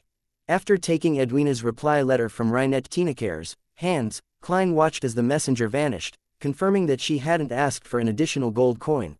From the looks of it, using a gold coin as a ritual material works. He smiled, feeling pleased with himself as he opened the letter. With a fruitless answer, he planned on going out to walk the streets to find a chance to engage in true acting so as to conclude the principles. At this moment, he heard knocking at the door. It was Captain Elland. Klein silently opened the door and said, "I was just about to look for you." Elland chuckled and said, "There's no need. As long as you register a place with your identity, I'll be able to know where you're staying. The Governor General's office and the military have quite good control on the inns after all." Klein nodded without a word. Elland turned his body halfway and pointed at the corridor. "I'll bring you to see someone. The White Agate is about to return to Pritz Harbor. If you need help or have any information to provide, you can find him. We're often generous when it comes to payment." This was what Klein had previously mentioned to him before. All right, Klein reached out to the coat rack. After wearing his coat, Elland led him straight to the Amaris Leaf Bar and to a corner inside. In the basement of the Amaris Leaf Bar, Wormtongue Mythor King looked at Strongman Uzil opposite him and asked, "Have you gathered the recent intel about Blazing Danitz?" "Yes," Uzil said with a smile. "Last week, Blue Eyes Meath saw Blazing Danitz with an unknown adventurer." Chapter 598. Windfall. In a corner of the Amaris Leaf Bar, Elland found a man wearing a coffee-colored jacket, patted him on the shoulder, and laughed. "Why aren't you drinking Lanty Proof?" The man was in his 30s, having a rather common face. It was obvious that he had Loan blood running through his veins. He had brown hair and eyes, with a somewhat high nose bridge. His tipsy appearance instantly vanished as his eyes turned sharp. He swept a glance at Elland and Klein before his eyes turned turbid again. He said, sounding completely intoxicated, "I've already drunk. I'm drinking Zarhar to lessen the effects of the alcohol." Zarhar was a locally produced malt beer. It was cheap and tasted quite good. Elland chuckled and pointed at Klein. "Gehrman Sparrow." Then, he introduced the man to Klein, "Oz Kent. You can call him Kent. Chat amongst yourselves. I'll have to return to make preparations. I'll be setting off early, tomorrow morning." He waved his hand and left without any hesitation. Klein pulled over a nearby chair and sat down. He didn't get any alcohol as he expressionlessly looked at Oz Kent. The staring made Kent feel extremely uncomfortable as he downed a mouthful of Zarhar and said, "Find me if there's anything in the future. You'll be paid as long as you provide any intel of value, or if you help us do certain things." He wasn't worried that the drunkards around them would hear their conversation, as many gangs and pirate crews would say the same thing. The words used to rope in informants were usually the same. All right, Klein had the strong urge to ask if he could be reimbursed for dressing up as Helena to assassinate Vice Admiral Ailment despite it being paid by Danitz. However, it was just a thought. Oz Kent chuckled while appearing completely drunk. "I heard Elland mention some things about you, but I have to remind you that one shouldn't be too crazy out at sea. You need to take note and try your best not to provoke the pirates. What I mean is to not fight them head-on. Privately providing us information would be fine. We will keep it a secret for you." This time, he had clearly suppressed his voice. Seeing no response from Gehrman Sparrow, he added, "Pirates wouldn't bother with any chivalrous code, nor will they abide by the kingdom's laws and rules. Burp. If you have a family at different port cities or some island colony, they'd definitely be capable of attacking your family." "Family?" Klein fell silent for a second before calmly saying, "I do not have a family." Oz Kent was nearly at a loss for words. All he could do was say, "They will also attack your friends." Then, he heard Gehrman Sparrow reply in an unperturbed tone, "I do not have friends." Oz Kent instantly choked up. He subconsciously drank a mouthful of Zarhar beer to calm himself. After coughing twice, he said in a deep voice, "They will also ambush you. They will also bribe people to learn about your schedule and intercept your ship. At sea, a single person's strength is often so inconsequential. Klein said rather calmly, I wouldn't reject them from giving me money. Giving money. Oz Kent was clearly taken aback as he found Gairman Sparrow's words incomprehensible. A few seconds later, he realized that the man was treating pirates as mobile bounties. He drank mouthful after mouthful of beer, momentarily at a loss for words. An unknown adventurer. Wormtongue Mythor King's mind stirred as he sat straight up. Strongman Uzil nodded. According to Blue Eyes Meath, that adventurer is new. He likely hasn't been to the archipelago for long, but Meath felt that he was considerably dangerous. Considerably dangerous? Could he be the person who killed Steel Mavati in company with Blazing Danitz? Could it be the person who disguised himself as Helena to attack Captain? Mythor immediately made certain connections as he asked with a deep voice, do you have his photograph or a portrait? Uzil beckoned to a subordinate and received a piece of white paper. We used a ritual to get Blue Eyes Meath to draw the unknown adventurer's appearance. As you know, it's different having a firm footing in Biam's underground world than being a successful pirate. I need supporting members. Sigh, to hire them, I spent quite a bit of money. Mythor could read between the lines as he chuckled. As long as you get to the bottom of this matter, Captain wouldn't be stingy with her reward. He took the portrait, spread it out, and discovered a cold-looking man with black hair and brown eyes. His face was slightly thin, and he had a cut face. He wore a black double-breasted frock coat and a half-top hat. Never seen him before. It's impossible to confirm if he's the person who disguised himself as Helena. Mythor raised his head and said, find out his identity and whereabouts. I've already instructed my men to do it, Strongman Uzil said with a deep laugh. The two fell silent at the same time as they drank their Southville red wine. A few minutes later, a bar bouncer entered and broke the silence. He glanced at Wormtongue Mythor, leaned in towards his boss's ear, and whispered. Uzil's expression instantly turned odd as an unconcealed smile appeared. He put down the wine glass and said after pausing, that unknown adventurer has been found. Where is he? Mythor asked. Uzil pointed upstairs. At this very bar. Mythor looked up at the ceiling and remained silent for a few seconds. I'll go up to verify. He believed that having had some interaction with the disguised Helena, he had a general understanding of the man's abilities. He believed that no matter how good the man was at disguising himself, he would definitely feel a sense of familiarity. Therefore, he decided to confirm it himself. According to his usual habits, he wouldn't have taken such initiative and would instead perform an investigation from the outskirts. Only with enough confidence would he get himself involved. But this time, he wasn't too convinced of Uzil's subordinate. If it was really the person who disguised himself as Helena, he would immediately change his appearance and identity and vanish once he noticed something was amiss. Besides, Mythor knew that he was presently being punished by his captain. He had to quickly perform a deed of merit in order to return to the Black Death. Sigh, regardless if I was lacking in ability or not being careful enough, the outcome cannot be changed. I was fooled by that disguise and brought her onto the Black Death, nearly killing Captain. If it were Kilangos, he wouldn't have spared me. Hey, he has always been very greedy. He had long thirsted for my Beyonder powers. Captain didn't believe that I had been in cahoots with the assassin simply because Kilangos could also change his appearance with creeping hunger. She didn't summon people to surround and kill me. She only sent me to Biam to investigate this matter. She's already being forgiving enough. Compared to Kilangos, she is truly a captain worthy of being loyal to. I have to quickly provide some meritorious service and find an excuse to contact her, so as to live up to her treatment towards me. As Mythor King got up and walked out, he couldn't help but have these thoughts churn through his mind. Although he was a pirate who had killed countless and had plundered countless ships, he had a soft spot in his heart. Besides, he didn't notice that he was being constantly mesmerized by Vice Admiral Ailment Tracy via prolonged interactions with her.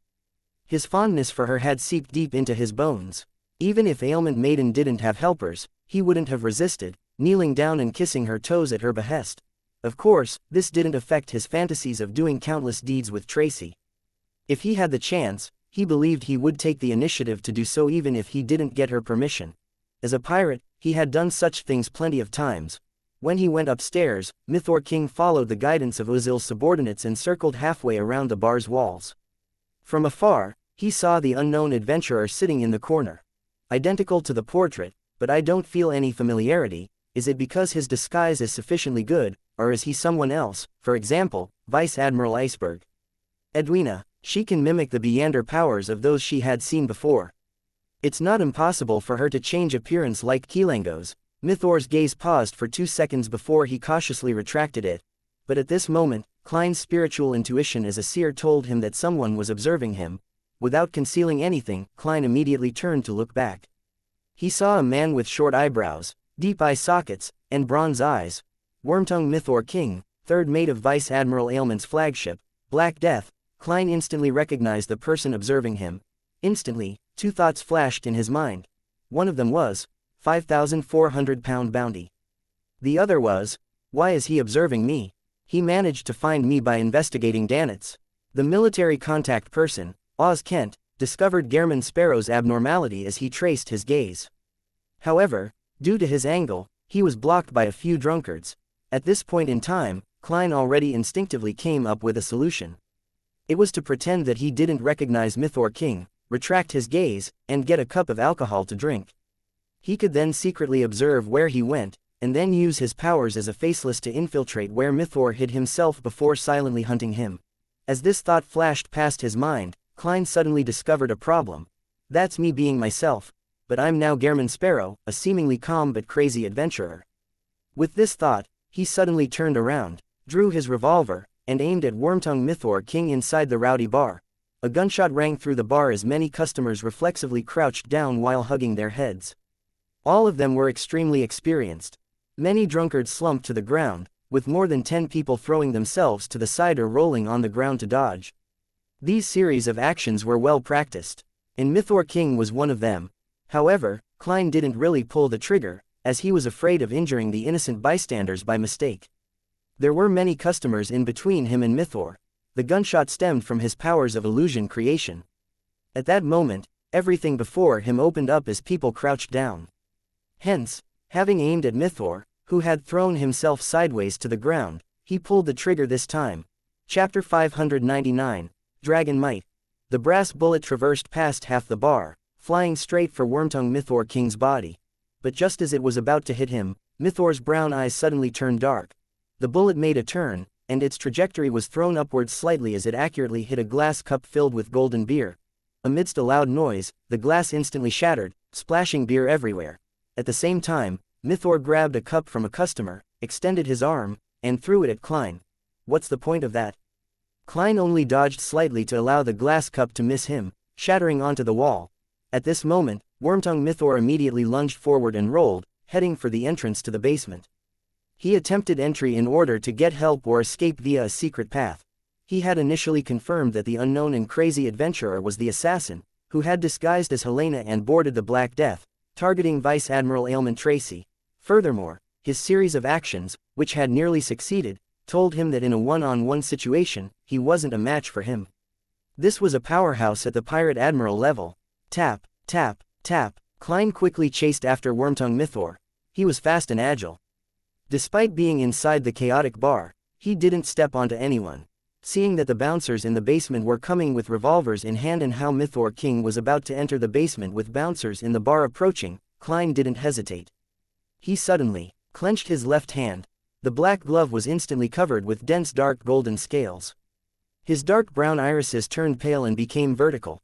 Right on the heels of that, an invisible wave surged outwards with him as its epicenter. In the areas where the wave passed, the customers who were holding their heads down turned limp or trembled.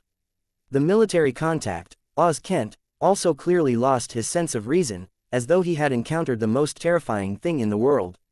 All he wanted to do was to escape. The bouncers who had approached were no different. Extreme horror gripped their hearts as they ran around aimlessly, making the situation turn even more chaotic. Clang. Clang, clang. The bouncers in the basement threw away their weapons, either running to a corner and shrinking into a ball, or they were trembling on the spot, their crotches rapidly turning moist. Wormtongue Mythor felt as though he was struck by lightning. In his fear, he began running in circles at the entrance. This was a psychiatrist's awe, also known as Dragon's Might or Mass Chaos. This was Klein's only crowd control Beander power. At this moment, Klein's rapidly approaching figure didn't stop. In a few steps, he had arrived beside Mythor. In that instant, a scene suddenly surfaced in his mind. Mythor, who looked to be lost in extreme horror, suddenly raised his head and swung his right fist over, aiming straight for Klein's head. Without any thought, Klein fully trusted his clown's intuition for danger. He immediately bent down and turned his body sideways. Almost at the same time, Wormtongue Mythor suddenly raised his head. His brown eyes were dark and clear, without any sense of muddleheadedness. At some moment in time, he had shaken off the effects of dragon's might. This was something that exceeded Klein's expectations. Mythor's muscles bulged as he bent his back and threw a punch that resembled a cannonball. However, he didn't hit his expected target and instead hit the wall of the entrance. The spot where his fist connected threw up pulverized bricks. Quickly, a huge hole that seemed to be covered in a spider web appeared. The entire bar seemed to shake. The power of the punch was far stronger than a revolver's bullet. But at this moment, Klein had already flashed behind him. His body straightened up again as his gloves seemed to be covered in a layer of gold. His brown eyes lit up with two flashes of lightning as they shot out like bullets. Mythor King let out a shrill cry, but he didn't fall to the ground. He rolled as he grimaced in pain, holding his arms to protect his head. He soon magically recovered from the pain of psychic piercing, but he felt ice-cold metal at his forehead. He saw the cold and thin adventurer pull the trigger. At such a close distance, even though psychic piercing's effects could only be maintained for a second, it was enough for Klein to raise his right arm and place the revolver's barrel at Wormtongue Mythor King's head. Mythor King's pleas shrank back from his half-agape mouth and into his throat as a picture seemingly formed of blood and white material appeared on the wall behind him. It was melancholic, fresh, and messy. The luster in his eyes vanished as Mythor collapsed backward, leaning against the wall before sliding to the ground. At noon on the 1st of February 1350, Wormtongue Mythor was hunted. Klein glanced around at the chaotic bar and closed the door to the basement. He chained the door with the existing chains and forcibly made a knot.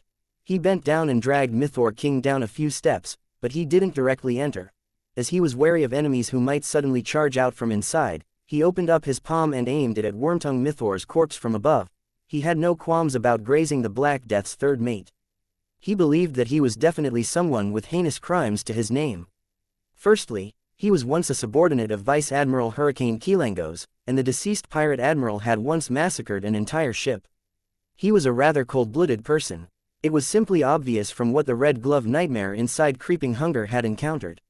Secondly, Mythor was working for Vice Admiral Ailment, which was equivalent to working for the Demoness sect. It was unknown how many cases of human trafficking he had been involved in. Creeping Hunger restored its thin human skin appearance as his palm cracked open, producing two bloodshot eyes. In an instant, a biting cold wind stirred in the entrance's passageway to the basement. It constantly spun around Wormtongue Mythor's corpse, slowly outlining a blurry figure with short eyebrows and deep eye sockets. Black but undull points of light rapidly surged out of the corpse, combining with Mythor's spirit body. All of them were injected into Creeping Hunger, where an empty finger was waiting for it, forming a connection with the surroundings to a certain degree. Creeping Hunger first went from a black color with a sinister and noble vibe before returning to its original state as it suffused its desire for flesh and blood. Klein silently diverted his senses to it for a few seconds and was pleasantly surprised that the powers he received were rather useful. Although there were only two, they were much better than the previous three he had obtained from the zombie sequence. At this point, he learned that the mid-sequence Beander was a sequence 6 Baron of Corruption from the Lawyer pathway. One of them came from a Baron of Corruption and the other came from the sequence 7 Briber. The former was distortion. By distorting the target's words, actions, and intent, he could formulate a certain order that provided himself with an advantage, so as to achieve the goal of restraining and influencing his opponent.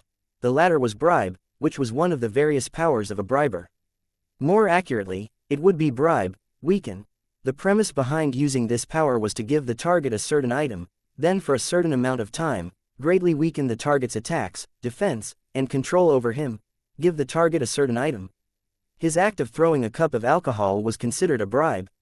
As expected of the Black Emperor pathway, it finds loopholes in order. While it appears domineering, it's no wonder my dragon's might and psychic piercing powers weren't as effective as I imagined them to be on Mythor. Even my bullet's strength was reduced. I thought that shot would have blown his entire head up. Klein came to a realization. At the same time, he understood why he had involuntarily flown towards the Black Emperor where King of the Five Seas, Nast, was. It was because Nast had distorted his intent to proceed forward, making it impossible for him to stop. Not bad at all. Klein lowered his head to steal a glance at Wormtongue Mythor's corpse before he went down to the basement. He was trying to find some food for Creeping Hunger. It was unknown whether it had to do with him throwing creeping hunger above the gray fog repeatedly, but creeping hunger wasn't as crazy anymore. It seemed to be able to bear with its hunger, therefore, Klein wasn't in a hurry. He slowly proceeded forward so as to be careful of encountering any accidents.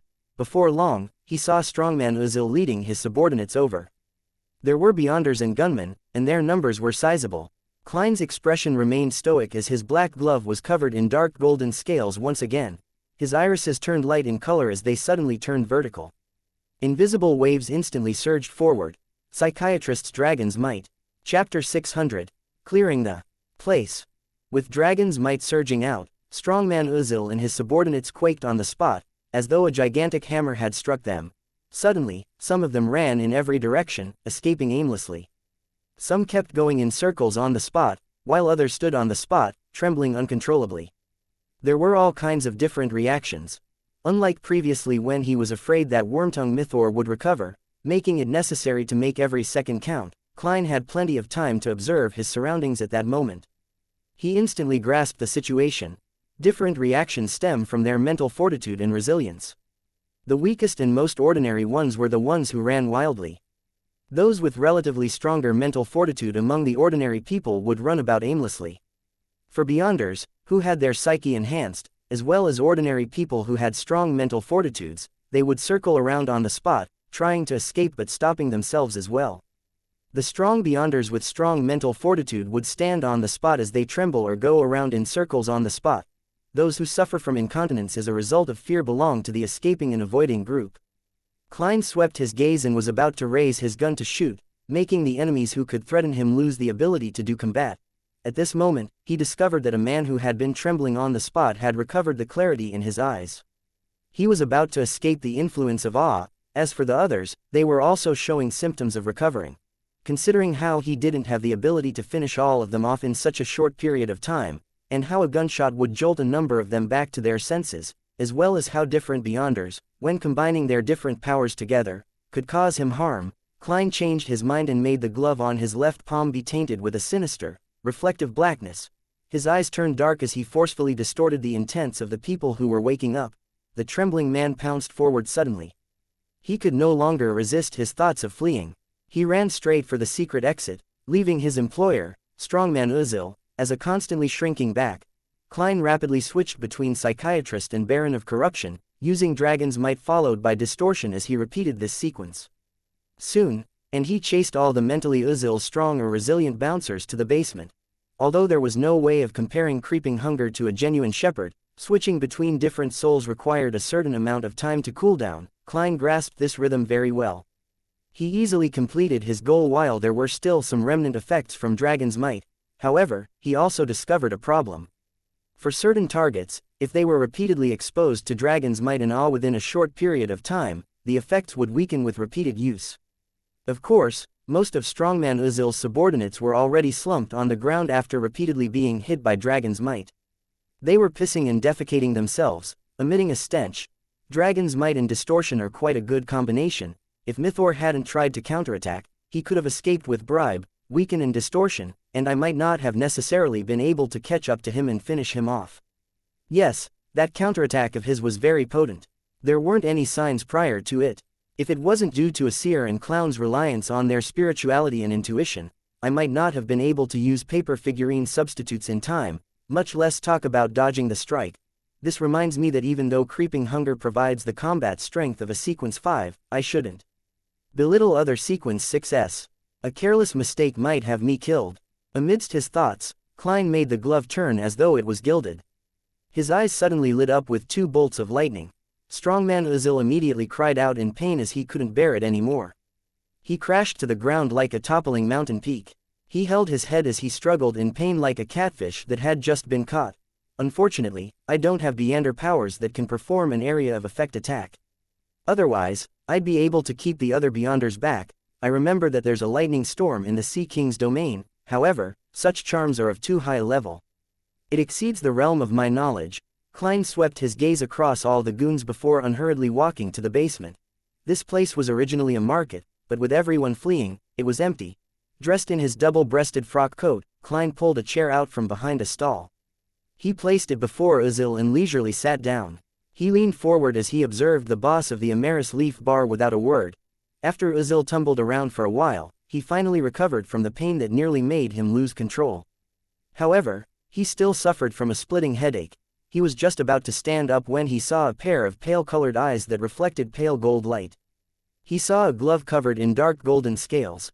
In that instant, cold sweat was still dripping from his forehead. He felt that one maelstrom after another was appearing in his eyes, sucking in all his attention.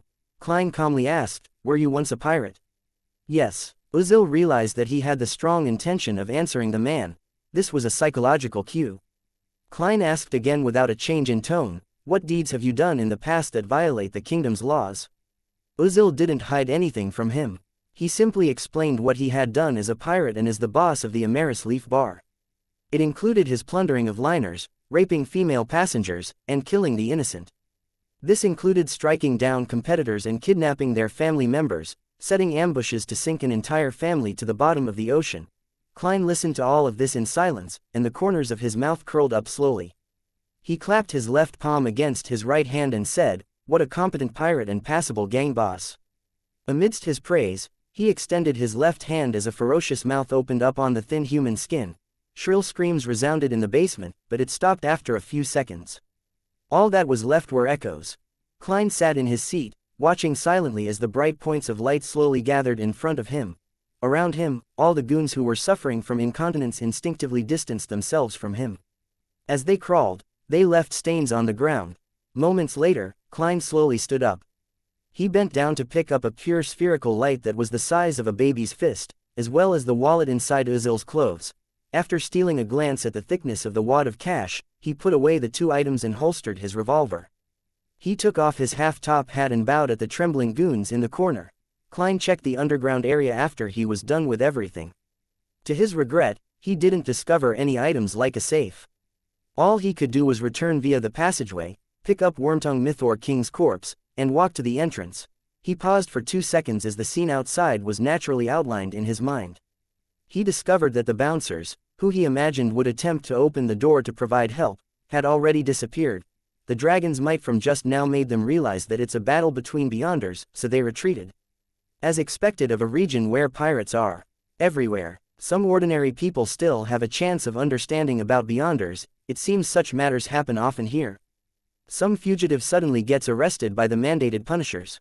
Klein undid the metal chains and reached for Mythor King's pocket in passing and took his cash. He held back the urge to count his earnings as he burned a paper figurine and threw it outside before opening the door to the entrance. He then walked out with Mythor's corpse. At this moment, most of the customers in the bar were gone. There were only about 8 people hiding in different spots to await the outcome. Klein surveyed the area without any expression as he saw gazes frantically retract. The only person who dared to look at him head-on was Oz Kent. He was frowning as he watched Gehrman Sparrow carry a corpse over slowly. The corpse flew in front of him, smashing over a table. Oz Kent focused his gaze as his pupils instantly contracted. Wormtongue Mythor King. Vice Admiral Ailment's third mate, Mythor King. He looked up in shock, stealing another glance at Gehrman Sparrow. "Remember my bounty." With that said, he took his half-top hat, bowed slightly as a form of bidding farewell, and turned to leave through the Amaris Leaf Bar's main door, Byam Harbor. On the White Agate, Elend watched as the door to his captain's cabin was slammed open. He asked in surprise, "Kent, what happened?" Oz Kent questioned him with a warped expression. "Elend, what kind of monster did you introduce me to?" "Gehrman Sparrow." Elend returned with a question, feeling somewhat uncertain. Oz Kent nodded. "He killed Wormtongue and Strongman without batting an eye, right inside Amaris Leaf Bar, right in front of me. It didn't even take him 5 minutes. He felt like he was going crazy." "Mythor King?" Elend asked, but he sounded like he was repeating the name to himself. Then, he revealed a rueful smile. "From the looks of it, we have to report to the higher-ups." He didn't mention Blazing Danitz nor Steel Mavity's death. All right, Oz Kent was waiting for him to say that. At 3 in the afternoon, inside a garden building near the Governor General's office, Elend and Oz Kent were sitting in an elegantly decorated living room as they awaited the reply from an important figure. After an unknown amount of time, a young man with neatly combed back blonde hair walked down the staircase and said to the two, "The General says that since he temporarily doesn't show any animosity, we should honor the agreement and continue our cooperation from before. However, we must be careful. Send a telegram back to Backland and secretly investigate his true identity and intentions here at sea. Also, spread the news that he killed Mythor King. To the pirates. Yes, Mr. Luan. After receiving clear instructions, Elend and Oz Kent immediately heaved a sigh of relief. Inside the inn, Klein did a divination and counted his cash, confirming that he had received £327 9 solely 5 pence, and a Beander characteristic from a Sequence 8 pugilist from the Warrior Pathway. This is also an item worth £600 to £700, furthermore, there's Mythor's bounty. Even if I deduct the labor fees, there will still be several £1,000s. Hey, Oz Kent might not dare to take his cut, this is quite a good harvest. It's like a windfall, Klein thought in comfort before holding a ritual, sending creeping hunger up to the grey fog. To be frank, he felt that Dragon's Might, Frenzy, and Psychological Cue were 3 rather useful Beander powers that he couldn't bear to part with. However, since he had already promised Miss Justice, he ultimately chose to abide by his promise. Chapter 601, Scaring Oneself. Above the grey fog, Klein leaned back into his high-back chair and held creeping hunger. He remained silent for several seconds. Finally, he released the psychiatrist's soul according to the specific steps. A tall figure quickly appeared by the side of the bronze table. It was a woman whose face looked somewhat blurry. Her pain and distorted feelings was apparent. Klein looked at her and asked her as though he was chatting with her, "Do you still remember who you are?" In the mysterious space, he could directly channel her spirit. The psychiatrist's enmity reduced substantially as she smiled bitterly. "Of course I remember. I was a member of a secret organization and was planning to meet a friend in Toskarder Island, but I ended up encountering pirates on the way. Although I used my powers to resolve the disaster, the pirates who escaped informed Kilangos of the corresponding situation. In order to obtain my powers, he deliberately changed course and intercepted our ship. You can probably imagine what happened after that. Thanks to his meticulousness, I was killed instantly, unlike the other female passengers who encountered things that were worse than death." Klein fell silent for a few seconds before nodding slightly. "Do you know of the ancient book known as Grossel's Travels?" He believed that since Grossel's Travels came from the dragons, it was possible that the psychiatrist had heard of its name or the corresponding information. The female psychiatrist thought over it carefully before shaking her head. "I'm sorry, I've never heard that name before." Klein no longer bothered with the topic and switched to asking, "Since you're about to dissipate and gain eternal peace, do you have any last wishes?" The psychiatrist lowered her head and chuckled. "I wish to be revived." "All right, I know that this wish cannot be satisfied. Everything else isn't necessary. I've been dead for years. My family and friends have probably already received news of my death. Informing them again of my death will only dig up the pain of those memories. Let's leave it at that. Thank you. That should be it." Her figure quickly dissipated and vanished, leaving behind a huge golden iris that could expose the thoughts of everyone's hearts. This was the Beander characteristic of a psychiatrist. Klein sighed and began pondering over the details of what the psychiatrist had said. She was visiting a friend at Toskarder Island alone without any family. Toskarder Island is located at the easternmost front of the Sonia Sea, and it's south of the Gargaz Archipelago. That's the easternmost colony of the Loan Kingdom. While the Gargaz Archipelago belongs to the Fasak Empire, what kind of friend would be there? What kind of friend is worth visiting after taking such a long trip? Although she only said that she's from a secret organization, the chances are that it's the psychology alchemists. Was she out on a mission? Klein respected the deceased and didn't wish to dig out her secrets, so he didn't probe deeper. Without any clues, he quickly stopped thinking about such matters and considered something else. After hunting down Wormtongue Mythor King, regardless of the reason, I have to leave Byam for the time being. I've really done quite a bit in the City of Generosity during this period of time. Yes, I'll participate in about 3 Beander gatherings and confirm whether there are the main ingredients of Nimblewright Master before leaving. Klein rapidly made a decision and conjured a scene of the world praying. Covering it with the grey fog, he threw the scene to the crimson star representing Miss Justice. Audrey was standing on the balcony on the 3rd floor looking at the nearby village. The rooftops were mainly brick red in color as they showed depictions, abstract pictures, or real pictures of dragons. Suddenly, the familiar endless void surfaced in front of her eyes. Amidst the grey fog, a blurry figure was standing high above, praying to the god above. "Honorable Mr. Fool, please inform Miss Justice that she can make preparations for the transaction." "I can make preparations for the transaction." He has obtained the Beander characteristic of a psychiatrist. But he still didn't have one yesterday. The world's efficiency shocked Audrey as she nearly forgot to thank Mr. Fool. Thankfully, she was no longer the green and naive lady from before. She had been exposed to several major matters and rapidly calmed her mind as she sincerely thanked him. She passed on the message for Mr. World to wait another 2 to 3 days as she was preparing to pay off the money she owed to Mr. Fool's blessed. Although she had sufficient money, she had to maintain a minimum balance, otherwise it was easy for others to notice something amiss. After the illusory gray fog dissipated, Audrey silently looked down at Susie, who was admiring the garden on the first floor, before pacing around and secretly clicking her tongue. Mr. World is really terrifying. Evening, in the seaweed bar. Having just squandered all his money at the casino, Blue Eyes Mead sat before a bar counter and ordered a cup of Lanty Proof. He was just about to raise the cup when he suddenly heard the bartender whisper to him with a suppressed voice, "Wormtongue Mythor is dead." "What? Who did it?" Blue Eyes Mead was first alarmed before he asked excitedly, "Someone is challenging Vice Admiral Ailment. An adventurer named Gehrman Sparrow. He wasn't known at all before. Who knew that he finished off Mythor?" The bartender didn't hide his shock and alarm. He also killed Uzil, the real boss of Amaris Leaf Bar, Strongman Uzil.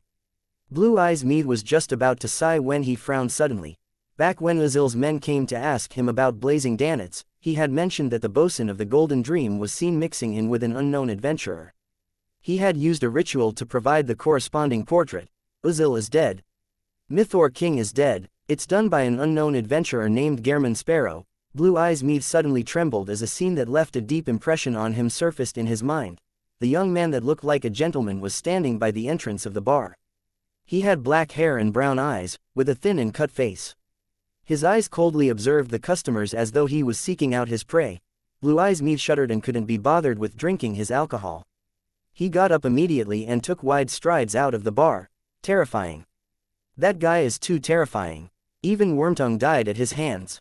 He's definitely a powerhouse at the Admiral level. He will definitely seek me out and finish me off. No, I can't stay in Biome any longer. I have to return to the ship and be far away from here. Blue Eyes Mead ran to the Red Theater and forcibly pulled his companions with him. They headed for the woods and circled around to the private harbor ran by the Resistance. Opposite across the Red Theater, the herb store in the alley remained open. The chubby apothecary, Darkwill, was sitting behind the counter, wearing a calm expression, but internally, he was deeply worried. He had already contacted the Life School of Thought members he knew via various methods and sought their help. However, he had no idea who they were or when they would come. He could only bear with his fear and anxiety as he continued running the store, pretending as though nothing had happened. Darkwill, you're extremely uneasy. The chubby owl flew over from an unknown location and landed on the counter. There's no need for you to remind me. I know my state of mind very well. Darkwill waved his hands impatiently. He could still remember the times when he was still under his teacher's tutelage. He was often warned to be careful of the official Beander organizations and be careful of the true sanguine. In regards to this, Roy King raised several examples, such as being imprisoned underground forever, with no sunlight or woman to be seen, being made into experimental subjects where their bodies would be used to test the dangers of particular sealed artifacts. There, they would experience all kinds of experiments, and after mutating, they were monsters who acted on instinct. It was also possible to be sucked and eaten by the sanguine and made into puppets. These examples had deeply imprinted themselves in his mind. It made his already lacking courage vanish instantly. After leaving his teacher's side, he often stayed in a city for a short period of time, immediately leaving once there was a risk of exposure. Darkwill tried hard to keep his horror under control, placing his attention on the problem of rescuing his teacher. Old man has been captured for some time. Why is he still imprisoned in the Governor General's office? With the military's abilities, they should be able to gather any information they wish to know. Be it an outright execution, the gathering of materials, or being used as an experimental subject, they would definitely move Old Man. Could it be that Old Man used some techniques to hide his secret, or they wished to make him into a spy? Sigh, just agree to it. Darkwill scratched his head as his thoughts wandered aimlessly. Gradually, he recalled the last letter he received from his teacher, Roy King. Old Man often likes to give hints in things that seem to be normal and ordinary matters. Could that letter contain similar information? That letter didn't say a thing. It just said to meet him near the Red Theater and flaunted his gambling techniques. Phooey, he clearly relies on luck. He even wanted me to go to Enmat Street's Mabel's Sundry store and buy a die to make preparations to be educated. I thought I would buy it only after we met, so I haven't been there all this time. Perhaps there's a secret there. Darkwill was like a drowning man who seemed to clutch at a straw. Many of Byam's streets were named after Lowen Kingdom cities. Darkwill used a few minutes to muster his courage, brought the owl with him, and closed the door to his shop before walking out of the alley. While waiting for the rental carriage, he bought a copy of the news report from a paperboy as he flipped through the international and domestic news, as well as news about the archipelago. Suddenly, he saw a familiar face. It was the adventurer who had informed him of Roy King's location. In the afternoon, Gairman Sparrow killed Wormtongue Mythor King, who's worth a bounty reaching 5,400 pounds. I actually entrusted a mission to such a powerful adventurer. Darkwill clicked his tongue. He soon threw the matter to the back of his mind and got onto the carriage and headed straight for Enmat Street and found Mabel's Sundry store. The owner of the shop was a genial old lady who said after sizing him up, "The die you want costs £1. This is a robbery." Darkwill roared angrily in his head, but this only made him more certain that there might be clues hidden in the die. After paying, he received a tiny ring box and opened the lid. He saw a milky white six-sided die which had 4 red dots pointing up. Although he was puzzled with how ordinary the die looked and how it was stuffed tightly into the ring box with no remnant space, Darkwill still acted cautiously by not studying it on the spot. He placed it into his pocket and walked to another side of the street. When he came to a secluded spot, he couldn't help but give it a glance, unable to find any problems with it. At this moment, a carriage flew by and gave him a fright. His wrist trembled as he dropped the die on the ground. The die continued rolling and ultimately came to a stop, a single red dot pointing up. Darkwill cursed the carriage driver and widened his stride to pick it up. Just as he took this step, his body suddenly staggered, and he collapsed to the ground loudly despite the lack of any obstacles. All he saw were stars. His mind went blank for a moment as he lay there, the milky white die right in front of his eyes. Chapter 602, Becoming Famous. Darkwill sprawled on the ground, momentarily forgetting to stand up. His mind remained blank. Ever since he had matured, he had never encountered a scenario of tripping himself. After consuming the potions, his body had experienced enhancements to a certain degree, making it even more impossible. Now, for some baffling reason, he had fallen down in an inexplicable manner. Did I step on something? Darkwill suddenly snapped to his senses as he struck down with his palm and rolled to his feet. He pretended as though the one who had just fallen wasn't him. He looked left and right without finding anything odd on the ground. Filled with puzzlement, he took a few difficult steps forward to pick up the milky white die. At this moment, a patrolling constable seemed to have sensed the disturbance as he jogged over with baton in hand while holding his other hand down on his revolver. Upon seeing this scene, Darkwill suddenly felt worried, feeling suspicious that he had fallen for a trap. They caught old man but haven't come for me all this time. It's because they were secretly observing me and waiting for me to find some clues. Now, I've gotten my hands on this strange die, they've started taking action. The official Beyonders are here to catch me. Darkwill instinctively turned around and ran, but he had suffered a rather heavy fall, causing him to feel pain in his knees. He was momentarily only able to walk. Seeing the patrolling constable approach him, and with him not being able to run, a scene of an underground prison instantly surfaced in Darkwill's mind. In an environment with only an everlasting candlelight, locked with Beyonders who would heave intensely like monsters.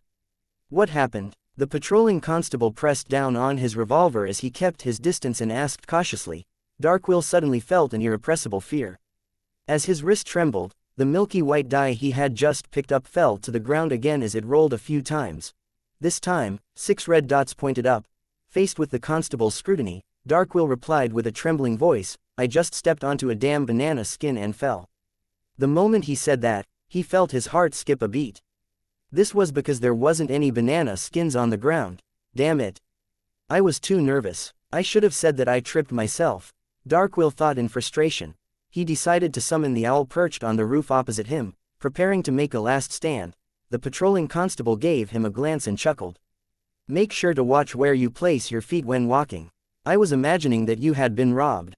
He released his palm on his revolver, raised his baton, and walked away. In a daze, Darkwill looked at the constable's back that was opening up a gap from him. He wasn't sure how the constable had so easily believed his excuse that was filled with mistakes. He retracted his gaze and looked at the milky white die which was sitting on the ground in silence. He slowly frowned. I'm not pure lowness. The constables here don't need to suck up to me, could it be all thanks to this? Be it my strange fall or my weird way of convincing the constable, it was all because of this. Is this that important sealed artifact which teacher was taking care of? Darkwill quickly made certain connections as he carefully proceeded forward. He picked up the die again and stuffed it into the extremely tiny ring box. In the box, the die had no room to roll. Signaling to his owl, Darkwill picked up the news report copy, stopped a rental carriage, and hobbled up. His destination, Red Theater. The carriage smoothly proceeded forward. Because dusk was setting in, the street lamps which were relatively far away didn't illuminate the area much. He wasn't in a rush to study the ring box or the die inside. He patiently waited until he returned home. After entering the herb store and heading up to the residential area on the second floor, he lit the wall lamp and chased the silly bird out of his room. He sat in front of his desk and repeatedly checked on the ring box and milky white die. Finally, he took out a folded piece of paper about the length of a finger segment from the bottom of the ring box. Darkwill inhaled silently as he quickly spread open the piece of paper and discovered that there were 3 paragraphs written in ancient Fasak. If I didn't appear 3 days after the appointed time, then I must have been betrayed and have been arrested. Therefore, do not seek out help from the other members of the school of thought. This is because I'm unable to determine who did it. This will bring you great danger. There is only one thing that you need to do. Bring the die to Orvie Island and hand it to the bellman, Carnot, in the port city. My teacher, Ricciardo, is hidden there.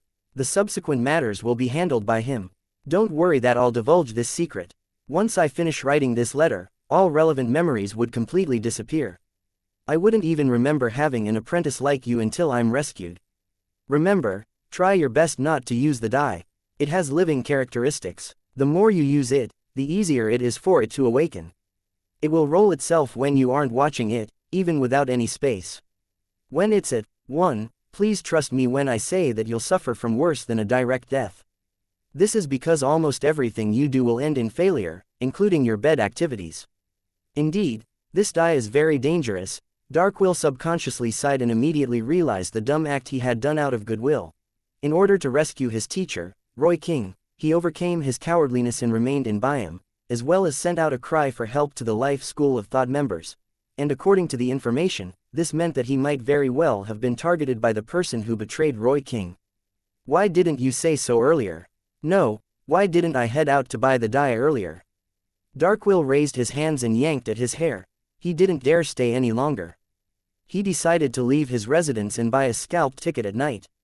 He would head for Orvie Island early the next morning. That was an island that was on the route between the Rorstad Archipelago and Toskarder Island. My charms, my revolver, my bullets. Darkwill quickly counted the items that could provide him with safety, feeling concern over his lack of combat strength. He quickly thought of an idea as he paced around and mumbled, I need to hire a bodyguard. A bodyguard? Who should I hire? How much money must I spend? Amidst his thoughts, Darkwill's gaze swept across the news report copy which he had just brought back. Suddenly, he thought of an excellent bodyguard, Gehrman Sparrow. A powerful adventurer who could hunt a pirate worth 5,400 pounds. If he's willing to accept the mission, I should be able to successfully arrive at Orvie Island. If the counselor doesn't take action, how can I find him? Right, I should paste notices in the bars where adventurers frequently appear. Darkwill nodded indiscernibly as he stuffed the items back into his packed suitcase. With this plump owl, he left the herb store once again, his heart feeling the pinch. In the seas beyond the Rorstad Archipelago, in a small port belonging to Lowen, the Black Death was docked there without any scruples. It was being surrounded by 3 ships. Vice Admiral Ailment Tracy, who had just taken a hot bath, wore a loose man's shirt, and she finished the final treatment for her mostly recovered wound. To a demoness, scars weren't a thing. At this moment, the blonde female attendant knocked on the door and entered the captain's cabin after receiving permission. When she saw Tracy, her cheeks flushed red as she moved her gaze away. Captain, a telegram was sent from Byam to the port over here.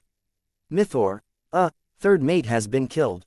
Tracy stopped her actions as her expression sank. She asked hesitantly, do you know who did it? She had sent Wormtongue Mythor to Byam to investigate the assassination attempt on her, firstly as a form of punishment for his dereliction of duty, and secondly, to spread the news that she was heavily injured so as to lure others who harbored malicious intent into attacking her.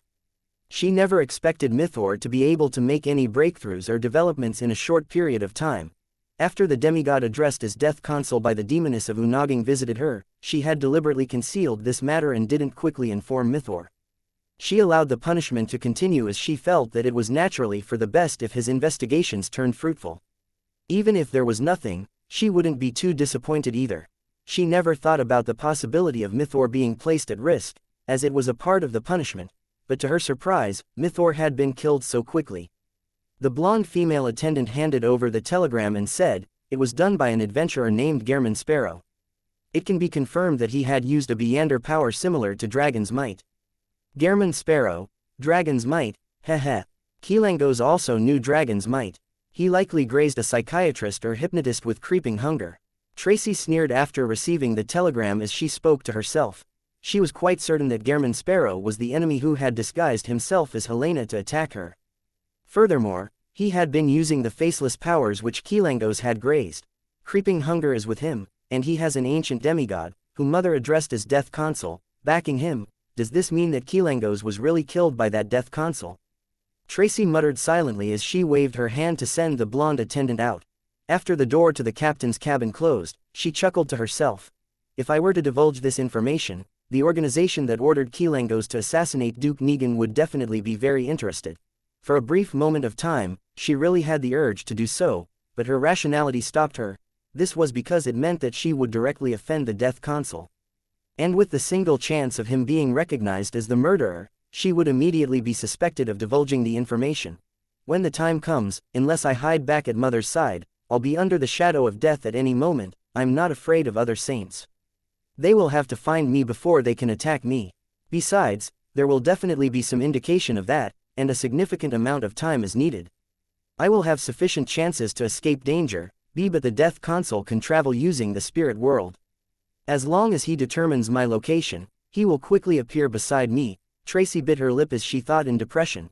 She gave up her previous thoughts and decided to take note of Gehrman Sparrow's whereabouts. She wouldn't spare him once a good opportunity arose. At this moment, Klein was still living in the Tiana Inn, waiting for his bounty to be delivered to him. Chapter 603, Conditions, 10 p.m. Swordfish Bar. After waiting an entire afternoon and having not received his bounty, Klein deliberately went out. He went to Oz Kent and received the news that the process had been kickstarted. However, he would only receive the money tomorrow morning.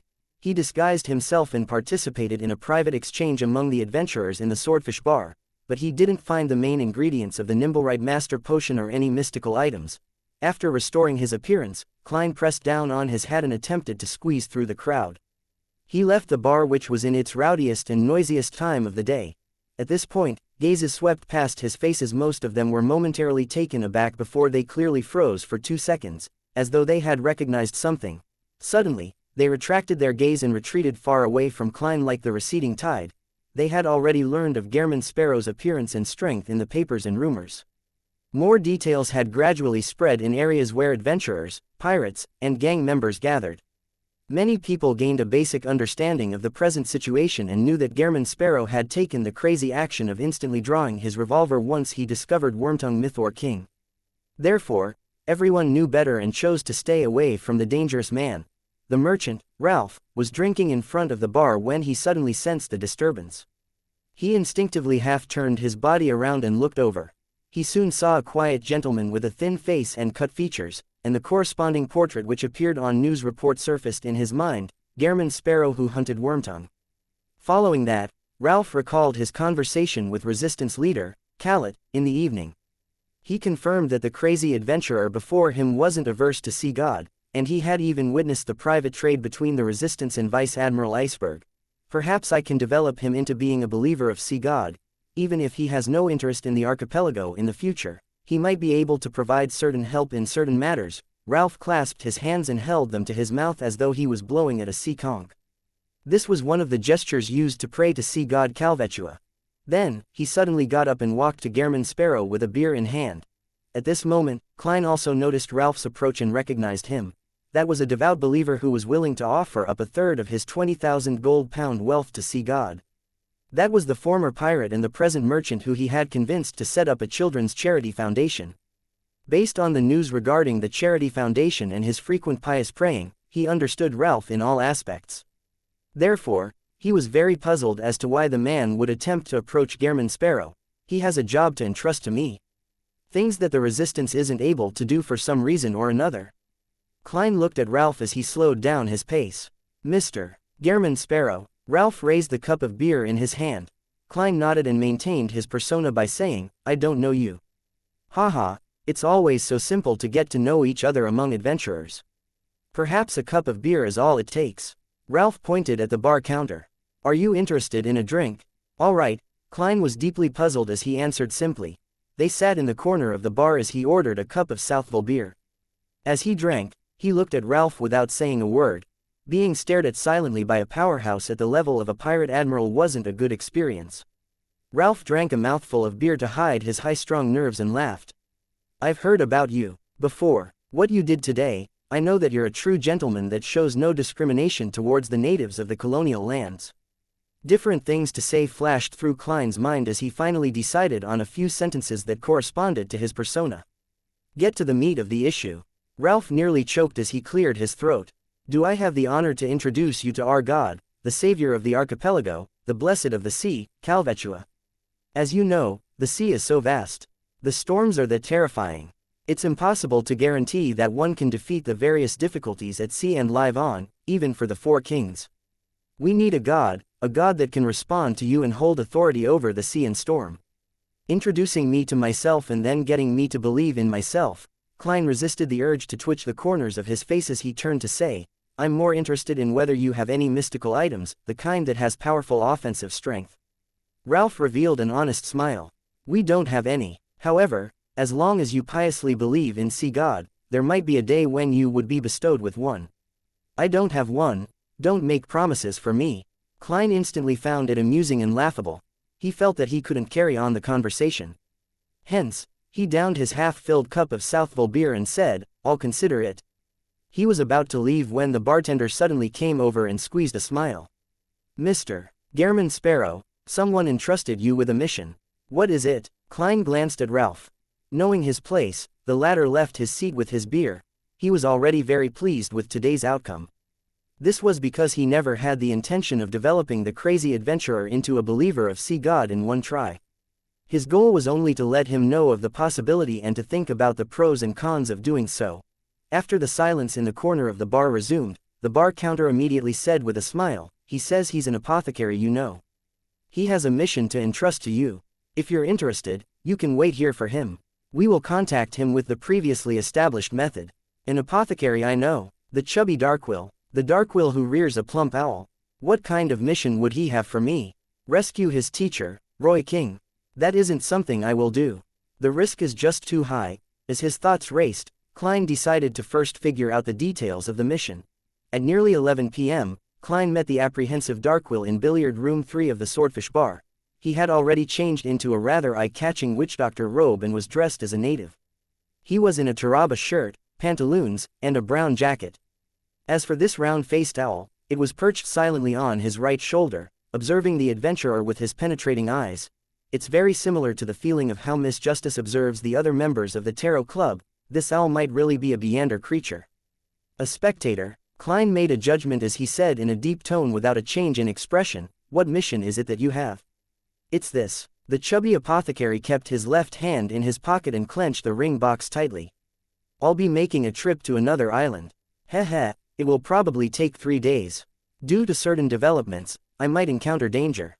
Of course, it might not happen as well. In short, I need a bodyguard, and I think you're the best choice.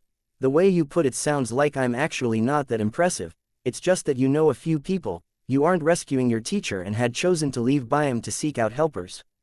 Or he has already been saved and the danger comes from the military's pursuit. Klein pondered over the truth behind the matter as he calmly asked, how great would the danger be? Darkwill's lips trembled as he said, I can't be sure. If the danger exceeds what you can handle, you can directly hand me over to the other party. This will be a promise we make now. It will not spoil your reputation.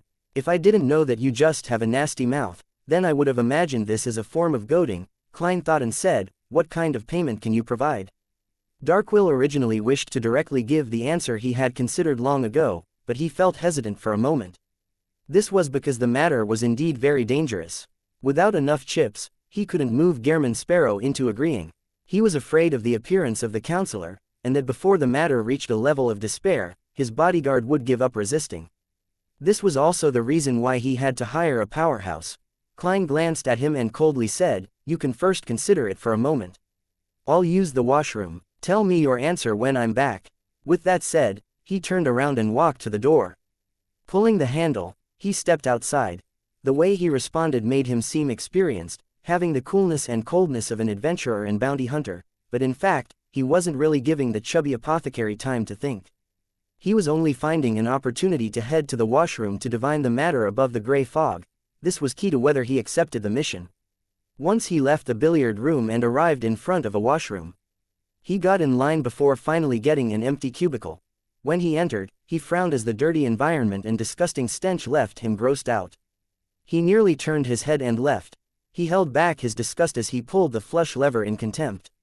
As he sighed at the terrible environment for his divination, he took 4 tiny steps counterclockwise and began the ritual. Inside the billiard room, Darkwill agilely went to close the door after he saw Gehrman Sparrow's back completely disappear. He asked the owl on his shoulder, "Will he betray me?" "No," the owl mumbled. "Also, when asking me questions, be polite. Call me Mr. Harry." The fat on Darkwill's face trembled. "Mr. Harry, what kind of payment do you think he will accept?" "I can't see through him. He's good at concealing his emotions," the owl said frankly. "Darn Mr. Harry. No, darn silly bird." Darkwill cursed inwardly as he paced around and considered the chips he could offer. After a while, Klein returned to billiard room 3 and asked, "Have you thought it through?" He had already divined above the gray fog that the mission's danger was acceptable, and he happened to plan on leaving Byam for the time being. £800 for 3 days, as well as our friendship. "I'm referring to the friendship of my teacher and his friends," Darkwill said without confidence. Klein remained silent for a few seconds and said, £1,000 for 3 days. "In addition, your organization needs to help me obtain a mystical item with powerful offensive abilities. I will pay in cash based on a reasonable price, £1,000. "How could I have that much?" Darkwill hesitated for a moment before saying, "I'll pay in advance of £300. The rest will be paid by the person I'm looking for when we arrive at my destination." He planned on getting his teacher's teacher to pay the rest. Klein nodded slightly and said, "Deal." Darkwill immediately heaved a sigh of relief before puffing his face and said with a smile, "Can I believe that the protection is in immediate effect?" Chapter 604. A Different Enemy. Upon hearing the chubby apothecary's question, Klein smiled inwardly as he wore a stoic expression. "From the moment you make the first payment." Darkwill didn't hesitate to take out a huge wad of cash as he counted it while his heart pained for the money. "Here's £300. You can carry out your promise." Klein received the notes and nodded. Darkwill immediately felt relieved, as though he was a drowning person who had finally caught onto a float. Half an hour later, in the Tiana Inn, Darkwill watched in a daze as the powerful adventurer, Gehrman Sparrow, said to the reception counter, "Switch us to a luxurious suite." With that said, Klein took 2 steps backward as though giving his spot to the chubby apothecary. Darkwill gulped his saliva and asked hesitantly, "I'm paying." During the mission, all expenses are borne by the employer. This is the rule adventurers follow, Klein said without a change in expression. "I'd be a dumbass if I believed you. Am I to help you pay if you call for a few red theater prostitutes?" Darkwill thought as he squeezed out a smile. "We can use an ordinary room. This will make the protection job easier. Then, you stay by yourself." Klein acted as Gehrman Sparrow without any effort. Darkwill laughed and walked to the counter and said without expression, "A luxurious suite." When Darkwill finally checked in and entered the smaller bedroom, he opened the window and left an opening for the owl, Mr. Harry. He took out the ring box in his pocket and checked the situation of the strange die. After confirming that the die was the same as before, with 4 points facing up, Darkwill gradually heaved a sigh of relief. Backland. Inside an ordinary house. Ince Zangwill woke up from his slumber, and the first thing he did was check on his body. This was something he had to repeat every day. This was because he had no idea what kind of story 008 would compose after he slept, bringing about unknown accidents. After confirming that he wasn't injured, Ince Zangwill wore a pair of bright leather boots and stood up. Without any surprises, he saw 008 silently sitting on his desk as though it was an ordinary quill. However, it had been locked in a metal box that was covered with symbols and magic labels. Zhangwil walked over with a heavy heart and grabbed 008. He flipped open the notebook beside him and discovered that there was another page of text. Zhangwil couldn't recall what he had done last night, but he acutely sensed some problems. He looked into the mirror and found his reflection somewhat unfamiliar, as though his body had given birth to another Zhangwil. He looked down and saw there were obvious abnormalities under his fingernails, but he couldn't recall what he had done the previous night no matter how hard he tried. After seeing this description, Zhangwil instinctively looked at the full-body mirror in the room. He saw that he was still blind in one eye. His classic chiseled face didn't have a single wrinkle, but there was a smile lingering at the edges of his mouth. It formed a stark contrast with his heavy gaze. At this moment, Zhangwil felt that his face was a little livid. He had eye bags, and it was matched with the smile he couldn't understand. He appeared sinister, vicious, and strange. He lifted his hands, lowered his head, and saw black stain blocks under his fingernails. It was as though he had spent half the night digging up roots in the garden. Although he had switched from the death pathway to the evernight pathway, and he had become a nightwatcher, Zhangwil didn't lose the Beander powers he had from before. He was still a powerful spirit guide in the domain of dead spirits. Therefore, he immediately planned to communicate with the spirits inside and outside the house to figure out what had happened last night. At this point, he saw the final passage on the notebook through the corner of his eye. Zhangwil attempted to channel spirits, but sadly he realized that it was to no avail. It was as though a person of a similar profession had wiped out all clues. He was very worried, unaware of what he had embroiled himself with the previous night. Zhangwil's expression turned heavy as he attempted to channel spirits. Within his expectations, he didn't receive any outcome which could be called a pleasant surprise. Wednesday morning, outside a Maris Leaf bar that had its shadow boss replaced, Klein circled around to a secluded alley and saw Oz Kent carrying a tiny suitcase. "Your bounty." Oz Kent threw the small suitcase over. This actually wasn't the bounty money in the true sense of the word.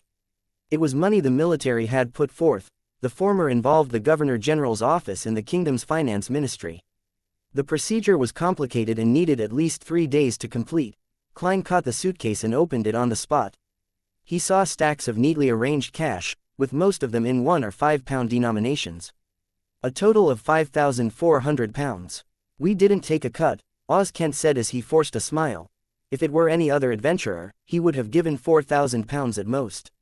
The rest was the income for the personnel involved in the entire procedure. But faced with the crazy man whose strength was close to a pirate admiral, all he could do was volunteer work thanks to his fear of being executed on the spot by him. "The military is unlikely to fool me with fake notes." Klein grabbed a stack of cash and waved it. 400 pounds, hiding outside the alley. Darkwill heard Oz Kent's words and secretly shot a glance at the suitcase. The stacks of pound notes seemed to blind him. This was the first time he was seeing so much money placed together. An adventurer really is a profitable profession. Successfully hunting a pirate earns thousands of pounds. Protecting me nets him 1,000 pounds in one request.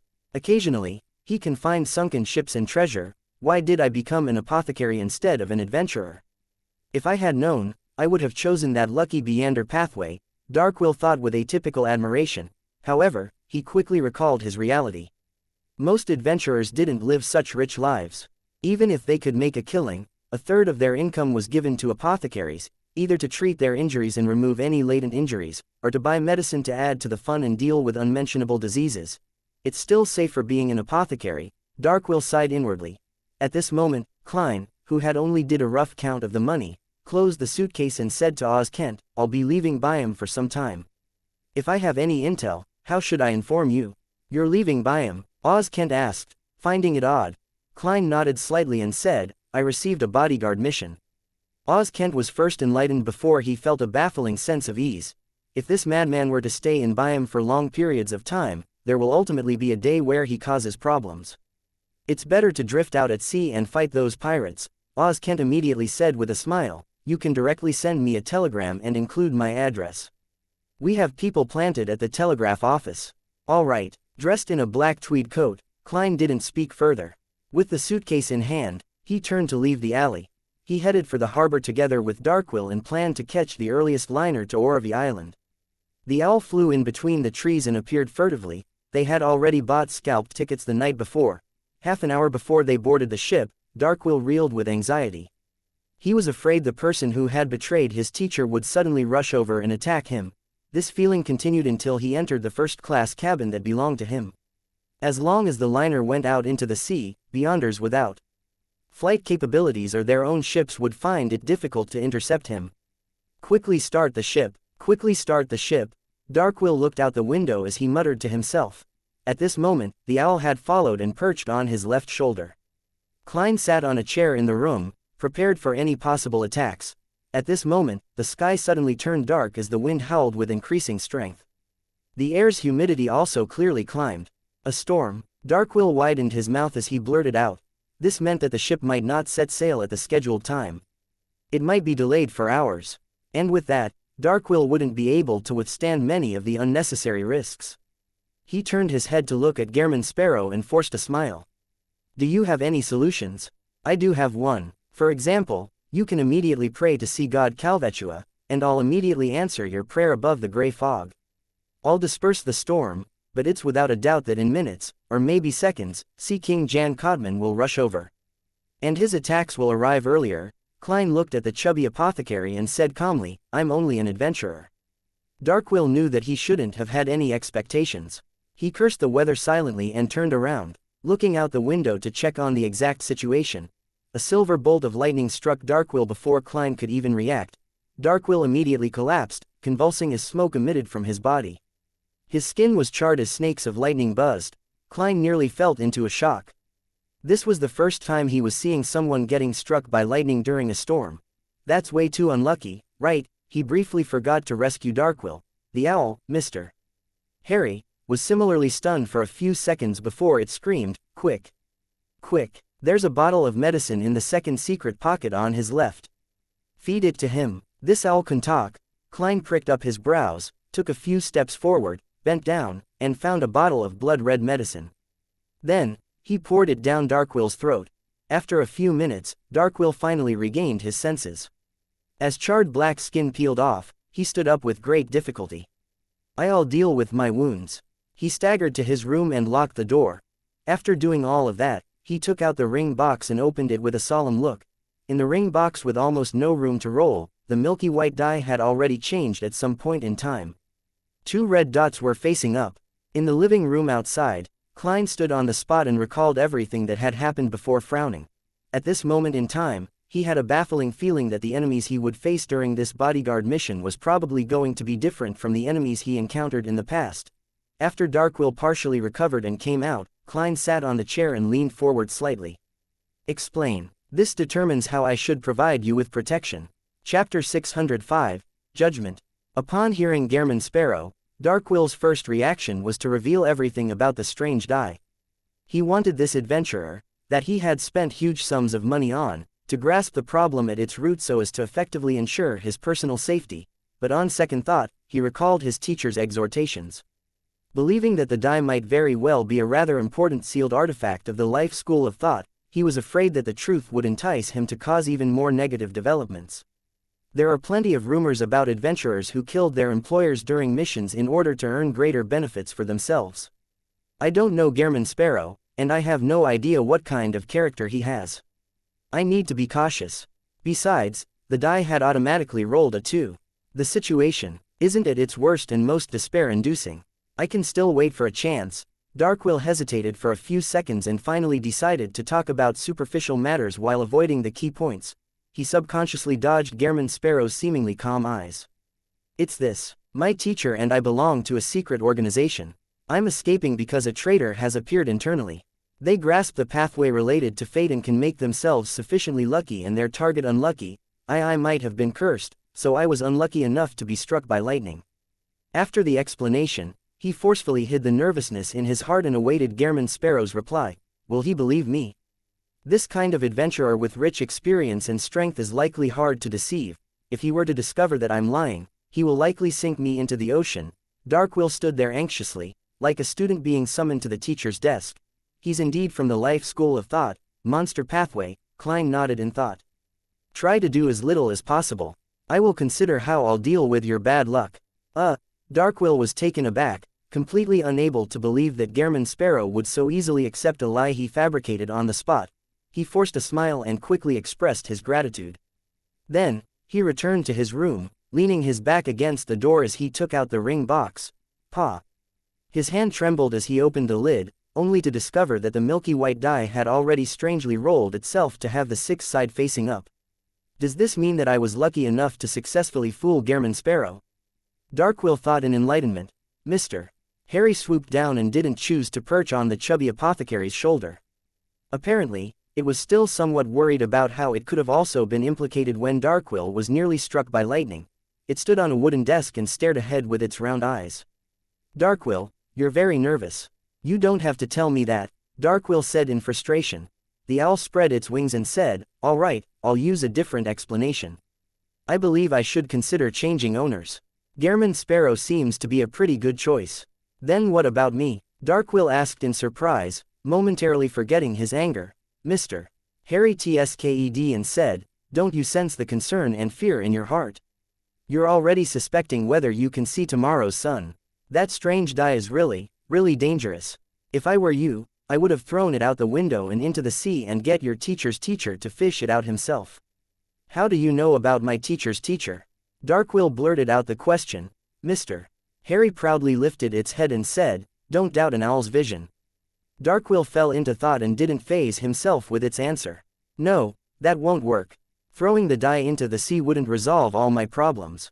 According to Old Man, even if it's buried out at sea, any powerful person will be able to find it in days. That will mean that I'll really lose it. Silly bird, you lack general knowledge in mysticism, and you don't know how some important sealed artifacts are just like the most popular prostitutes in Red Theater. They'll always be able to attract hungry men. Including you, Harry calmly replied. As for the problem of being lacking in general knowledge in mysticism, I believe a famous quote can explain it. Emperor Russell once said that if a child doesn't receive a good education, then it's the father's fault. This sentence can also be used to describe problems between a pet and its owner. All right, Darkwill, regardless, I believe you need to discuss the die with Gehrman Sparrow. Otherwise, there will only be greater danger. Let me wait and see a little longer.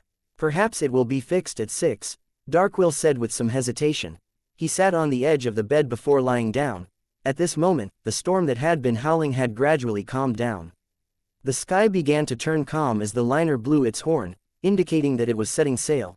Inside the first-class cabin's living room, Klein looked out the window and saw blurry rainbows that appeared after the rain. Yet, his heart wasn't calm. He wasn't too afraid of enemies.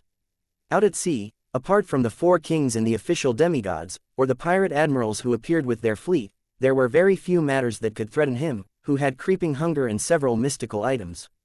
Even if the ship was sunk, he was able to escape thanks to the many charms he had from the sea god domain, but luck was something he really had no confidence in. It wasn't within the limits of his abilities, nor could he think of a way to handle it. Although my title is the King of Yellow and Black who wields good luck, that was modified from the luck enhancement ritual. And the luck enhancement ritual clearly wasn't to allow people to get out of bad luck. Darkwill's matter is quite difficult to handle. I can only invest more effort into keeping a close eye on his situation. I'll immediately rescue him if something unlucky that can cause death happens. Let's hope that we can last for these few days until we arrived at Orvie Island. His seniors should be able to help him change his luck. Klein rubbed his temples, but he didn't show any abnormalities. Darkwill, who had been too nervous the previous night, fell into a deep sleep without realizing it. After a while, his stomach's growling informed him that it was time for lunch. He tried hard to open his eyes, but he felt as though an invisible person was pressing down on him, making it impossible for him to move.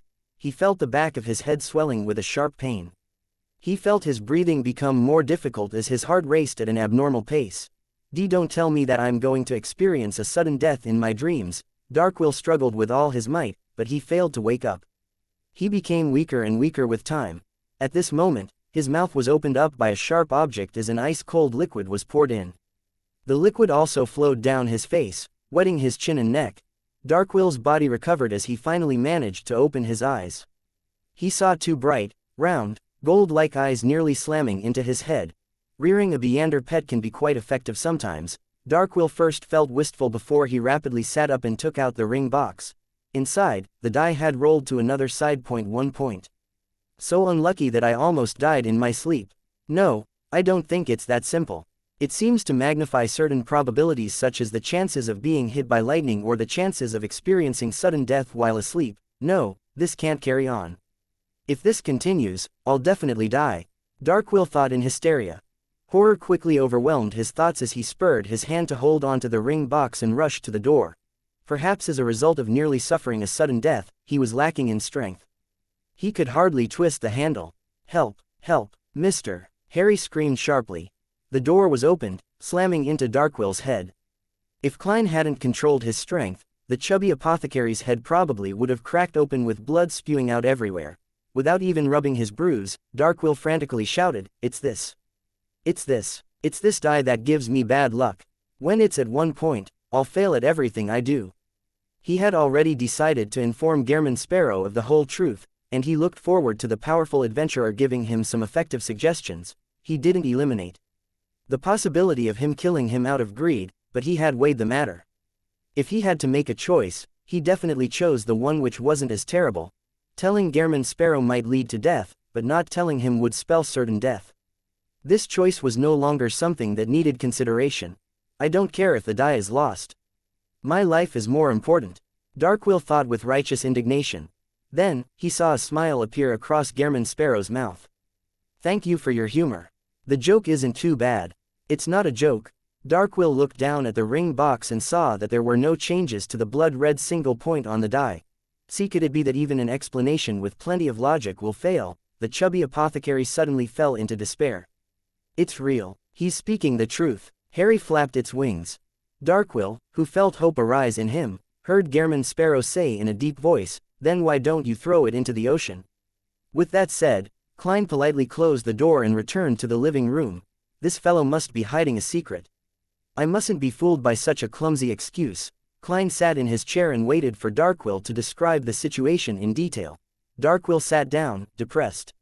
He sat there motionless, afraid of encountering another failure. He didn't notice that the die had already switched its face again to a 3. Before lunch, Klein entered the washroom to clean out his digestive system. After washing his hands, he went above the gray fog in passing, preparing to browse through the prayers of the sea god believers. Just as he sat at the high back chair of the fool, he suddenly recalled many details as his eyes widened. How could I believe such a weak explanation? Why do I think that it's because of that die? In the past 2 events, it felt like my mind had been clouded. No, it's not that. Darkwill's explanation happened to match certain theories of mine. Therefore, I instinctively believed it to be real and fake. Klein's eyes constricted as he thought about it. At that moment, he had already made a judgment. That die is indeed problematic. Chapter 606. Intimidation. Klein tapped the edge of the mottled table as his thoughts revolved around the strange die. It can influence me without me realizing it. This is already somewhat similar to 008 from back then. It's just that one is right in front of me, while the other is hidden. It's definitely a sealed artifact, and it's the kind that exists at the very pinnacle. Even if it's not a grade 0, it has to be a very special existence among grade 1s. I'm temporarily unable to interfere with matters regarding fate, but I can't just passively face it. With the passage of time, objects at the level of sealed artifacts will often cause more severe damage. It might begin to affect people around the chubby apothecary, such as me or all the passengers on the ship. Klein thought over the matter seriously without any solutions in mind. He decided to immediately return to the real world. He didn't know how to seal the die or how to reduce its influence, but he knew someone had a clue. It was the Snake of Mercury, Wuxia, who was still inside his mother's womb as a fetus. Entering the master bedroom, he took out the paper crane in his wallet and placed it on the table. Klein took a look at the surface, which still had signs of being erased. He picked up a pencil and wrote a simple question: how do I deal with that die? He folded the paper crane back to its original form, stuffed it in his wallet, and went to the door of the servant's room before knocking on it twice. This wasn't in violation of Gehrman Sparrow's persona, because he was a gentlemanly madman. Of course, Klein was mainly afraid of bashing Darkwill to death by rashly opening the door. This was something that he had learned from the movie franchise, Final Destination. In addition, Klein was also worried about witnessing something disgusting or unpleasant. With the preferences Darkwill has exhibited, when he realizes that he's in extreme danger and unable to extricate himself from it, with waiting for death being the only option available to him, there's a non-zero chance of him pleasuring himself to climax one last time. Klein lampooned as he heard the chubby apothecary's weak reply, "What's the matter?" "It's good that you aren't dead yet." Klein carefully opened the door and leaned his body a little forward, looking at Darkwill in the opened ring box which was sitting in front of him. He calmly asked, "What's the score? Can't you check it from the papers yourself?" "Sports section." Darkwill remained listless. "I'm asking about the die," Klein simply added. "It's still at 3 points. Darkwill first answered instinctively before turning his head and jumping up. "You believe me?" Klein didn't reply so as to prevent him from recalling how Gehrman Sparrow had been fooled by the die. He turned around and said in an unperturbed tone, "Bring the die outside." Darkwill and Harry cried out in joy almost at the same time. They either raised their arms or wings. After the chubby apothecary carefully carried the ring box out, Klein pointed at the coffee table and said, "Put it on there." As he said, he sat on the sofa beside it. He placed his arms on his thigh and leaned forward to observe the strange die. On the surface, the die didn't seem strange in any way when it came to mysticism. The only difference from an ordinary die was that it was dyed in red, even for 3 points. Klein didn't touch it out of caution. He slightly straightened his body and looked at Darkwill, who was seated across him on a chair, as well as the fat owl, Harry, who was perched on the chair's back. "Describe the exact situation." Darkwill didn't hide the matter any further as he said with a smile which looked worse than crying, "This is an important sealed artifact in our organization. My mission is to send it to a particular person in Orvie Island. But, as you can see, it's extremely dangerous. It will roll itself even when there's no space for it to do so. When it rolls a 6, the wielder will be sufficiently lucky. Everything can be done with relatively easy success, just like how my clumsy lie was able to fool you. Don't mention this matter. You will one day be taught a serious lesson because of that mouth of yours." Klein listened with a stoic expression. Darkwill continued, "1 point means that the wielder will be extremely unlucky. Nothing will succeed. You wouldn't believe me even if I were to tell you the whole truth. 2 points should be bad luck of a lesser degree, but as for why it would cause me to be struck by lightning, it's inexplicable. 3 points and 4 points are normal levels of bad luck and good luck. This can be confirmed. 5 points is the opposite of 2 points. You aren't considered unlucky enough, otherwise, I would have already beaten you up," Klein thought and calmly instructed. "From this moment forth, both of you will take turns to monitor this die. Once it drops below 3 points, you are to inform me immediately." "Both of us?" Darkwill wore a blank look for a moment. "Including me." The owl perched on the edge of the chair's back raised its right wing. Klein leaned back into the sofa and crossed his right leg as he said calmly, "This will help in maintaining focus and energy." With that said, he gestured at the owl with his chin. "You're up first." "My name is Harry," the owl grumbled. "Harry," Klein resisted the urge to laugh as he said to Darkwill, "pull the bell and get an attendant here. From this moment forth, we will choose to have room service for our meals. Before reaching Orvie Island, you have to be in the living room at all times. You are not to go anywhere. Even if you wish to use the washroom, it will be when it's at 3 or 4. If you really can't hold it in, I'll give you a bucket." Upon hearing Gehrman Sparrow give instructions with regularity and thoroughness, Darkwill calmed down a little at a time. He was no longer as horrified as before. The matter he was most worried about prior to this was that firstly, Gehrman Sparrow would be enticed by greed and choose to kill him for the die. Secondly, this somewhat crazy and cold adventurer might be frightened by the die, and that he would choose to terminate the mission and stop providing protection. And now, Gehrman Sparrow didn't show any fear, and he even seemed very confident. Darkwill secretly sighed in relief and thought, his performance was really professional. He isn't afraid at all. He can even escape the influence of the die and accept my explanation. He lives up to his name of being the powerful adventurer who easily hunted Wormtongue. He's definitely a powerhouse at the Pirate Admiral level." Darkwill stood up and walked to the door to pull the service bell. Just as he returned to the sofa, he heard Harry's sharp screech. "It has changed. It has changed. 2 points." Suddenly, Klein exerted strength in his legs as he rose up from the sofa without warning and rushed to Darkwill's side. As a gunshot rang from outside, Klein pulled Darkwill's arm, swung his arm backward, and shook his wrist, throwing the chubby apothecary to the side. At this point, in the wall opposite to where Darkwill was standing, there was a bullet hole. Did a sailor's gun misfire? Or did the bullet ricochet when aiming at some seabird or something? Regardless of the situation, the chances of that happening are very low, yet, Klein turned his head to the chubby apothecary. Are you injured? Darkwill shook his head with a lingering sense of fear. I'm fine. In the time that followed, Klein resolved more than 10 accidents, one after another. It included the sudden collapse of the chandelier in the room, a hammer dropped by a slipping maintenance worker headed straight for Darkwill's head, as well as Darkwill nearly dying from choking on a fishbone. These didn't seem like anything serious, but for Klein to remain highly focused, it was inevitable for him to be exhausted. Thankfully, the die automatically rolled to 4 points later, finally ending the hour which was fraught with disasters. No, I can't continue like this. Who knows if something will happen to me when I'm rescuing him. Klein sent away the captain who came to apologize and said to Darkwill, I'll sleep for half an hour. Both of you are to watch the die. Immediately wake me up when there's a problem. The chubby apothecary and the owl nodded like a hungry woodpecker. Leaning back into the sofa, Klein used cogitation to quickly fall asleep, hoping to receive a reply from Wuxia. When he woke up in his dream, he heaved a sigh of relief when he saw the pitch-black desolate plains. He followed the same old path and reached the depths of the black steeple. In the protruded ground surrounded by tarot cards, there were many new silvery lines that were densely written. Klein stopped walking and quickly read it. It's called the Die of Probability. It's a sealed artifact of the highest level in our school of thought. I believe it can reach the standard of a grade 0 sealed artifact. It controls the probability of everything. 1 point will maximize the probability of unfavorable matters occurring to the target. 2 points will raise the probability of unfavorable matters greatly. This doesn't mean that 2 points is safer than 1 point.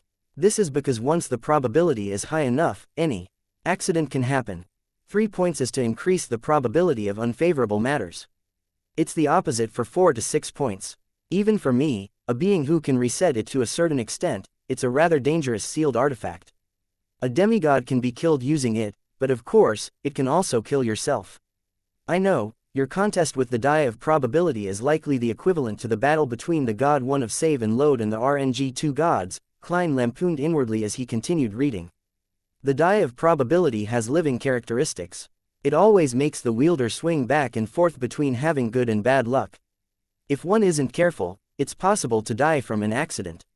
When it awakens to a certain degree, it will control the people and objects around the wielder, controlling the probability of their actions.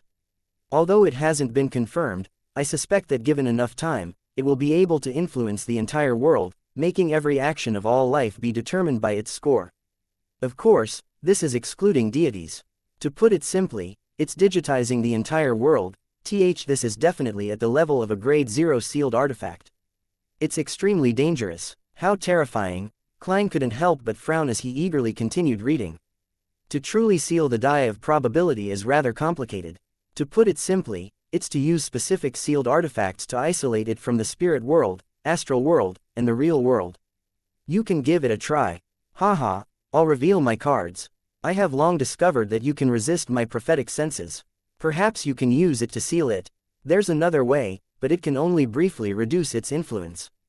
However, this should be enough to send the Die of Probability to the hands of someone who can seal it. That method is to use the fact that it has living characteristics. Use an effective method to intimidate it. That way, it will behave, calm down for a period of time. It will last about 12 hours before continuing. After repeated acts of intimidation, the influence it receives will decrease. After a week, it will mark you and madly control your probabilities. Finally, thank you for your help.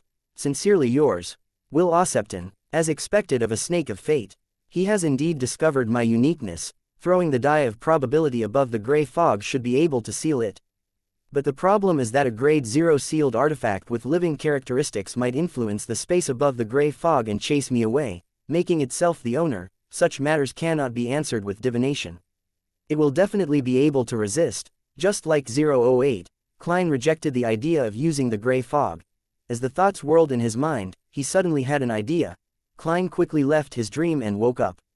He said to Darkwill, I have a method of suppressing its influence. What is it? Darkwill asked in pleasant surprise. Klein didn't answer and picked up the Die of Probability, which had 4 points facing up, before entering the washroom. What does he want to do? I remember that in some folklore, the way they treat evil objects is to throw shit. Darkwill didn't wish to think further.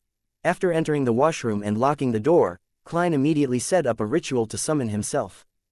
Following that, he went above the gray fog and brought out the iron cigar case. Then, he picked up the die of probability and opened the cigar case. Inside the cigar case was the all-black eye which came from the Nimblewright Master. Under the darkness, Klein's face was cloaked in the shadows and he watched with a deep and gloomy gaze as he brought the die of probability close to the strange eye. It was a Beander characteristic which contained the true creator's mental corruption. The corners of his mouth cracked open as he revealed a genial smile and whispered to the die in his hand, "Here, let me treat you to a concert." Chapter 607. Discovering an abnormality. The window of the washroom was very high, preventing sufficient sunlight from shining in. It could only barely dispel the darkness, making everything seem gloomy. Klein moved the die of probability in his right hand to the all-black eye, and suddenly, it shook. Then, he threw the item into the other side of the washbasin. The milky white die rolled a few times before finally stopping with 4 red dots pointing up. Klein held back his unobvious smile and took a step to the side and picked up the die of probability again. He lowered his head and said in a gentlemanly manner, "You don't wish to listen to it? Let's do this. Give me an answer." 6 represents cooperation, while everything else represents a rejection. With that said, he threw the die of probability up and reached out to catch it. The milky white die fell straight down and rapidly rolled, showing 6 red dots. "Very good," Klein praised with a chuckle. After throwing the all-black eye back above the gray fog, he turned to open the door to the washroom and slowly walked to the living room. Under Darkwill's and Harry's gaze, which was filled with anticipation, worry, curiosity, and puzzlement, he suddenly stopped and threw the die of probability out. Darkwill and the owl cried out at the same time, afraid that a score of 3 points and below would happen. The latter subconsciously flew up to distance itself from the fatty who might be struck by lightning. With a crisp tinkle, the milky white die rolled on the coffee table several times before fixing itself at 2 points. Just as the color in Darkwill's face drained, the die languidly rolled and fixed itself on 4. For the next 12 hours, it will be relatively quiet. Klein calmly sat down and began enjoying his breakfast which had long turned cold. He really had a solution. Darkwill lowered his body and stared at the strange die on the coffee table. After nearly a minute, he couldn't help but extend his hand and throw the die, managing to roll a 6. Just as his palm left, the die moved by itself to 4. How magical! What method did Gehrman Sparrow actually use? Did he really shit and soak the die inside? Darkwill decided to accept the outcome and stopped thinking of the reason. Otherwise, he suspected that he would end up vomiting.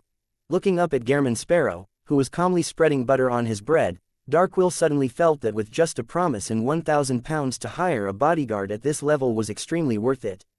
He can definitely be ranked at the same level as any pirate admiral. If a tycoon were to encounter a situation like mine, they wouldn't hesitate to hire him with half their wealth. Thankfully, I only paid 300 pounds.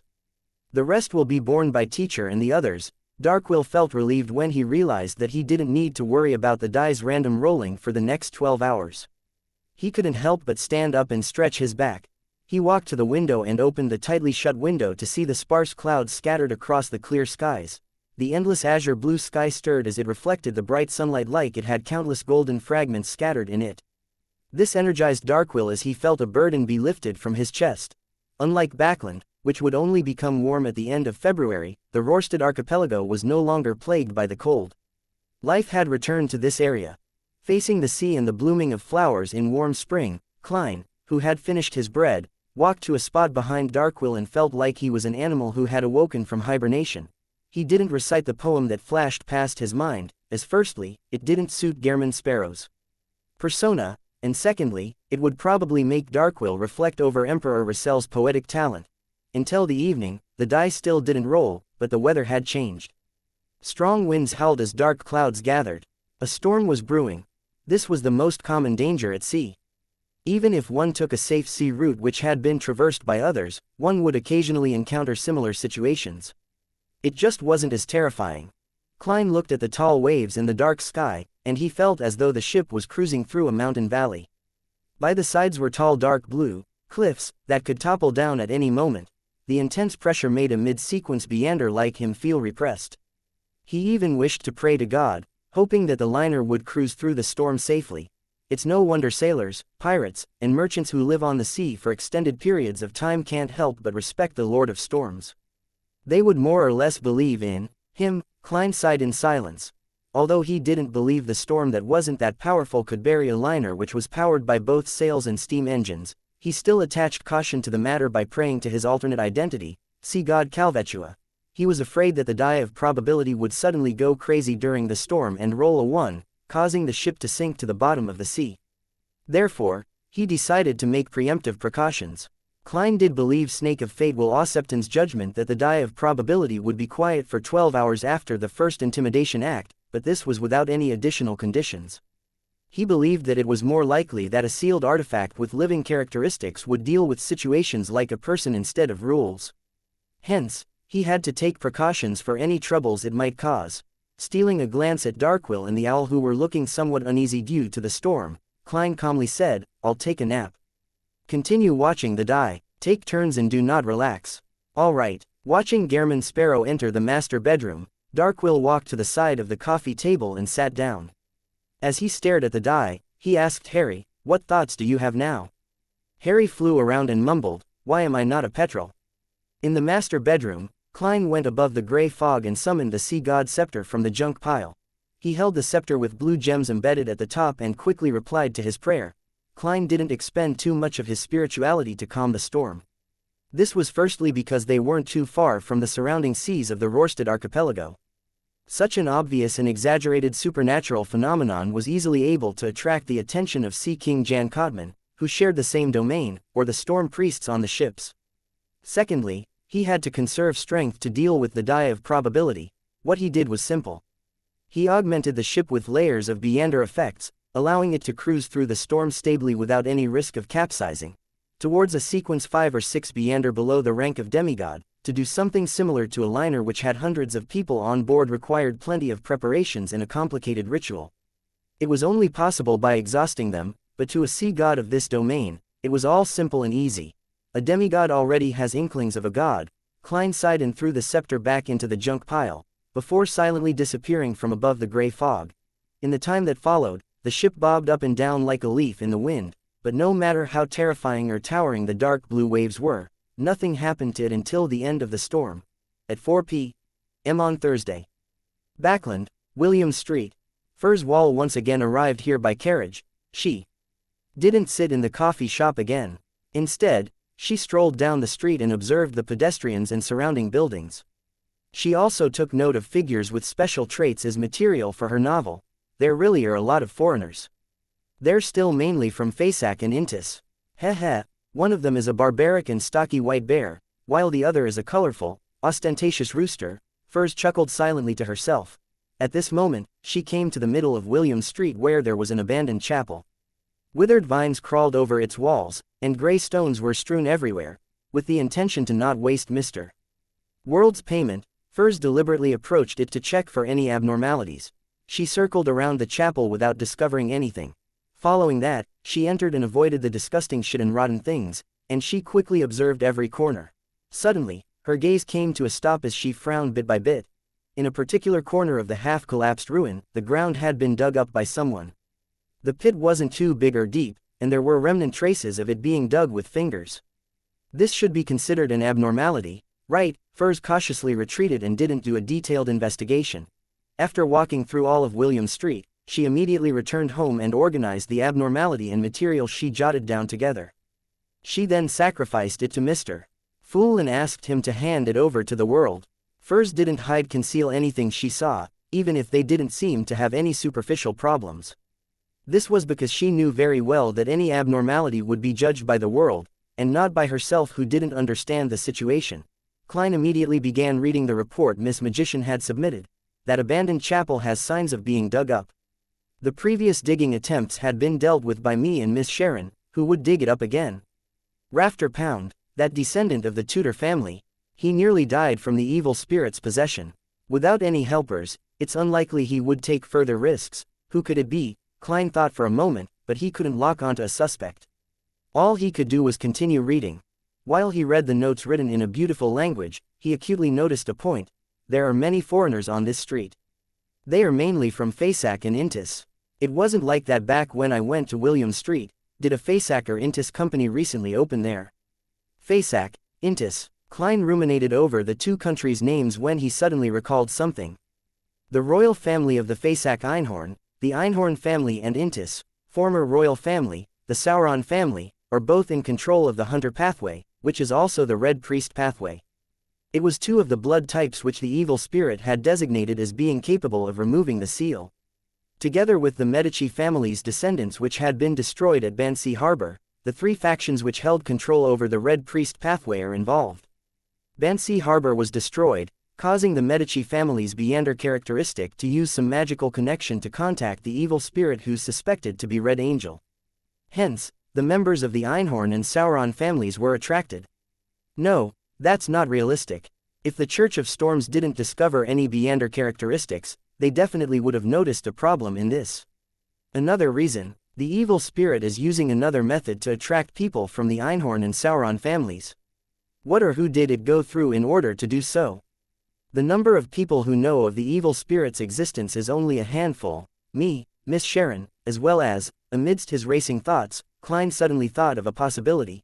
It was Rafter Pound, the descendant of the Tudor family who had previously been possessed by the evil spirit. He had unknowingly become a slave of the evil spirit. He had secretly helped it spread the news. And the evil spirit had sought me and Miss Sharon's help to numb us into thinking that we are the only ones who can rescue it. For this, it didn't mind betraying its descendants. Klein was alarmed as he felt like he had been fooled by the evil spirit. Thank you for listening and supporting the Cultivation audiobook channel. If you'd like to support us, 1 cup of coffee can make a big difference. Please check the PayPal link in the YouTube description.